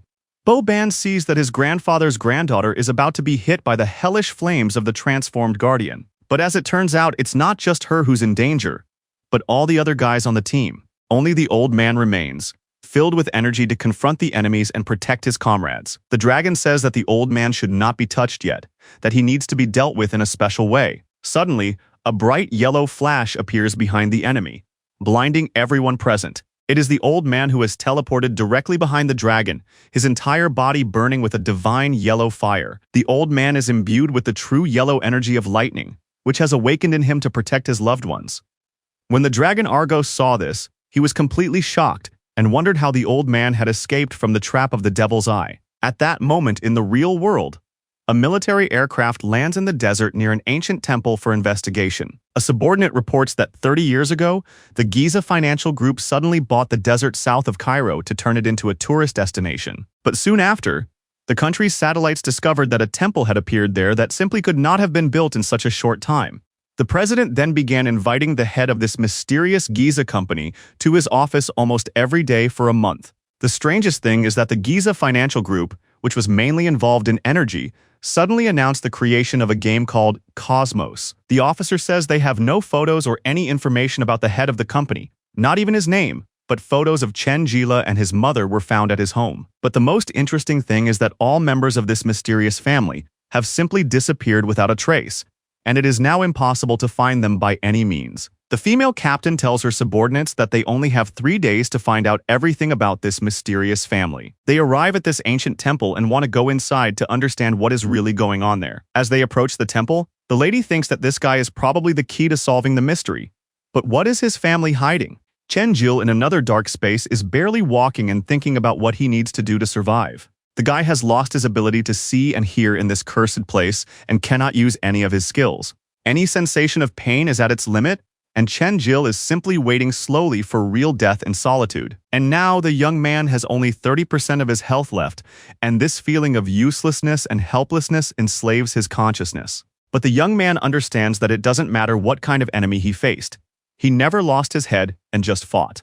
If his eyes cannot see and his ears cannot hear, he simply needs to give up his dependence on these two senses. Chen Jil understands that he must rely solely on his reflexes and instincts to repel the enemy's frenzied attacks, and the young man can sense that something is approaching him at great speed, intent on delivering a fatal blow. The young man takes up the fight against this invisible enemy, shutting down all his previous means of perception and relying on his intuition. After thinking for a moment, Chen Jil manages to parry the blow and realizes with relief that everything has worked out perfectly. The young man is aware that his skin and hair felt the approach of this attack through vibrations in the air, but his invisible opponent attacks too quickly, managing to graze Chen Jil a little. It really takes very fast reflexes, but it's still much better than before, so there's one more thing he hasn't used yet. The guy lowers himself to the ground and places his palms directly on the hard surface to feel the vibrations. Then Chen Jil jumps back on one hand so that the enemy's attack cannot reach him at that moment. And then a huge blue glow of energy appears and wants to hit the guy in the back with destructive force. The young man remembers that he actually has a magic ring on his hand, which he received in battle. This is the very ring he received in battle, and with its help, he puts up a protective shield at the last moment. This shield saves him for a few seconds, and Chen Jil manages to jump back from danger thanks to this item. The young man realizes that with each passing moment, he is becoming more and more attuned to his surroundings through his alternative senses. Therefore, it is now no problem for him to dodge these attacks using his sharpened reflexes. Chen Jil makes effective jumps to the left and right, so fast and lightning quick that it resembles a dance of death. The young man realizes that the attacks no longer scare him. He just needs to figure out how to get out of here and return to his comrades. And then the guy approaches a certain place and realizes that he is very surprised by the energy coming from there in an unknown way. Chen Jil cannot understand what is happening to him, so he slowly lowers himself to the ground, trying to get his bearings.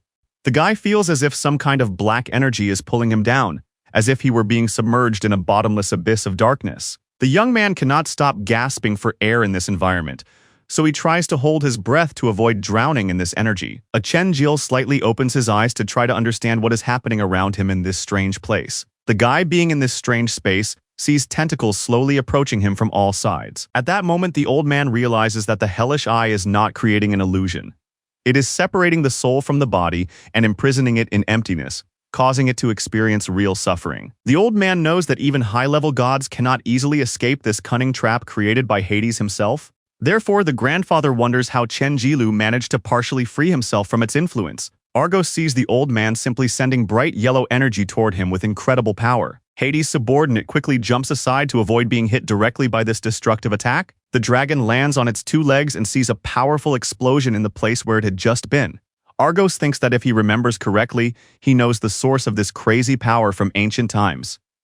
The demon looks closely at the old man once more, whose entire body is glowing with an insanely bright yellow light. The old man turns to the temple guardian and directs his powerful yellow beam of divine energy at him. And Ida's subordinate realizes with horror that this is the power of Zeus himself, the god of thunder and lightning from the Olympian pantheon. The lightning bolts continue to strike the dragon mercilessly, giving it no respite. The enemy realizes that this is simply impossible, that such a nobody could not possibly have the power of Zeus. And now Argos looks at the old man, who truly behaves like Zeus himself in all his divine power. The dragon hisses with rage, seeing that these yellow bolts of lightning are turning everything in their path to ash. There are so many of them around that it is simply impossible to hide or find shelter. A bright yellow dome appears from the intertwined lightning bolts, surrounding the dragon on all sides with deadly energy. Grandfather looks like a real Zeus, his white robes fluttering, his yellow hair shining with divine light. It is simply impossible to escape these powerful blows. This is true divine punishment for all sins. The dragon looks around and sees that he is indeed trapped under a dome of deadly lightning with no way out. Argos charges forward, but then his gaze suddenly shifts as he notices something dangerous in his peripheral vision. Literally at the very last second, he manages to turn his head so that the blow does not strike his vital organs. And then another very bright bolt of lightning strikes the enemy with double the power. But the dragon is unable to dodge it, and the lightning strikes him directly, causing serious damage. Argos now has a deep gash on his cheek, and he can't believe that such speed is even possible. The dragon Argos thinks with alarm that every time the lightning bounces off the walls of this cage, its speed only increases several times, creating a deadly trap. The demon begins to scream in rage that he must destroy this cursed cage of lightning. Otherwise, they will all die from the constantly accelerating discharges. Argos finally decides to act decisively, so he makes a powerful leap forward and upward with incredible speed, using all his demonic power. Together with his fellow guardian, they try to combine their black magic powers to break Zeus's dome of divine lightning. But nothing works when they try to do so. They are simply thrown aside by a powerful wave of electricity, as if they were insects. The enemies barely land on their feet and feel exhausted, realizing that they don't have enough strength to withstand such divine power. Argos realizes that things are going very badly indeed, clenches his sharp teeth, and glares at his enemy with undisguised fury. The dragon looks at the old Zeus, who has no intention of stopping, and continues to increase the power of his attacks against the temple's invaders. These lightning bolts become bigger, faster, and more powerful as they bounce off the walls of the dome, creating an endless cycle of increasing destructive force. And then one of the most powerful bolts of lightning literally flies towards the dragon and hits it right in the heart with incredible accuracy. The discharge passes through Argos's body and also affects his fellow guardian, inflicting critical damage on both of them with a single blow. One bolt of lightning is not enough, and now the discharges pass through, making new holes in the bodies of the enemies every second. The dragon begins to laugh hysterically, saying that even if the old man has the power of Zeus, he will still have to watch his loved ones die. Argos suggests that the old man look at his close friends, who are now unconscious and unable to defend themselves. They have fallen into deadly traps, so the dragon orders his devil friend to kill them immediately without mercy. The guardian hears his master's clear order and immediately begins to teleport to the defenseless heroes to kill them. And Argolis says that the greedy old man does not yet know that the guardian can enter the dream world of any person and kill them there. But old Zeus does not want to hear this at all, only becoming angrier, and his lightning bolts become faster and more destructive. But the dragon understands that this is the old man's weak spot, his attachment to his loved ones, and says that everyone will die with him, whether he wants it or not. It seems that there is so much energy in the air that stones begin to break off and fly from the walls of the ancient temple due to the strain. At this moment, in the real world, experts say that their country has begun serious research into this temple. But even the best historians and archaeologists have been unable to understand who built this ancient structure and how. Later, during in-depth research, it was discovered that this temple was more than 50,000 years old, which cast doubt on all known theories about the development of civilization. The scientist says that it is really difficult to believe such figures, and some experts even suggest that this temple was built by the god Ra himself in ancient times. The researcher says that a stack of ancient parchments describing chemical research was found, and one of them mentioned that Alexander the Great had found an artifact. In 331 BC, an army under the leadership of Alexander the Great defeated the army of the Persian king in a decisive battle, after which strange artifacts were discovered. They discovered Egypt. So after the decisive battle, Alexander the Great headed to the small town of Siwa, where he went to an ancient temple to receive divine blessing. In this sacred temple, they worshipped the god Ra, also known as the sun god. But Alexander the Great believed in the ancient Greek gods. The answer was found in 3 alchemical records, as advised by his great teacher Aristotle, who told Alexander that next to the temple was the tomb of Hermes, which held the secret of becoming a god. In Greek mythology, Hermes was the guide of souls to the underworld of Hades, the mediator between the world of the living and the dead. The researcher continues to say that Alexander the Great eventually found this tomb and discovered the legendary emerald artifact. This ancient story is very similar to the case of the mysterious Giza group, and perhaps this is the legendary temple of the god Ra from the legends. At this point, the subordinate says that the lady understands that it sounds unbelievable, but that is all they have been able to find out. The commander herself thinks that monsters from video games are now running around the world, so she is no longer surprised by anything in this crazy world. Then her subordinate tells her that there is something extremely unusual ahead, so she had better prepare herself mentally for what she is about to see. Then they got closer. He pointed in a certain direction and told them to look for themselves and see the incredible sight. When the woman looked ahead, she was truly amazed by the sight that met her eyes. She saw a huge statue of the god Ra, which was simply incomparable to human scale, and amazed the imagination with its size. Archaeologists and workers were already working on it, studying this ancient monument in detail and deciphering the inscriptions. And this god is truly very frightening in appearance, radiating an aura of ancient and powerful strength. The writings on his back are still being deciphered, and experts claim that this could well be the text from the emerald artifact. It is quite possible that it contains a revelation about how a simple man can become a true god and gain immortality. The young researcher suggests that the appearance of real monsters in the modern world may be connected with this ancient knowledge. At this critical moment, the dragon, subordinate to Hades, takes its true form, preparing for the final decisive battle. Argos thinks furiously that he was forced to do this only because of the incredible power of this old man, similar to the power of Zeus. The demon realizes that he cannot regenerate his health due to his divine wounds, and things are going very badly for him. Argos doesn't understand why the old man hid this incredible power all this time and even allowed his enemies to cut off his arms in the past. The dragon thinks proudly that Zeus's power can go to hell. He is the strongest of the dragon clan and will never admit defeat.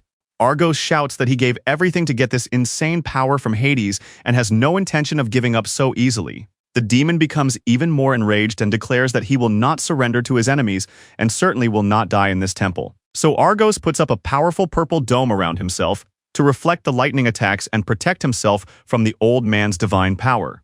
Argos transforms into something terrifying. Now he is not just a red dragon but a truly black demonic creature from the depths of hell. This devilish dragon viciously tells the old man that he should look at his unfortunate children, who are slowly dying from torment. The old man looked behind him, and it was indeed his most painful spot, which the enemy mercilessly used against him. The old man looks at the boys and sees blood flowing from their mouths. They are in critical condition from the effects of the hellish eye.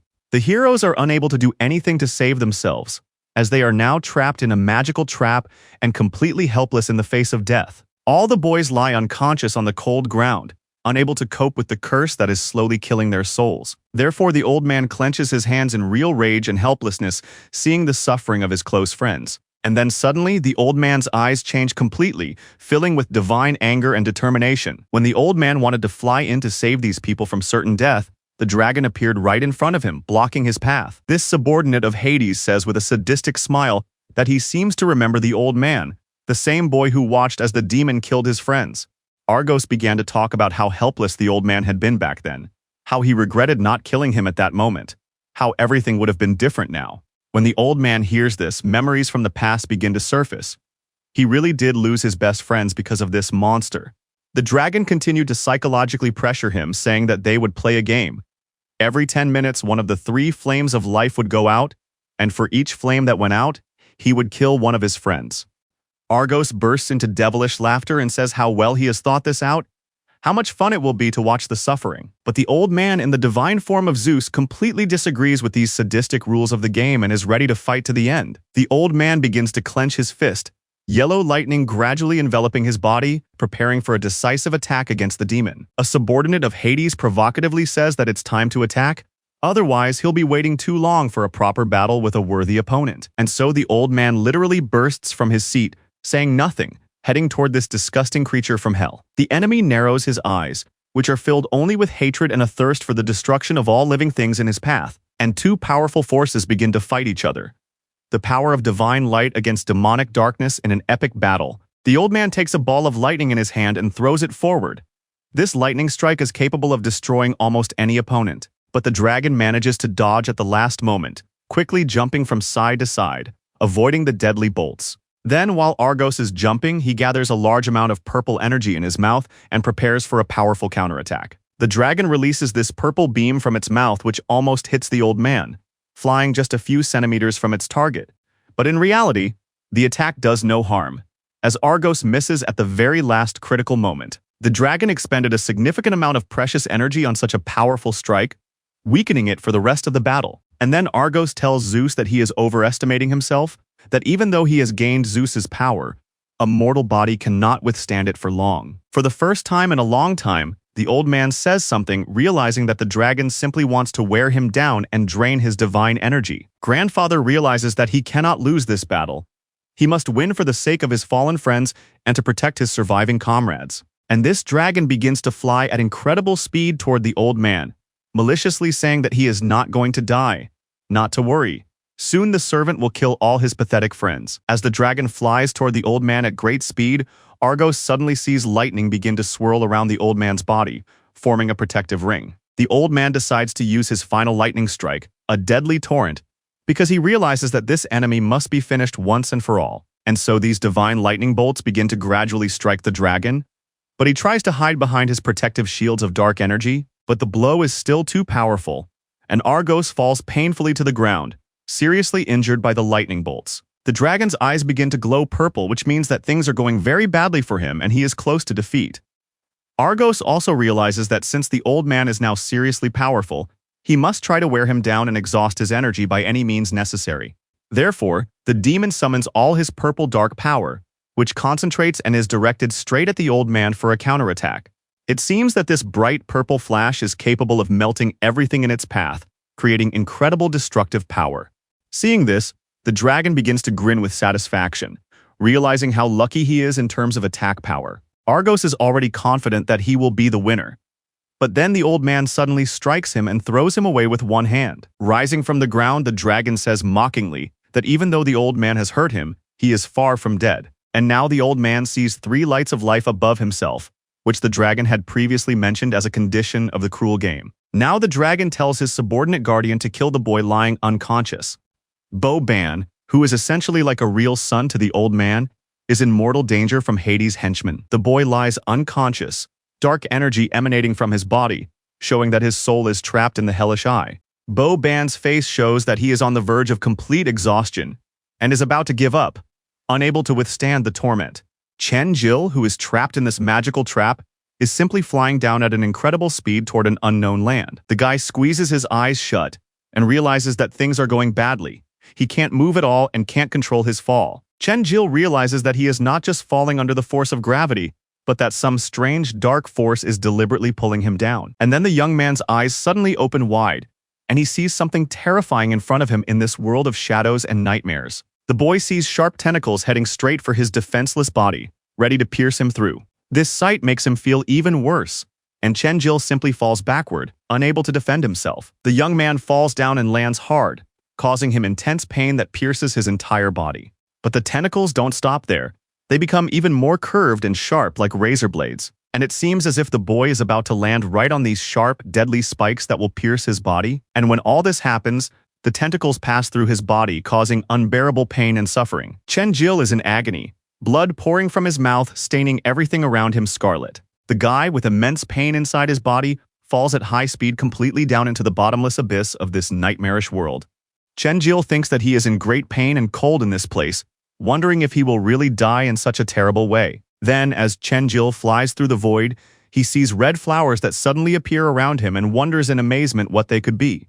These red flowers draw closer and closer to the young man, as if they were living creatures trying to surround him and protect him from danger. These red flowers completely envelop his body, creating a protective cocoon of petals that radiates warm and soothing energy. Chen-Jil believes that these are flowers from the very same cotton tree that existed in his spiritual world and possess special powers. Then the young man suddenly opens his eyes and sees a completely different reality in front of him, different from that nightmarish place.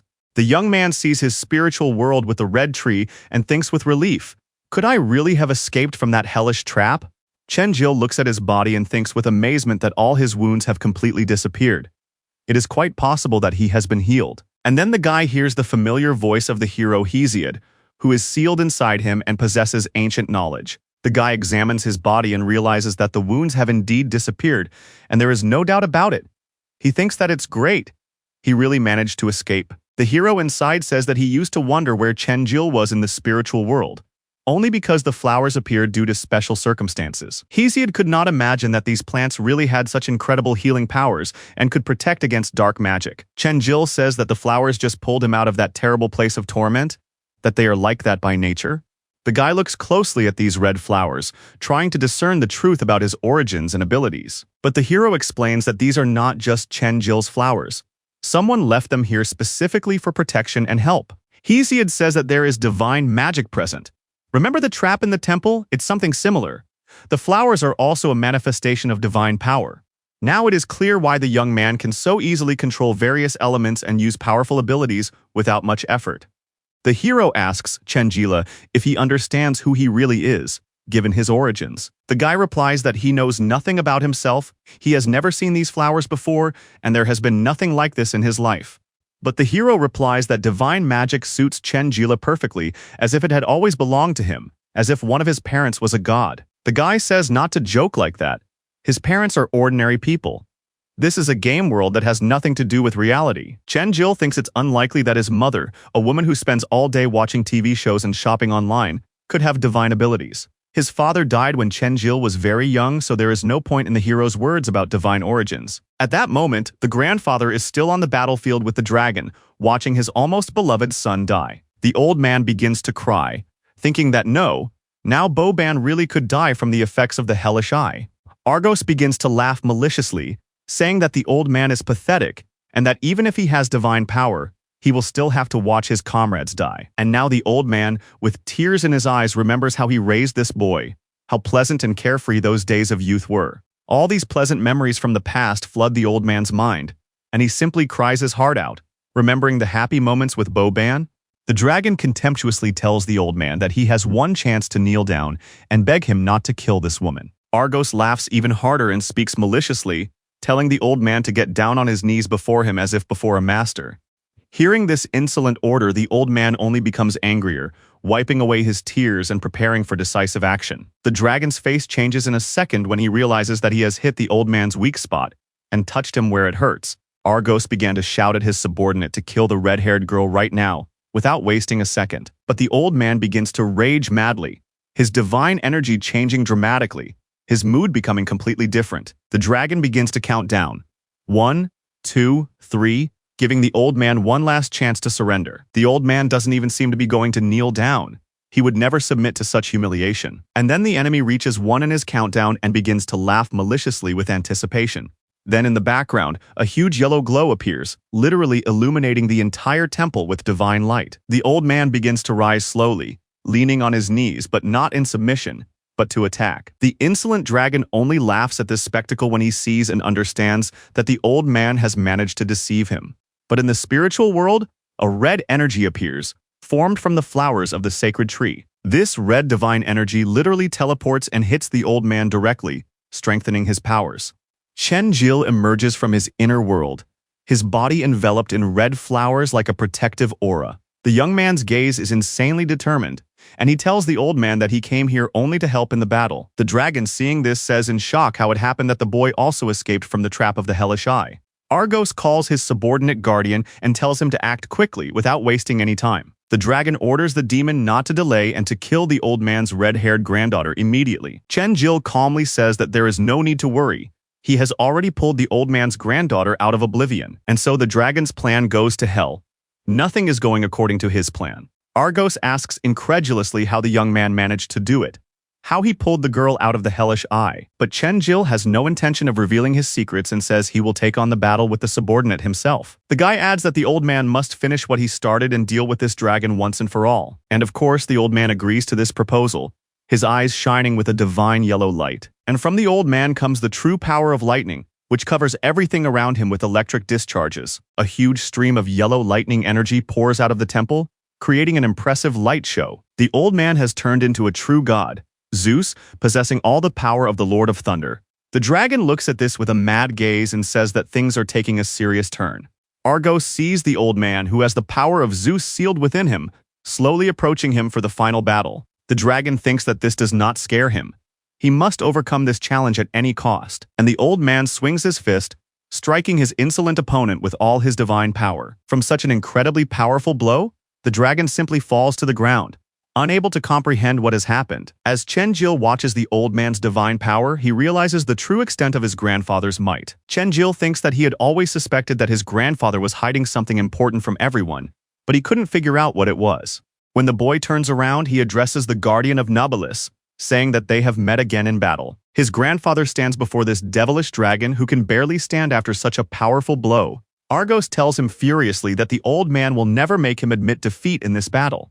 The dragon starts running toward the old man very quickly, saying that he should believe him, that today it is the grandfather who will die, not him. Argos rushes towards the old man and wants to deliver a fatal blow, but the old man blocks it with all his strength. With just one fist, the old man is able to hold back the incredible power of the attacking dragon. And so, unable to break through the defense, the dragon releases a purple beam of destructive energy from its mouth. But Zeus jumps high into the air and strikes his enemy with his foot with divine force.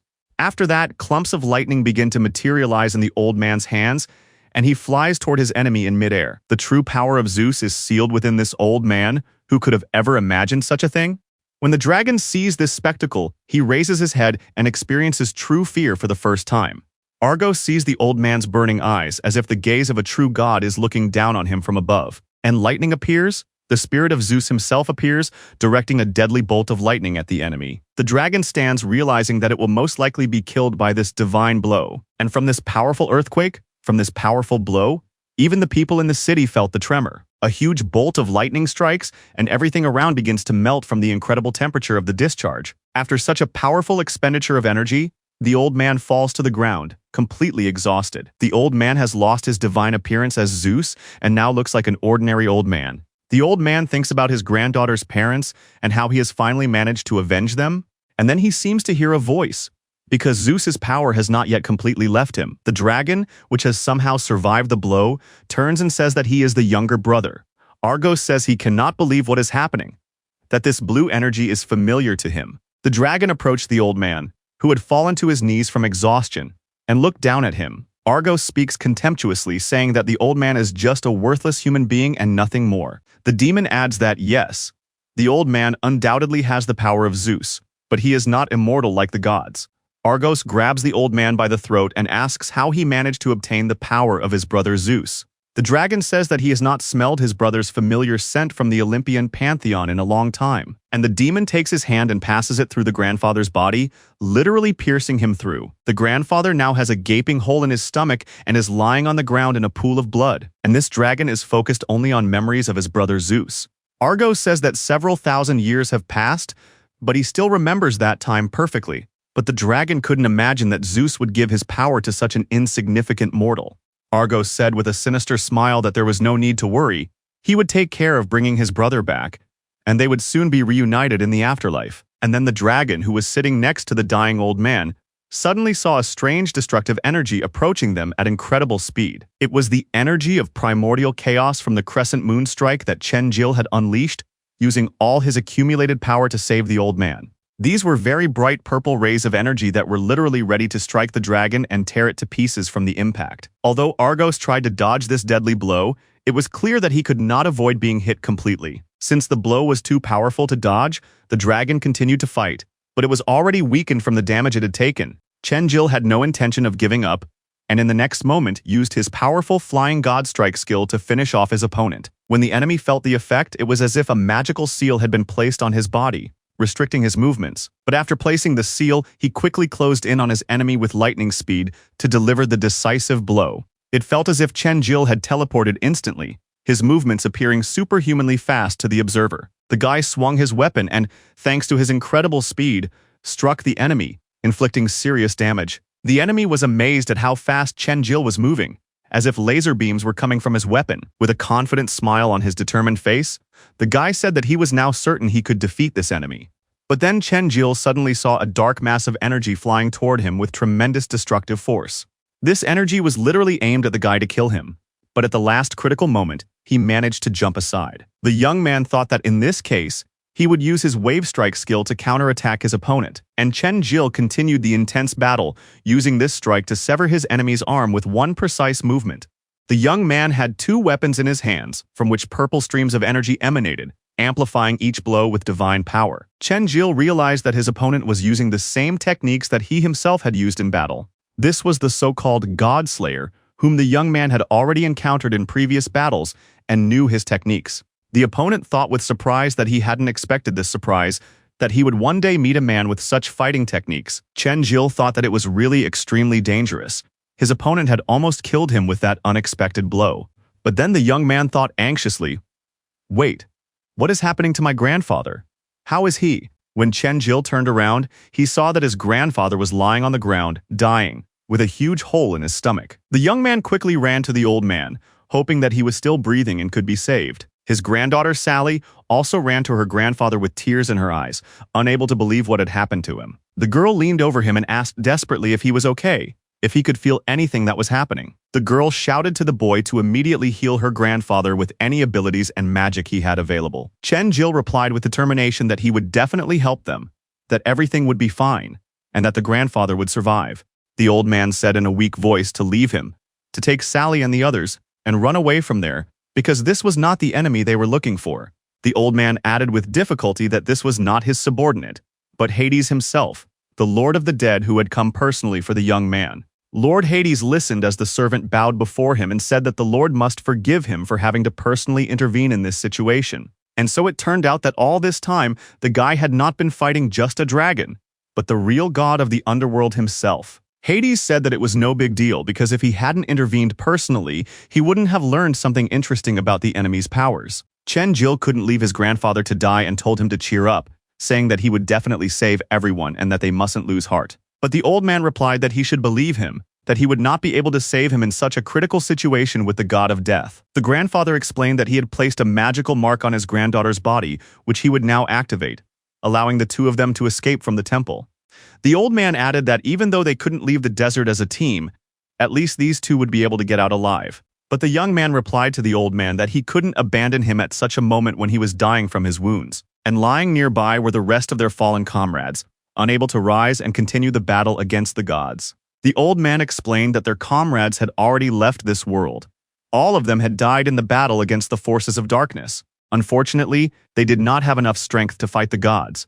These devils were far superior to mere mortals in power. The old man said that they must admit defeat, for mere mortals cannot defeat true gods in fair combat. The old man added that this was probably their fate, which they must accept as inevitable. Chen Jil began to recall his past when he was bullied by hooligans at school as a child. They told him that if he wanted to make his mother worry, he should just give them his money willingly. They told the boy that he should think about whether they really needed his small change, since he was so pathetic and didn't even have a father to support him. So the bullies told him to remember one thing. He had to do what they said, or else they would make people deal with his mother. And for the boy, even then as a child, this topic was incredibly painful, so he took it upon himself to strike the bully between the legs. It was quite unexpected that a young boy would want to stand up for himself and his mother in this way. He said that he didn't fight back not because he didn't want to, but only so that his mother wouldn't worry about him. Chen Jil told the bully that if he ever bothered him again, he wouldn't like his reaction. The most important gangster began telling his subordinates that they should beat up this insolent boy, asking them why they were standing around doing nothing. Now the guy thought that since birth, people had been constantly fighting for their lives and for their loved ones at any cost. But Chen Jil understood that he wasn't afraid to die. He was only afraid of giving up and accepting his fate without a fight. The guy didn't know why he was here in this world. The only thing he knew was that he was still alive and could fight. Therefore, the only thing left for him to do was to keep fighting to the very end, not giving up in the face of death and the gods. It didn't matter who his enemy was. As long as Chen Jil could stand on his feet, he had to keep fighting until the end. At that moment in the city, the lady stood by the window, digesting all the information she had received from the researchers about the temple and the artifacts. She believed that despite the huge differences in culture and lifestyle, every people had similar beliefs. People believe that our world was created by so-called gods who gave rise to everything that exists in the universe. She remembered how the game's creator said that order arose from primordial chaos. Nothing became something. First the gods appeared, and then they created their world. The game's creator said that this fits perfectly with the Big Bang Theory, and he asked her if she had ever played computer games. When she asked him why a doctor would ask her that, since she only played games as a child, he replied that she should think about whether, before she started playing, the world inside her was more like a singularity. And the man told her that she had ever thought about how, until you start the game, the world inside her is more like a singularity. She asked him what if they themselves were living in a game that had been created by someone for entertainment. He replied that science was advancing so rapidly that creating a fully fledged virtual world was only a matter of time and technology. The doctor said that in the eyes of the inhabitants of this world, they would be gods, their so-called creators and masters of destiny. But then the question arose, who created their own world and controls their reality? This philosophical question really made the girl think seriously. She understood that it was a difficult topic to ponder. The man continued, saying that when the inhabitants of one virtual world create another, they themselves become gods for the new beings. And now in the game cosmos, the battle continued between the powerful Hades and the desperately fighting guy. Hades shouted that Chen-Jil was going to fight to the very end, even though he was just a mere human, and that it was so funny to watch. Chen-Jil, looking at the god of death, said that he was not afraid of him at all and was ready to die there for his comrades. His opponent said that if the guy wanted to play, why not? Let him show how he was going to fight a god. Hades added that if he wanted to play and began to laugh madly as he looked at this young little guy. Therefore, Hades began to use his insane divine power and said that all the dead should be raised to play with the living. The god of the underworld summoned the real dead from the afterlife to battle the mortal. Real skeletons seemed to wake up from an eternal sleep, bound in chains and looking terrifying. Chen-Jil wondered what his opponent was really up to, what his plan for destruction was. The young man had seen this dragon Aida, who had said that he hoped the human would like his special gift from the underworld. And now real chains began to bind his fallen comrades, turning them into undead creatures under the god's control. Chains appeared over their faces and they now looked more like zombies under Aida's control. Chen-Jil, watching this sacrilege, wondered what was happening, feeling uneasy at what he saw.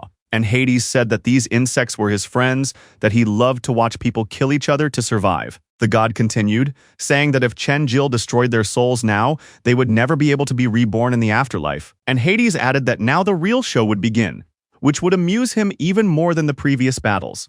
The Lord of the Underworld summoned the bodies of these fallen comrades who were ready to attack the guy on his orders. Yaluka appeared right in front of Chen-Jil, and the guy said he wouldn't even give his friends a chance to get to him. This little girl put up a special protective dome so that his friends couldn't get to him and thus wouldn't die. They simply tried to break through this sturdy shield, but they couldn't penetrate the magical protection. Chen-Jil asked the little girl if she could hold the protective shield for longer, and Hades, watching this, thought that the foolish little man was declaring that he would fight to the end of his life. The god said that the obstacles standing in the boy's way to defeat must be removed. Chen-Jil replied that Hades was wrong, that perhaps someone else would fight against their friends, but not him. The young man was not interested in such matters. All he wanted was to save his comrades at any cost. Therefore, Chen-Jil said that Hades dared to use his friends, but this only fueled his fighting spirit. The young man added that he knew for certain that Hades was the very same rejected god who had been abandoned by his own father. Chen-Jil said that he knew the story of the god, how he had been abandoned by his own brothers, who had sent him to the underworld. Of course, these words only angered his enemy, who said that today the guy would go with him to the underworld. The temple began to shake from the outside, and it felt as if the building was about to be torn apart by divine power. Something strange was happening. A real fight was beginning. The guy wanted to get close to his opponent but was met with a counterattack. Chen-Jil lost 1,000 health points from a single blow to the stomach from the divine power, and Hades himself said angrily that no one had abandoned him. How dare the guy say such a thing? In his rage, the god began to strike with his fists, repeating that no one had betrayed him. He struck countless times with his fists, and his health dropped by 3,000 points. The young man simply fell onto his back from the power of the divine blows of the Lord of the Underworld. Chen-Jil hit the ground and the rocks, and the earth shook from the force of the impact. The guy left a large dent behind him and lost 85% of his health. He received a notification that he needed to restore his health as soon as possible by any means necessary, and Hades, enraged, continued to repeat that no one had abandoned him to his fate. But the guy smirked and said that Hades couldn't come to terms with this painful fact of his past. Chen-Jil said that Hades was angry precisely because his own family had really abandoned him in the underworld. The enemy didn't want to listen to any of this and started using the guy's friends as puppets to attack him. The guy was surrounded by his friends whose bodies were completely controlled by Hades through dark magic. The god of the underworld said that since Chen-Jil didn't want to abandon his friends, he should prepare to die at their hands. So his friends took shadow weapons into their hands and began to strike the guy against their will. They were like real puppets, but they couldn't be blamed for it. They couldn't do anything about it. At that moment, the young man had very little health left, and he didn't know what to do in such a situation. He was trapped, unable to move, and he knew he would not escape alive. And his opponent just burst into evil laughter, enjoying the suffering of a mortal before death. But then when Hades was sure that everything was over, he heard a loud clap of thunder behind him. The god turned around to see what was happening and where the familiar sound was coming from. And when Hades saw what was happening with his own eyes, he saw the severed head of his subordinate guardian. But surprisingly, the head was being carried by the resurrected old man with a determined expression on his face. The power of the truly mighty Zeus was reawakened in the old man in all its divine might. The enemy said that this was impossible, that the old man should have died, and asked what was happening in the temple. Chen-jil was delighted and realized that somehow the old man had been miraculously healed. Thus, the task was completely accomplished by the team of heroes against the forces of evil and darkness. As a result, an energy flow appeared, rapidly moving toward the statue of the god. This energy approached the statue and began to envelop it in divine light from all sides. The statue in the temple began to glow with a very bright yellow energy, illuminating the entire space around it. This yellow energy emanated from the temple and could even be seen outside the ancient structure. Chen-jil received a huge boost to his level, gaining a whopping 5,000 experience points for completing this task. The young man restored all of his health and all of his abilities. Thanks to this, all his friends were finally freed from the trap that had held them captive. His comrades gradually began to come to their senses and slowly get back on their feet after their long imprisonment. The old man told the guy that they would never defeat Aida in direct combat, but that there was no need to kill him now. The most important thing was to destroy his subordinate, because once he was defeated, the seal would be removed from the temple. So the young man told the old man that he would distract Aida, while the others drank the medicine and killed his subordinate. When the young man started running forward, at the very last moment, the old man stopped him by the arm. Chen-jil didn't even turn around. He just thought that this was his last chance to turn the situation around. And now, in the real world, the creator of the game, Cosmos, asked his subordinate if they had learned anything new. His subordinate replied that no, they had not yet managed to find out all the necessary information about the location of the target they had been searching for all over the world for so long. However, they did manage to uncover some extremely important information about the game creator's son, which could help in their further search. It was that his son, Chen-jil, had indeed entered the world of the game Cosmos in some mysterious and inexplicable way. The subordinate reported that the tracking system showed that after entering the game, the guy simply disappeared from all databases, and they could not determine his exact location. However, 5 months ago, Chen-jil suddenly returned to the real world for a short time, and then disappeared again without a trace. When the boss heard this from his assistant, he was extremely interested in this information and was clearly dissatisfied with the slow search results. The game creator asked what was happening with the captive, whether she was still stubbornly silent and refusing to say where her son was. His subordinate confirmed that yes, the woman was not giving up, and that they had arrived at some kind of secret room for more intense interrogation. The boss turned to his loyal assistant and said that he had a brilliant plan to finally make the stubborn woman talk. In this gloomy room, they saw a woman chained with heavy chains in a terrible and emaciated state from long imprisonment. She was in some kind of strange energy cube shield, which consisted of constantly flickering ones and zeros of digital code. This influential man ordered that a high-quality photo of this woman be taken and posted to all active players of the game Cosmos. In this cunning way, the son of this unfortunate woman would surely come to them soon in search of his missing mother. And of course, his loyal assistant immediately grabbed a modern phone and took the necessary high-quality photo. He did it this way so that it would be possible to identify this mysterious woman and quickly attract the necessary attention. The game's creator smiled madly and sinisterly, sincerely rejoicing in the ingenious and cunning plan he had just devised. And then in the virtual game, a huge red light of completely unknown and frightening nature suddenly appeared above the peaceful city. Peaceful people ran through the streets in panic and terror, looking at this incredible phenomenon and wondering what was happening, as they had never seen anything like it before. Raktler, the most powerful orc warlord, wondered what this strange phenomenon could be.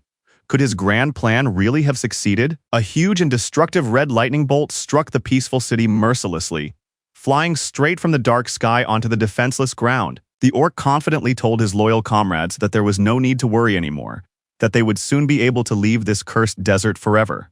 Ada, standing in an ancient temple, thought furiously that this cunning guy was deliberately distracting him so that the old man could free the powerful god. And then the guy triumphantly turned to the god of the underworld himself, confidently saying that he had finally and irrevocably lost today. At this critical moment, The young man's body was completely enveloped by an incredibly huge stream of dazzling yellow divine energy of completely unprecedented and transcendent power. It seemed as if this colossal energy would tear Chenjila to pieces right then and there.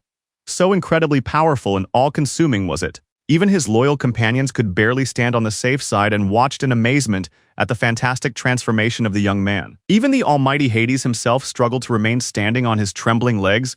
It was truly a mad and devastating torrent of energy. The great god Ra had finally been freed from centuries of imprisonment, so the young man awoke and received his true divine power as the Lord of the Sun. And so Chenjil, with divine dignity, told the frightened Hades that they had finally met face to face in an honest and decisive battle. His enemy replied with hatred that yes, they had not seen each other for a long time, since the time of the great betrayal of the Olympian gods. The young man swung his leg with incredible force, aimed directly at the disgusting and terrifying dragon, filled with pure divine energy. The power that suddenly came to the guy at that moment was truly the divine power of the greatest sun god, Ra. Pure solar energy surged and flowed through Chenjila's body, and he was determined to completely destroy this vile spawn of hell. The mighty Hades could no longer do anything significant against such colossal divine power. He was already completely exhausted from this grueling battle. Chenjil, with a triumphant smile, said how much he liked this welcome gift and hoped that it had made a strong impression. The god Ra, who was now sealed inside the young man's body,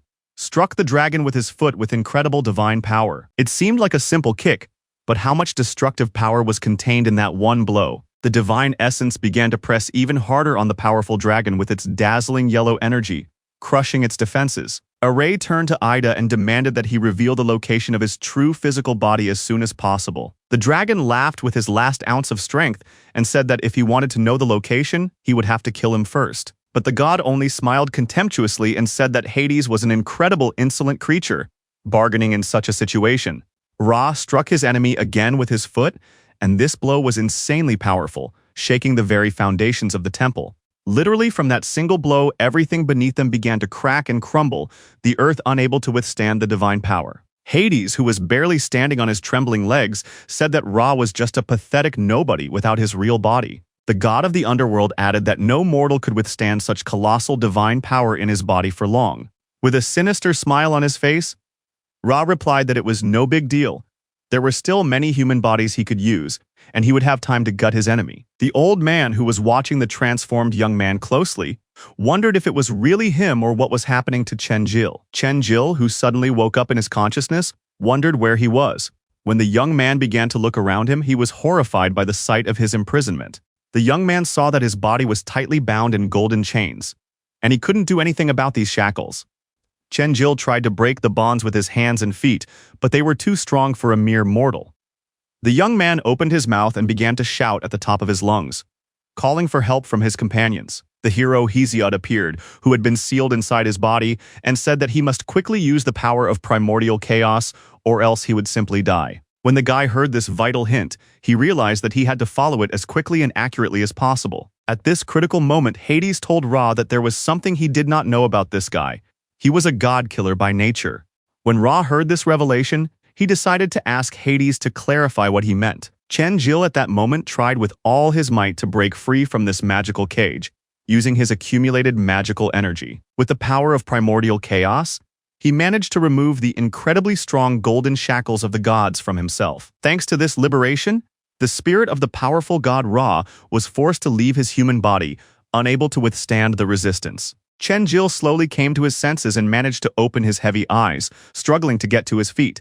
Ra said with respect that this young man had regained complete control over his body and was truly incredibly strong. Suddenly, a bright portal appeared, and a notification from the game system appeared, asking him to enter the portal and leave the desert. When the powerful ID saw this system notification, he couldn't believe his own eyes that he had lost to a mortal. Chenjil began to run quickly toward his loyal friends, and shouted for them to look closely at the portal that had appeared for their salvation. All his companions were in complete shock at what they saw, their mouths literally agape in amazement at the events unfolding in the temple. The young man said hopefully that they only needed to go through this magical door and they would finally escape from this ill-fated place.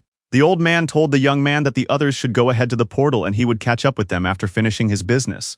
But when the old man wanted to follow them, strange yellow rays suddenly appeared in front of him, blocking the path to salvation. Hades took a vicious step forward with such force that the ground beneath his feet began to crack from his divine power.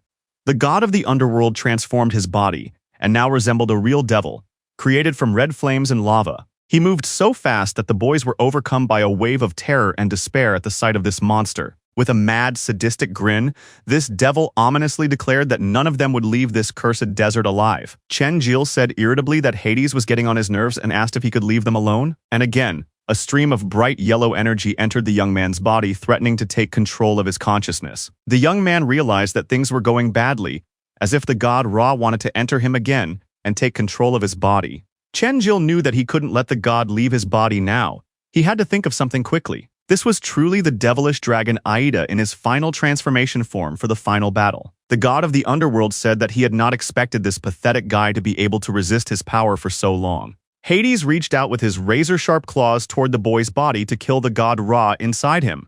Blood began to drip onto the ground, and Hades did not understand what was happening with his attack against the mortal. Chen-jil stopped the bloody claws of this powerful devil with one hand, demonstrating incredible willpower. The young man was breathing heavily, as it was not easy to withstand such pressure from the god of death. And the young man resolutely told the cursed god that today he would not allow him to triumph over the living. Hades said in surprise that the vitality of this mortal was truly astonishing. But the god added that the boy must understand that his futile attempts to fight would only prolong his suffering. And that was all. Bo-ban, who was eager to join the battle, flew toward his enemy with his weapon ready to save his comrade. He struck Hades straight in the heart and wanted to save his loyal friend from death at any cost. The other guys also joined the battle, using the powerful force of fire to deal with the god of the underworld. The heroes sent concentrated fire energy straight at Hades to inflict maximum damage and kill him. They wanted to work as a real well-coordinated team. Otherwise, they would have no chance against the god. The enemy only laughed at these attacks, and the ground began to crack and crumble beneath his feet. Then the assassin used his magical earth powers to summon a huge stone snake to help with the attack. This massive stone snake simply swallowed Ida whole, hoping to keep him inside forever. But he, being inside the stone belly, only laughed ominously, his devilish eyes shining in the darkness. Ada took his sharp claws and cut off the head of the snake that had eaten him from the inside out. The old man, who had regained his insane strength, used his most powerful skill, 9 thunderbolts of complete destruction, against the god of the underworld. And so Hades' enemy was simply shocked by what his devilish eyes saw, shining with hellfire. Then a huge lightning strike occurred, the destructive power of which no one had ever imagined before. These divine lightning bolts struck Aida directly, causing his health to drop significantly from the damage. The bright glow was so blinding that the god could barely hold back and squinted his burning eyes in pain. Real energy chains stretched toward him from the air, something he had never seen before in his long life. Hades tried to resist these magical chains and held his weapon against his grandfather's attacks with redoubled strength.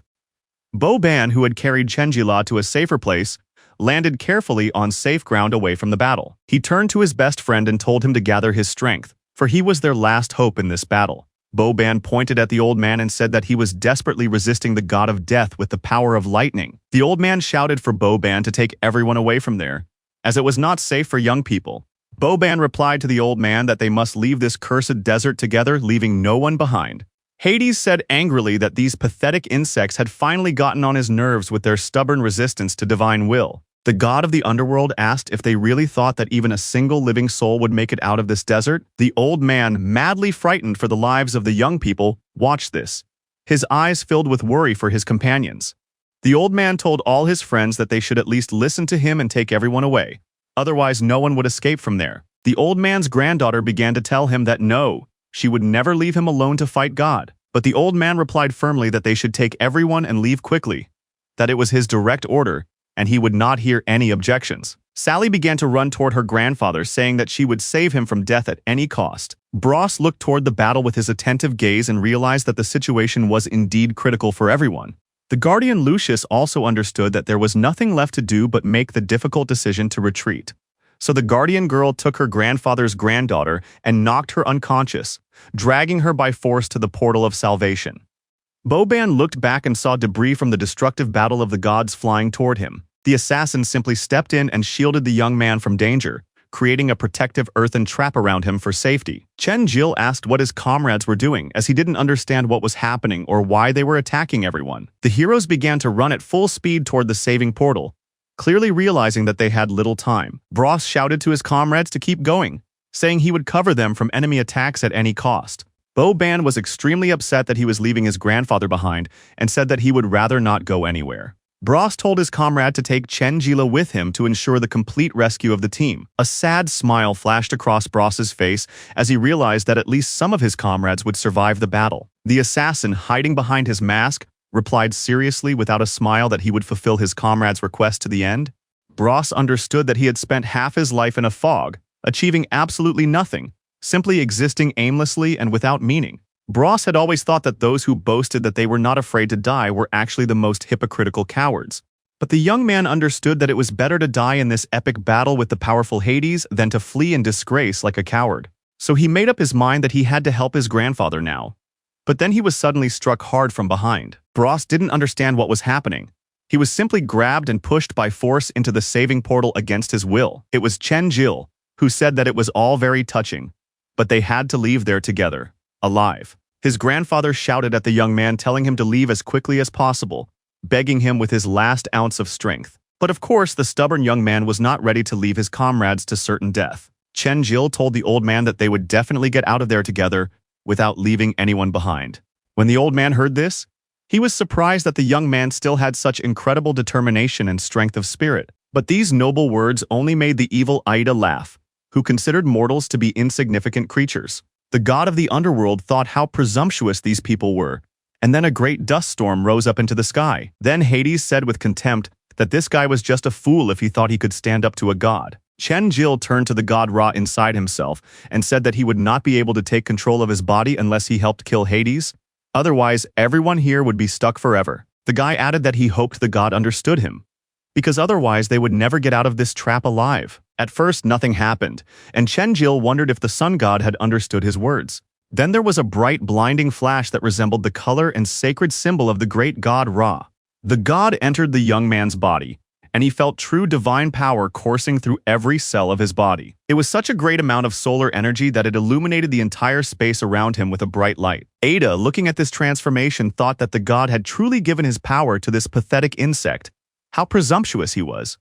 The demon looked at this spectacle with fear and thought that things were not going well for him at all. Hades looked at the young man and saw how much divine power of the sun was now concentrated in him. Chenjil told the god of the underworld with determination that now was the time to pay for all his evil deeds. And now the guy had insane superhuman speed, all thanks to the god giving him his power. The enemy tried to put up a dragon's shield to protect himself from the sun's rays, but this was too presumptuous. It was clear that the power of the god Ra far surpassed the power of Hades' defense, and the enemy began to burn as if alive, even though he himself was a powerful devil from the depths of hell.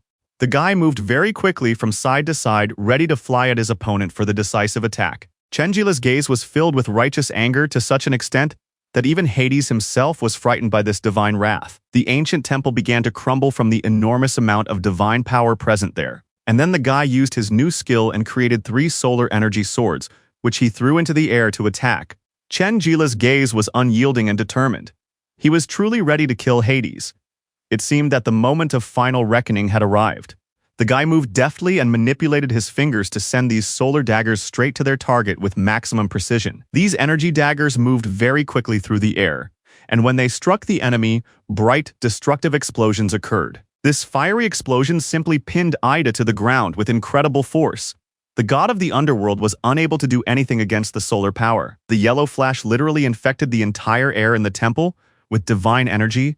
What a terrible and beautiful miracle at the same time. Grandfather, who watched this with his mouth agape in amazement, saw something like this for the first time in his long life. Chenjil, looking at the result of his attack, jumped back and looked in amazement at the huge destructive flash he had created. The young man received a notification from the game system that he had killed Argos and received a significant level increase for this achievement. First and foremost, after the battle, the young man ran to his grandfather to help him to his feet. With a determined and concerned tone, Chenjil asked the old man if he could check that it was really over. But the old man's gaze did not inspire complete confidence, as if he understood that this was not the end of all their trials.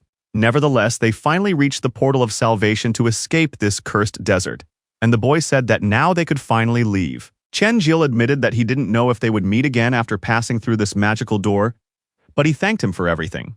When the old man heard this, he said that of course they would meet again, and that once they got out, they should definitely go to a cozy bakery together. The young man replied that if he managed to survive, he would definitely keep his promise to the old man. Chen-jil decided to give the old man a big hug and say a warm goodbye before facing the unknown. The young man hugged the old man and thanked him profusely for everything he had done for him on his journey. Chen-jil added that the old man had really taught him a lot and had become a true wise teacher of life for him. Yaluka, who was also standing nearby, hugged the young man, and she felt sad about the impending separation from her friend. The old man told the boy to go ahead first, and he would definitely follow him through the portal.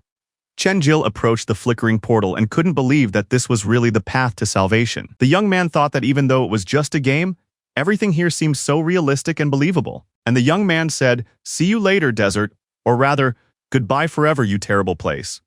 Chen-jil took a decisive step forward and finally passed through the flickering portal to freedom. When he passed through the portal, his pupils narrowed, and the boy realized that something was very wrong. The young man turned around and began to shout desperately to the old man to stay where he was and not move any further. And then the old man calmly said that he would remember Chen-jil's name forever.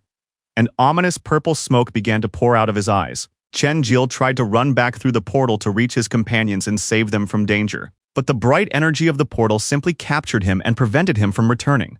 No matter how hard he tried, the portal began actively transporting the young man to another place.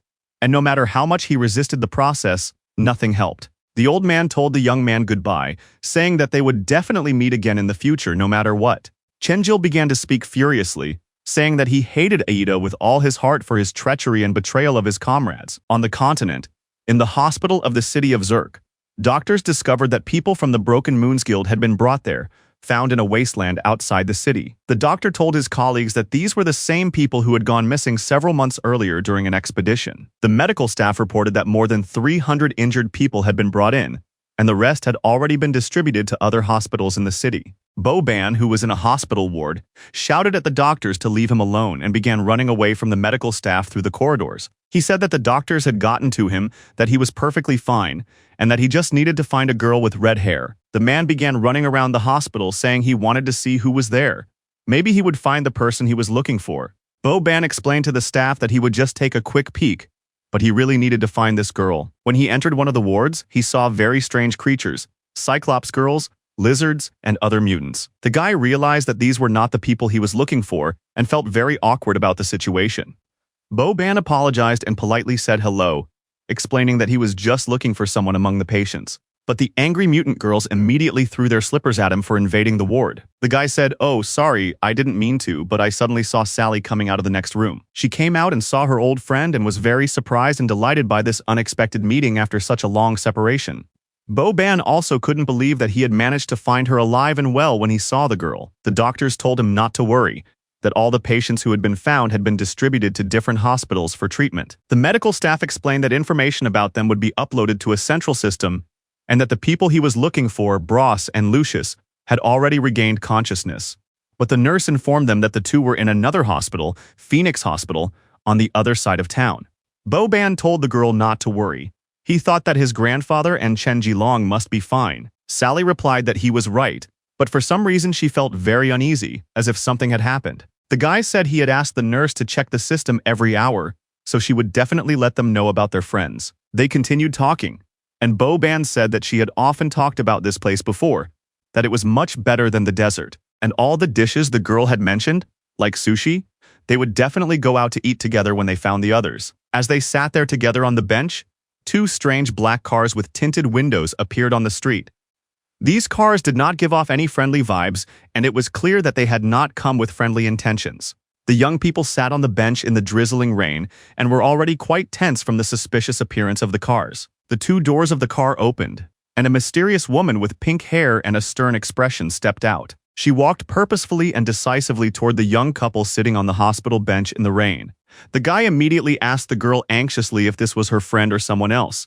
Maybe he had offended her when they first met. The nurses who were watching everything happening whispered to each other and said that it was the head of the Broken Moon Guild. They wondered what the head of such a high-ranking and influential guild was doing here in an ordinary city hospital. Sally and Bo-ban had no idea what to expect or what this mysterious stranger wanted from them. The girl with pink hair introduced herself and politely said that she was Lady Xiao Mei, the head of the influential Broken Moon Guild. She regretfully informed them that the people they were looking for had unfortunately not been able to leave the dangerous desert alive.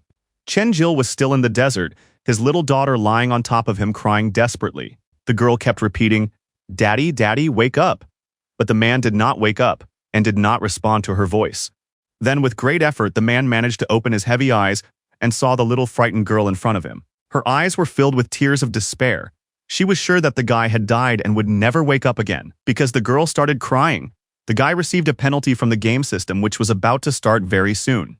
Chen-jil began to calm her down and gently told her not to cry, that everything was absolutely fine, and he was okay. The boy apologized to the child for scaring her with his condition, and the penalty trial was cancelled by the system. When the guy had calmed down a bit, he decided to look around carefully to figure out where he was. Chen-jil realized that he was still in some kind of desert, covered in dust under the scorching sun with no end in sight. The guy thought they were supposed to leave through a portal, but why was he still here? And why was this a different desert? The young man decided that it didn't matter where he was. For now, he needed to get out of there and find his mother. So, the first thing Chen-jil did was open the game menu and try to find the button to exit the game world. The guy confidently tapped on various menu options, hoping to find a way to leave virtual reality. Chen-jil told his daughter that she needed to listen to him, that he had to leave for a short while, but asked her to wait for him, and that he would leave food and water. The boy thought that he definitely had to find his friends when he went looking for his mother, and that he had to come back for them. But most importantly, he also had to find his grandfather and find out what had happened to him in his final moments in the temple. But the boy received a system notification that he couldn't leave the game at that moment, so he should try later. Chen-jil tried again and again to exit the game, but nothing worked. The same message kept appearing. The guy wondered why nothing was working since he had freed the god Ra and completed the main task. The young man thought that he couldn't stay in the same desert, as it hadn't been opened on the map yet, so it must be some other place. Chen-jil couldn't contact the game's support service and thought that something strange was happening with the system. But the guy noticed that it wasn't just his imagination. His level had dropped to 1, and all his accumulated stats had been reset to their initial values. Chen-jil thought in bewilderment, "Wait, all the experience points I earned are still there, but all my accumulated experience has mysteriously disappeared." The guy checked his abilities and the power of the primordial chaos, saw that his level was at the first place, and all his equipment had also disappeared. Now Chen-jil only had a survival quest, and he wondered why it was still active in the system. The young man also noticed that he had 2 unread messages from unknown senders in the game interface. The guy wondered curiously who these messages were from, whether they were from his classmates again or from someone else. But when he opened the first message, he saw a photo of his mother being held hostage in an unknown location. Of course, Chen-jil immediately recognized his mother and thought with horror that it was really her. The boy saw her being subjected to cruel experiments and bound with heavy chains in some kind of underground room. His mother was screaming in terror and despair, her mouth open from the pain inflicted by her captors. Chen-jil couldn't believe it, clenching his teeth in rage and feeling truly enraged by what he saw. After that, the young man clenched his fist until his knuckles turned white, thinking that this was unfair and cruel. His most painful spot was his mother, who had loved him so much and protected him from all harm since childhood. The voice on the video said that the scoundrel holding his mother captive knew that Chen-jil could see him, and if he wanted to save her, he had to come. The young man simply fell to his knees in utter helplessness and despair, not knowing what to do in such a critical situation. Chen-jil began to pound the hard ground with his fists and shake with the overwhelming emotions of anger and fear. The young man thought that his mother was definitely the person he had to save first, no matter what the cost. And so at the headquarters of the Broken Moon Guild, they discussed the fact that Chen-jila had still not been found among the survivors in the desert. The blonde-haired guy offered to go with her and keep her company, telling her everything he knew about the situation. But the guild leader politely replied that she appreciated his concern and offer, but that she would be fine on her own. She reported that portals had begun to appear in the northeast of the continent, from which Ida's army was emerging to capture territory. The head explained that several hundred-level heroes had been sent to hold them back for a while, but even stronger demons were arriving. She added that it was quite possible that even heroes as powerful as they were would ultimately be unable to stand against a god. The woman said that they still wanted to defeat the god, who had no level restrictions, but that such a task was clearly beyond their capabilities. She gave an analogy that in their world, humans cannot exceed the speed of light. There are physical limitations. But his subordinate objected that it was not a fact that this rule was absolute, and that one should not speak so categorically about it. After all, there are black holes that can stop even light with their gravity. Chen Jil finally decided that he needed to get out of there as soon as possible and rescue his mother from her kidnappers. And so a cold night fell in the desert, and the young man built a fire to light and warm the surroundings. The young man warmed himself by the fire, as it was quite cold in the desert at night, with the temperature dropping sharply after sunset. Chen Jil thought that it was murderously hot here during the day, but very cold at night. So it was good that he had warm clothes to protect himself. The guy thought that there was very little food and water left in his inventory, so he gave his little daughter some provisions so that she wouldn't go hungry. The young man remembered the video where the villains told him to come if he really wanted to save his mother from suffering and death. But what surprised Chen Jila most was that he couldn't remember his mother ever mentioning that she had any magical powers. The boy thought that perhaps the man the kidnappers had mentioned in the video was his unknown father whom he had never known. And so the young man sat in front of the fire, thoughtfully tossing dry twigs he had gathered in the desert to keep the fire going. Chen Jil thought about how his mother had never told him about his father, and he knew absolutely nothing about him. But if his mother was suffering because of him or his past, the boy couldn't just forgive and forget. And that scoundrel who was holding his mother captive would definitely pay for everything? Chen Jil thought as he received his new assignment. The young man wondered what it could be and decided to carefully read all the additional information about this mission. The young man thought, let's see what kind of strange task the game system is offering him at such a moment. And when Chen Jil read all the details of the task, he was completely shocked by the absurdity of what he had read. The guy saw that his first mission was to find a buried magical relic, then find the immortal Yukun, and only then save his mother. Chen Jil thought indignantly that the system had turned saving his mother into some kind of idiotic task, like in a regular game. The young man wondered what kind of nonsense this was. How a toy could be more important than the life of his own mother, who was now in danger. The young man spoke angrily, asking if he was just a pawn in someone's game, why they were playing these cruel games with him. Chen Jila had only 5 seconds to accept this vital mission, or it would disappear forever. The boy couldn't control the anger and rage boiling inside him from the injustice of the situation. But in essence, it was a choice without a choice. The only thing left for him to save his mother was to agree to these cruel conditions. Therefore, if he died while carrying out the mission, all tasks would be considered a complete failure, and his mother would die. Chen Jil resolutely told himself that he would complete this mission and save his mother, no matter what the cost. At that moment, in the guild leader's house, they were discussing that nearly 4,000 people who had been reported missing had recently been found in the suburbs. According to the victims, they had been mysteriously transported to a legendary lost land called the Cursed Desert by magical forces. The head of the Broken Moon Guild officially announced that he was launching a full-scale investigation into this mysterious case. It has been almost 200 days since players entered the game, which is equivalent to 573 years in the real game world. If 10 days in reality here in space can pass in 20 days, then the elderly woman will be celebrating her 56th birthday. The young lady Xiao Mei thought that this was actually a very amusing and strange situation with the passage of time. The guild leader reflected that she had been in the virtual world of space for so long that she could no longer clearly distinguish it from reality. While the girl was deep in thought about the nature of reality, she was suddenly distracted by a subordinate who approached her with important news. This guy introduced himself as the guild leader Blackbird, who said with a smirk that she had a pretty nice place here. This head of the Blackbird Guild was a blonde man named Solo, who was known in guild circles as the Decisive Strike for his combat skills. The girl suspiciously asked him why he had come to her at such a time, and what exactly he wanted from her. Solo replied that people were saying that all these people had returned from the Cursed Desert, and their guild leader had said nothing to anyone, and immediately announced an investigation. Solo added that it didn't seem to him that she was playing by the established rules of inter-guild cooperation. The girl replied firmly that they had appeared on territory under the jurisdiction of her guild, so why should she report to the Blackbird Guild? She added that such interference in the affairs of other guilds was a bit against the rules on their part. The man laughed and said he was just joking, that she shouldn't take his words so seriously or literally. Solo asked if she had already figured out the exact coordinates of the entrance to the mysterious desert for further exploration. But the girl replied coldly that, unfortunately, she knew nothing about it, but she wouldn't tell him anyway. When Solo heard this answer, he smiled even more and said that it was interesting why she said such things.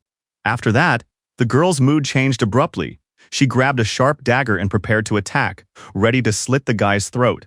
She said coldly that the general knew very well that she did not like repeating herself. At that moment, Chen Jil, who was in the harsh desert, thought about one thing. how best to proceed in this situation. The guy thought that he could, as before, first increase his strength and agility to significantly improve his combat abilities. But if he engaged in battle with a large number of aggressive monsters, his weapons would wear out and break very quickly. Chenjil thought that last time Hades would have summoned countless monsters, and if it weren't for his grandfather's help, he would have definitely died. The young man pondered that if he could gain the ability to summon allies, he would definitely want to use it for protection. The young man wondered what had happened to the hero Jisiud, who had disappeared when he left the desert through the portal. Chenjil thought that he needed to carefully consider how to distribute his skill points in order to obtain truly powerful abilities. The guy pondered that if he invested all his skill points in intelligence, he might be able to obtain powerful magical abilities. But he had to consider that he couldn't predict what kind of health recovery technique he would get, and if it didn't work out, it would really be the end. Chenjil thought, well, what the heck?